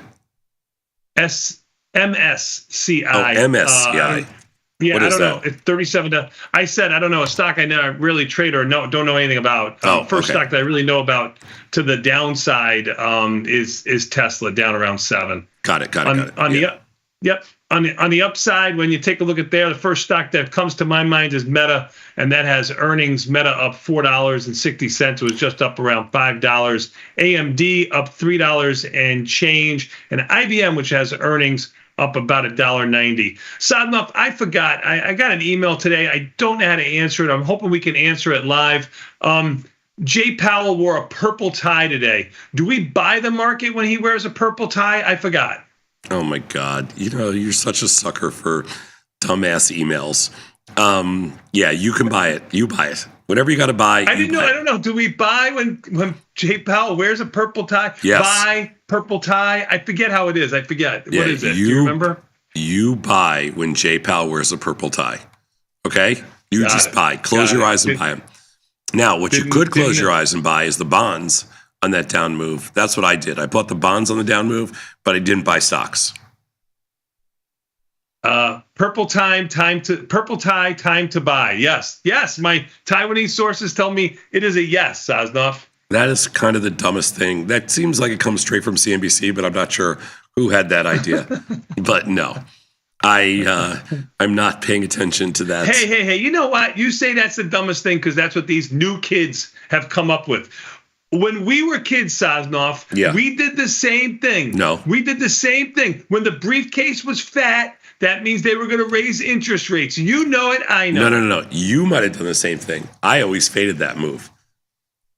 I loved fading that move. So I never believed that. I liked what everybody else said. No wonder you have a hard luck life, Sosnoff. You just can't take the easy way. Nope. I always had to make it the hard way. Anyway, on the Fed news today, I was doing my weekly podcast with Dylan, and only trade I made was buy bonds. I bought bonds and I sold bond puts. It worked out. It was a small winner. Bonds rallied from like down 9 or 10 to up 1. The puts were the biggest mover. The puts actually moved more than the bonds. They moved almost 6 or 7 ticks. In the stock side, I didn't I didn't do anything. They looked to me like they didn't want to go a lot lower, and they didn't. But I didn't want to buy them down 50. I don't know why. I just didn't. I wasn't ready to step in. I definitely wasn't going to sell them. That's for sure. Selling them, I was leaving for somebody else. I wasn't selling them. But let's talk earnings for a second, okay? Because I got some strong opinions. Sure. There are a bunch of them if you'd like to go to them. Yeah. So Las Vegas Sands, I'm doing nothing. Came in, short some puts, scratched them this morning, took them off. Nothing. I'm playing the big guys. Good IB rank. The stock hasn't done anything except go straight down. Today it's up 44 cents. I think it's a tough stock to trade, to be honest with you. I think it's a tough, not the most liquid stock, very average, that kind of thing. Of the stocks I did trade, Tesla's... How about Microsoft? Do you do anything at Microsoft? Yes. Tesla, Microsoft, and Meta are the three stocks I traded. Of those three stocks, the best trading vehicle, hands down, is Tesla. Nothing's even close.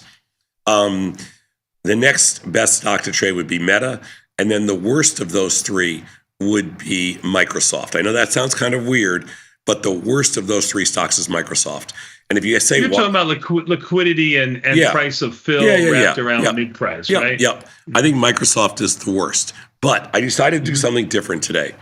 In Microsoft, all I did was sell some out of the money Jan calls. That's all I did. Microsoft or Meta?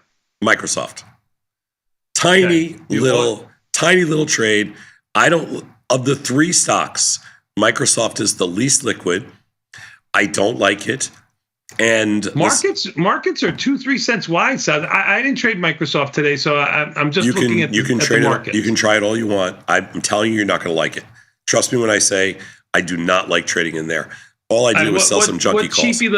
What cheapy little calls did you sell? Because I'm going to listen and not judge. Okay, the 485s with 2 days to go. Oh my God, I can't keep quiet. You sold a 45-cent call? Not at the time. They were 60. Well, what was it? 52 cents? 60. 60. Oh, look at you, big mocker. All right, that's one. I didn't hardly trade that because I don't like that. What happened to you? I hope my son's not listening. Go ahead. What's the next trade? My biggest trade, earnings, is Meta, and I traded the Jan 2 days to go, 790 calls. I sold them. My highest sale is $140.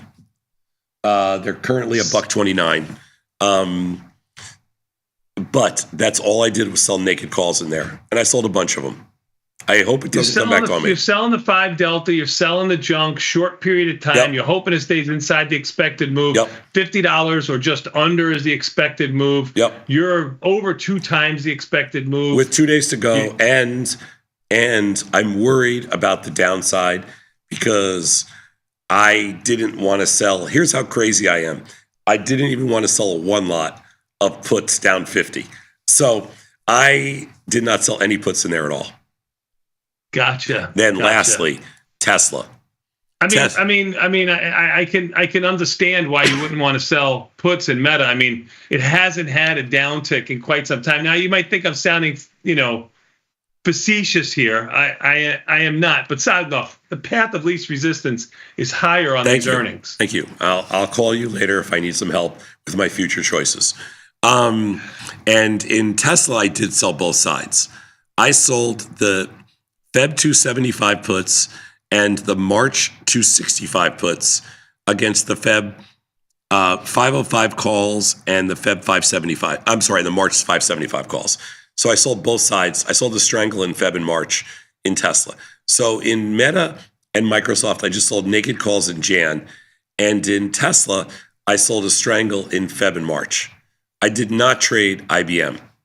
I like IBM. I like to generally trade IBM, but I feel like today, with everything else that's going on and the stock's up a couple of bucks, and the IB rank in IBM is really good, and the expected move, the volume in IBM sucks, by the way, 3 million shares, and the liquidity in there is not very good, and the expected move in there is the biggest expected move I've seen in IBM. I think since I've been watching the stock for the last 5 years, I'd say $11 is the biggest expected move I've seen. That's pretty big. Wouldn't you agree? in IBM. I agree. I agree. IB rank of 90 in there. Expected move $14. It is only a 5% expected move, but it is only IBM too. So yeah, a 5% a 5% expected move in IBM is a huge move, and so I mean the markets are not that bad. I mean, it basically has a $19 expected move for the month. I mean, you really are talking about an interesting 3+ 2 day weeks. Yep. Right. If you've got a hunch, if you've got a hunch in IBM and you want to bet a little bit, you can get paid some pretty good money. $15 expected move with $14 expected move with 2 days to go, and if you go $14 out of the money, I mean, there's some juice in those puts below the market. Oh yeah, $1.50, 90, $1.10, sure.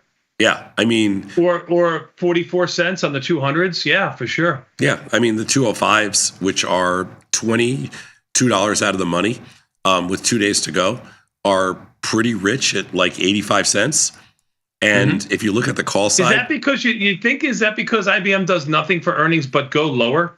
I mean, generally, it's I only. mean, just in my 40 years of trading experience, that's what I've experienced. It's probably going to be different this time, but Well, I'm just. The last time IBM went higher on earnings, I think it was one time in the last like 30. This is true. This is true. I mean, if you want to try to sell something in there, one thing I'll tell you about IBM, it's very hard to get filled between the markets. So the market on the puts right now is 81.103. Like if I go in at 90, I don't know. I don't even know where to get filled. Like at price discovery in IBM is really hard. I'll leave an offer in, but I don't think I'm going to get filled. Like it's just hard to get filled. Now I tighten the market up. Let them come to you, Sadnov. Let them come to you. Well, now they just changed the market again. So I don't know, dude. It's a hard one. My biggest issue with IBM is getting filled. That's it. That's the biggest issue, and that's a big issue. Yeah. Yes. If you're trying to place a trade, yes, it's a big issue not being able to get filled. Yes. Yeah. I would say it's the biggest issue. Yes.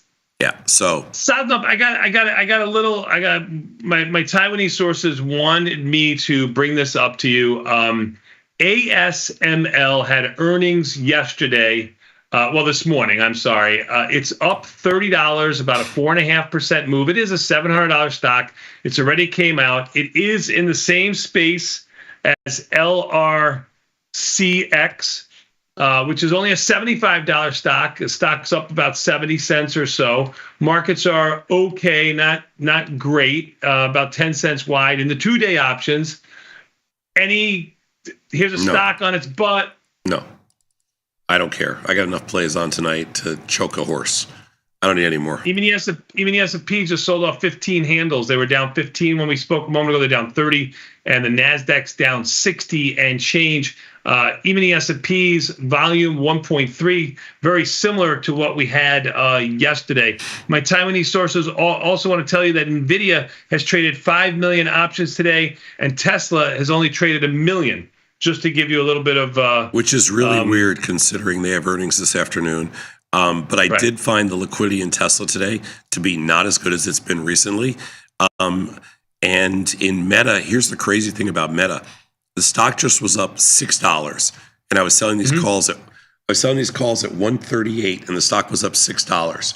The stock is up $1 now and 50 cents, and these calls are $135. So they're not taking any juice out of Meta. And I feel like it's just, it's very interesting. Let's put it that way. Free money is what you wanted to say. I did not say free money. I almost said free money. But you wanted to. I almost said free money, and then I held back, and I didn't say it. I think Meta is an listen, you gotta play, you got a hunch, you gotta play your hunches. Understood. Tesla is sitting down $9.60. Yeah, Tesla was down 11 or something. I think Tesla could surprise to the downside. By the way, I never got filled in IBM, and they killed. I got filled in Meta. I take that back. That's Meta. Never got filled in IBM, and I think they kind of Let's see where we are here. Nah, too far away. I won't get filled in IBM.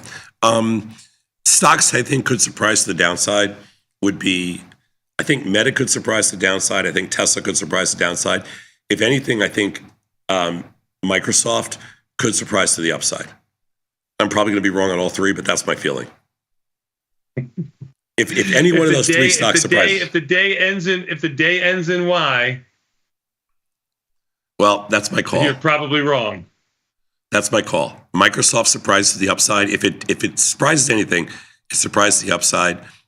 Meta and Tesla surprise to the downside. I do not like. I'm not short the Nasdaq, and I think that's the play tonight to go home short Nasdaq. Nasdaq's had some good two-sided action. I don't know why you want to be short the Nasdaq, which is going to have a lot of earnings. No, I don't. I'm not short it. I'm saying if I had to choose you already one, have that kind of exposure. If I had to choose default. one, I'd be short Nasdaq. Got it. Got it. Yeah, the guy that had to sell the Nasdaq strangle today, that was a full winner if I held it. Yeah, well, I mean, hindsight. I know, hindsight. If my aunt had a mustache, she'd be my uncle. Wait, she does. There you go. Let's take a look at other stocks. Other stocks to look at. Man, this. I don't know what else you got here. I mean, that's kind of a lot. That's kind of a lot to look at today for the getting into the close here. Any strong opinions do you have? Tesla volatility seems like it stayed up all day long. Tesla is my biggest loser today, and I came in with a little bit of short delta. I bought it pretty good intraday, and I'm not making any money. So I believe Tesla volatility, although it seems to be coming in a little bit here on the close, has been bid all day long. There is no question. Netflix volatility has come in. Go ahead. No, Tesla volatility has been bid all day long. Tesla, Microsoft, and Meta volatility has been bid all day long. None of it has come in. Agreed. And Goldman Sachs was my pain in the tuchus for the day. Goldman Sachs traded significantly higher by about $7 or $8. It's basically unchanged right now. I can't seem to get a grip on Goldman Sachs for my life depend on. Goldman Sachs IB rank at 29. I thought Goldman Sachs is a pain in your butt every single day. It is a pain. It is, but today it's more. Today it's a glaring pain, like a hemorrhoid. You want me to call my girl? Have you ever had a hemorrhoid? I've never had one. No, I never had one. But I can call my girl Molly and see what I can do for you over there. Is Molly the hemorrhoid queen or something? What is? No, I can see what I can do for you at Goldman Sachs.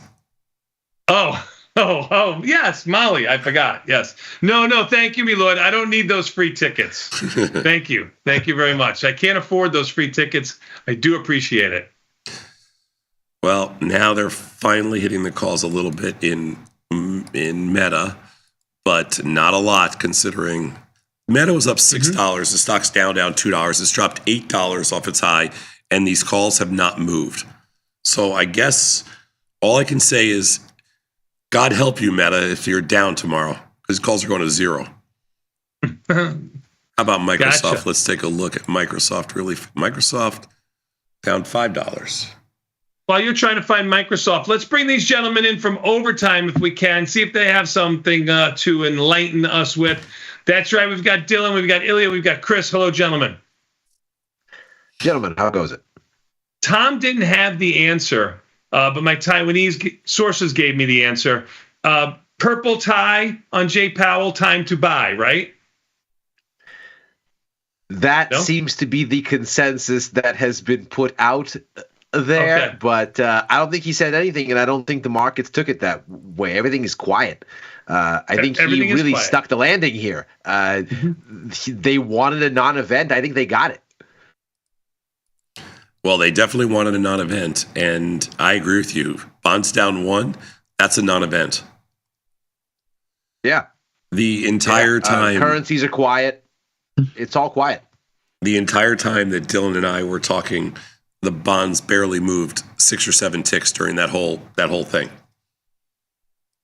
Dylan, how was he with you today? Was he okay on Truth or Skepticism? I would say he exceeded expectations across the board. I mean, he actually had a multi-layered, multi-dimensional, high-complexity conversation, and he only said fuck once. He did have an F-bomb. I heard. He did say some other outlandish things. Do you think, was there a winner or a loser, or was it not that kind of conversation? I don't think it was that kind of conversation. I think the loser was Russia. If I was to reflect back upon it, wow. I mean, my man Sosnoff speaks when Russia comes up. He's like, these guys, like China, he can debate this, that, whatever. India, maybe one day, even Brazil, maybe they'll pull something out of the rainforest, But when it comes to the Russians, I feel like it's because it's like they betrayed him. Like, I think Sosnoff really had high hopes for the Russians. No, and all their I really don't think the Russians betrayed and he's just like, these people are finished. Sorry, yes, sir. I think Putin betrayed Russia because I think Putin basically kept the remnants and let all the talent leave, forced all the talent to leave. And because of that, Russia they will not be competitive for many decades to come now. Now, did you see that the European leadership is suggesting that they should recruit American talent to leave America, a la Russia brain drain? Yeah, but who from America wants to live in Russia? We don't speak No the one's living in language. Russia. I'm pretty good, but they're saying Italian. No, not Italian. They're saying Europeans. Move to London, move to Amsterdam, move to Berlin. Yeah. Yeah. Leave America is what they're saying. As a result of the Trumpism, as a result of the shutdown of the American healthcare system by accident. Oops. That was a mistake yesterday. We corrected that today. That was sorry about that. Yeah, we corrected it today. It's been rescinded. Yeah, I think if you watched your boy Pritzker last night, he did a great job, and it's rescinded. Pritzker, it's not my boy.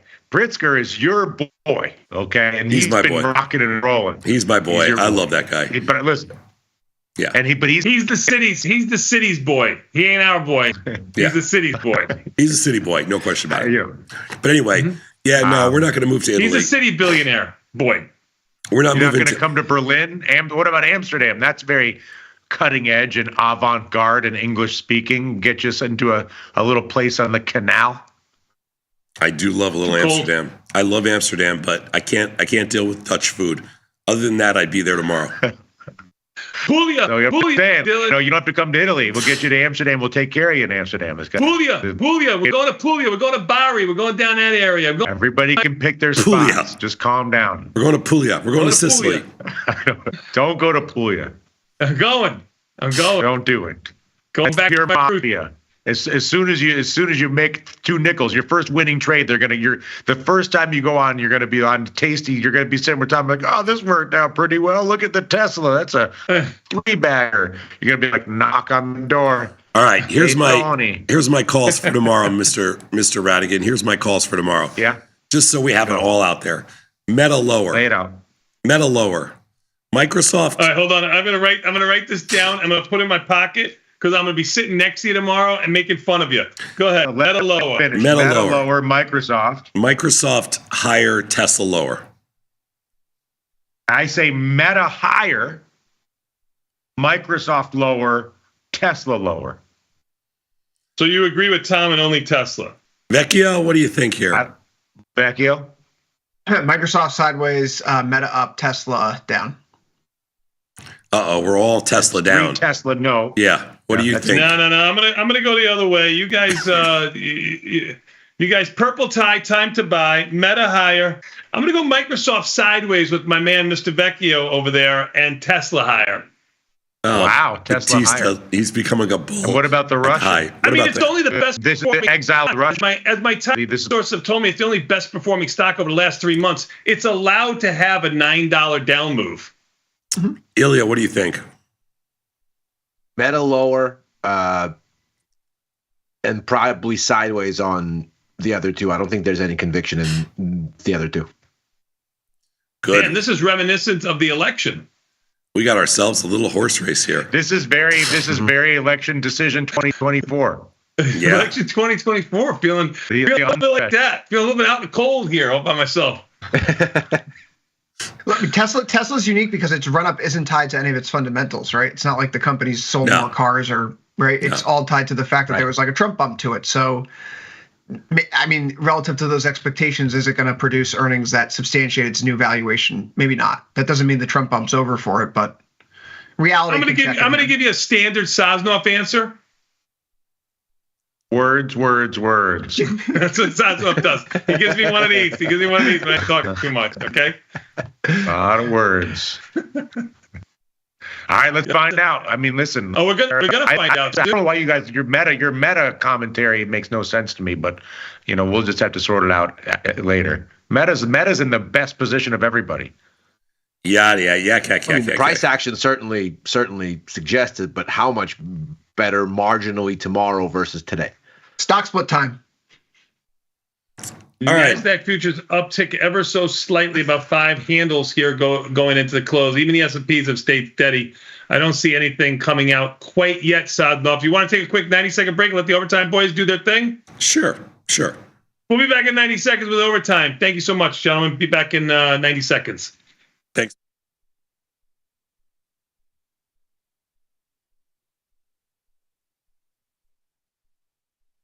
Forbes called us best online for options trading. Investopedia, best for options trading, period. With stockbrokers.com, we're #1 for options and futures trading. The Motley Fool really likes us. And so does Business Insider. So what else can we say other than boom? Trade like a trader. Tasty Trade. Make your move.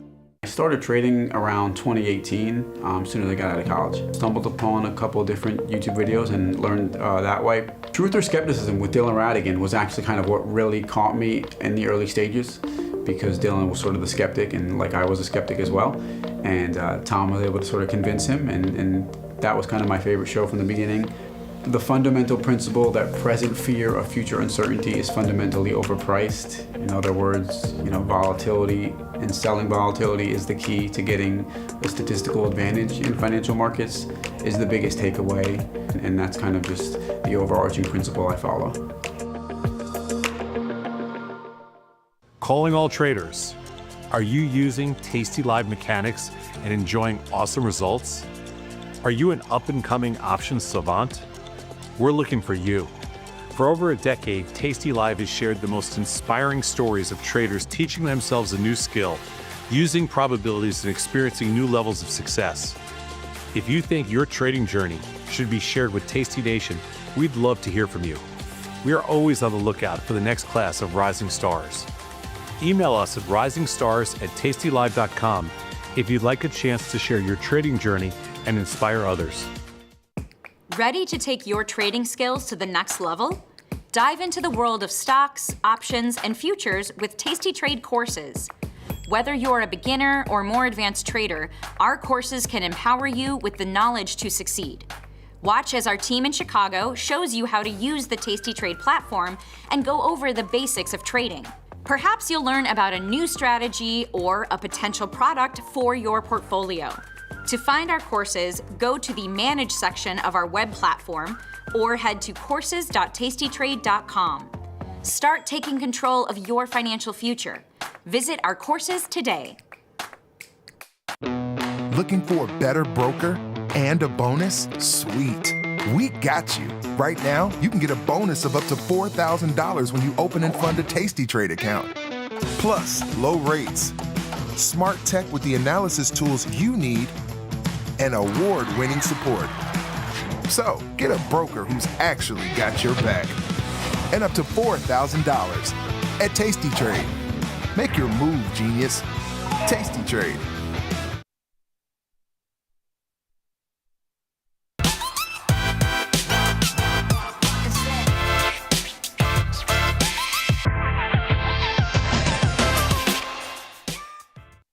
The Fed does nothing, but markets are moving after hours thanks to those tech earnings. It's Wednesday, January 29th, 2025. This is Overtime. I'm your host, Chris Vecchio in New York. Ilya Spivak in San Francisco, Dylan Radigan in Milan. As we get ready to finish up this hour of trading here, futures market closes at 5 Eastern, 4 Central. It was an exciting day here in markets. Again, third day in a row as we get through a FOMC meeting. Great two-way action across the board. Markets basically settle in where they traded for most of the morning, except we get to the after hours here where we are ticking a little bit lower. Microsoft share price is down about 4% right now, 3.92, after earnings that are good but not good enough. EPS came in at $3.23 a share versus $3.11 expected. Revenue $69.63 billion versus $68.78 billion.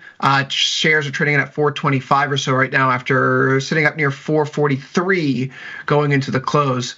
But we're going to start off with the Fed meeting here today. So if you're joining us on YouTube, come over to the platform, come over to the website, see what we're all about. If you're already in one of those two places, join the chat. Tell us what you're trading, what you think of this action here today, and these Microsoft numbers. We're also waiting on the Meta numbers here. There's quite a bit of earnings that we need to pay attention to. Let's take a step back as we go to those charts, and let's take a look at the S&P 500 on our daily time frame as we look at today's action. Ilya, it was a Fed day, so I'll start with you. What did Powell say or not say that kept this market in check over the course of today's FOMC presser? Well, the object of the game for Powell was to not rock the boat, and I think he succeeded therein.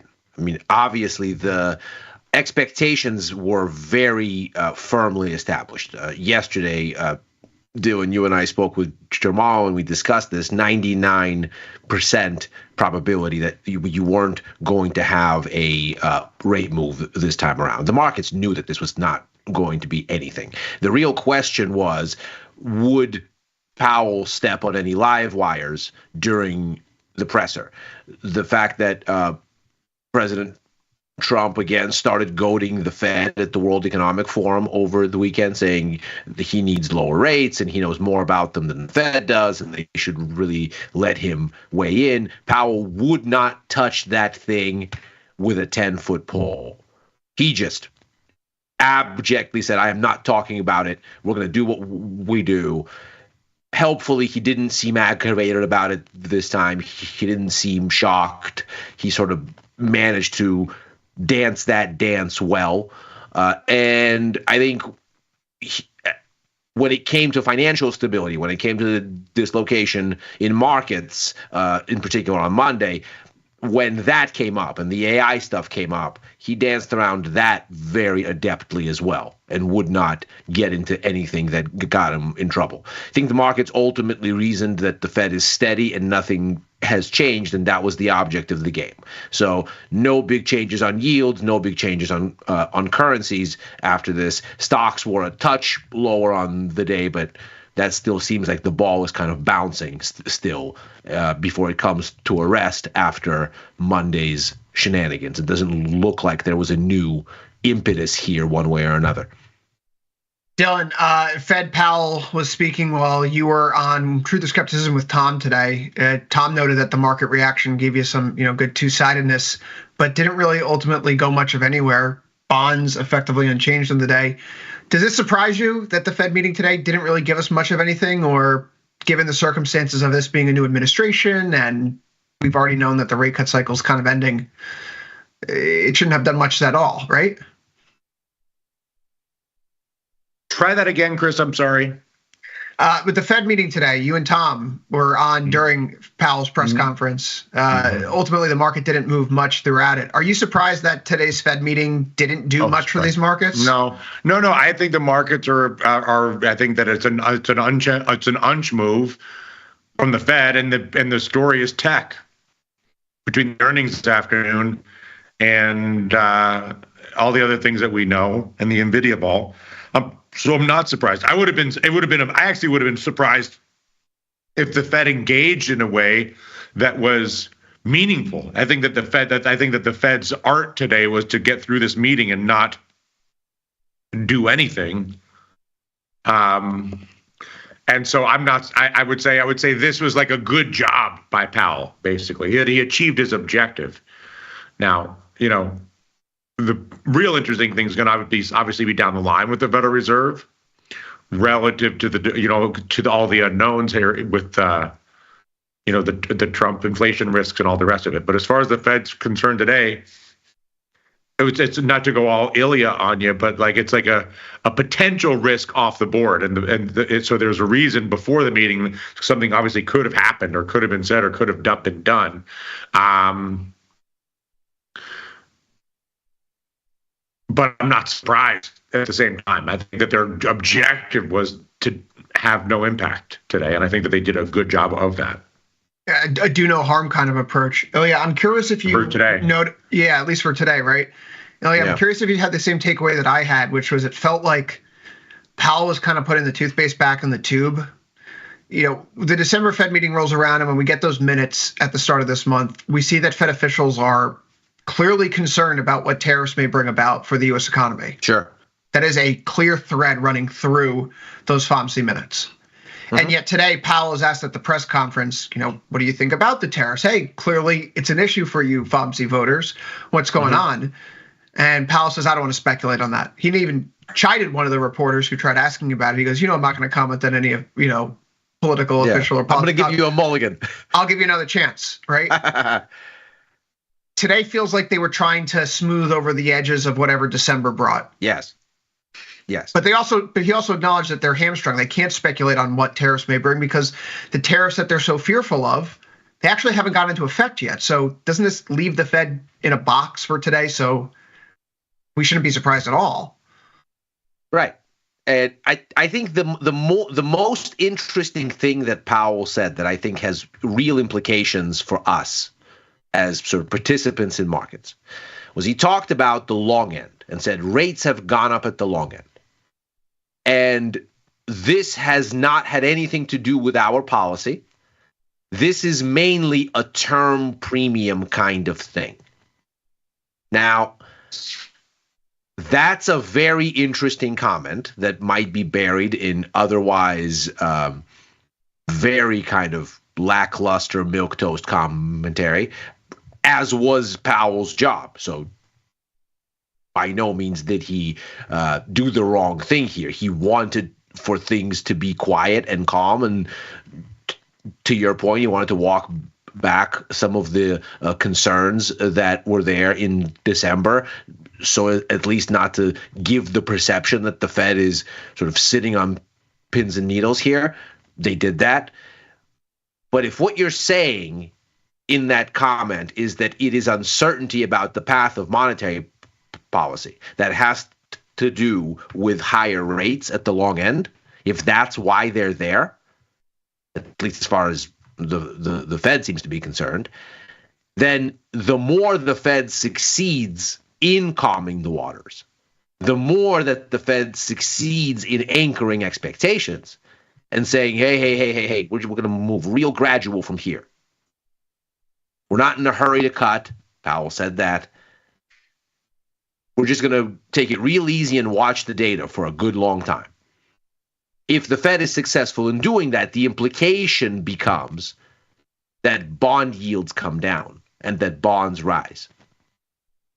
Not because the Fed has changed anything, but because the level of uncertainty is unwound. If Powell is right that it's mainly term premium that's lifting up the long end, then his own kind of calmness over this meeting and the months to come might very well be all the catalyst that the bond market needs.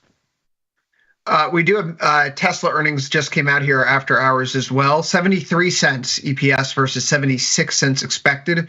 Revenues $25.71 billion versus $27.26 billion expected. Shares are down 3%, 3.01% right now.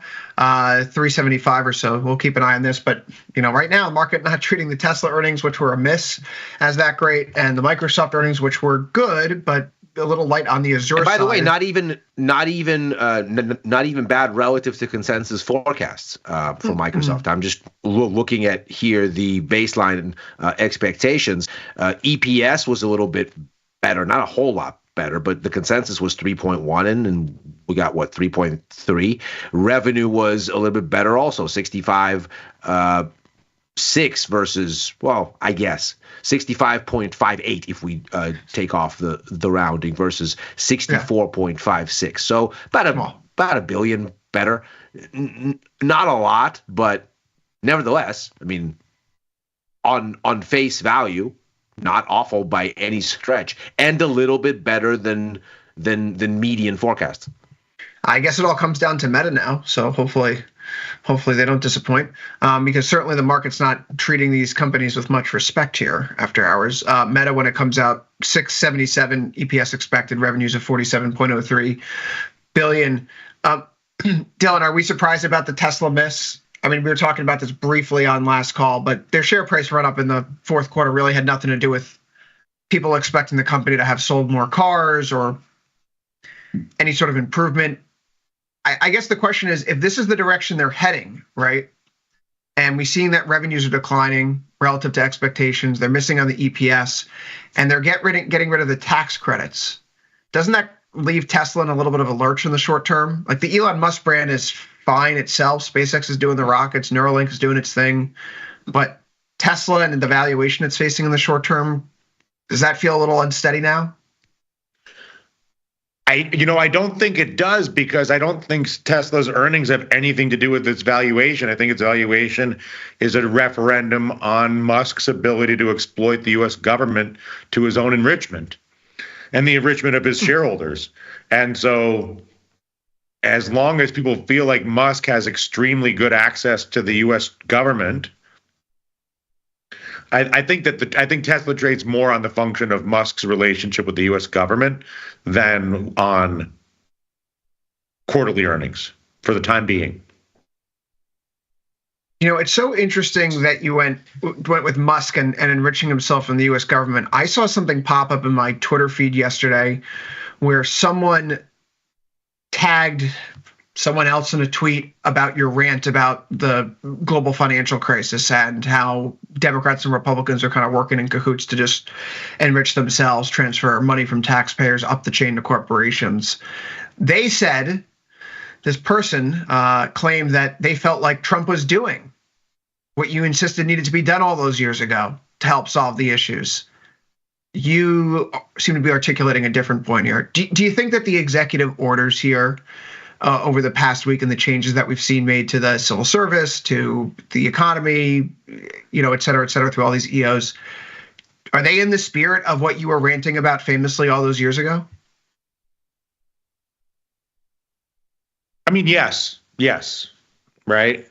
I mean, I don't know about the ranting, but excuse me, because the ranting was more about, systematic extraction and destruction of the country by both parties in collaboration, using the tax code and the banking system and the trade policies to destroy the country and enrich themselves. This is more old school kind of corruption, where it's like if pay to play, right? Like it's just a rich guy paying to position himself for benefits.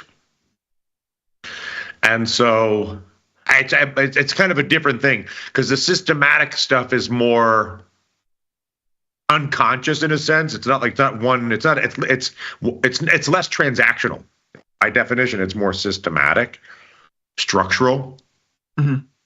Whereas now what we're seeing is a much more sort of crude and transactional. Donald Trump, by his own, proud declaration, is a transactional man.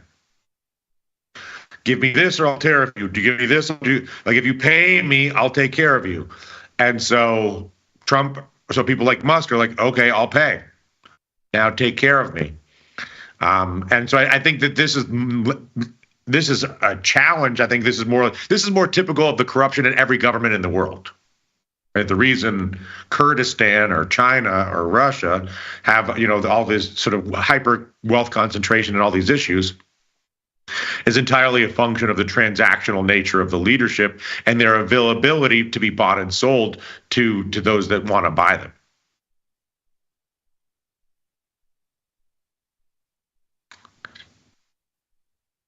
I guess what I'm thinking is, if Tesla does in fact get any lower, I don't even see the chart here, but I think Tesla becomes, I think being long the corruption of the Trump-Tesla relationship is a valid investment thesis. Still a valid investment thesis. Ilya, I couldn't help but notice that while Tesla has disappointing earnings here, one thing that has emerged in recent weeks is that Tesla's still the best-selling car brand in China right now. Speaking of China, obviously, if there's a trade war, it feels like that could really hurt a company like Tesla. Did you have any takeaways from the confirmation hearings today? I know that we had Howard Lutnick up there with RFK Jr. talking about the commerce, health, HHS. Is there any signal amongst the noise of all those questions that you get about the direction the economy's heading, tariffs are heading? Are they ramping up? Are they not happening at all? Anything related to pharmaceuticals? It sounds like what is emerging here increasingly, and we talked a little bit about this some weeks ago, is this overwhelming sense that if some of these nominees feel like they have the votes, what they're not going to do is say anything that upsets the apple cart. And so the bias has been toward vagueness. At the end of the day, it's Trump that has to make the call, and we've seen him override this or that advisor already as we've started. I mean, Vivek has somehow managed to get managed out of Doge already after that Visa kerfuffle, and so we're already seeing the situation here where the president basically says, yeah, okay, this is what my advisors are saying. Nevertheless, here, I mean, the January 6th pardons are another good example. His own VP, J.D. Vance, came out there and said, well, obviously anybody with a criminal offense where there's been violence against the police officer, say, should not be pardoned. And yet the president said, right, okay, and then did it anyway. So I don't put a tremendous amount of stock in what is being said in these confirmation hearings, because a lot of them, especially for people like Lutnick, are more like he's got the votes, he just isn't trying to rock the boat. He's not going to say anything controversial or anything that's going to get him in trouble with his boss. More interesting, I think, vis-a-vis the relationship with China, is the decision by Trump, apparently, to slow walk the TikTok ban. Because when you take that alongside the tariffs being held back, at least for now, we'll see what happens. Obviously, February 1 is around the corner. He promised that things would happen then. We'll see if that bogey moves. But it seems like what he wants is to meet Xi and have some kind of a grand sit down. We know he loves deals. And in the meantime, that probably means that we can't assume anything all that strongly. Because whatever is going on, China is in trouble. Their economy is in a bad state. It's been in a bad state since it reopened from COVID restrictions back in late 2022. And nothing they've done has really improved matters. They don't want, I would imagine, to make their situation any worse. This seems like a fruitful backdrop for some kind of a de-escalation sort of breakthrough. Yes, Tesla is still the number one selling car maker in China, but also stuff isn't selling very well in general in China. Consumer demand is hobbled in general in China. So really there's a larger picture here. And maybe what that picture is a kind of stepping back to a less acrimonious world, at least relative to expectations.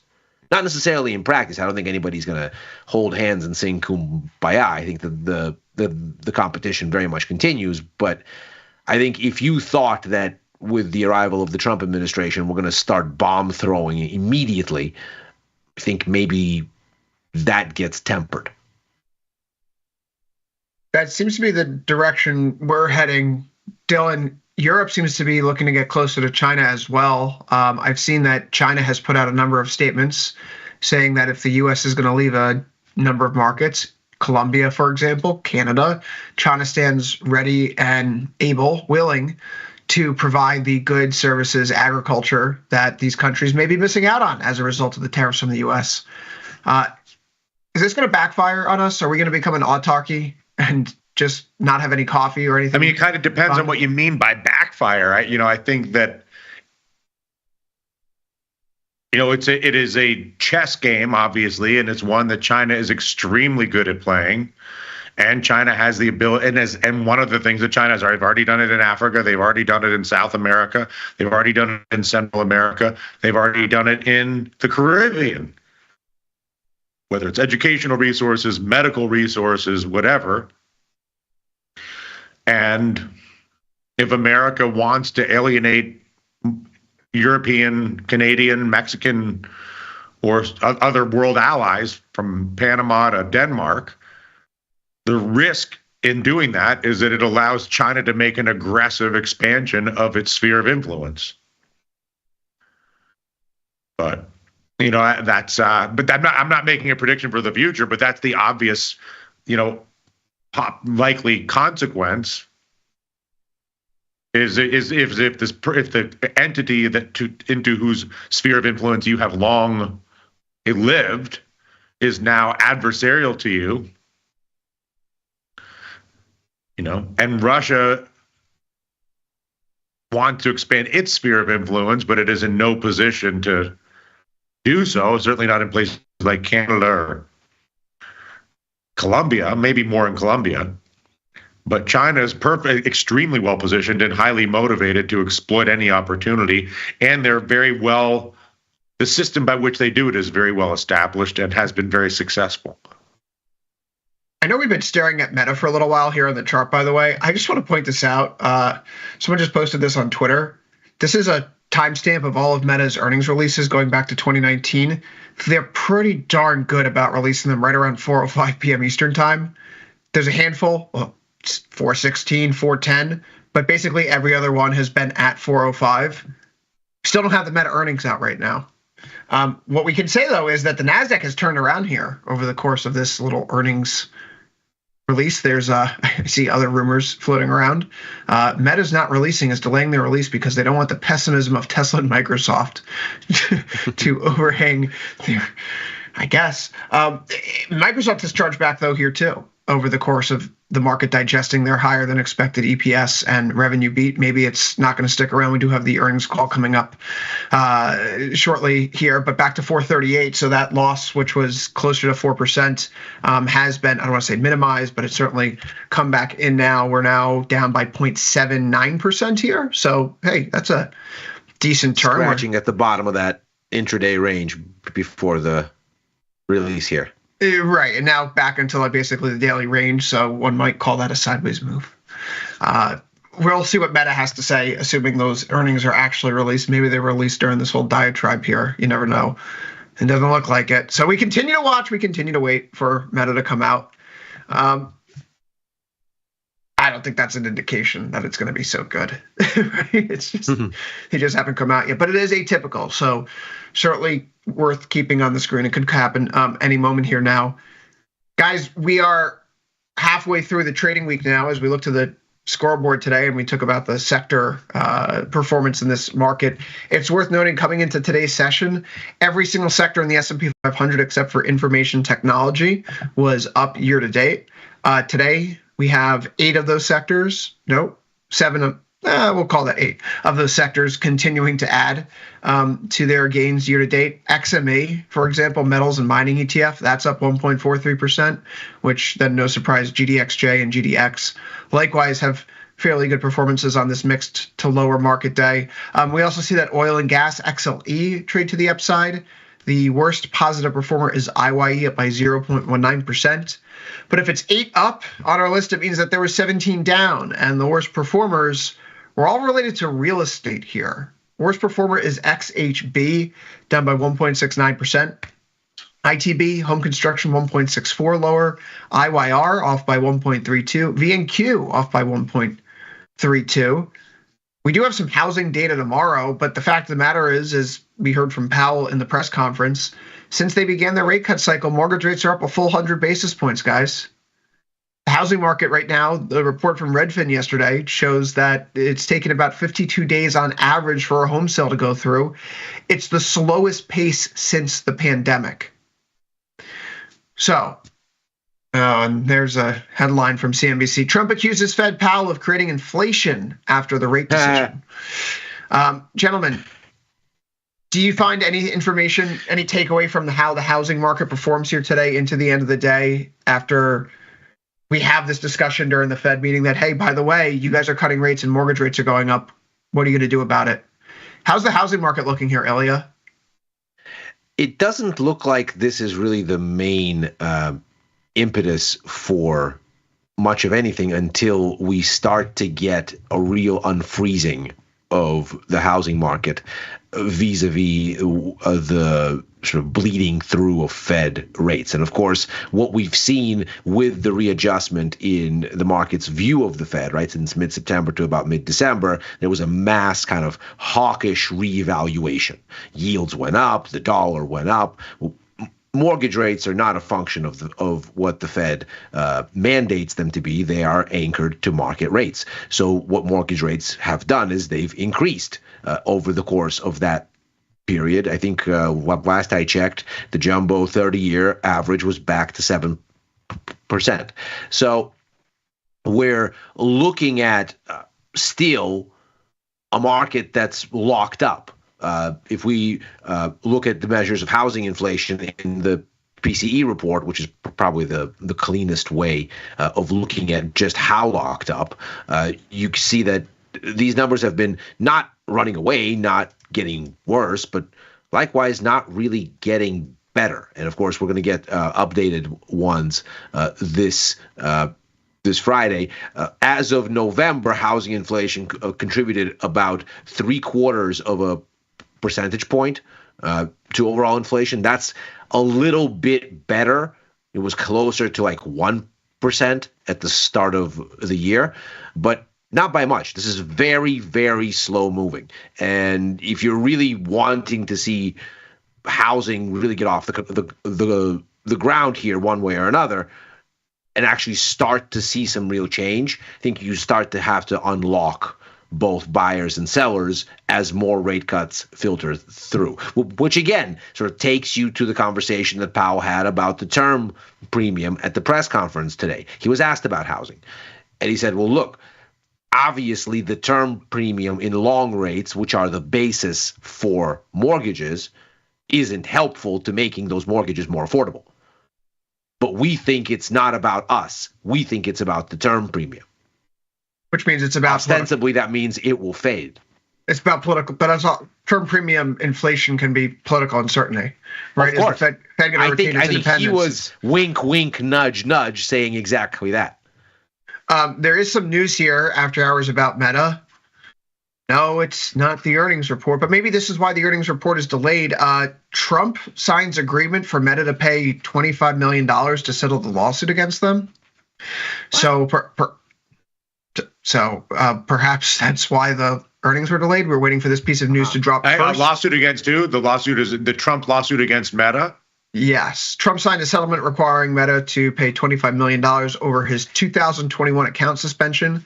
$22 million is going to the Trump Presidential Library, with the rest covering legal fees and other plaintiffs. Meta admits no wrongdoing in the settlement, but Trump has just officially signed this in the Oval Office today. So perhaps that's why we're getting a little bit of a delay here in the Meta earnings. We're waiting for this piece of news to drop first. Otherwise, still, this is the latest that they've reported as far back as 2019. So first Buddy Jr. then? Maybe. Perhaps. That's certainly one way to go about it. Man, I really wanted these Meta earnings out so we could talk more about the broader sweep, so we can get some takeaways here on, like, what are the companies doing? Are they changing their CAPEX, right? Is there anything within the announcement that suggests there's a reaction to the DeepSeek news on Monday, which I talked about this on Futures Power Hour briefly here today, but I wanted to do a little bit of math.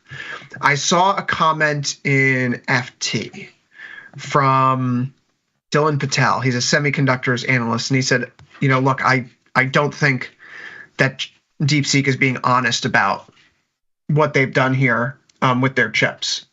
And he points that out because, if you look at the level of sales that NVIDIA has, the revenues by geographical location, NVIDIA has been getting a lot more money from Singapore in recent years.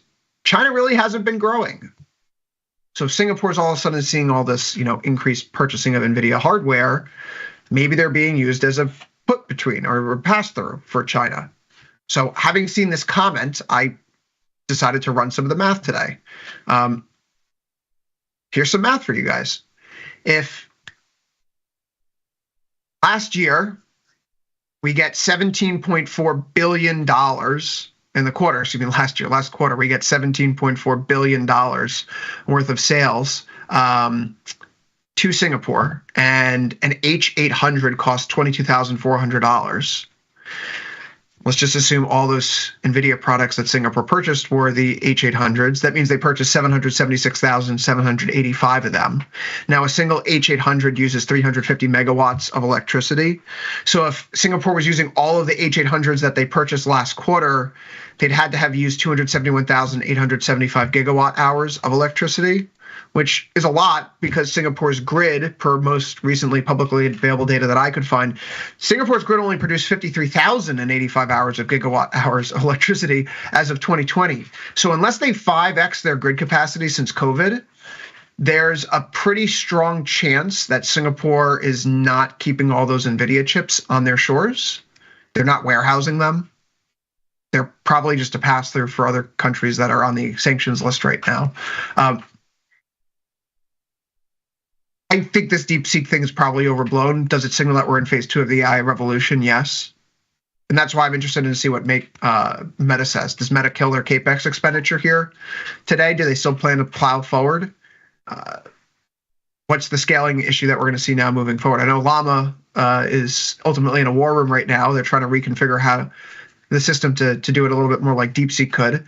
And we've already done that here in the States, by the way. If people are following this conversation, a team of researchers at Stanford were able to reproduce the DeepSeek V3R1 model, given the white paper that was produced by these researchers last week. I'm still waiting for the Meta earnings to come out, though, here, guys. Dylan. Well, and we know Llama was in part a basis for DeepSeek because Llama is open source. Yeah, well, it looks like it's a hodgepodge of various things, including Llama. Yeah, it's like the Italian job that, like Ed Norton in the Italian job, he has no personality of his own, so he takes like little bits and pieces of everyone else's dream after he steals everyone's money, right? And so like they're like, oh, we like that about ChatGPT, we'll take a little bit of that. Oh, and we like this about well, we don't like anything about Mistral, but we like this thing with Claude and Anthropic, we'll take a little bit of that. And no, you're right. The European AIs are a total disaster right now. But Dylan, you and Tom today were on Truth or Skepticism. I'm curious about what's grinding your gears now in these markets. I've been listening to a lot of what you've been saying to try to figure things out as you've made your media rounds. I mean, I think that AI for everybody is closer than everybody thinks. And I think it's really good for the markets. I think it's bad for the leadership of the last 2 years. Obviously bad for NVIDIA, probably bad for Microsoft. But I'm the opposite of a gear grinding. I actually think that the DeepSeek news is the best thing that we've heard in a long time in the sense of moving AI out of the sort of hyperscaler multi-trillion-dollar oligarch range and into broad deployment, which, what Tom said, which I agree with when we spoke earlier today on Truth, was who doesn't want cheaper, better, faster, more widely available AI? Other than the people that are trying to charge everybody a fortune for the AI. Yeah, the people who are against commoditization. So I'm sure NVIDIA is like, oh, this is great that we got to the AI future we're helping build. It just happened to arrive much faster than we wanted it to. So exactly. Tesla here, interesting after hours. Or Sam Altman is up the creek, right? Or even Grok. I mean, all these people that expected to be the world's next trillionaire because they were going to have the monopoly on AI, just found out that that's not going to happen. But that means that everybody's going to have access to better AI. But for the markets, that's the adjustment. It's too early to say what any of this means for the big AI story. Let's say, 2 years from now, 5 years from now. But what we can say probably, and this is why the reaction was what it was, is that near term, this is probably bad for the recent market leaders, not because it's bad for them in absolute necessarily, but because it is disrupting of expectations. If you thought that building the AI future that everybody at this point, I think, generally accepts is coming, is going to take XYZ dollars and ABC amounts of time, and then DeepSeek comes out and goes fewer dollars and the time is now, then you just have to change your expectations for how long of a tail of build-out earnings these companies have. My God. Did their earnings just come out? I think their earnings just came out. I would guess. Let's make up our mind here. 35 minutes late here. I'm still not seeing them. Let's see. Not there. I'm on their investor relations website too. Just to get a sense of like.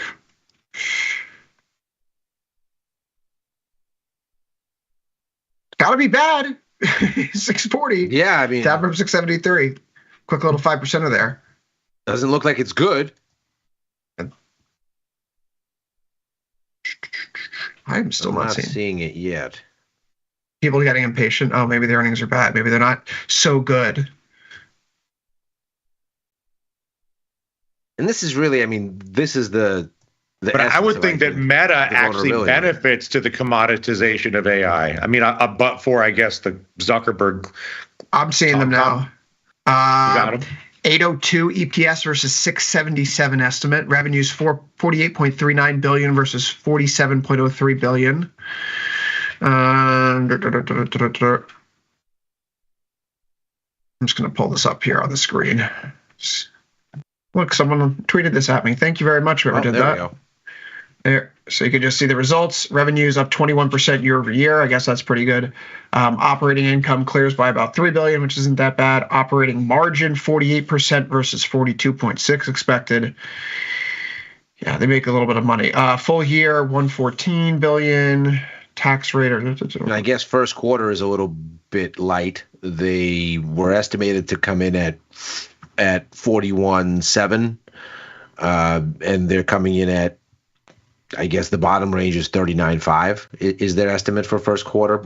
But what does that mean?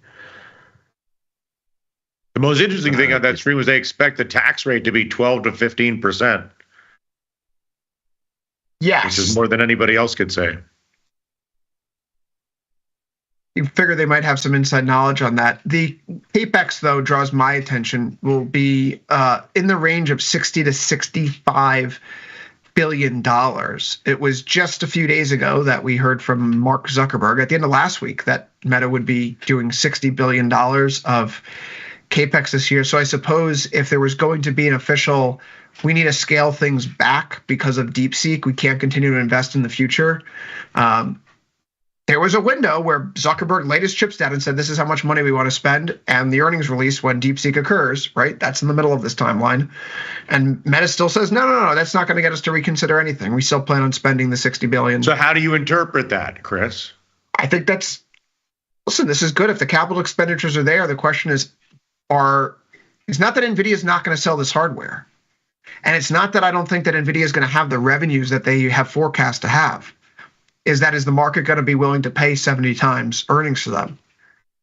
Maybe they're not worth 70 times earnings anymore because the bottleneck in the AI revolution is shifting down to phase 2. Maybe the market's willing to pay 45 times for them moving forward. They're going to treat NVIDIA like a growth company, just not at the premium that it once was. That's a sincere possibility, right? Just a revaluation of the company's prospects. But for Meta, inference is what takes most of the GPU power.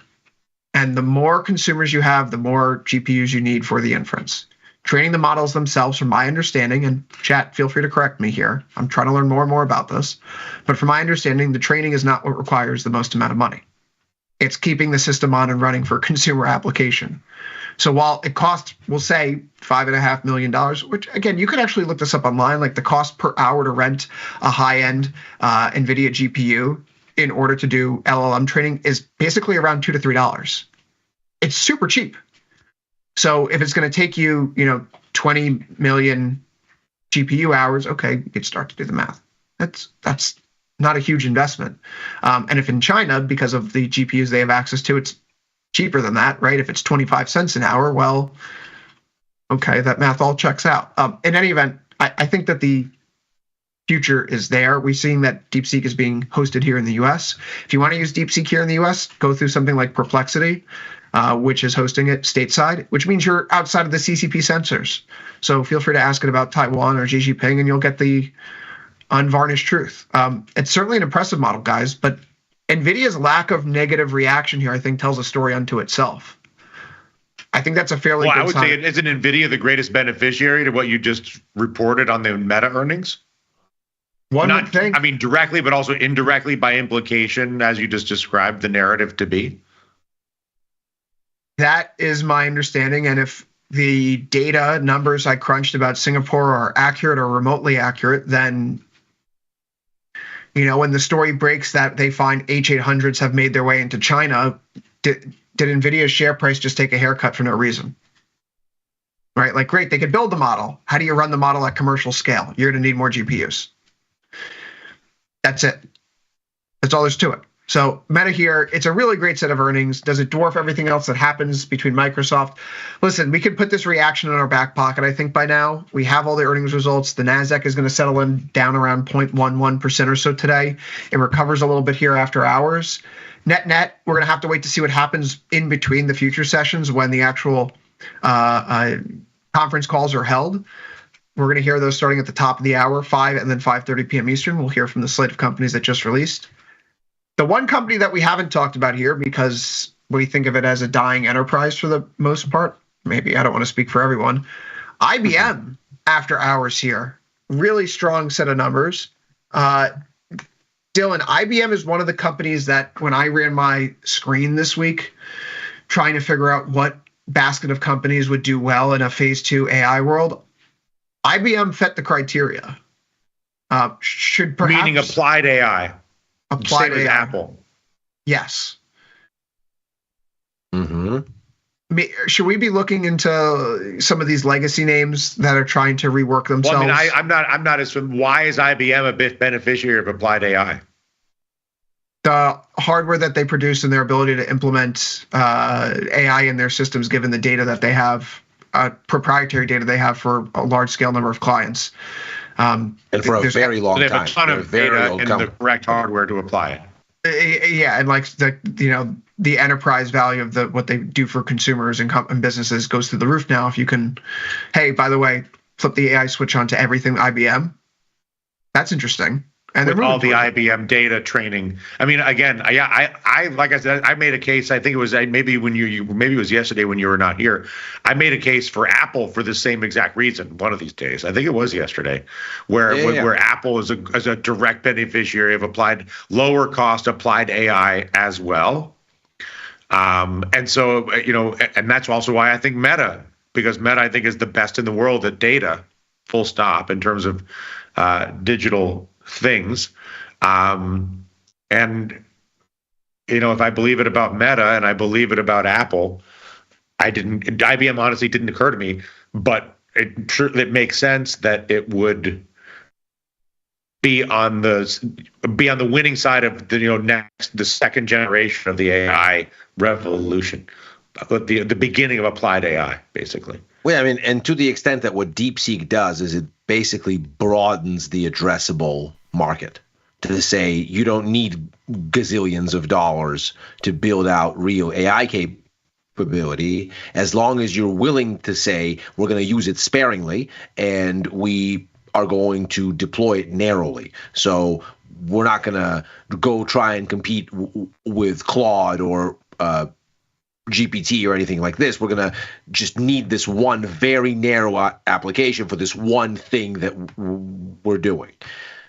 There's a lot of potential clients for deployed AI that would look at that and go, well, I wasn't a buyer. I didn't think about integrating this into my business before, but maybe I do now. And that's a very natural sort of thing, but for any kind of regulatory restrictions, I mean, obviously, if this went the way of Huawei and phone grids, then you could simply get national security restrictions, and they could claw back a lot of that. We'll have to see. Also, it's open source, so how much could it claw back if copycats emerged and just rebuilt it stateside?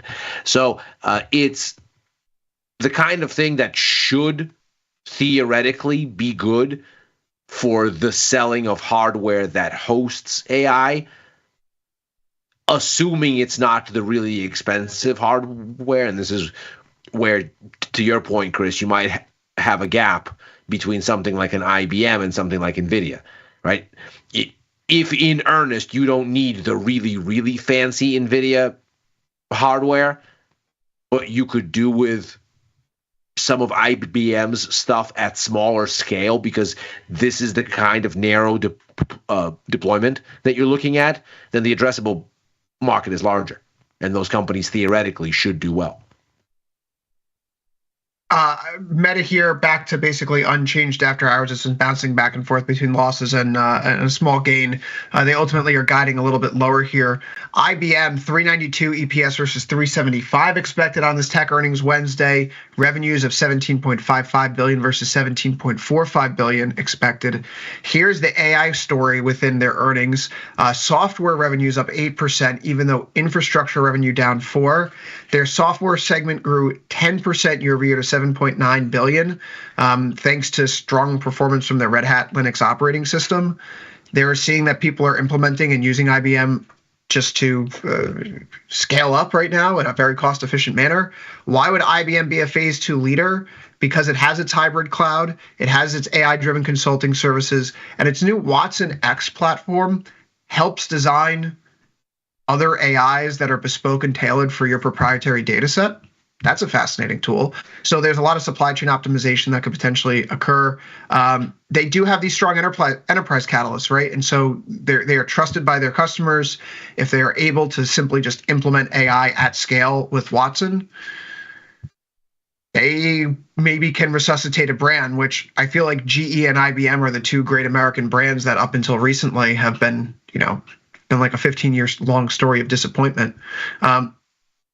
Phase 2, these are cloud providers, right? IBM fits the mold of a company that can monetize AI application in a cloud player capacity. So other companies that fit that profile, Microsoft, Amazon Web Services, Google, and Oracle, those are the 5 companies in that particular basket of a phase 2 AI revolution. Oracle obviously took it on the chin earlier this week. Are they going to buy TikTok? Will they or won't they?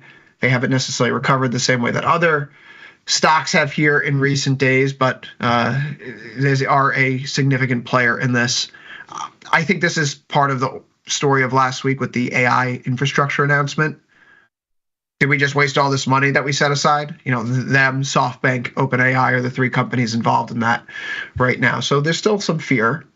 But we do see a market that turns higher here with about 5 minutes left to go in the show, guys. We're up by 0.01% in the NASDAQ.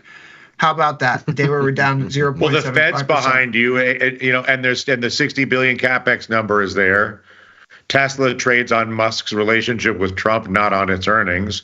Applied AI is into IBM, I guess. And Mike, what about Microsoft? People are going to appreciate this. I'm sure people are familiar with the with that famous George Bush meme. Thank you to Lindsay on our team of getting this made up of Nick Batista letting Sosnoff know that the NASDAQ has turned green on this Wednesday session here. Guys, Yeah, the Fed's behind us. We're in an AI arms race where the federal government is going to spend hundreds of billions of dollars, if not trillions of dollars, over the next few years, trying to make sure that we build the machine god here in America. Ultimately, the country that controls AI, that is probably the country that becomes the world superpower. So if a country like Botswana or Uganda pulls it out, or Thailand pulls it out, or Canada pulls it out, that country all of a sudden rises to the top of the scoreboard very, very quickly, because they control something that could theoretically influence the global economy on a whim. That's obviously perhaps an exaggeration, but maybe not so much. We step back from today's day, however, right? I need some time to think about this. I'm going to be on The Price of Truth with Victor in about an hour, so hopefully I have something more interesting to say than what I've been saying now. Guys, what's your big takeaway as we walk away from this Tech Earnings Wednesday, this FOMC Wednesday? NASDAQ is basically unched. Is that a letdown, Ilya? I think if you wanted to kind of throw a basketball down from a flight of stairs or any kind of height and just watched it bounce, what you'd find is that if left to its own devices, the amplitude of the bounces would start to get smaller and smaller as it sort of landed to a standstill eventually. I think what you see over the course of the past 48 hours is basically the amplitude of the bounce coming in. The Fed ultimately didn't do anything and didn't give the markets a strong impetus one way or another. I think the way that these earnings are shaking out at the end of the day is suggesting the markets are not prepared to have a very strong degree of conviction. But what that seems to suggest then is they are not prepared to look at these earnings and say, Monday was a fluke, run them up. We're very clearly seeing digestion and uncertainty, not the resuscitation of confidence. And we'll see if it emerges. But right now, the markets looked at a Fed that said, we're still going to cut this year, but we're not in a hurry, and said, that doesn't help us. And then they looked at these earnings, and at least at this point, what they're not saying is these earnings are unequivocally a green light to get building back higher. So if nothing else, what this event risk doesn't do is arrest whatever concerns appeared on Monday, at least not now. Dylan, the damage is basically done for the day unless something happens in the next 3.5 minutes. Do you walk away from this FOMC Wednesday feeling any more confident or less confident in your understanding of where I feel better. I feel better than I felt in a long time. Great tell. I'm a broken record. I just think that the Fed, that the market is adapted to Trump. So in the short term, there's no Trump risk. Longer term, God knows, but short term, there's nothing. We're making our way to applied AI. I won't bother with a metaphor.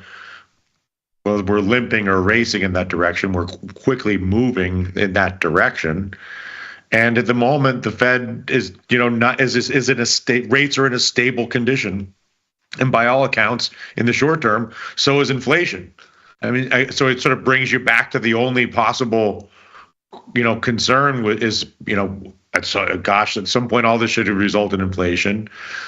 Gosh, is applied AI really going to come in the next month, next 3 months, or is it more, 3 years still? There's all the sort of, is this really true vibes, but, that's only because everything seems a little bit too good to be true. And whether it's inflation's not that bad and rates are pretty stable and on and on. So, I feel very good about the markets at this point for all those reasons. As we look around the horn here, making your way through a final lap before we close this out, Meta is trading slightly higher here after hours, currently in at 682. We closed the session at 676. Microsoft a little bit lower, 435 versus 442 at the end of the day. Tesla a little bit higher, but 402 versus 389. And then IBM here, that is still up here after hours. We closed at 228. We're now up at 248 for IBM. So IBM is actually the biggest winner of all these, and we weren't even talking about them an hour ago, actually. the companies that in stock pickers market, Dylan, right? The companies that have been overlooked that could benefit in phase two are going to. This is it. Going up. So I don't have enough phase two exposure. Time to put together a much bigger phase two basket, Dylan. What's S&P 7,000 between friends? But we'll have to figure that out tomorrow because overtime's out of time. We'll be back same time, same place on Thursday, 4 p.m. Eastern, 3 Central, right after last call. I'll be back later tonight, though, on The Price of Truth with Victor Jones, 6 p.m. Eastern, 5 Central. But before we get there, you need to stick around because Ilya Spivak's up next with Macro Money. See you there, folks. See you there, everybody.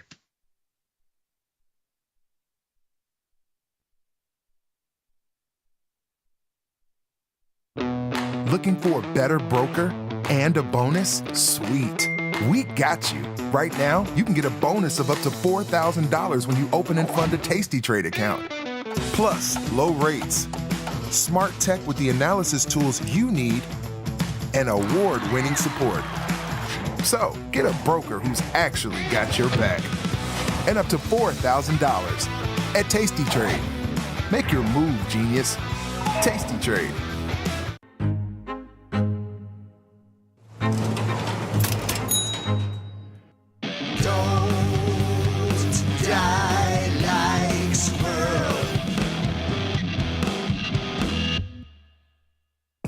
Ready to take your trading skills to the next level?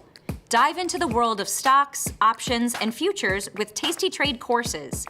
Whether you're a beginner or more advanced trader, our courses can empower you with the knowledge to succeed. Watch as our team in Chicago shows you how to use the Tasty Trade platform and go over the basics of trading. Perhaps you'll learn about a new strategy or a potential product for your portfolio. To find our courses, go to the Manage section of our web platform or head to courses.tastytrade.com. Start taking control of your financial future. Visit our courses today.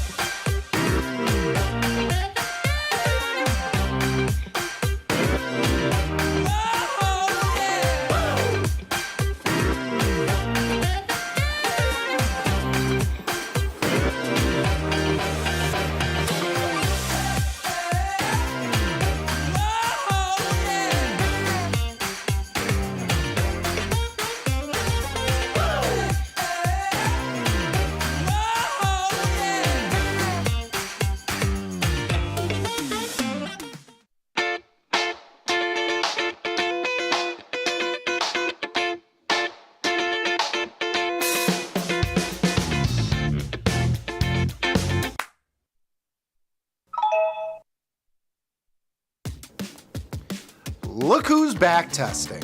Tasty Trade now has options back testing for free. Test your trades with over 10 years of data for the most popular symbols. See how your trades would have performed in the past. Look back at profit and loss and take the guess out of guesswork. Oh, did we mention that it's free? Get back testing at Tasty Trade. Get a bonus of up to $4,000 when you open and fund a Tasty Trade account. Make your move, genius. Tasty Trade. In the world of investing, a beast lurks between the numbers, ready to pounce. Some traders hide from it, some ride it.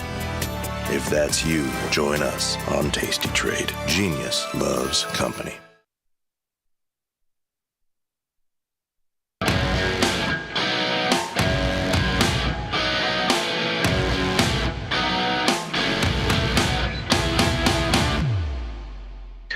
The Fed came, the Fed went, and the markets did not get unhinged.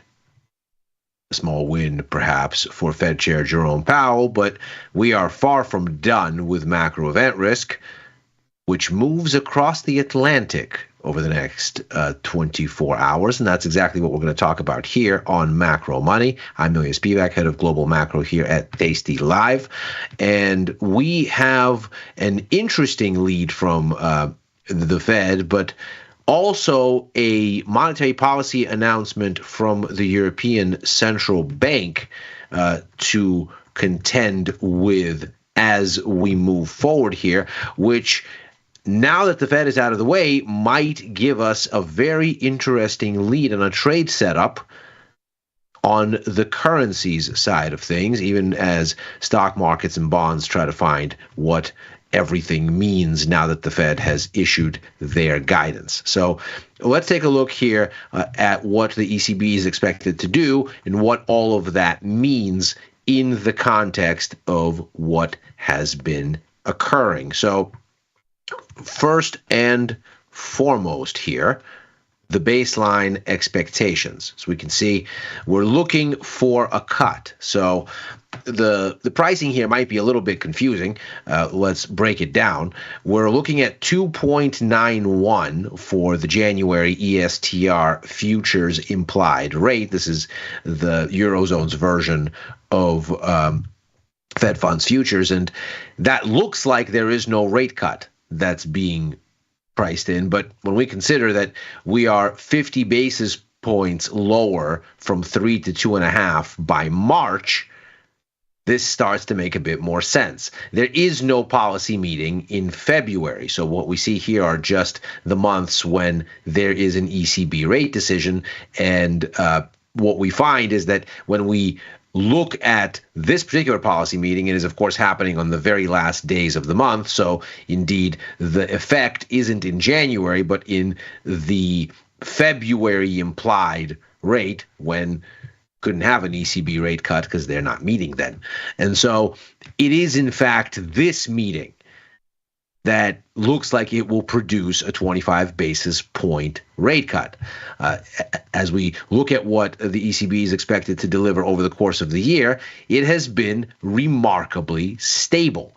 So we've looked at a move from 3 now to 2% over the course of this year. And the really fascinating part of all of this is just how little this endpoint has changed.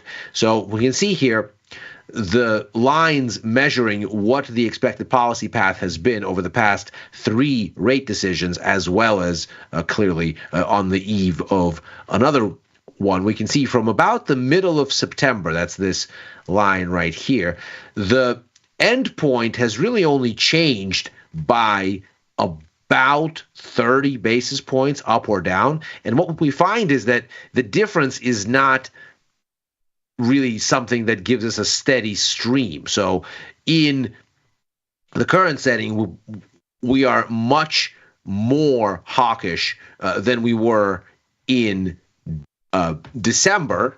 That's really the bulk of the move. This dotted line here, perhaps around 1.73, 1.75. So this is about a rate cut's worth of move.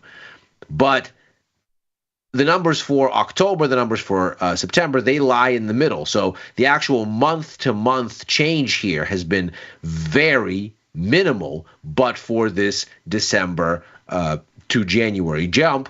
So even as we've seen a global turn higher in interest rates, thanks to the Federal Reserve, the markets have been very anchored as far as what they expect from the ECB by the end of this year. And by the way, that's even as the ECB has cut rates. We can see here that from September, they've cut rates by 50 basis points, from 3.5% to 3%.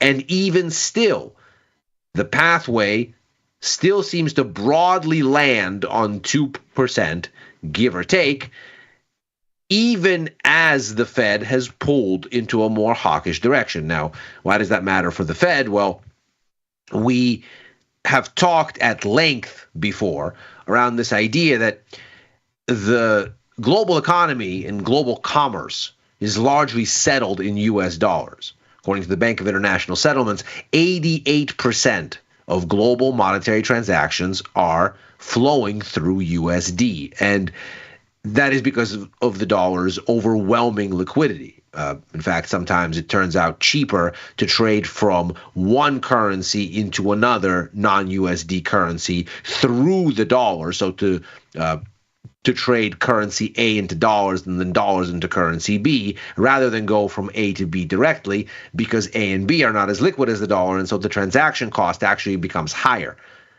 versus using the greenback as an intermediary. What that means is that when the Fed changes policy, or indeed when Fed policy expectations change, we have a adjustment globally, because the cost of borrowing dollars, given how ubiquitous the dollar is in commercial activity worldwide, means that the cost of borrowing dollars sets the pace for the cost of borrowing generally. And so there has been some degree of hawkish readjustment. Yields have gone up in the Eurozone as well. They've gone up in Japan. They've gone up really around the world, because they've gone up since mid-September through about mid-December in the U.S. around a hawkish rethink of Fed monetary policy. The Fed, of course, came out in September and said that they were going to do 100 basis points in cuts in 2025. And by December, they've slashed that in half to 50 basis points and substantially lengthened out the expected trajectory of the easing cycle, where you're going to get a slower move, so much so that the end point previously anticipated for 2025 for U.S. rates has been pushed out a full year to 2026. So against this backdrop, there's been a pull to higher rates really across the global lending structure, so that the expectations for the ECB have basically ignored this and remain remarkably steady here should be quite telling. At least it seems that way, just for how convinced the markets are that this is where the ECB is headed.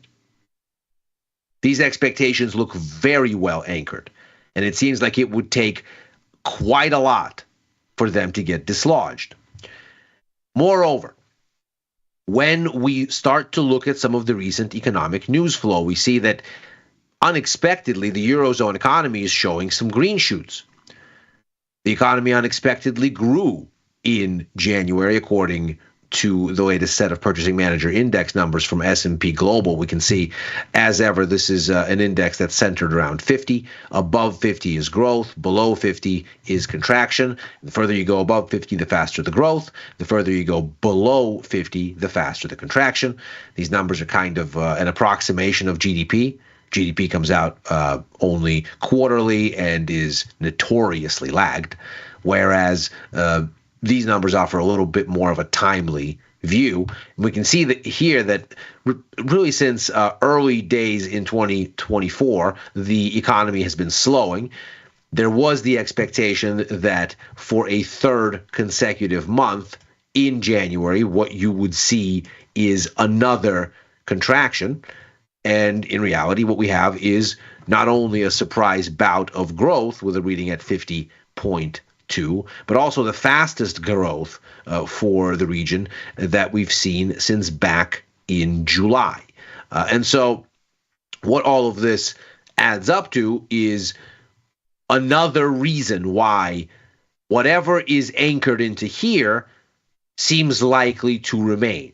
If nothing else, the ECB doesn't have much of an impetus to get more dovish on growth grounds, and getting more hawkish isn't really within the realm of possibility, having basically signaled to markets that 4 rate cuts are coming, and having the markets anchored that expectation really as thoroughly as they have here, in fact, surprisingly so relative to others.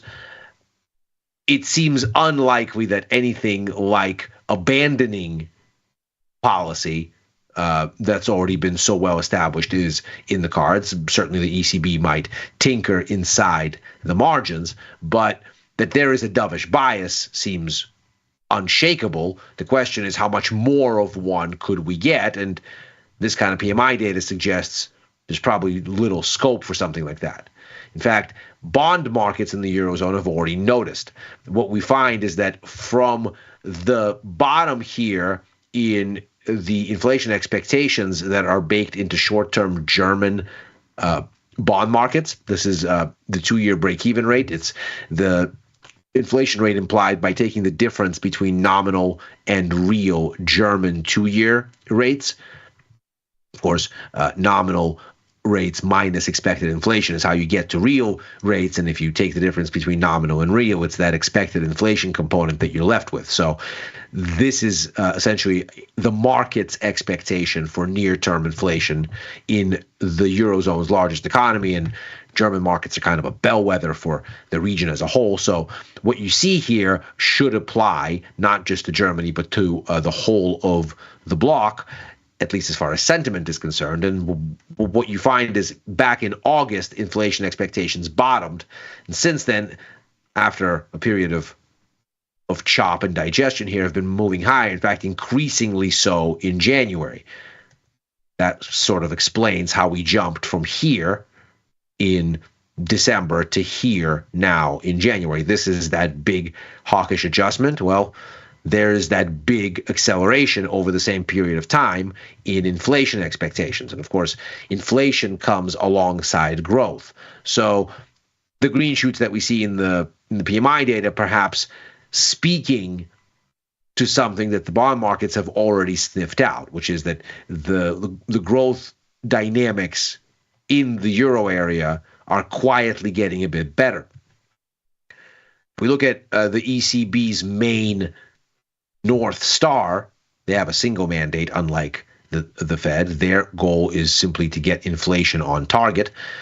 This has been moving in the wrong direction. The latest CPI numbers here at 2.4%. That's the third consecutive month of increase and the highest reading since July. Moreover, the actual makeup of where the inflation is coming from is a bit troubling. Take a look here at the components, and what you find is the biggest one here is hospitality. Now, energy has come up a bit as a consideration. That's not entirely unexpected, but of course what we've seen in recent weeks is that crude oil has started to fall again, natural gas is weaker again, and so perhaps this is something that ultimately gets rebased out of calculations. And if you dig into this miscellaneous component, it seems like the biggest issue here is actually auto related, and in particular auto insurance related. So looks like all of this is ultimately a function of what's going on with the cost of fuel, the cost of upkeep of vehicles, and all of what's going on here, again, becomes linked to what happens if the cost of energy roll over. The real troubling component is that the biggest and most sticky bit should be the one that has more give if you consider the impact of the business cycle on what is ostensibly discretionary spending. So, needless to say, the summer tourism and vacation season is long since over. Moreover, we have had a period of weakness, as we see here, January notwithstanding, in Eurozone economic performance. We've been slowing here almost since the very beginning of last year. One would think that spending on hospitality would be especially susceptible, because, of course, it is based around discretionary propensity to consume. And if the economy is slowing, then perhaps discretionary spending is first to get the axe. But apparently that's not what's going on here, because as we look at where the stickiness remains, it is, in fact, proving impervious to that business cycle headwind. So, Again, if you're the ECB, you're looking at sticky inflation that isn't unraveling even at the pace that you would like to see it, even in the places where it ought to be. And at the same time, you're getting signs that the economy is perking up a little bit and inflation expectations are on the march. What you're probably not going to do is say anything extra dovish. You might not dial up hawkishness very much or at all. You might think, well, these are only a few data points. Let's wait and see. Moreover, there's a ton of political risk linked to what the new U.S. administration might be doing, be it with tariffs or the war in Ukraine right on Europe's doorstep, or indeed the situation in the Middle East, which Europe is, of course, nevertheless tied into, both because any sort of disruptions in the Red Sea primarily speak to the flow of goods through the Suez and therefore into Europe. And of course, because of a refugee knock-on effect on Europe that we've seen in spades over recent years. So there is perhaps room for the ECB here to say, you know what, we need to wait a while to really get a cleaner sense before we jump out the window and abandon our dovish bias for something more assertive. But certainly doesn't look like there is much room for this to be a dialing up of dovish intent when the ECB meets. We're also going to get a Eurozone GDP data this week, and there is an expectation of a slight step lower in quarter-on-quarter terms from 0.4 to 0.1%, but we can see the overall trajectory has been improving, and this looks like a wiggle lower within that trajectory rather than something that upsets the apple cart. In fact, if we look at year-on-year figures, we can see the expectation is actually for a rise of 1% year-on-year, which is the speediest in that kind of smoothed out metric in a while. Moreover, if we look at the Citigroup Surprise Index that shows us how recent Eurozone economic data has performed relative to forecasts, what we find is that we've kind of started to hug the zero line, which is to say that expectations are generally pretty well tuned to what realized economic outcomes are giving us. There's a very slight negative bias here at minus 2.7 on the index, but that's hardly anything to scream about. It seems like economists' models and the reality of the Eurozone's economy are at this juncture pretty well in line. And what that means then is, again, this becomes well anchored. Whatever comes out from these GDP numbers is then seemingly unlikely to give us any kind of a strong impetus one way or another if it is going to register somewhat close to forecasts.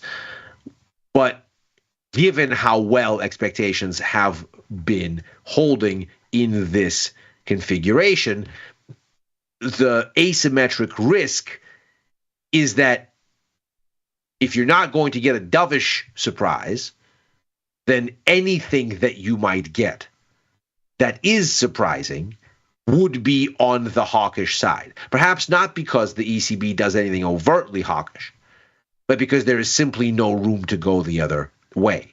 So if there was some sort of speculative fervor, some sort of extrapolation of what the ECB says, even if all of what they're saying is acknowledging some of the recent progress made on growth, then the only sort of thread to follow seems likely to be a somewhat more hawkish one. Now, this is where the trade starts to emerge. If we take a look here, we can see that the Euro-USD exchange rate has followed very closely with the spread between German and U.S. two-year yields. In fact, the relationship has been particularly close since the beginning of January of 2023, when you started to see some settling on hawkish policy from both of these central banks, and the conversation around the arrival of rate cuts and when and to what extent really took center stage. And so you can see the euro USD exchange rate here following very closely with where the balance of relative power between front-end yields seems to be. And of course, this should make sense. This is sort of currencies 101. Whichever currency offers the best yield is the one that tends to see flocking demand, because of course one person's borrowing costs are another person's yield income, and holding the currency with the higher interest rate means you can ostensibly lend it for more. That of course generates an interest differential that's favorable. And so what we've seen, not surprisingly, since the middle of September, when we got that hawkish rethink of Fed policy expectations, is that Germany's yield spread relative to the US moved against the euro, and that the euro followed that move. But now what you see, going back to perhaps November or so, is the yield spread has actually started to move the other way. Meanwhile, the euro is still in the doldrums. Its recent swing low happens quite a bit after the low in yields. Now, this is not the first time we've seen a scenario like this. Here is a similar turning point where the yield spread bottoms before the euro. Here's another one that's a little bit more narrow, the bottom here, and then the euro waits a while before it starts to rally, although of course this is a bit more inside of a range. This is a little bit more of a meaningful directional shift. So this alignment isn't perfect, but it does tend to be a kind of a homing beacon, and it does tend to be the case that when yields start to preview things, the exchange rate eventually catches up. So if the ECB does nothing here, if, like the Fed, it manages to dance around a status quo that doesn't dislodge expectations, that doesn't move the situation in a more dovish direction, and in particular, on the heels of a Fed policy announcement that sought to do exactly that, to not rock the boat, to not change things, and by all accounts seems to have succeeded in doing that, what you are left with is a euro that looks somewhat cheap relative to what this yield differential spread has been implying for some weeks now. What that means is that this creep higher in the euro that we've seen over the past several weeks might well have the catalyst for its next up move. We see here we've made some preliminary bid for an advance. We've overcome here into the 104 area. This was the former level of support, or former resistance becomes support here, just under 104, 103.83. We seem to be holding above that threshold here. The key bogey in front of us now around the 106 area, the swing high 105.58, the former bottom here now acting as resistance around 106.30. If we can get the euro through this area, then the road opens up to much more substantial gains, perhaps all the way back up to 108, the next kind of big inflection zone here. But the ECB may well, in doing nothing, give at the very least the nudge that markets need to look back in yields and say, well, at the very least, we need to come back and test this 106 figure. And then we'll see, which of course makes for an interesting opportunity, even just tactically in the near term. And that is Macro Money for today. As ever, we are here Monday through Thursday, right after Overtime, a show that I co-host with Dylan Radigan and Chris Vecchio, looking at the Wall Street close and where things may go therefrom. I am likewise on with Chris for Futures Power Hour, Mondays and Fridays, on with Victor Jones for The Price of Truth on Tuesdays, back with Victor and Tom for First Call on Sundays, writing for the News and Insights portion of tastylive.com. Commenting at Ilya Spivak on the platform formerly known as Twitter, as well as on Blue Sky. If you're watching on YouTube, like and subscribe. Macro Money will be back tomorrow. Happy trading.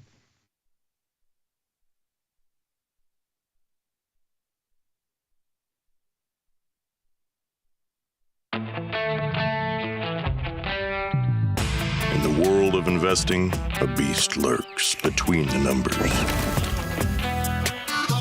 Some watch from the safety of the sidelines, but others saddle up and ride that one-ton rowdy ribeye for all he's got. If that's you, join us on Tasty Trade, named best online broker for options trading. Genius loves company. What's up, everybody? Check out my new series, Life Cycle of a Trade, where I show you my real-time trades with insights into strategy selection, adjustment mechanics, all the way to the closing order for all of the tastylive core strategies.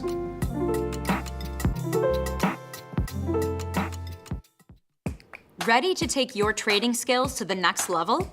Dive into the world of stocks, options, and futures with Tasty Trade courses. Whether you're a beginner or more advanced trader, our courses can empower you with the knowledge to succeed. Watch as our team in Chicago shows you how to use the Tasty Trade platform and go over the basics of trading. Perhaps you'll learn about a new strategy or a potential product for your portfolio.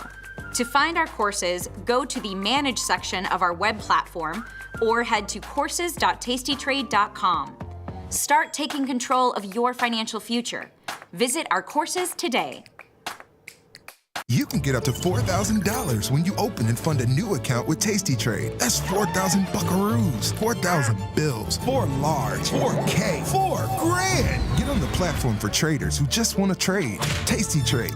Make your move. The beauty of Thinkorswim was that we were different. From the name to the front end technology was clearly what we wanted as traders. Second time around, I think we did a better job.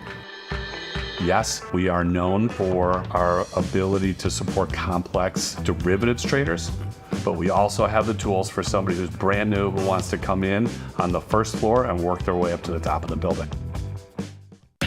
Beat the opening bell. Get trade ideas and market insights before the open. From the creator, Tom Sosnoff, and our chief market strategist, Tom Preston. Every weekday. Sign up at tastylive.com/newsletters. Forbes called us best online for options trading.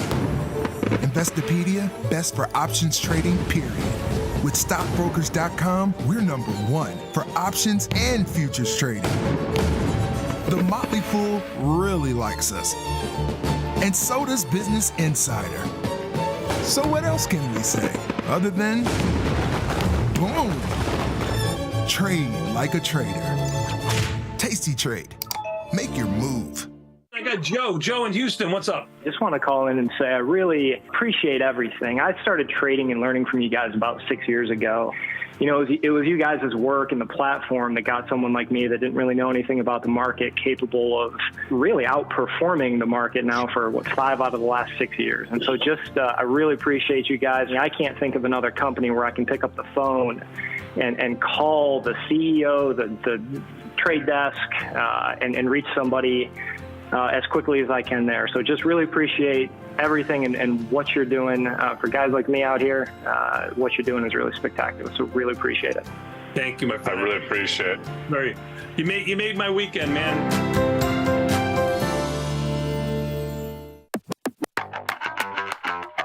Mike, what does it mean to be assigned? When you are assigned, you are ultimately short an option that's in the money, and the counterparty has the ability to exercise that option. So if you are assigned, it means your option, against your will, ultimately, has turned into 100 shares of long or short stock. What does a green scratch mean? Ooh, a green scratch refers to stubbornness getting the best of you. And when I say you, I mean me. Green scratch refers to rolling a position, defending a position, and instead of just closing it for less than loss that you're seeing, or maybe a $100 loss, $50 loss, a green scratch is when you close it for maybe a 5-cent winner, 10-cent winner, 15-cent winner. Just the ability to see that green number on your screen and get out in a profitable way as opposed to a loss.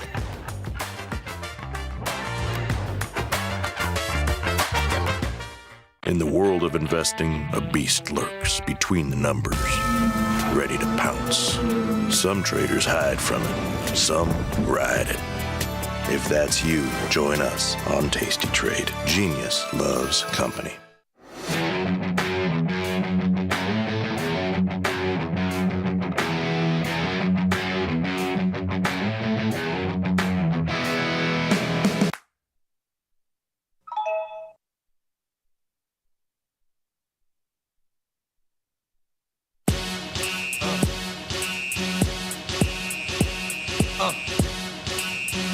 All right, we're back. Tasty Crypto Show. My name is Ryan Grace. With me today, of course, Shelly Van. Shelly, how are you? I'm good, thank you. How are you? Yeah, can't complain. It's almost feels like it was 50 degrees out today in Chicago. So I'm good. Wasn't that hot, but sun was shining. That hot. What's new with you? What's going on? My hair is so clean.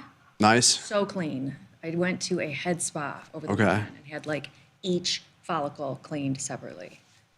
It was interesting. Take a while. Yeah. Enjoyable experience? It was strange.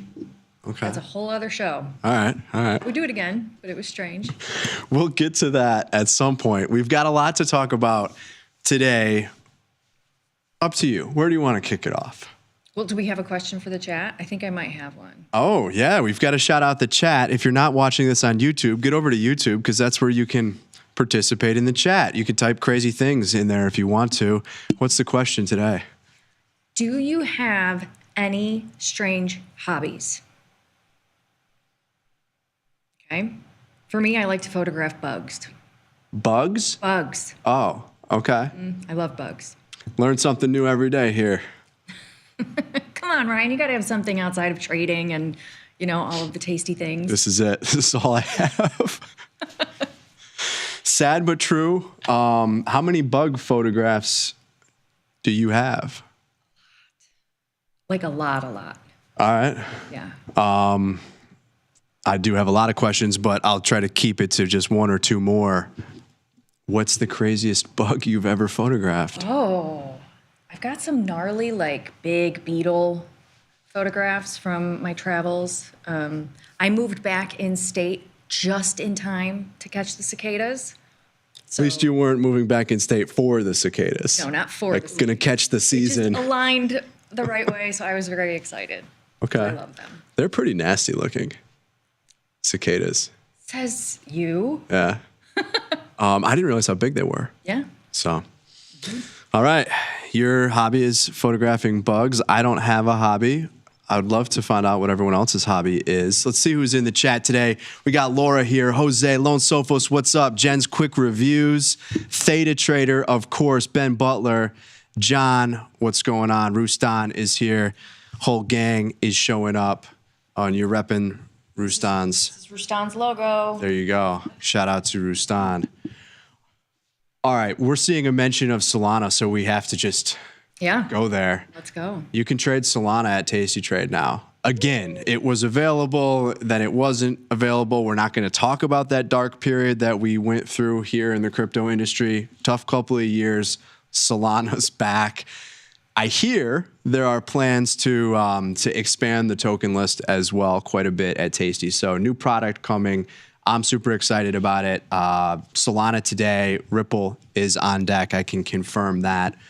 Maybe if we throw it up really quickly, we'll go to the browser and just take a look at this so everybody can see that it is real, Shelly. It is real.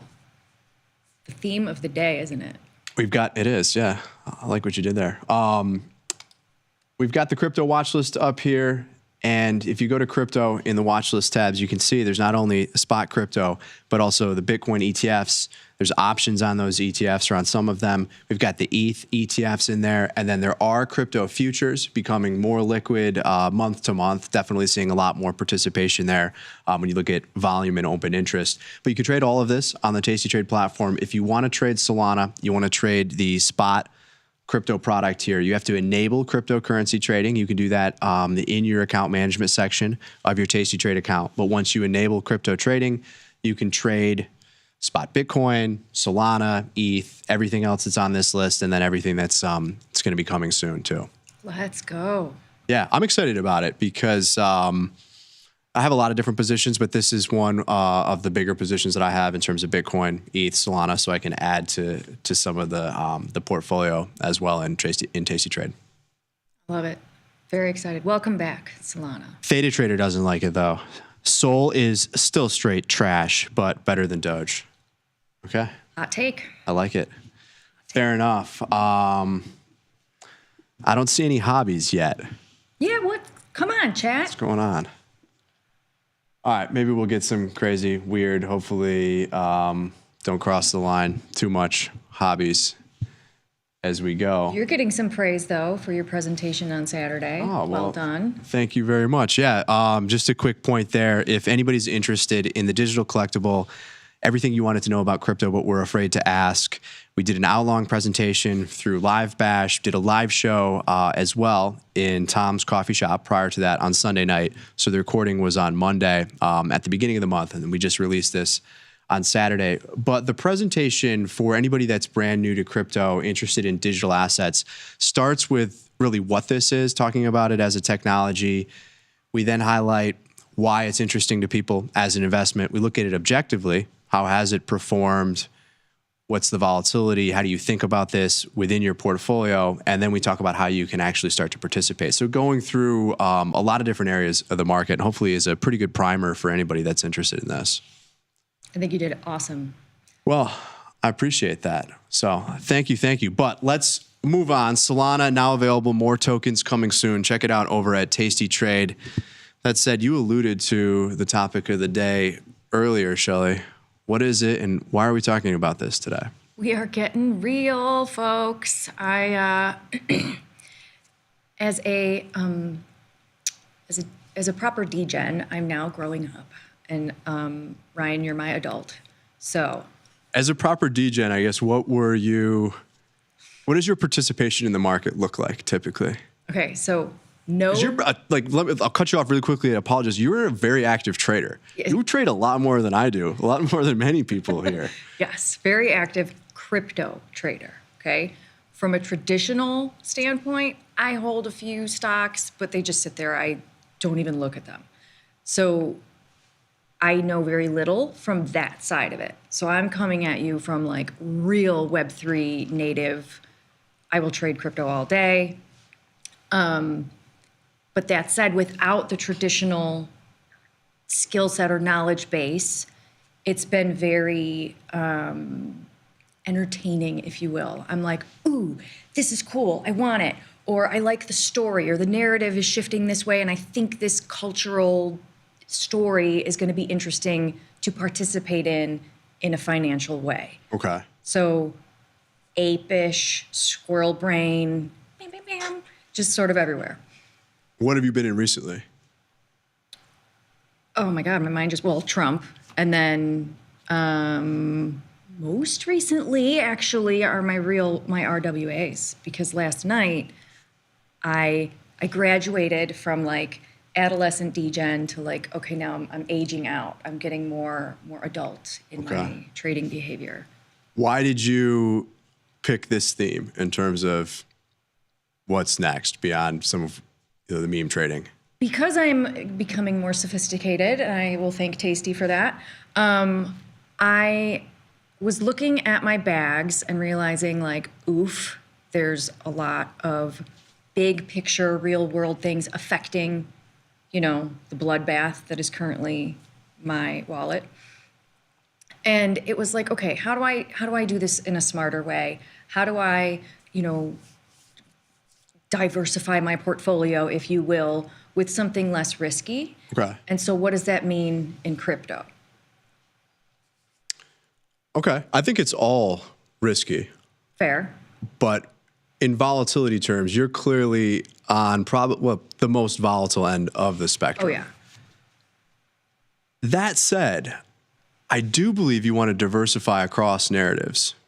I personally wouldn't only hold a bag of microcap AI agents, but also do think that you should have some in your bag, if that makes sense. Yes. So I think you've got that base covered. Oh, yeah.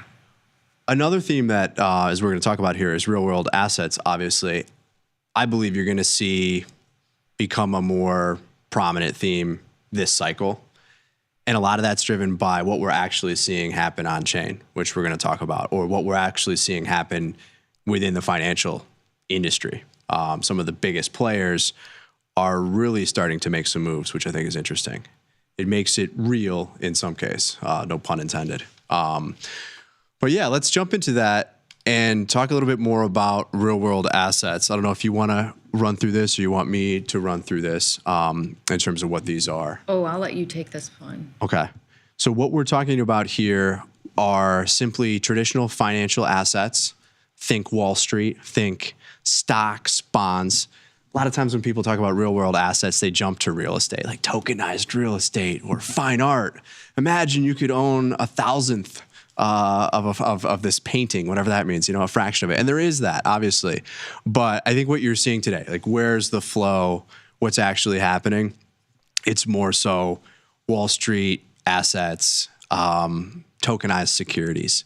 So today, well, dollars on chain. The best example of this is probably stable coins. Mm-hmm. A real world asset, US dollar represented on a blockchain network, stable coin. It's quite often overlooked when we talk about real world assets.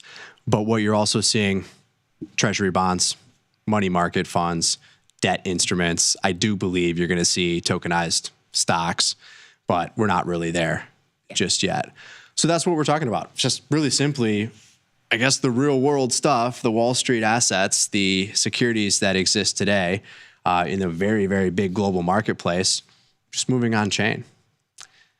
Yeah, that's exciting. And I think that even from my, somewhat silly perspective of how I've been participating thus far, I think that even I've noticed in these different regulatory environments, like, oh, it's getting real. It's getting more serious, if you will.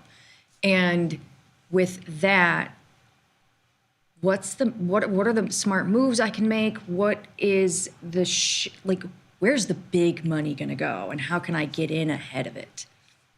I think that's kind of where my mind is at and how I'm trying to approach my trades. Okay.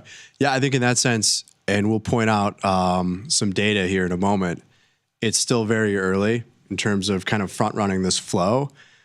That said, there's still a question of whether that flow is coming. But in terms of getting in front of it, kind of just being aware of this, it's definitely early. I think, again, it's going to be an important narrative, certainly one that has room to grow given a more conducive regulatory environment. That's really what it's going to take to get larger institutions involved. But the way that I think about this is like just an upgrade to the financial system. It doesn't replace anything. On that one end of the spectrum, there was a point in time where we did business before email. And so we're moving to the other end of that spectrum continuously. I just think this is an upgrade to the tech stack when you think about how blockchain networks could be involved in tokenizing securities. They're more liquid, more efficient, fractionalized. You can transfer them, trade them, and borrow against them 24/7. It's just a bit more transparent, maybe more efficient of a market, I guess, from that standpoint, if that makes sense. Mm-hmm. As a result, I think it's inevitable. But that said, let's just look at one use case or one example of this here today. Beyond stablecoins, that's, in my opinion, the biggest and most real world asset on chain. But I want to talk a little bit more about Ondo Finance, and we also pull in a pretty large, if not the biggest, institutional investment manager in the form of BlackRock, and try to tie this all together for everybody. We will look at some of the tokens, the governance tokens, the ways that you can get exposure to this theme. There's a larger macro trade at play here in terms of just what blockchain networks these platforms are on. But I want to highlight Ondo Finance. If you Google this, it'll be one of the larger real-world asset platforms or protocols, applications that pop up. And so Ondo is a tokenized real-world asset platform. They have something called the Ondo Short-Term Government Treasuries token, or I think of it as a fund, but it's a token. It's on a couple different blockchain networks. It's on Ethereum, Solana, Polygon, and I think within the last 24 hours, just announced that it'll be on Ripple or on the Ripple ledger. But what this is it's a tokenized platform or real-world asset platform that has this token that institutional investors can park cash into to generate yield, and it's supported by BlackRock's USD Institutional Digital Liquidity Fund, which is just a tokenized money market fund. I realize, what I'm saying is a tokenized money market fund via Securitize. Arguably an experiment. I mean, in the grand scheme of things, we're only talking about a couple of $2 billion against much, much, much bigger. We're early. Very early in that sense. Is it real? Will it work? You're seeing it grow for sure. But this is an example of a large financial institution participating and leveraging public blockchain technology. That's the other important piece to this. And so you can kind of see to some extent with these arrows the fund flows in that sense. But institutional investors across these different platforms. And when we put institutional investors into this big bucket, but it's a variety of different participants, through this token offered by Ondo that's backed by BlackRock or their fund that's on chain, you can now generate yield directly and remain on chain as an institutional investor. That's super important if you're dealing with, well, it's important for anybody, but it's certainly important for somebody that's going to be dealing with billions of dollars, and you would be losing money if you're not generating some interest on that. When you're not participating directly and taking risk, let's say. So cash management is probably the way to think about this. Makes sense. Yeah, all happening today. Yeah. This is not something where, this is an interesting idea. These large institutions are participating in this way. And this is something that's been ongoing, but in an environment where you really haven't had a regulatory framework to adhere to. There is, obviously certainly rules and regulations that these institutions have to abide by. But generally speaking, there's not a regulatory framework for a larger kind of market to evolve, but that's coming. Or maybe to incite more participation in the market. So you said the institutional investors can get the OUSG. How does someone like me participate in this? There's not a way for you to directly participate where you're going to be able to hold this token and generate yield. The easiest way for somebody to do that would be to hold USDC, park it with Coinbase or another place. You could even do this on chain in a more decentralized way, but park it somewhere where you're going to be able to generate yield as a retail investor. In this instance specifically, you're not able to, but you can invest in the underlying platform, which is Ondo. You can purchase the Ondo governance token. You can do that through the Tasty crypto wallet. You can do that directly on chain through a decentralized exchange, or in some cases, you can get it through centralized exchanges.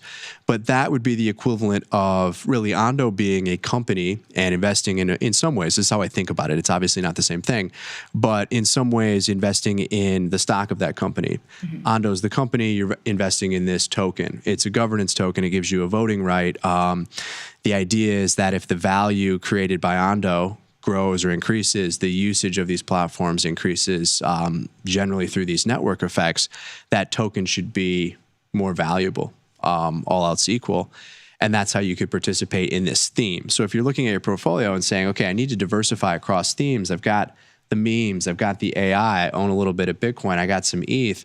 What are possible narratives that I want to ride that wave that you talked about, the importance of kind of being aware of that trend and kind of jumping on and off at the right times? That's trading. This is, I believe, one of those narratives that you want at least on your radar. Mm-hmm. Awesome. And I see a lot is going on in chat. Awesome. Yeah, I have just been on a rant, so I haven't noticed But really quickly, if we can pop up the Tasty Crypto wallet, I mentioned that this is available through a decentralized exchange. If you have Ethereum, you have USDC on Ethereum in the wallet, you can swap that for Ondo. I'm not sure if we have it on the screen or not, but if we can pull up the Tasty Crypto wallet, the app here, we'll focus on this in just a second. But yeah, this is just one of many real-world asset platforms that are trying to do similar things in the space. Theta Trader is asking, isn't there a crypto coin backed by actual gold? Yes, there is. I want to say it's through Paxos, but yes, commodities as real-world assets, I guess represented in tokenized form, gold is primarily that commodity that we're seeing represented.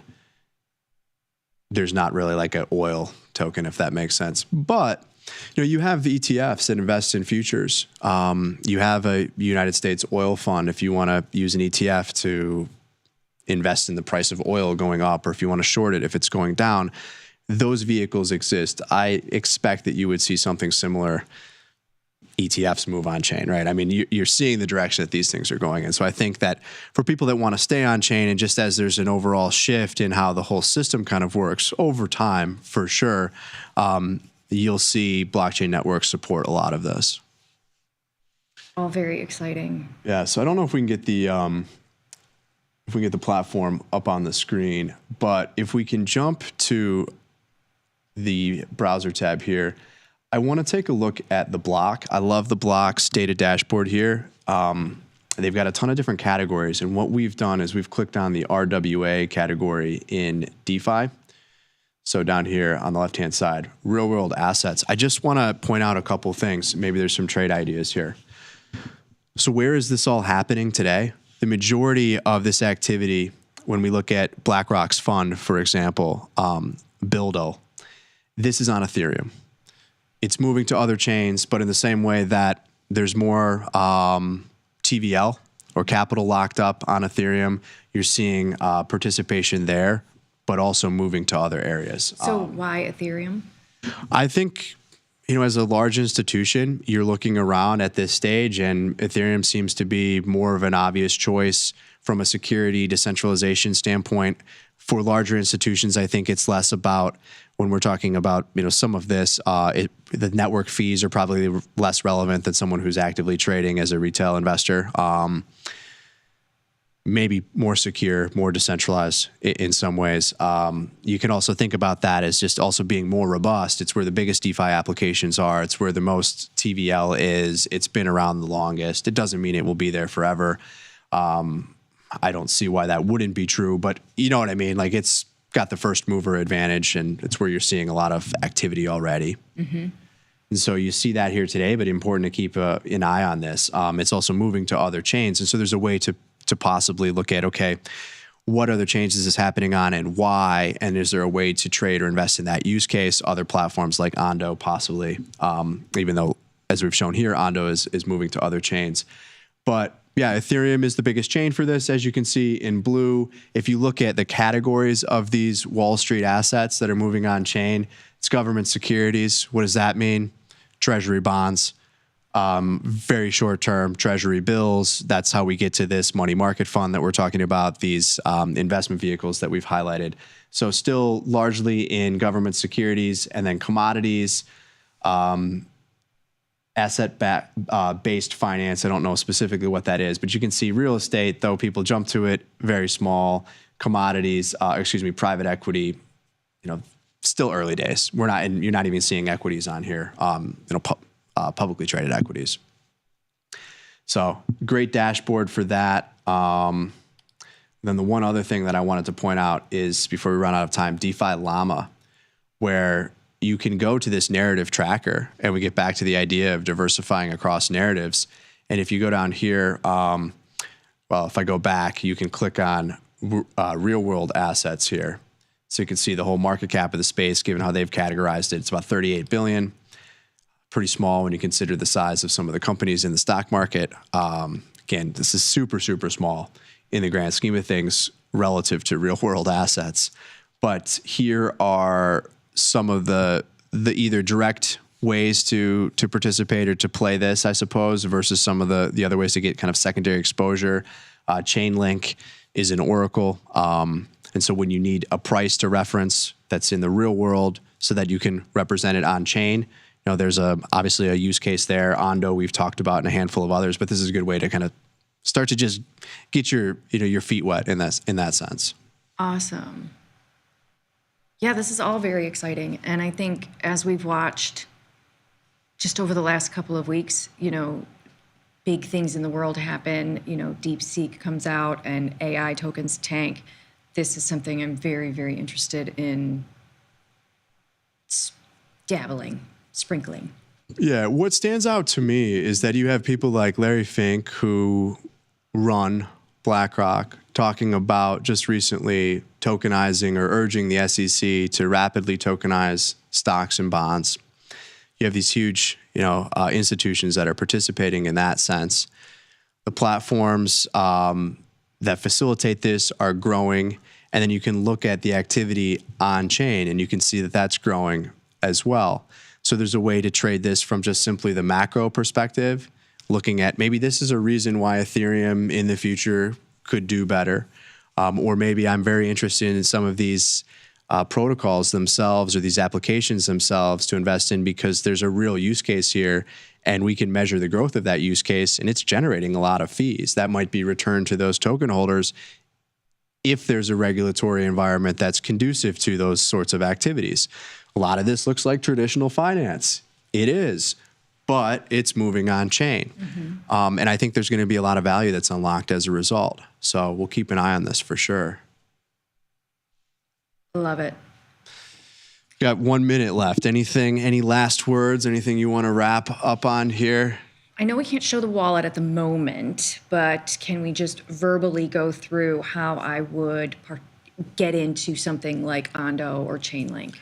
Yeah, absolutely. The way to do that directly on chain through a decentralized exchange, if we use the wallet, is to have USDC or Ethereum, move it to that address that you control. So if you have Ethereum with, let's say, tastytrade, you have USDC with Coinbase, and you want to do something with it on chain, you're going to need to move it outside of that ecosystem, outside of that account, transfer it to the wallet address that you control. And then once it's there, you can just swap this within the app. So in the same way that you have the concept of funding a brokerage account, once you have your funds on chain that are in your control, you can sign transactions, you can trade in the wallet, so you can trade ETH for Ondo or USDC for Ondo, or you can go to a decentralized exchange directly, such as Uniswap, connect to it and trade it there, assuming there's liquidity. But you can do that through the Tasty Crypto app, even though Ondo isn't offered through Tasty Trade. You can get ETH there. So get ETH at Tasty Trade, put it over in my Tasty Crypto wallet, and then swap. Then you can trade it for some of these other tokens. Would love to get to the point where it would be true that you could move USDC directly on chain. I think there's a huge value add there, so we're going to work on that as well. Awesome. Yeah. Exciting stuff. Well, we've learned a little bit about, let's see, somebody makes puppets. I'm not the only weird hobby. What kind of puppets? Details matter with some of these hobbies. What kind of bugs? We've got some gamers, Magic the Gathering. Let's go. Grumpy Mike, cardboard boxes. Yeah, I was going to say, we're kind of getting into that hoarder territory. One step away from my collect trash. No offense, Grumpy Mike, but you're right. That's hoarder territory for sure. I love doing laundry. Does that count? As a hobby? I mean... No. It's a chore. All right, we've got to wrap on that. We've got Victor Jones up next with The Price of Truth. Don't miss it. Shelly, can we announce the new show yet, or we're going to wait for that? I know we feel like we've hinted at it, because I was just trying to figure out what to say next. No one's going to see you until next Wednesday, but pretty soon they're going to see more of you. Yes. More often. Yes. Okay. And it's going to be so much fun. New show coming soon. We'll leave it there. I'll be back on Monday with Katie. Until then, I'm Ryan. I'm Shelly. Peace.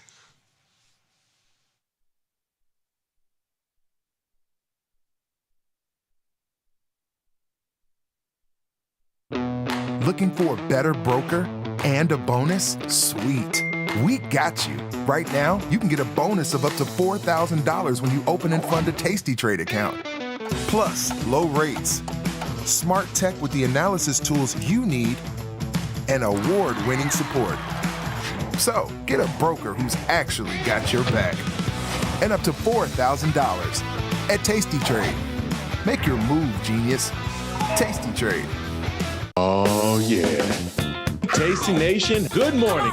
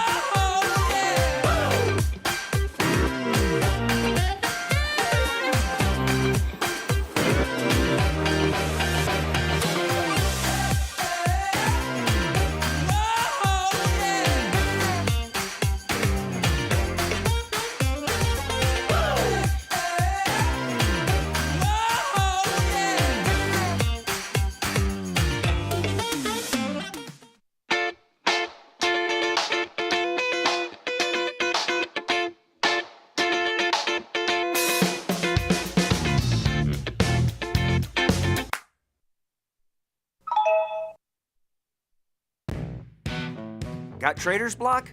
We've got the cure. Get data-driven trade ideas with Cherry Picks, our weekly newsletter that gives you insights into the market. Sign up at tastylive.com/newsletters.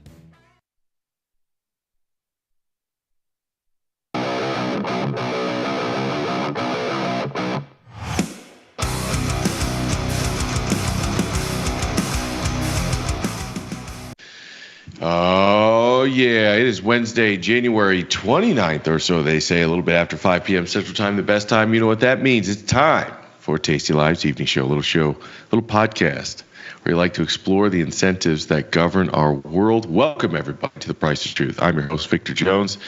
But you're not here for me. It's Wacky Wednesday, and that means you're here for the one, the only, Chris Vecchio. Chris, how you doing, my friend? The price of truth is $25 million, apparently. 25 million. More on that in just a bit. I want to know about you. Don't get right into the meat and potatoes here, my friend. How are you doing inside? It's the year of the snake. I'm a year of the snake person, so I guess this is my year. Is that how it works? I have no idea. Sent me Gong Si Fai Chai, everybody out there, or Gong Hai Fat Soy, I guess, if you're Cantonese.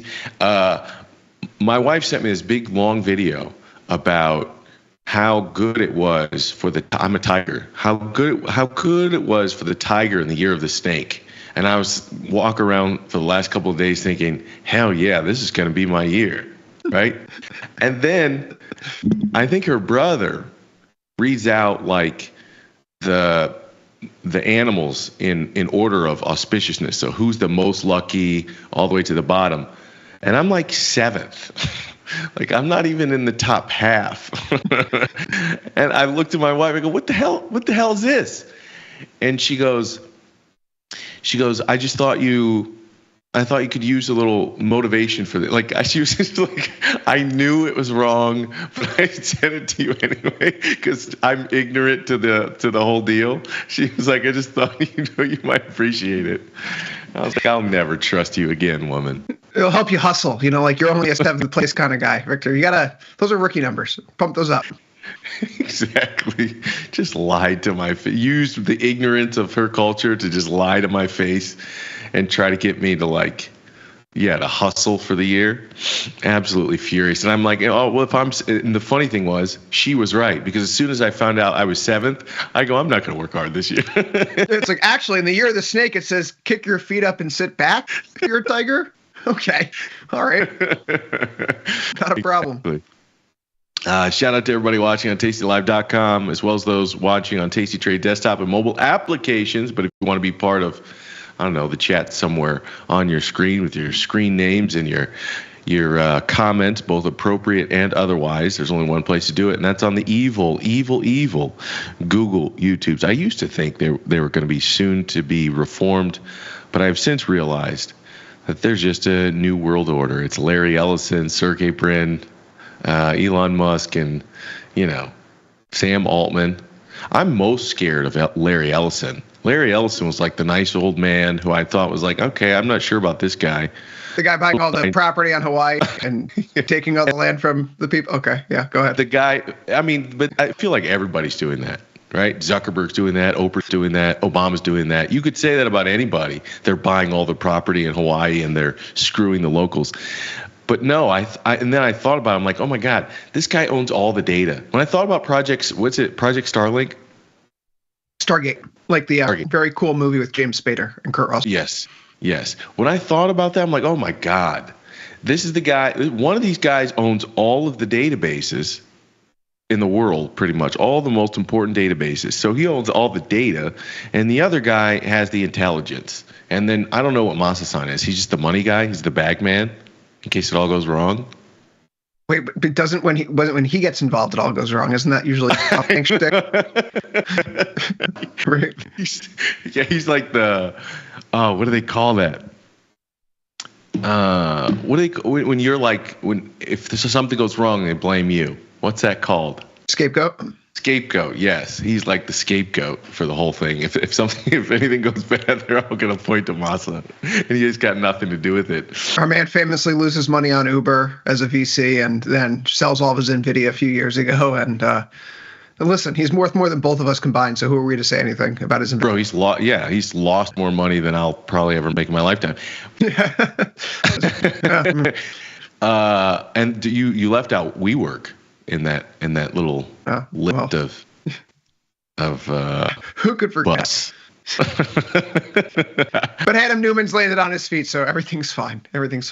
Bro, and he just hops right into real estate. You know what I mean? Just happens to go right in, just swooping up. What do they have? Something like tens of thousands of properties in the South, just buying up single family homes or in apartments. I think they're multifamilies. And going, hey, interest rates are high. We saw that coming. Do you want a home or not? If so, come to our co-living spaces. I hate that dude. Anyways, shout out to everybody in the chat. Do us a favor, keep that chat pumping. The more you type in, the more your phalanges are moving, the more the Google algorithm is spoofed and is forced to put us in front of as many people as possible. And we get to share the truth. Shout out to, I guess before we get to the good stuff, did you watch any of the RFK Jr. hearing today? I listened to it, which I probably should have watched it. If I'm going to pay the fee of listening to his voice, I might as well get the full show. Oh, what a dick. You're such a dick. You think? You want to do a whole episode about whose people's voices I like or don't like? We can do that for the next hour. Could we? Yeah, we'll rate them on a scale of 1 to 10. Okay, let's have that. It used to be brutal. And then, I don't know. Some part of me grew some sort of love and affection for the man. So now, listen, it's from a. You really should. Personally, my own disposition is like it's from a medical condition, so I should have knocked on it. But it is. I don't have good hearing, so substance over style, Christopher Vecchio. Well, do you know what? There was that particular. It's not like Fran Drescher's voice, okay? That is also another. That's another voice. Would not be like. One of my babysitters growing up was a big fan of that TV show, The Nanny, right? And that was on every day in our household before. I can tell. There's a lot of cultural influences on you. Yeah, For sure. Like when I eat 2 slices of pizza, my body only thinks it's 1 because I put them on top of each other. Like I still remember. Get the reference. Well, that's a reference from The Nanny, Victor. So, Do you know what was on every day with my babysitter? My babysitter when I was young? Golden Girls.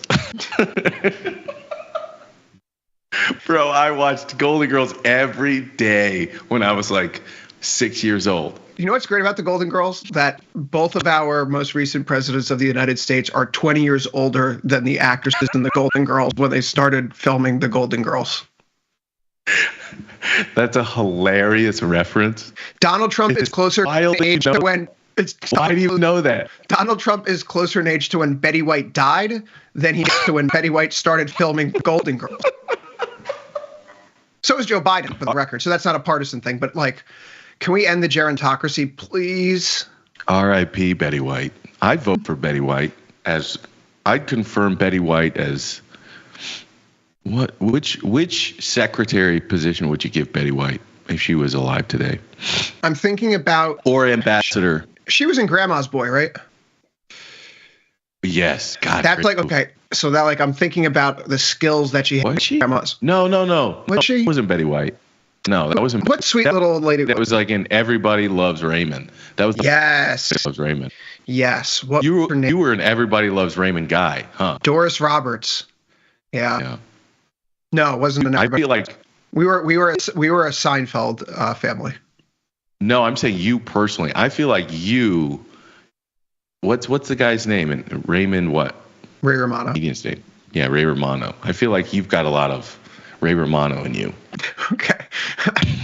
I suppose it's better than what was the other guy? James, the big, the huge dude. He's King of Queens. Anyway, King of Queens.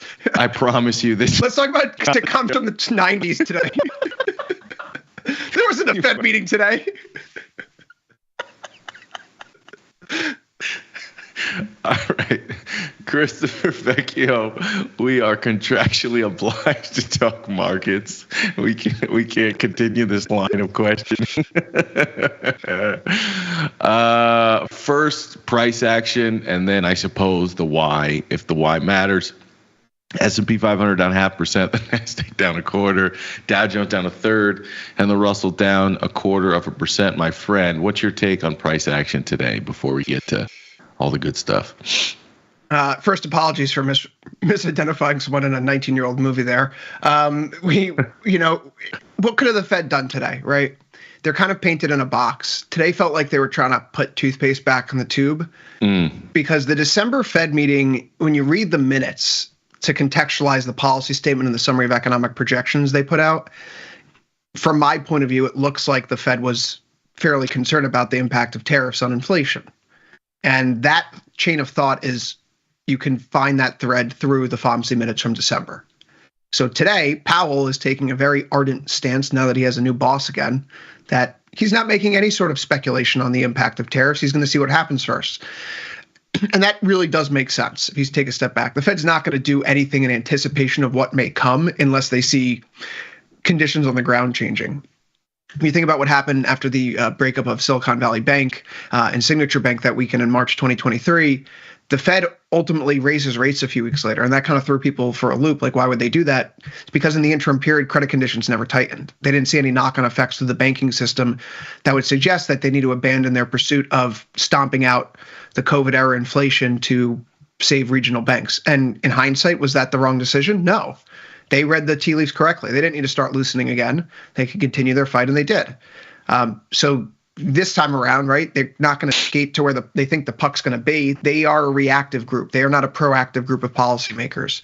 The Fed's always late, right? They're always fighting the last war. And so in that sense, the Fed's kind of trapped right now. The tariffs are announced, but they haven't started. So to say that the impact here has been felt and they could say, we need to raise rates, we need to lower rates, we need to keep rates on hold, they just don't have the answer right now. Powell was put on the spot a few times. He even chided a reporter today and said, listen, I'm not going to talk about any particular politician's words. I'll give you a chance to do that again. And I thought that was fairly instructive as well. So the Fed right now is, I wouldn't say listless, but it gave the markets exactly what was expected. There was a 99.47% chance that we didn't see a rate move today, or any indication that really we would see a rate move in the next few months. Sure enough, the market's still pegged to a June rate cut if one more to come in the first half of this year, and then another one in December of this year, and a final one in December of next year. That hasn't changed from where we were before the Fed. So net, the market got a Fed that's in wait and see mode, telling us that 2 cuts are still coming. The market's priced for 2 cuts. So we've turned our attention to those tech earnings, which quite frankly, given the news of the past week, what's happened since the last time you and I spoke, I'd say that's far more important for broader sentiment right now. So much to unpack there. So I would agree with you. They're kind of in a box. I don't know. There's a part of me that thinks like, are tariffs inflationary or not? To me, I feel like it would be a helpful scapegoat, speaking of scapegoats, because in my mind, their inflation fight is far from being over, whether or not you implement tariffs or not. Like, am I crazy for thinking that? PCE is still 2.4%, 2.5%, something like this. And last time I checked, the Fed's target was 2%.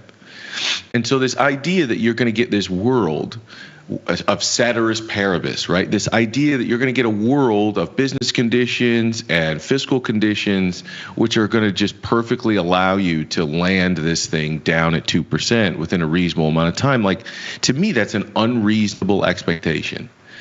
So there's some part of me that's going, are we just in a place where we're okay with 2.5%? Are we in a new normal right now, Chris? I know if you ask the Fed this question explicitly, the answer will be no, and no, we need 2% is the target, and we need to be anchored. But it seems to me when we were at 4%, the rhetoric from the Federal Reserve was much different, right? Inflation is too high, we blah blah blah. Now we're 2.5%, and the risks are balanced. And it seems to me that as long as the risk continues to be balanced, or at least that's the narrative coming from the Fed, which is the unemployment rate's not creeping too high, then you can use that as your alternative, as your counterbalance to the reason why you can't take action on a 2.6% inflation rate. Am I sort of crazy for thinking that the world and the public is slowly getting used to a 2.5% inflation rate, and that the urgency to move inflation down to 2% is sort of gone off this theoretical fear of what it could do to unemployment? Am I crazy for thinking that? I didn't take that away from the Fed today. I didn't get it away from that. My point is, we're not at 2% yet. Well, then let me balance. Go ahead. Sure.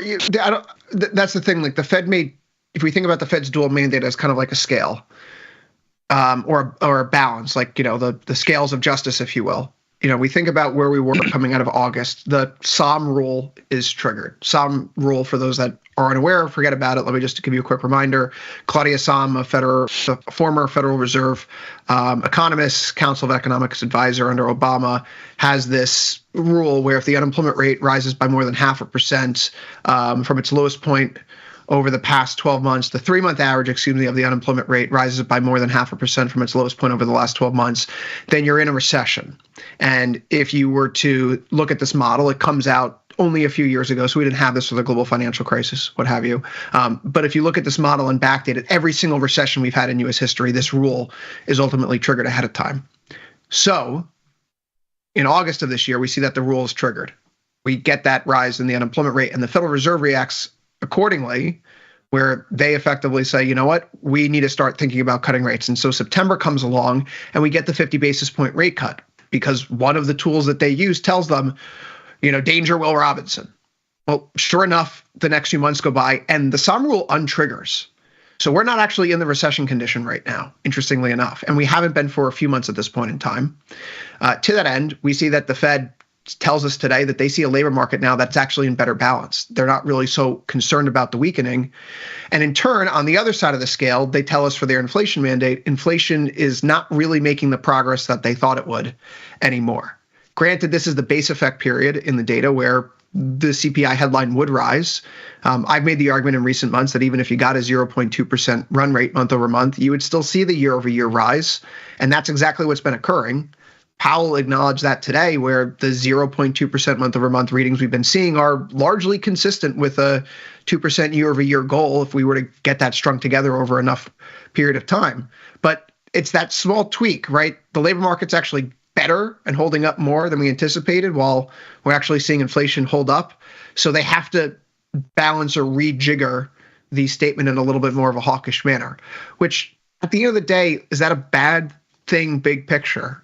I've consistently made the argument, as you know, for the past few years, if the economy is doing well, corporate earnings are improving, and the Fed seems to have a control on the situation, then the market's fine.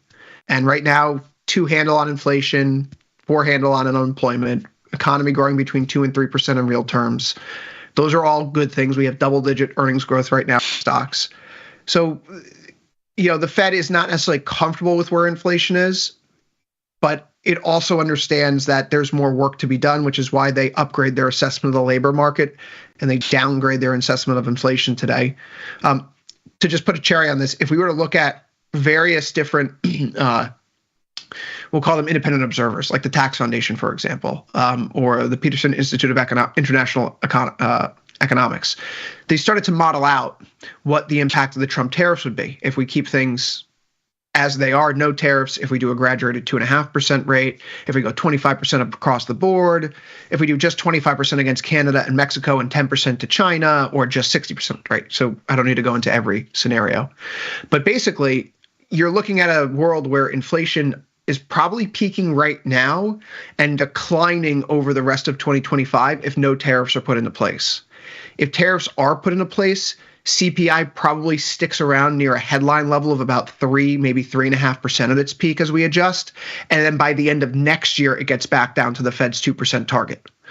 So how inflation, this is why the Fed's so focused on this. Either we're looking at a path to where we're getting headline inflation back to 2% in the next, say, 9 to 12 months, or realistically, it's going to be 21 to 24 months. And they don't want to lower rates too much now to get there. But we are going to be getting there, given how, well, it would seem that we're going to be getting there, given how the data have been evolving. And I just sent you a chart that I would encourage people to take a look at if you could pull it up on the screen. If not, I will make sure I tweet it out later. The BLS has a new experimental gauge of inflation that they've been talking about for the past few weeks. It's called the New Tenant Rent Index. All the data comes from data that's contained within the CPI housing survey itself. And what it does is it measures prices renters would face if they changed housing units every single period. So the rent component of the official CPI measures the change in all rents, including new leases, renewals, and rents in the middle of a lease. To contrast, the new rent index uses only a subset of the data that the official CPI uses, namely the first survey observations after new tenants move into their sampled housing units. So this is a way more responsive data series, right? It's trying to get rid of the lag that we see in the housing data. In years past, there's been a pretty tight relationship between this new tenant rent index, OER, and headline CPI. It started to widen out in a manner that suggests there's a good deal of disinflation, if not outright deflation, coming down through the pipeline because of what's been happening in house prices overall. Since the Fed met in September and started cutting rates, mortgage rates are up 100 basis points. Redfin just put out a report yesterday morning showing that the average time to sale for a home right now in the country is about 52 days. That's the longest period of time that we've seen since the pandemic. The pandemic obviously had some wrinkles in there, so we kind of ignore that year. But this is a very slow housing market right now, and it's starting to weaken perhaps. And if we do see that disinflation coming from housing making its way through the data, that's an albatross that maybe offsets the impact of the tariffs, right? And you can kind of see a world moving forward where if the tariffs lead to some inflation, but not a lot, and it's offset by other factors in the macroeconomy, then you ultimately have your 2% target reached by the end of next year. And the Fed doesn't really have to do much more than stay on autopilot to get there. And the markets like when Fed policy isn't changing where it's on a preset course. What is this again? Sorry? Don't do that. I'm dead serious. The OER and the inflation thing, I'm like, I love getting in the weeds. So you just threw something new at me. I just want to make sure I understand what this is. Yeah, so this is trying to get rid of the lag in the data instead of, asking owners what would you be charging for your property. Like they just say, like, if I were to rent this apartment and I were to move every single month, where would I be facing? And so the new rental price index, it's all data that comes from the CPI survey itself, right? So it's not like they're conducting a different survey. They're just saying, let's look at the data in a different manner than we have recently. And it suggests that there's disinflation in the housing market coming way, which, granted, if you get disinflation in housing, we have to have a conversation about the employment situation in construction. And if employment in construction falls, then we have a different economy in our hands than what we've been experiencing for the past few years. Got it. Interesting. I suppose that's fair. I think that's fair. I mean, I'm probably trying to poke at them a little bit, but I just think, the idea that they are a wait and see when it comes to tariffs, but we're not necessarily wait and see when it comes to we're forward thinking when it comes to inflation, right? We are, let's stop cuts, let's start cutting before we get to the 2% inflation target because we don't want to wait until it's too late. So we need to start cutting ahead of time. So, they have this very forward-thinking approach when it comes to sort of the inflation everyone is experiencing on a day-to-day basis, but then sort of like we'll know it when we see it type approach when it comes to tariffs. I think that's fair. I'm probably trying to find a grievance where there probably isn't one. So then let's move on then from the FOMC, which Ilya and I had said yesterday, there isn't much room for this to be anything other than a nothing burger. The only question is whether or not in his speech he leans more towards growth or more towards sort of inflation. If he balances it, there's actually probably a decent risk that the market doesn't like balanced. They probably want to see him lean a little bit more towards growth, and I think he was probably as balanced as he could be. So I think the next 2 days are going to be really interesting in terms of price action. That said, give me your point of view on the whole DeepSeek saga. This thing is like the gift that keeps on giving. It keeps unfolding into some sort of like the shows we were just referencing. Like this feels like a Days of Our Lives kind of soap opera. Each day, the new information drips out. Now, OpenAI accusing DeepSeek of like copying or utilizing their model to train their data. You start at the beginning from, this bubbling out like November, December about the improvements that they were making on their algorithms to the announcement of DeepSeek and what they were able to do with quote unquote $6 million last Friday and the price action that the sell-off that we saw on Monday. Take us through sort of your thought process and what this means short-term and long-term from your opinion. So first off, is this real? Is the question a lot of people are asking. And when you look at benchmarking results, there's a company called Artificial Analysis that does this.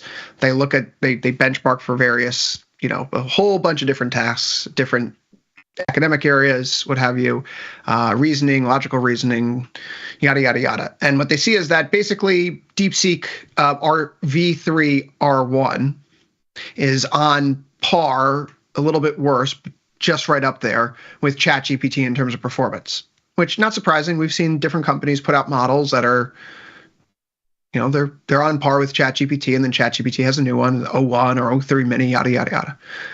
But what sets us apart is the fact that there's a big cost difference, okay? The price per output for the input and output prices for DeepSeek R1, the input price in US dollar terms per 1 million token is 55 cents. The output is $2.19. By comparison, for that same level of performance from ChatGPT's 01, it's $15 per 1 million tokens of input price, and it's $60 per 1 million tokens of output price. So for a 30th of the cost, you're getting the same type of performance. That's great, right? Victor, if I have two Hershey bars here and one costs $5 and one costs $500, I'm going to buy the one that costs $500. It's the same darn thing. Gives me the same results. Which one's made by a foreign adversary? They both are. So what did we do here? There's four main things, as we talked about on Futures Power Hour on Monday. If you missed it, we'll rehash them here. What did they do versus ChatGPT, having read their white paper? They maybe use the H100 GPUs instead of the H800 GPUs, which are currently under export restrictions. And apparently, you listen to Alexander Wang. Victor. I have such a good conspiracy for you, my friend. Don't worry. Okay. They make some code tweaks here to help maximize memory efficiency. So smart use of it. They also do a little bit more precise training. So they only update the essential parts of their model using what's known as auxiliary loss free load balancing. They activate and update just the most relevant sessions of their training. So they slash their GPU usage by 95%. Basically, they have, let's say there's 100 things and only 5 of them are accurate. Meta is training their entire pool on all 100 things. DeepSeek's like, we can get rid of the other 95. Let's only focus on those 5 that actually matter. So more precision. Compression, as I said the other day, I don't know anything about compression. The only practical knowledge of compression I have is from Silicon Valley. Their low-rank key value joint compression, which reduces memory usage without compromising performance. So you get a smaller memory footprint, faster results, lower costs. If you use DeepSeek versus ChatGPT, and you look at its thinking tokens, you see how it just works quicker than ChatGPT does. And then there's this reinforcement learning, what they're calling RL. And I think that's the big step forward here. It's focused on tasks with verifiable answers. And so it works through solutions, and when it knows that it can get to the right answer, it's not only double checking itself, but it's basically updating its memory, its neural pathway for a human term, to make sure it just gets there quicker next time. So training, it gets faster. The recursive course improves. Now, why is that also? This is all legitimate. Like, the performance is real. The cost may be real. $5.5 million to train a system like this, if it was about 20 million GPU hours and you could rent GPUs at X dollars, you know what? It's not unfeasible that the actual cost of the training itself on the GPUs costs that little money. Can you account the salaries of the people who work there, right? The overhead for the business, all that other stuff that's involved that led to this point, all of the other models that they built and trained to get to here. All that aside, though, one thing that I read yesterday from Dylan Patel, who's a semiconductor analyst, it was a throwaway comment. He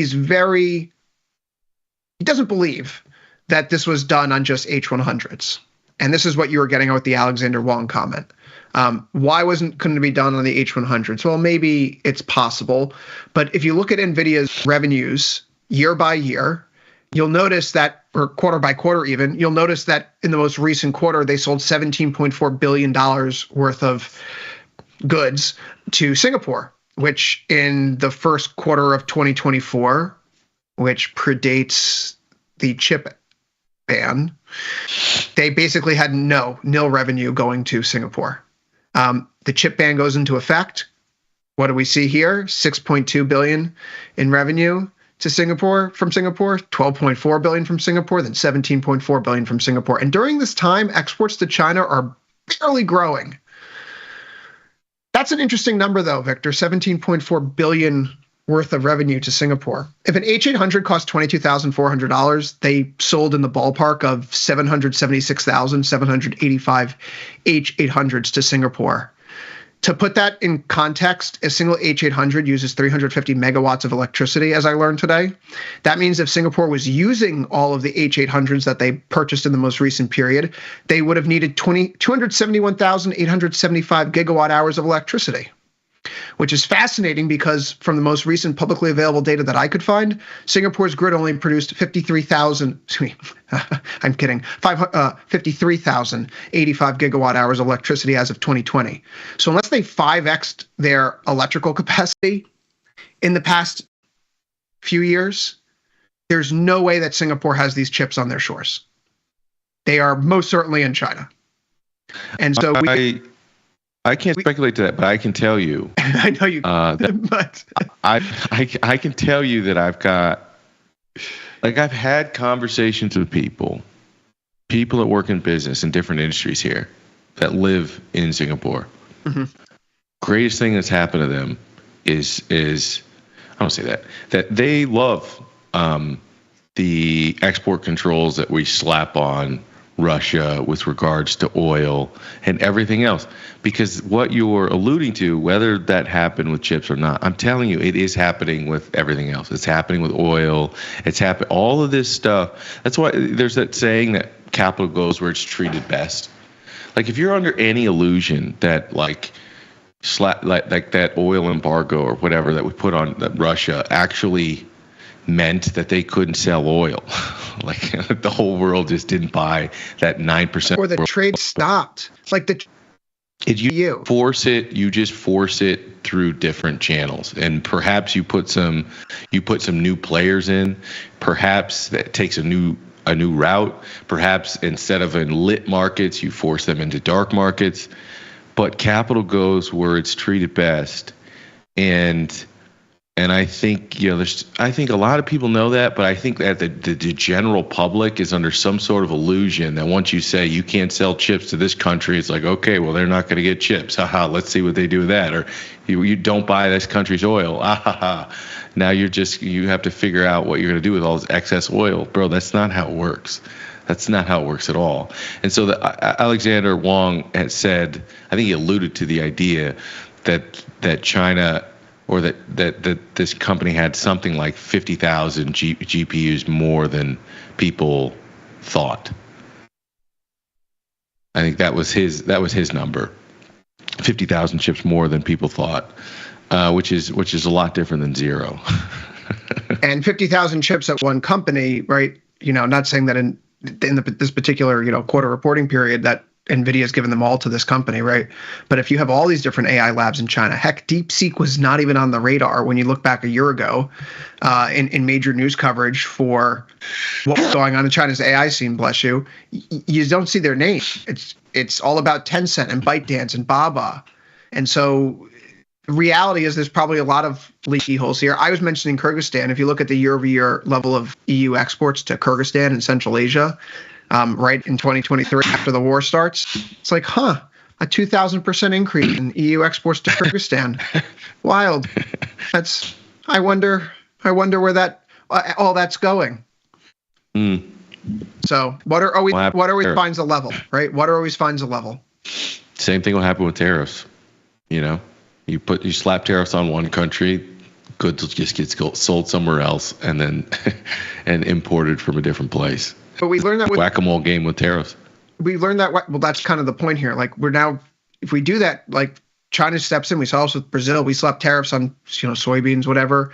China goes into Brazil and says like, we're more than happy to buy your soybeans. And Brazil's like, sure, let's burn down the rainforest. Do you guys want to buy these soybeans? We got to plant more crops. And so it's like, oh my God, what a cell phone, like these liberals in the United States, like, oh my God, we're trying to fight climate change. We have the biggest carbon sink in the world. And we just did something that is now going to force them to burn that down in the sake of this trade. So what another nightmare. So Canada already gets a letter from China yesterday. Hey, listen, if you get into a tariff fight with the US, we are more than happy to buy those goods from you. And that I don't think is a good thing. We don't want to ring fence our economy and become an autarky from the rest of the world. The biggest source of U.S. strength in the post-World War II era has been the fact that our club has controlled the money. We've had more than 50% of global GDP, and up until the past 2 decades, we had over 50% of the world's manufacturing capacity in the West. And since China joined the WTO, that second aspect has failed. We're not really there anymore. And we're slipping below the 50. We're getting close to the 50% of GDP level of global GDP. So in a world where the U.S. has and its allies have less than 50% of global GDP and 50% of global manufacturing capacity, we no longer make the rules. That's a huge problem. And as I've joked with you, like I don't want to see the empire die in my lifetime, nor my kids. My grandkids can kick rocks, though. Like as far as I'm concerned, I'm done and dusted by then. So who cares? But realistically, doing all these things to their maximum means that you are ending the Pax Americana from 1945. That's too funny. Grandkids can kick rocks. Let me ask you I think the more practical application then. Did anything that just transpired over the last week, did it materially change your outlook in any of these names to the extent that the price action discounted them? So let me give you a better setup. So on Monday, my thought process was that likely you just had an acceleration of adoption. You had an acceleration of innovation. And that's kind of what Sam Altman later sort of said. I think he tweeted something like, I'm excited to have a competitor. The model is impressive. We'll move some things up on our roadmap. And obviously, we're going to have something better, something to that extent. So my initial take was this is going to accelerate the path of innovation and likely the path of adoption. If you could get the same if you could get a certain output for a 30th or a 50th of the cost, are you going to lower your CapEx? Or are you just going to increase your output expectations? And my personal opinion is all the people that are spending this massive amounts of money on CapEx, they're doing it to get a dominant market position in whatever market they're in. So they're not going to go, oh, more efficient model, let me decrease my CapEx. I don't think that's in the cards right now. I think if anything, it pulls up people who weren't going to meaningfully spend in CapEx, and it sort of brings the tide lower so they can get in to start spending a little bit of money. I think that's the more likely scenario than any big spenders decreasing spend at this point in the game. So, but the meaningful part to the incentives, I can't speak to the model because that's not my thing, but the incentives part was, well, you had one major player, and what they were selling was you got to scale. Data centers, more GPUs. Those players were selling you scale power by buying more of this shit. And then all of a sudden, you have a real live competitor that is selling efficiency and optimization, not necessarily just buying more shit. And so to me, that is relevant, that there is an alternative here. And that alternative could potentially is saying you don't just have to buy from these basically monopolies more GPUs. There is another way to scale up and to compete with those people who have the money to spend. So let me stop for a second. That, to me, had implications to utilities, to energy consumption. It had downstream impacts, which I think were real and relevant. In my personal opinion, I don't know if the value of like NVIDIA and a lot of these, I don't really think it had a material impact in the very short term. And so to me, I look at this probably a short-term discount.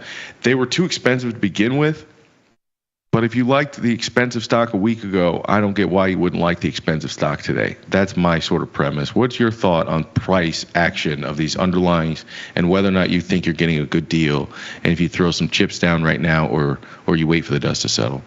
What do you think? So I think that we need to, this isn't necessarily like a tasty perspective, right? It's more of like a fundamental Warren Buffett kind of view. Like work backwards from the first principle of what companies make the most money in the world. And they're the companies that have the biggest moats because they control the biggest bottleneck. And the bottlenecks are the places where demand far exceeds supply. If you're the person controlling the bottleneck, you make a ton of money. And so our understanding collectively in the market the last few years has been there's an AI future coming. We are not built out for it, and we don't have nearly enough chips to get there. And so NVIDIA, which is the company that's making these chips, it sits atop that bottleneck. The demand for its goods far outpaced the supply. It has orders booked for quarters into the future. And the only way that we get to this future is by passing through this bottleneck. And what we learned that this week is that, yes, while this future is still real and coming, the bottleneck is not nearly as tight as we thought it was. We can get to that future a different way. There's more than one way to skin a cat after all. So maybe, just maybe, we already have the computational power necessary. Well, the CAPEX end, no, because from my understanding of all this is that it's not really the training that you need the GPUs for, it's the continued inference process. That's how you have the commercial or consumer-facing application, right? So yeah, that's great that DeepSeek was able to do this. Will DeepSeek be able to produce the AI model that ultimately is the one that's readily and widely available? They may not be able to scale because they don't have access to the proper GPUs, nor the amount of them that's going to get to that future. Now, granted, we just had the conversation about Singapore exports, so Maybe, just maybe they do. But the point here is that the bottleneck is now shifting in our perception. One thing I did on Monday morning, I was talking with Nick Batista and Thomas Westward about this, 8:30 in the morning Chicago time, and telling them I think that we've moved from phase 1 to phase 2. You and I have called phase 1 the picks and shovels phase, building out the infrastructure, getting ready for the gold rush. Well, maybe we just entered the gold rush phase, the application phase. So a basket of stocks that would benefit in the application phase, we were looking at Monday morning. We've been tracking this week here on Tasty, and that basket's up more than 2.5% this week now. Names like Amazon and Meta and Oracle and Palantir, companies that are data brokers or data aggregators, companies that can monetize data, cloud providers.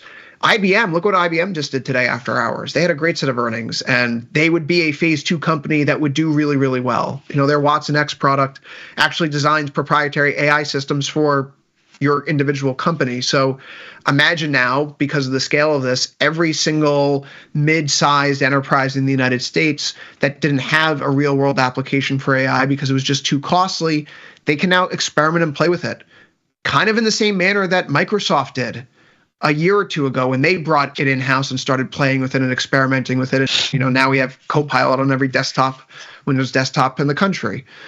So if we're moving into phase 2, what are the companies that can monetize AI applications? That's certainly a concern of ours. We need to think about what companies are going to be doing well, helping fuel the AI development. That's consumer data platforms like Amazon, like Meta. It could be financial data providers like S&P Global or FactSet, FDS. It might even be like a healthcare data aggregator, IQVIA, IQV, the stock ticker. They combine their data analytics with AI to help optimize clinical trials. Maybe this makes its way into something like Intuitive Surgical, ISRG. But this is a completely different set of factors than phase 1. Phase 1 is all about the shovels. Let's sell everyone the picks so they can start to mine sometime in the future. And what we just learned is like, oh my goodness, the gold is actually a lot closer to the surface. We don't need to keep going back and finding more picks. We can just start digging right now, right? We can actually just start panning for the gold here. And that's really exciting. What it means for semiconductors, it could be a drag. The concentration risk of NVIDIA maybe means the headline indexes are way down for a little while. But individually, a sector rotation basis, you're still seeing the strength in banks. You're still seeing the strength in discretionary. And a lot of these, the Mag 7 names, ex-NVIDIA and ex-Tesla, basically have brought in $300 and I think now $25 billion in market cap this week so far, essentially offsetting the loss in NVIDIA's market cap itself. So this is just money being reallocated to where people think the real winners will be, as Druckenmiller says, 18 months from now. And is NVIDIA still worth a 55 or 70 PE in that future? Maybe not. It's not going to make a ton of money. It's going to make those tens of billions of dollars every single quarter. It's just, do we value that now if there's higher convexity or more alpha sitting in other segments of the economy at this point in time? I think this ends up being a big winner. When I listened to our Lord and Savior, Larry Ellison, when he was talking on the... I'm going to say Dan Ives. He's an apostle. When I was listening to the announcement of the Stargate project, they asked Larry Ellison what does he see as the applications of this joint venture. I don't know if you watch this. Minority Report. Yeah, bro. He basically said that we have the ability to study people's blood, their DNA, and through mRNA technology, we can start to create personalized vaccines. So hell yeah. This something to Which reminds me, now that RFK is HSS secretary, I better go get tapped up. Did he get fully confirmed or what? I don't know. I just, I'll go get 3 more COVID vaxes. Another thing. Yeah, get a bird flu vax.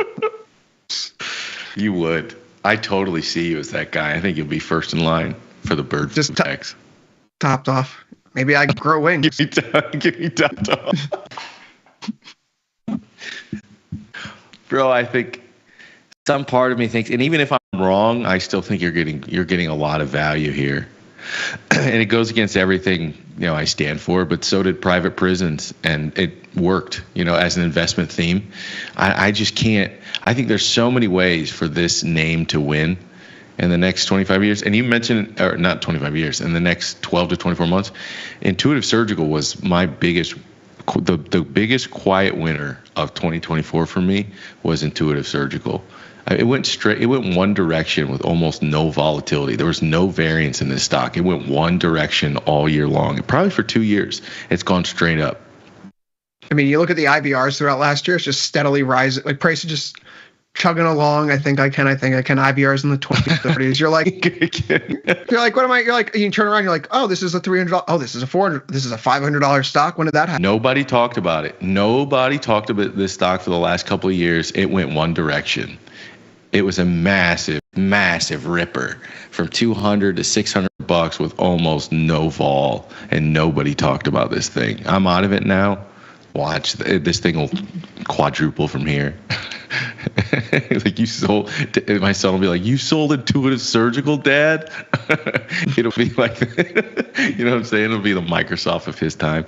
Anyways, all right. If we're past the picks and shovels phase into the applications phase, you've mentioned a couple of names, but if you could pick 3, let's say, and you had to put them in an account for your child, what are those 3? What 3 do you pick out of the applications sort of deep value bucket and say these are the ones that I would put a bet on? This doesn't mean that you're saying that these are going to be the winners. It just means you like the odds and the setup of these names for the next 5 to 10 years to be the winners of the application phase. Meta for sure. Amazon. I mean, these aren't going to be big name. And then give me one smaller mid cap. IQV. I hadn't heard of that one until you just brought it up. Akivia, yeah, they're an interesting name. They've had a really good run recently. A lot of my attention last week, which, I was hoping that we'd see something a little bit more with like EXC and some of those names that were kind of fitting the mold of Vistra energy. EXC actually this week, Exelon got upgraded by Morgan Stanley, so it kind of weathered the storm that was Monday, thanks to that upgrade. But where's the puck going to be, right? That's the question. And for some of these companies, particularly if they're smaller or mid-cap, you run into the problem that rates are still up, and so they probably hold more floating debt. And that's going to be just, again, the proverbial albatross around their neck. That's also why I think Meta and Amazon are well-positioned. I also think Meta and Amazon are well-positioned because Lena Khan's no longer at the FTC. And in this... that's unfortunate. I wouldn't call it Trumponomics. I'm calling it Fafonomics, as Kyla Scanlon has called it. And she's the one who came up with the term vibe session. So hat tip to her. She's a great brand sense about her. But like, this is the kind of like, hey, you're going to not let us land migrant planes? 50% tariff. How about that? Oh, you want us to do this? Okay, we're going to do that. Oh, we're going to remove these guardrails and those guardrails and get rid of this executive order for this and that. And okay, well, if that's going to be the case, then the big companies stay big, right? The big fish continue to grow bigger. I don't find it particularly. But that's the case with both. The problem is that's the problem with both the parties. Yeah, but Lena Khan, both of these parties, trying to do get it done. I agree, but outside. But like now you pointed out at the top of the show. Sure, at the top of the show, picking winners and giving government money. He's picking winners and he's giving them reduced regulations in their industry.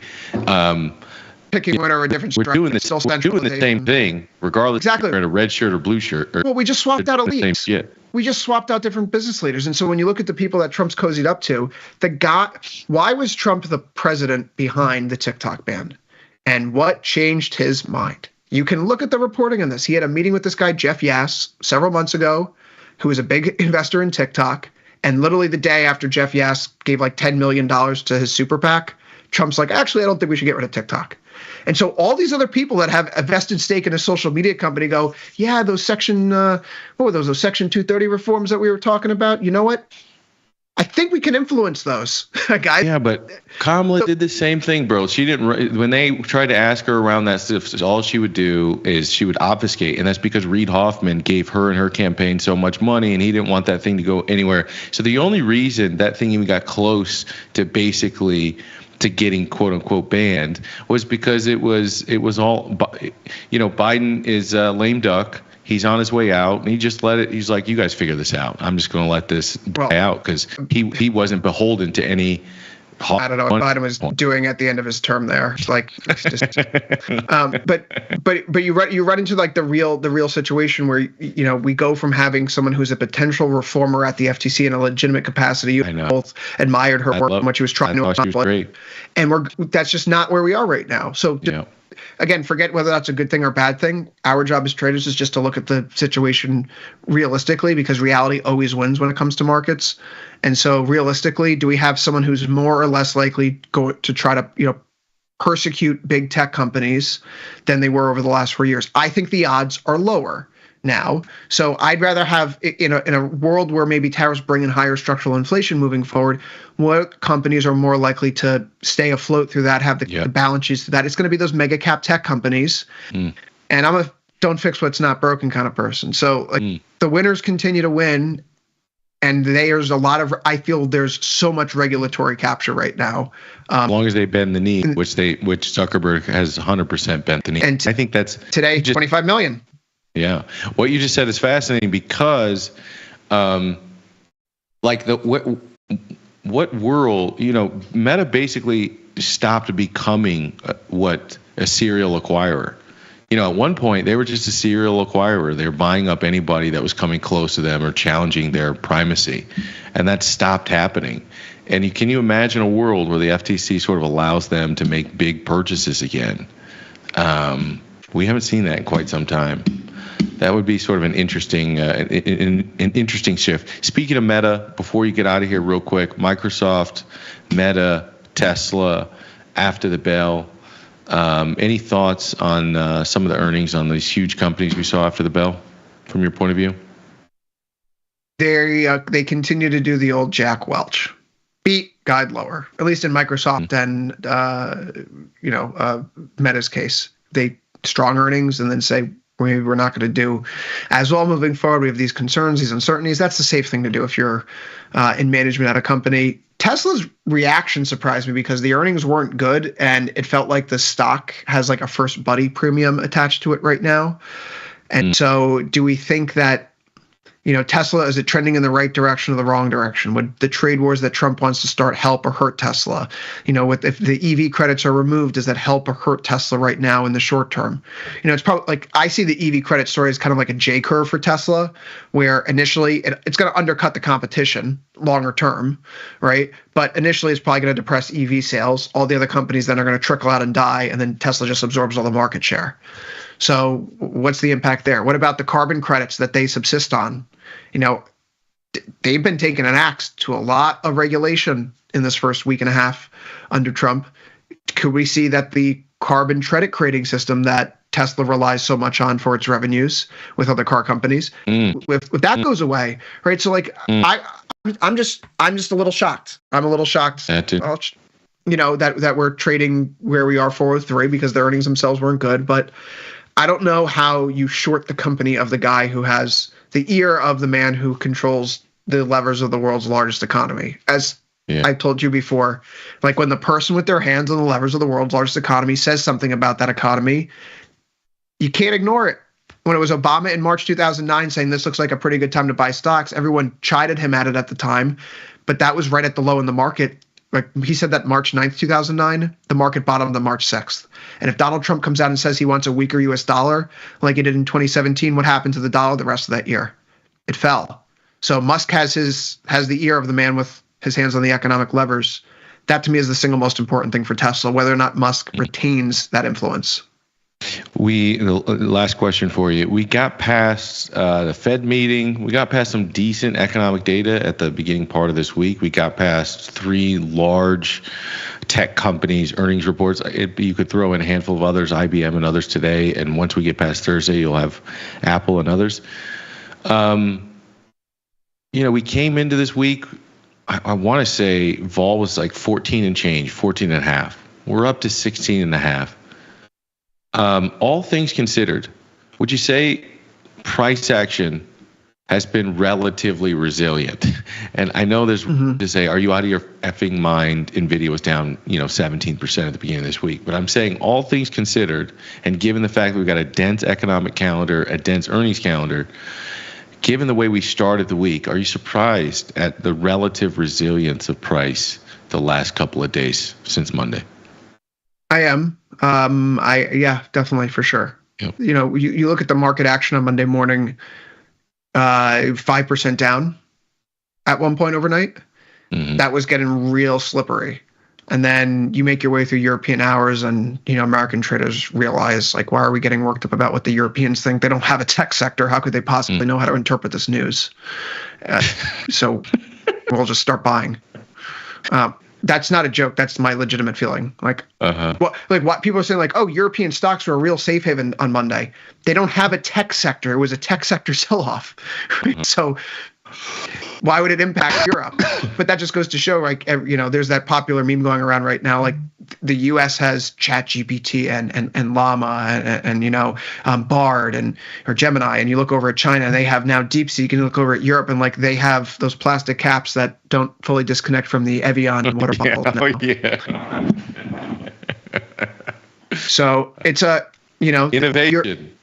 Europe's succumbed to the failure that is needing to grow and innovate, right? And they have significant population and demographic issues, and they have a shrinking labor pool. So they, and more dependence, if you will, more people who are in retirement age and aging out of the labor force, and they have very generous, benefits for these people. But who's going to pay for them? A smaller pool. So you got to keep raising taxes, and it's stifling things over there. They need a new solution. Obviously rooting for it. It's fines too. The regulations are out of control. The regulations, which seem to have the teeth that people want here in the U.S. I think some people will look at Europe and they go, look, at least they have the stones to go after tech. But in reality, they don't have tech, so they need to tax where that revenue is coming from. And so, do they slap on these huge fine on U.S. tech companies? Yes, but it's kind of out of necessity more than anything else. Your innovation is regulation, and yes, they are holding these companies to account, but unfortunately, they don't have a market alternative. They don't have a market solution. But Trump is doing the same thing, though. Like, Trump and the EU are borrowing or singing the same tune, which is to say, like, we are a large economy. The EU is the world's largest single market. The U.S. economy, the largest standalone economy. And if you want access to our consumers, you got to play by our rules. Yeah. And so that's all Europe's doing. They're like, there's a lot of us, so you got to listen to us. And but so that's the the last okay. gasp for power. That doesn't last very long. That's not a sustainable strategy. No, and I could go on my shtick about Germany deindustrializing or UK post-Brexit, but we're out of time, so we'll save that for next week. If people want more from you, tell them where they can go. Here on Tasty Live, Monday through Friday, Futures Power Hour, 1 p.m. Eastern, 12 Central.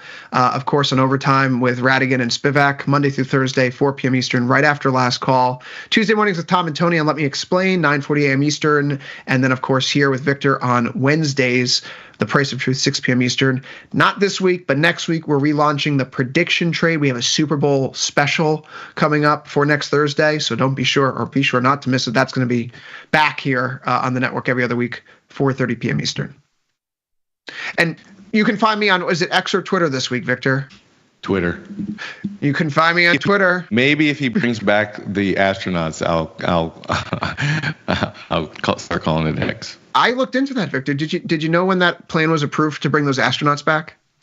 Well, I don't know. I don't August. Shit anymore about Biden versus Trump. I don't give it. I'm just saying, like, it's all an elite. It's all elite political ruling class filled with corruption and self-dealing. I'm under no illusions that one party is better than the other. But for the sake of an election, there is a lesser evil, and I made that choice because it's the only choice I have. Anyways, if you want to follow me on Twitter, you can follow me at Victor Jones, Owen Jones the Zero. Because I like to be difficult, I want to thank our extra special guests that God willing we'll have here every Wednesday to help us guide us through this wacky world. Mr. Chris Vecchio, it's always an honor and a pleasure. Wish you the best this evening, sir. To all of you, do me a favor, hit the like button, subscribe to the channel before you get out of here. I will see you back here tomorrow, same time, same place, same great network, only on Tasty Live. Until then, peace.